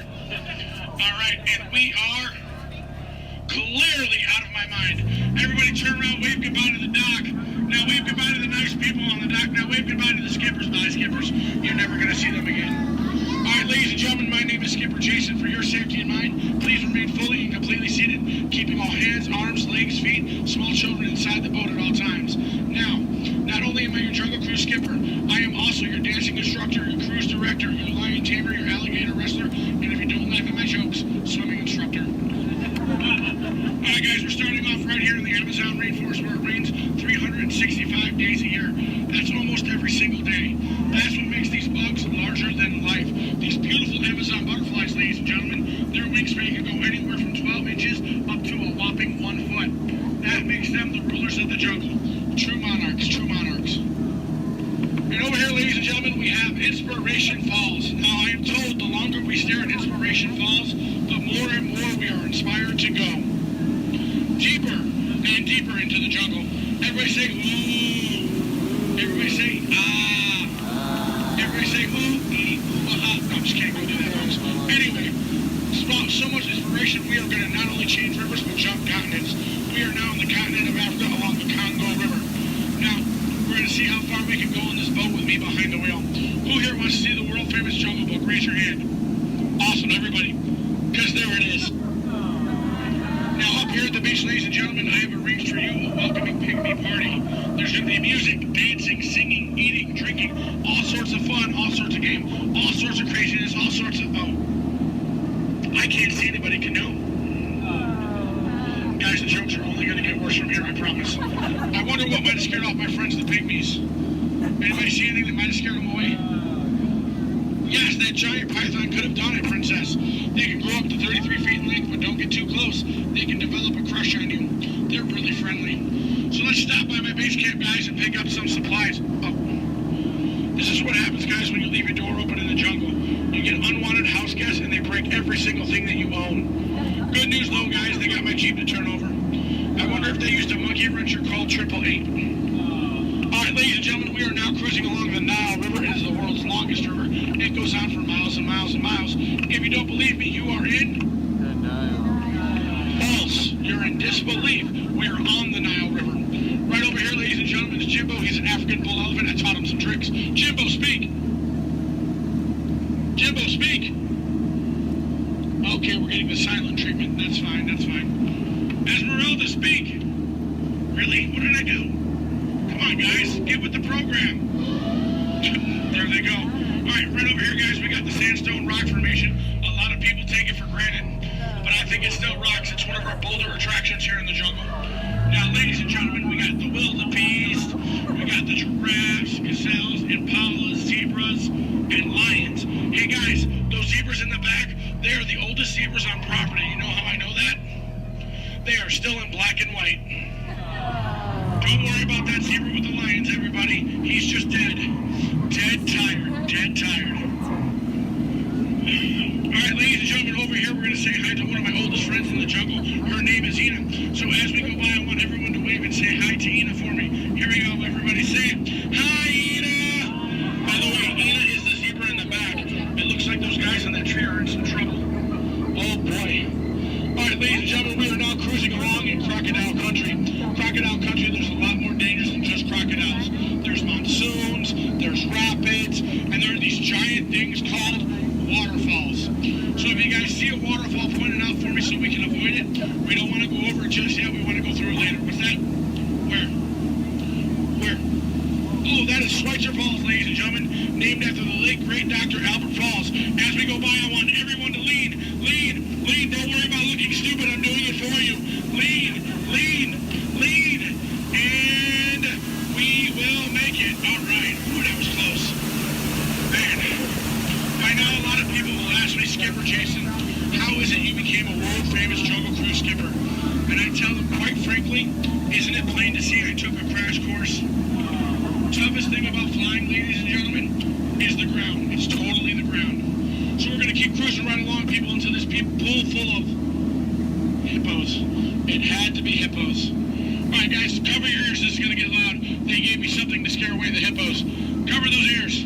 Shoo, hippos, shoo! Make way! Be gone! Be gone, hippo, be gone! I showed those hippos who's boss. Alright guys, we're now cruising out of this hippo pool and right into headhunter territory. It is not the greatest of places to be headed. If you don't believe me, you can ask my last crew. Those boneheads did not believe me. Wait, you guys hear those drums? Are those warriors dancing? Yes, they are. That can only mean one of two things. They're either going to attack the boat, or they've lost the key to the men's room. Do me a favor, guys. Keep your eyes peeled on this side of the boat for an ambush. If you see an ambush, point it out and let me know. I'm going to look over here. Where? Princess, that's not an ambush. That's an ambush. You can tell by its leaves. All right, ladies and gentlemen. This is what everybody got up early to come to Disney for. Are you ready? Are you ready? Here we go. The eighth wonder of the world, the backside of water. Kids, do not try this at home. You'll hit your head on the faucet and that hurts. Don't ask me how I know. Alright guys, we're now in the Mekong River here in Southeast Asia. There's this really cool temple I want to show you guys. It's awesome. It's amazing. The entrance is just up over here. It looks like there's been an earthquake since the last time I've been through. What do you guys say? Do we go in? Yeah. There could be danger. There could be adventure. There could be treasure. Or worst of all, it could be another Disney gift shop. Alright guys, stay seated, keep your eyes open. I'm gonna stay seated and keep mine closed. Oh wait, it's just a root canal.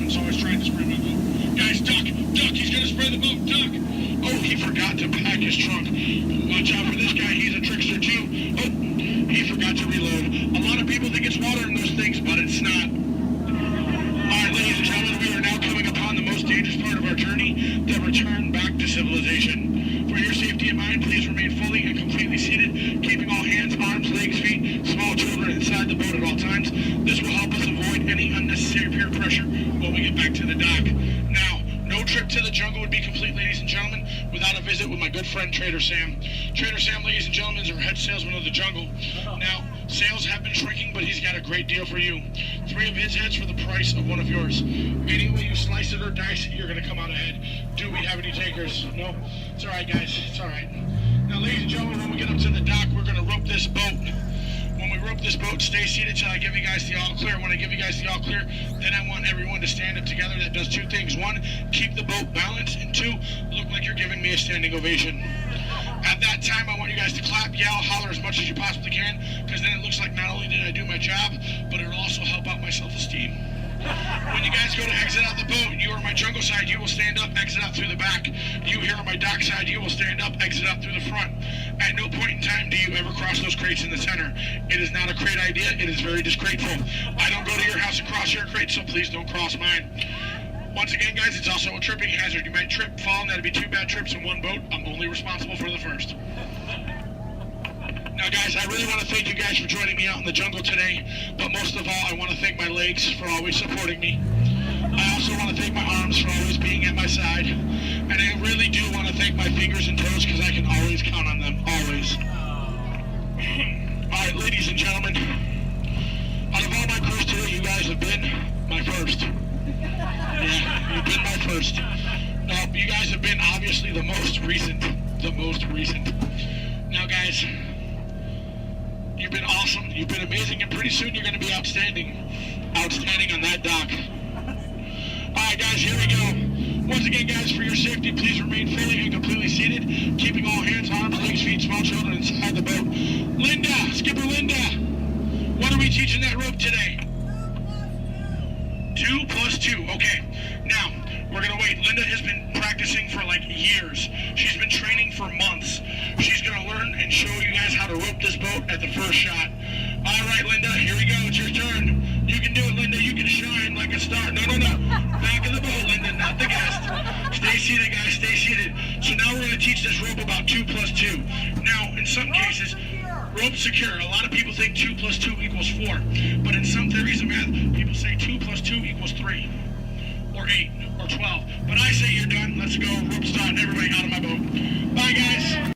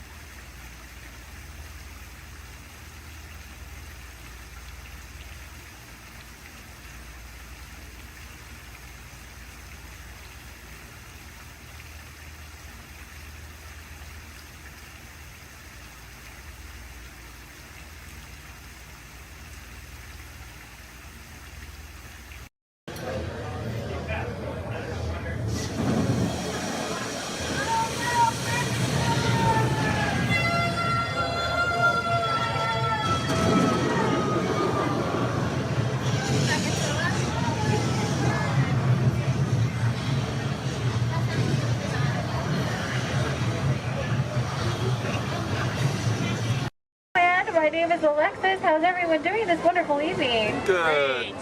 That was the most believable I've heard all night. But we're going to try it again anyways, folks. How's everyone doing this wonderful evening? Great. Woo! All right. Once again, my name is Alexis. I'm going to be your storyteller and captain for the evening. Just as a friendly reminder, please keep your hands, arms, and fingers inside the boat because Monstro does not like finger food. Oh, my folks, it looks like we are being swallowed by Monstro. Monstro the whale. This is the very same whale that swallowed Pinocchio. But not to worry, folks, because Pinocchio was a smart little puppet. He lit a fire in here that made Monstro sneeze, and Monstro sneezed so hard that he blew his tail right off. Now, Monstro's not half as scary as he used to be. Haha. Around the bend to your left, you'll find the cave of the big bad wolf. And across the way, the homes of the three little pigs, the one made of straw, the one made of sticks, and the one made of 100% wolf-proof brick. Just beyond this bridge to your left, you'll find the village of Alice in Wonderland. Alice's home is the one in the corner with the thatched roof, and if you follow the small cobblestone walkway, you'll find the home of the White Rabbit. This is where Alice fell down and began her adventures in Wonderland. To the right, in the center of the canal, you'll find London Park, made famous by the film Peter Pan. This is where Wendy, Donna, and Michael, with a home of Tinkerbell and a few happy thoughts, followed Peter Pan all the way to Neverland, where you never have to grow up. Straight ahead, you'll find the city of Agrabah, city of mystery and enchantment. The busy marketplace below is where Aladdin and Jasmine first met, and Aladdin, being that prince of thieves that he is, he not only stole bread that day, he stole Princess Jasmine's heart. Aww. And it's underneath these rose-covered arches where Aladdin and Jasmine took their first magic carpet ride into a whole new world.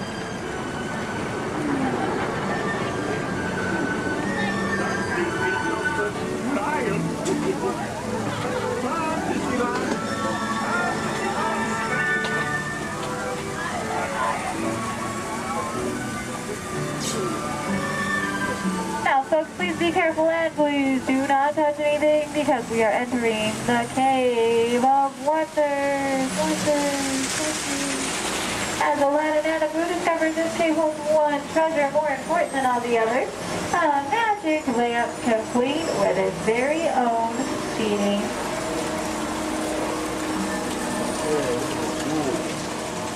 To the right, you'll find the home of Snow White and the Seven Dwarfs. The Seven Dwarfs are still back up in that jewel mine, whistling while they work. See? And to the left, you might recognize this French chateau as the home of Cinderella and her evil stepsisters and wicked stepmother.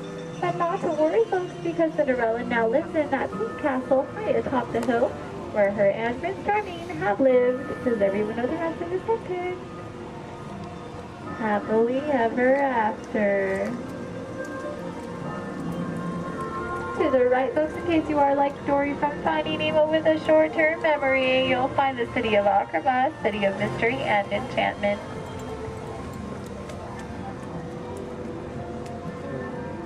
To the left, you'll find the world-famous patchwork quilt. This patchwork quilt is comprised completely out of desert flowers, and it, along with every other plant and tree here in Storybook Land, are 100% real. They have just been miniaturized by a process known only by Tinkerbell and a few of our Disneyland gardeners.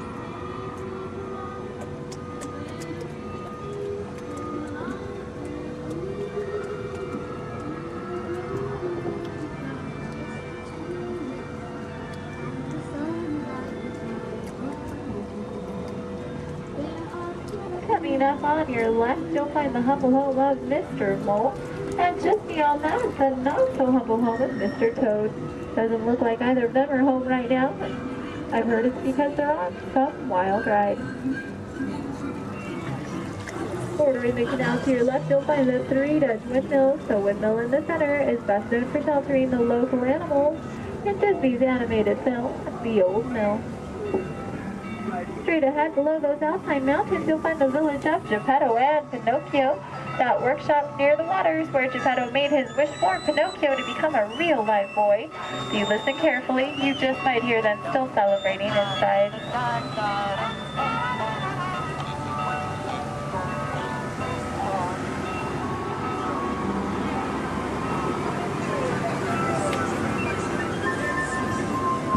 Coming up on your right, you'll see the ship of Prince Eric. The sandy beach nearby is where Ariel took her first steps on land and saved Prince Eric. That castle on top of the beach is where her and, you guessed it, Prince Eric, now lives happily ever after. And it is behind this waterfall that you'll find the Kingdom of Kingdom. This is an area of rock and is still behind us a bunch of Oxford stalkers. Folks, it looks like our journey is coming to an end. For those of you closest to the dock, please remain seated with your hands, arms, and fingers inside the boat. Thank you for joining us here in Storybook Land. We hope you have enjoyed your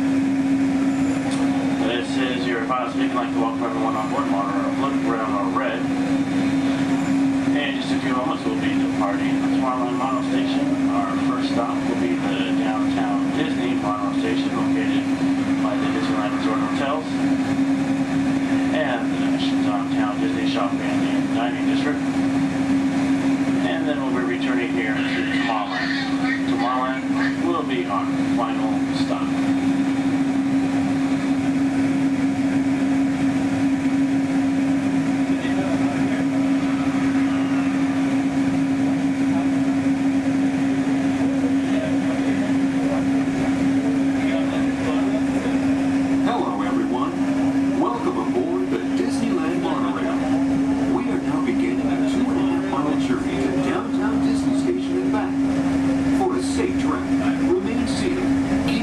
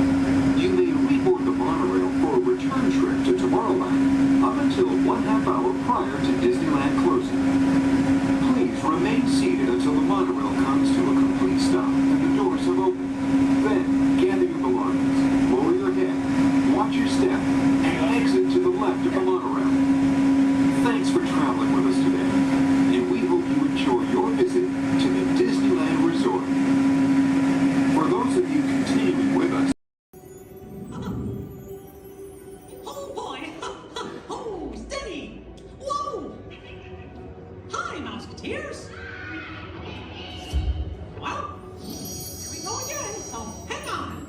Anything goes. You ready? And let the show begin.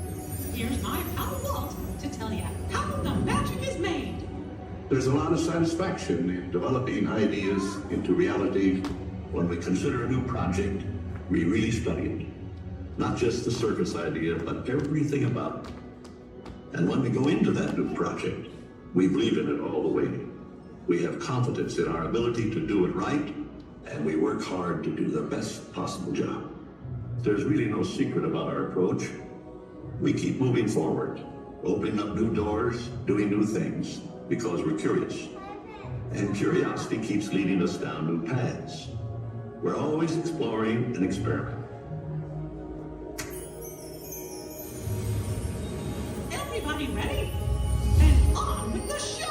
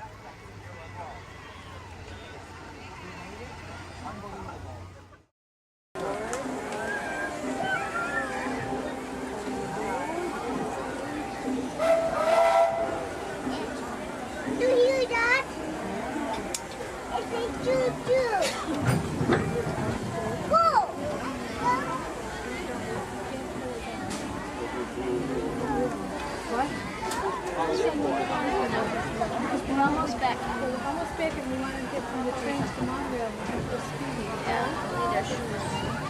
Hello, everyone. Thanks for joining us on the Disneyland Railroad. For a safe ride, remember to stay seated with your hands, arms, feet, and legs inside the train. And please, watch your kids.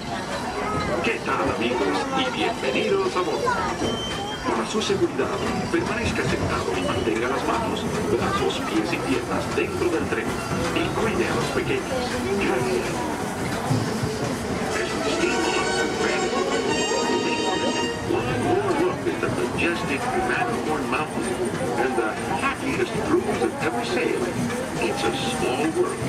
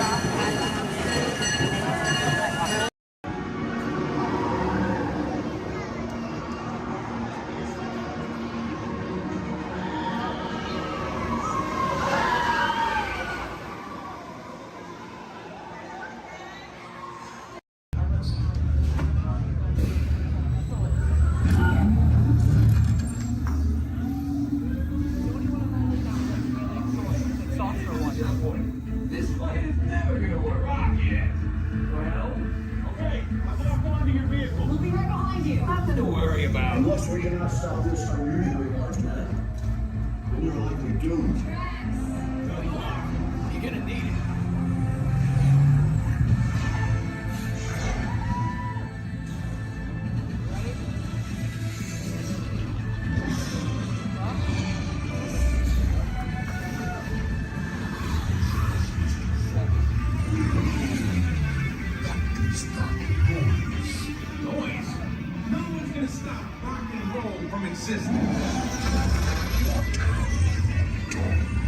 What have we done?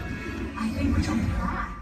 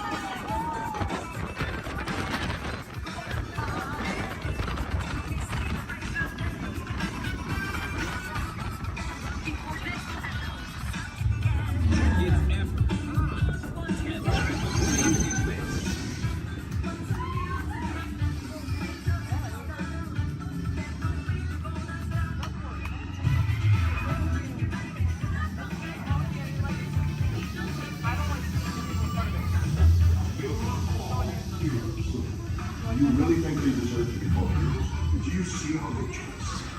It's just a figure of speech, Drax. You are lying to them. Now I understand. Welcome to the Guardians of the Galaxy.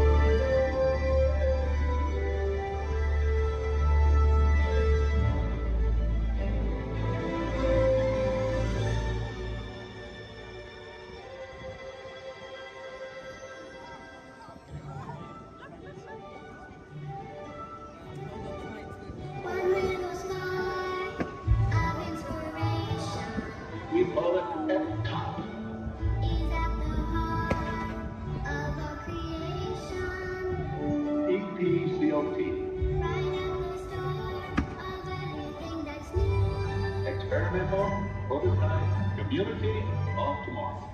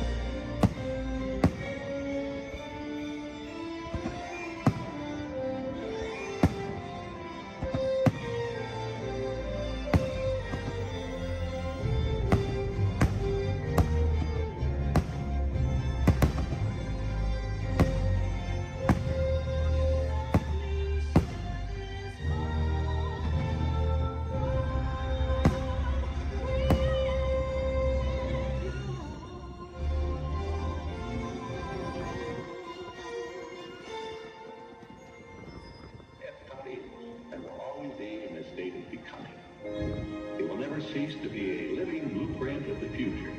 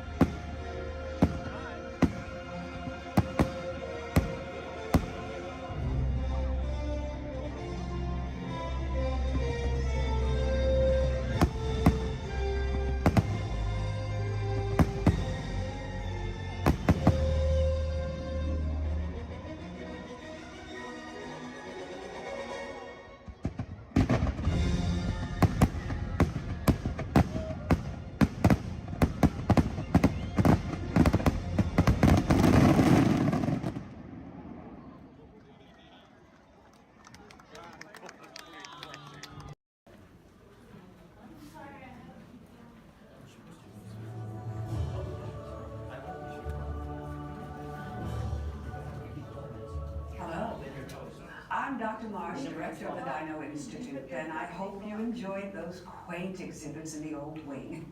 That's how dinosaurs have been presented to the public since the study of fossils began over 150 years ago.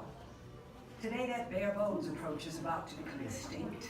In a perfect blending of science and technology, the Dino Institute has created the Time Rover, an amazing vehicle that will literally transport you to the age of the dinosaurs. How? That's proprietary.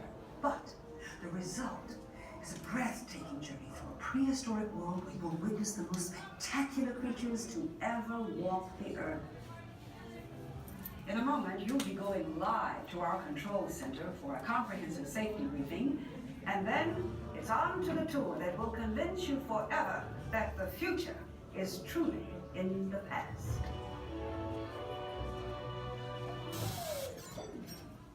Hello there. Welcome to our little trans-dimensional joyride, folks. I'm Dr. Seeker, your friendly controller, and a heck of a paleontologist, if I do say so myself. But let's not talk about me. Let's talk about you, and how you can help me make history today with the Time Rover. It's like this. If I can bring you back from the Cretaceous period, it stands to reason that I can bring back a live dinosaur with you. And not just any dinosaur. Take a look at this guy. He's an iguanodon, and I'm certain that he is the key to understanding these magnificent creatures. I tagged him with a locator during an unauthorized field trip. Otherwise, I'd be traveling with you. Right now, our dino should be about here, at the very end of the Cretaceous period. That's where you're going today. I arrived, it seems, just in time to correct a little misstatement. Dr. Marsh. That is impossibly close to the giant asteroid impact that destroyed most life forms on Earth. Our tools are designed to take you to the early Cretaceous period. And I can assure you that all Time Rovers have been securely locked on those coordinates. That's right. See? Securely locked. Access denied. Continue. Of course. We were just talking about seatbelts. Plug them in, use them. It can get kind of choppy out there, so keep your hands and arms inside the vehicle at all times. Flash photography? I wouldn't. It alters the homing signal, and that's not good. Oh, and one more thing. Those locked coordinates? We're in. Now, here's the drill. You follow the homing signal to the iguanodon. Then I'll enlarge the transport field, and boom, you're back with one additional passenger extra large. And don't worry about that asteroid. You'll be in and out of there before it even breaks the atmosphere. Trust me, what could go wrong? Hey, it's me again. Remember, only you guys are going on this special mission, so don't tell anyone, okay?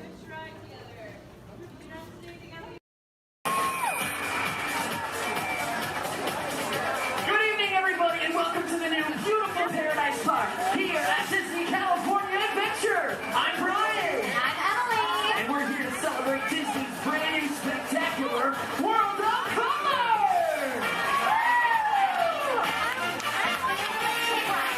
Do you think these people really know what kind of treat they're in for tonight? I don't know. Let's find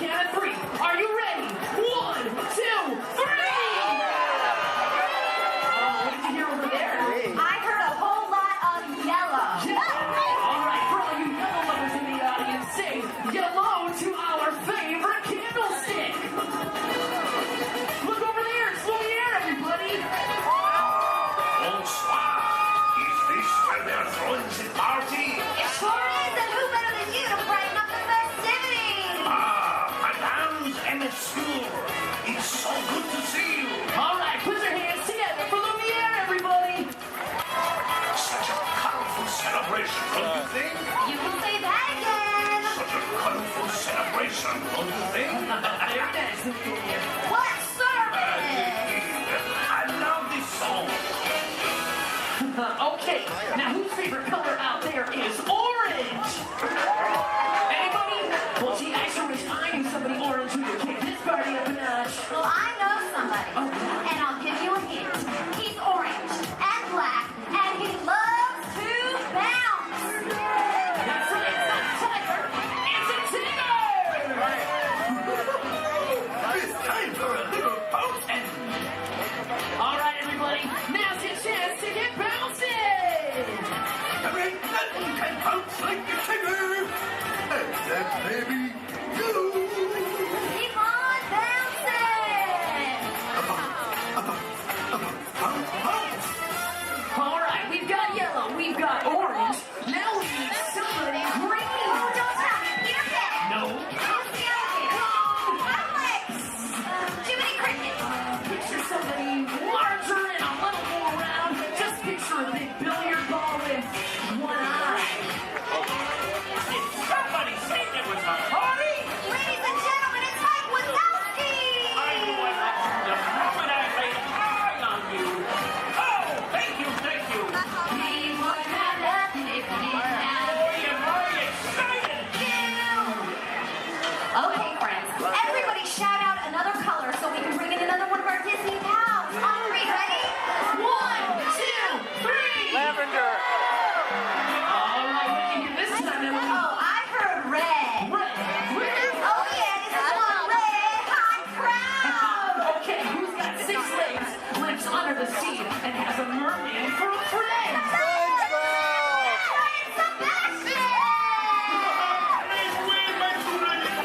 I love to celebrate. It's my favorite crowd. Hello, everyone. Hello, Sebastian. What a celebration. This is almost as much fun as it is under the sea. Okay, everybody. Now go like this with your hands and pretend like you're holding a magic lamp. What are you doing? We're making wishes. Well, what are you wishing for? I think we're wishing that somebody blue would get here. Don't look now, but I think you got your wish. Genie, wouldn't be a party without you. Right, Mr. Blue himself. Genie is in the house. Oh, yeah. These look like real party people. Put your hands up. Put your hands up. Come on, put your hands up, everybody. Look out. Come on. The genie is coming through. Let's give a big round of applause for all of our colorful friends. Thank you. Just Russia. Thank you. Oh. Okay, now it's time to find out just how excited everybody is out there. Yes, friends. It's time for the official World Championship Color Competition. Okay, it's time to break them into teams, and these colorful friends of ours will be our team captains. So first up, let's decide who's on Genie's team. So this big group of people right here in front of me, including you in the center, I want you to think like a genie and yell abracadabra on the count of 3. Are you ready? 1, 2, 3. Oh, come on, I said it like a genie, really loud this time. Ready? 1, 2, 3. Great! You guys are now Team Genie. Blue is the bomb. Oh, really? We'll see about that. Everybody back here hanging out with Mike. Let's collect some scream power. I want to hear a big green team scream on 3. Ready?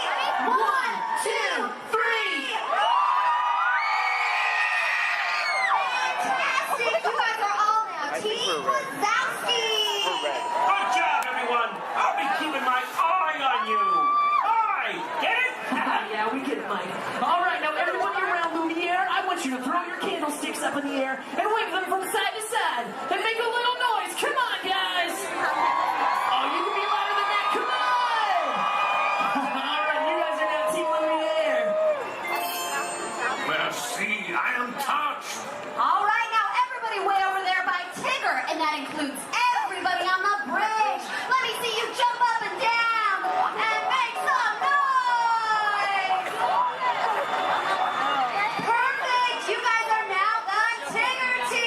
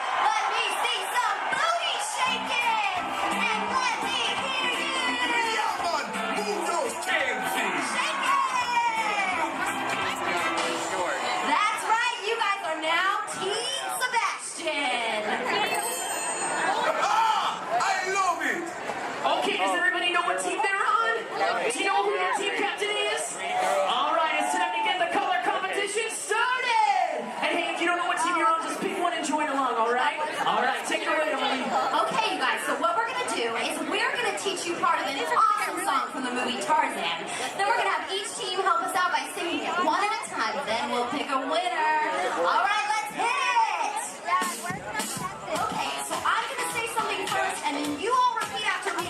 Are you ready? Let's do it. Say do. Do. Bop. Bop. She. She.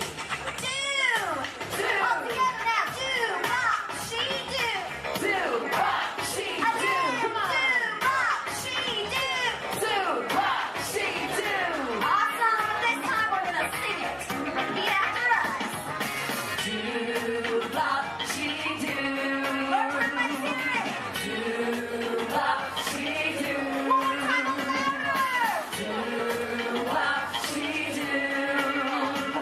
All right, Emily, do you think they're ready? Oh, they're ready, all right. All right, color crews, it's time to shine. Emily and I are gonna call out a team. When you hear your team call, we want you to belt out that phrase as loud as you can, okay?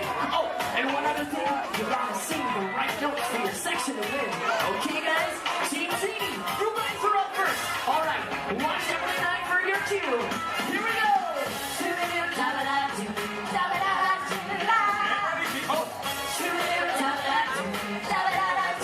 Oh, we're ready.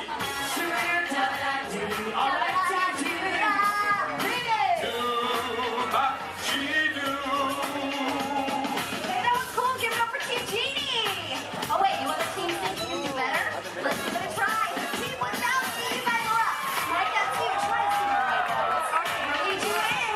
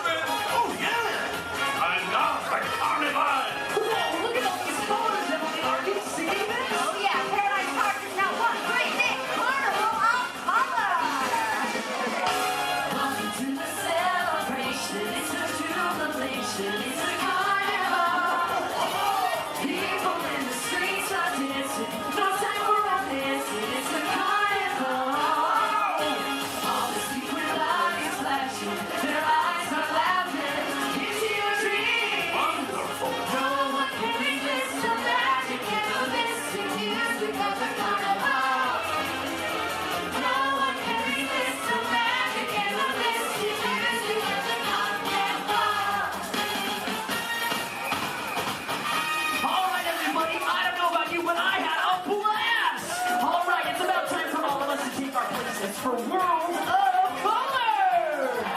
All right, let's give it up one last time to all of our colorful friends. Give it up for Sebastian, Lumiere, Tigger, Jean, and of course Mike Wazowski. Thanks, everybody. We hope you enjoyed our Carnival of Color. Remember the exciting colorful landings and over. Now we're about to show something really spectacular. Something, something, something good. Something, something, something good.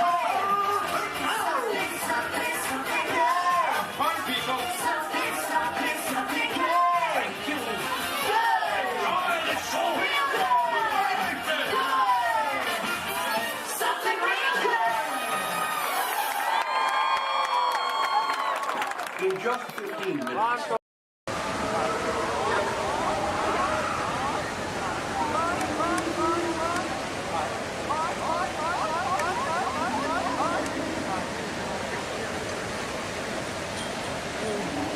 I'll remember.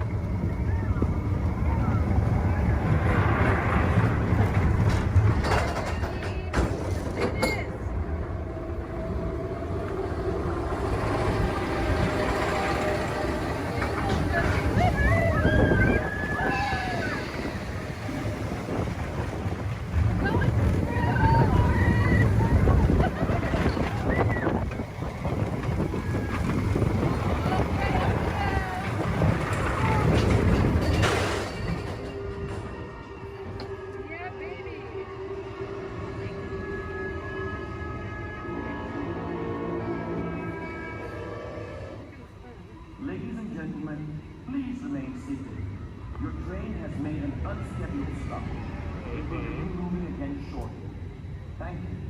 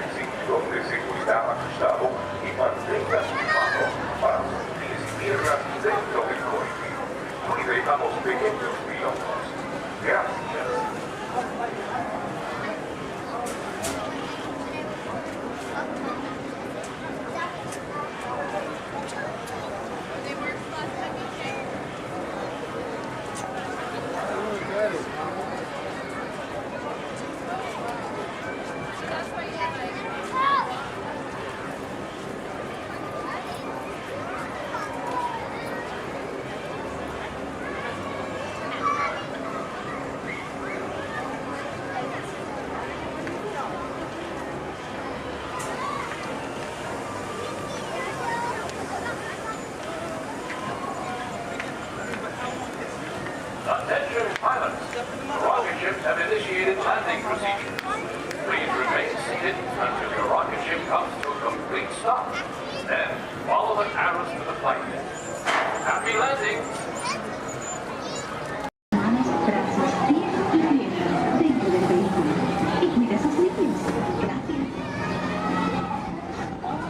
Step carefully onto the moving platform, then step into the air. For your safety, remain seated throughout your journey, keeping your hands, arms, feet, and legs inside the car. As pilots, supervise your ship. Remember to stay clear of the doors, but open and close automatically. Enjoy your trip aboard the Metroliner.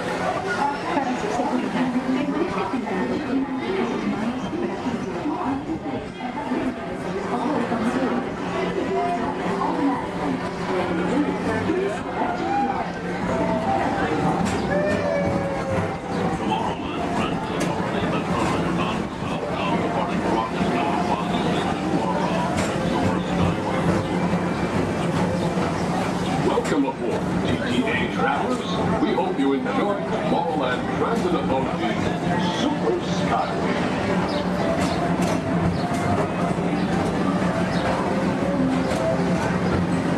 Now approaching Tomorrowland Interplanetary Convention Center. The convention center is home to a galaxy of wonders from faraway.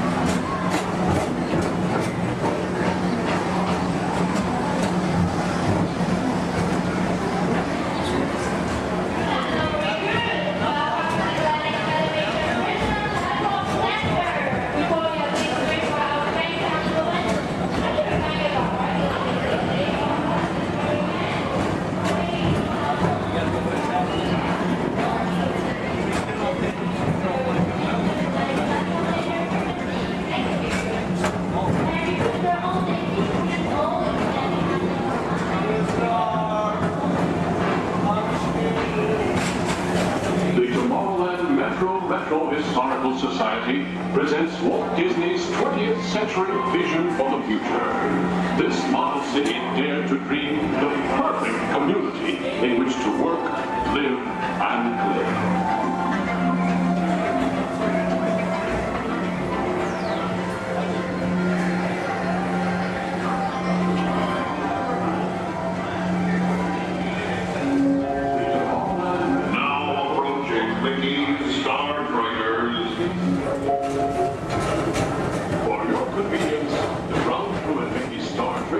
Will be glad to rocket ship to many planets in the galaxy. Hi there, Tomorrowland travelers. This is Mr. Johnson and Sky Eagle Hovercraft 1, bringing you the latest Tomorrowland traffic report. As usual, everything is perfect on Tomorrowland Superhighway. Back to you at DTA Center.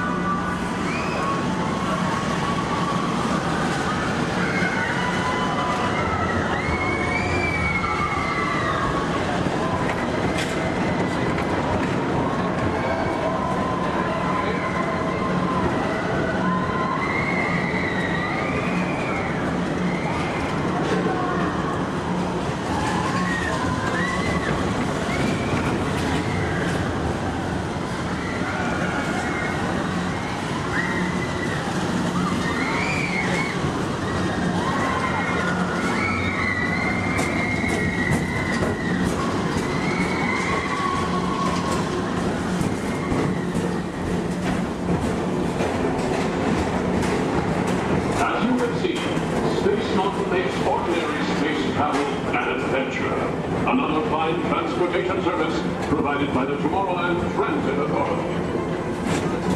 Attention, all visitors from Galaxy M31. Please keep forward-facing tentacles clear of oncoming Metroliner vehicles. Thank you.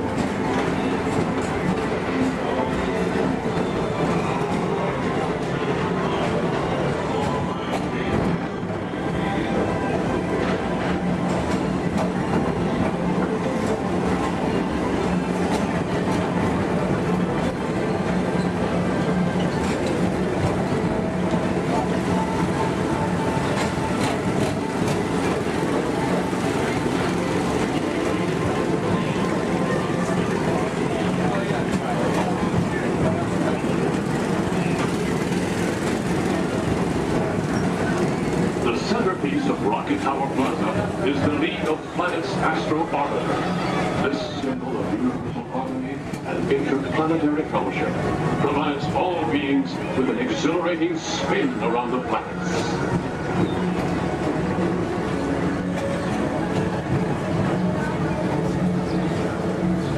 Remember, Blue Line passengers, for all your future travel needs, the TTA services all of Tomorrowland's outlying areas, including the personal rocket ship docking lot, and of course, Perfect Park Acres.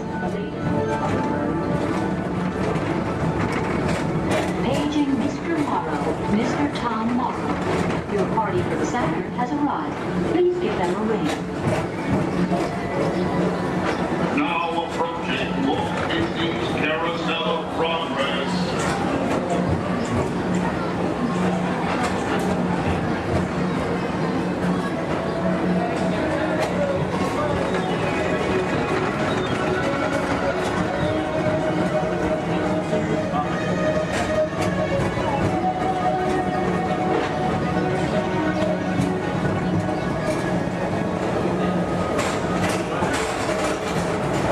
Citizens of Tomorrowland, join Buzz Lightyear on a daring space mission to save the universe from the evil Emperor Zurg. Report to Star Command and Buzz Lightyear, Space Ranger Spin!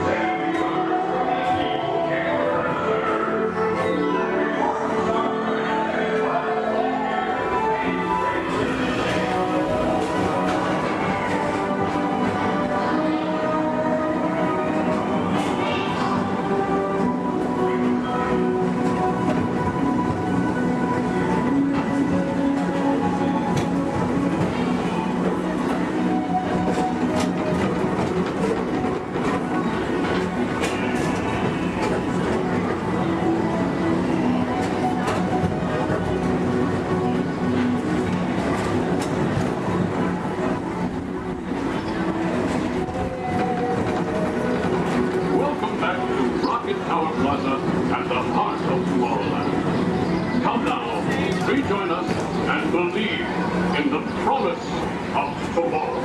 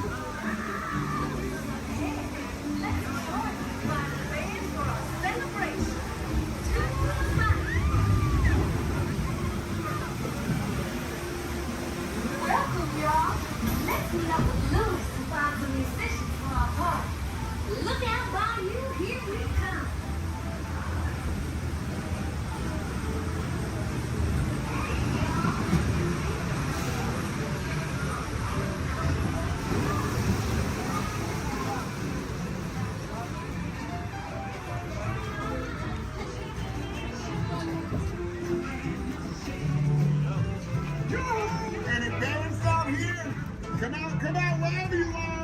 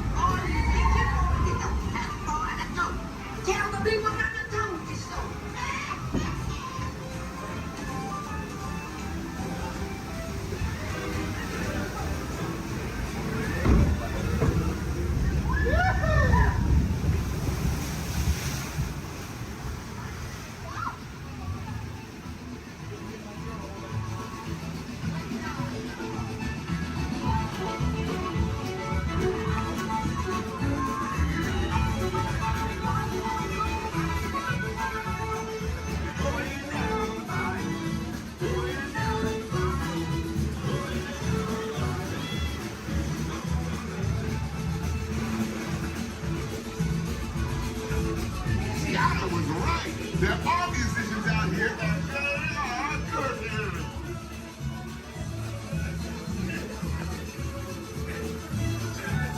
Tiana wasn't here, y'all. This body's over and she brown and Glad, no doubt. We'll ask them to join the band for sure.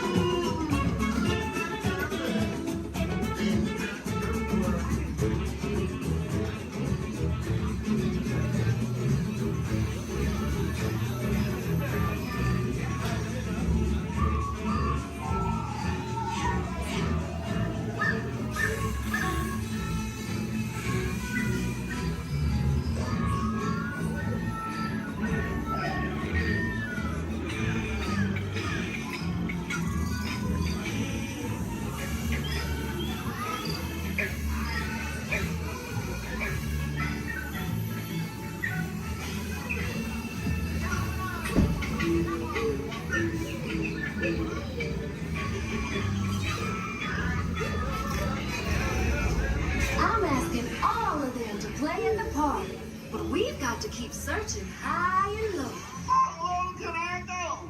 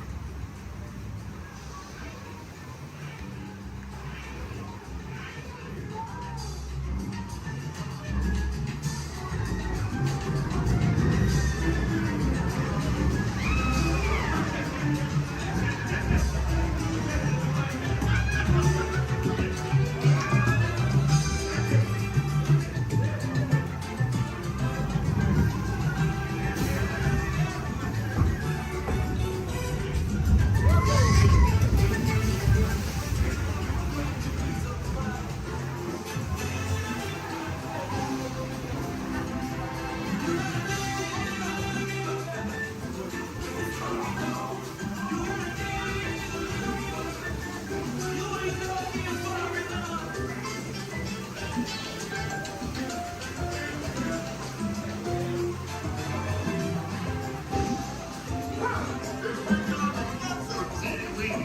tiny musicians you found sure do bring the heat.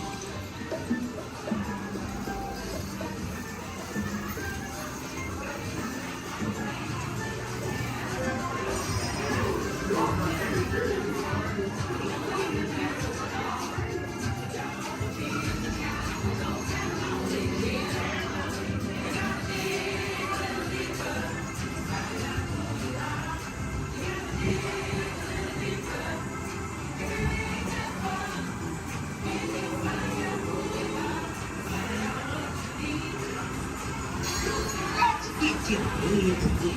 Cause the bigger you are, the bigger the splash will make.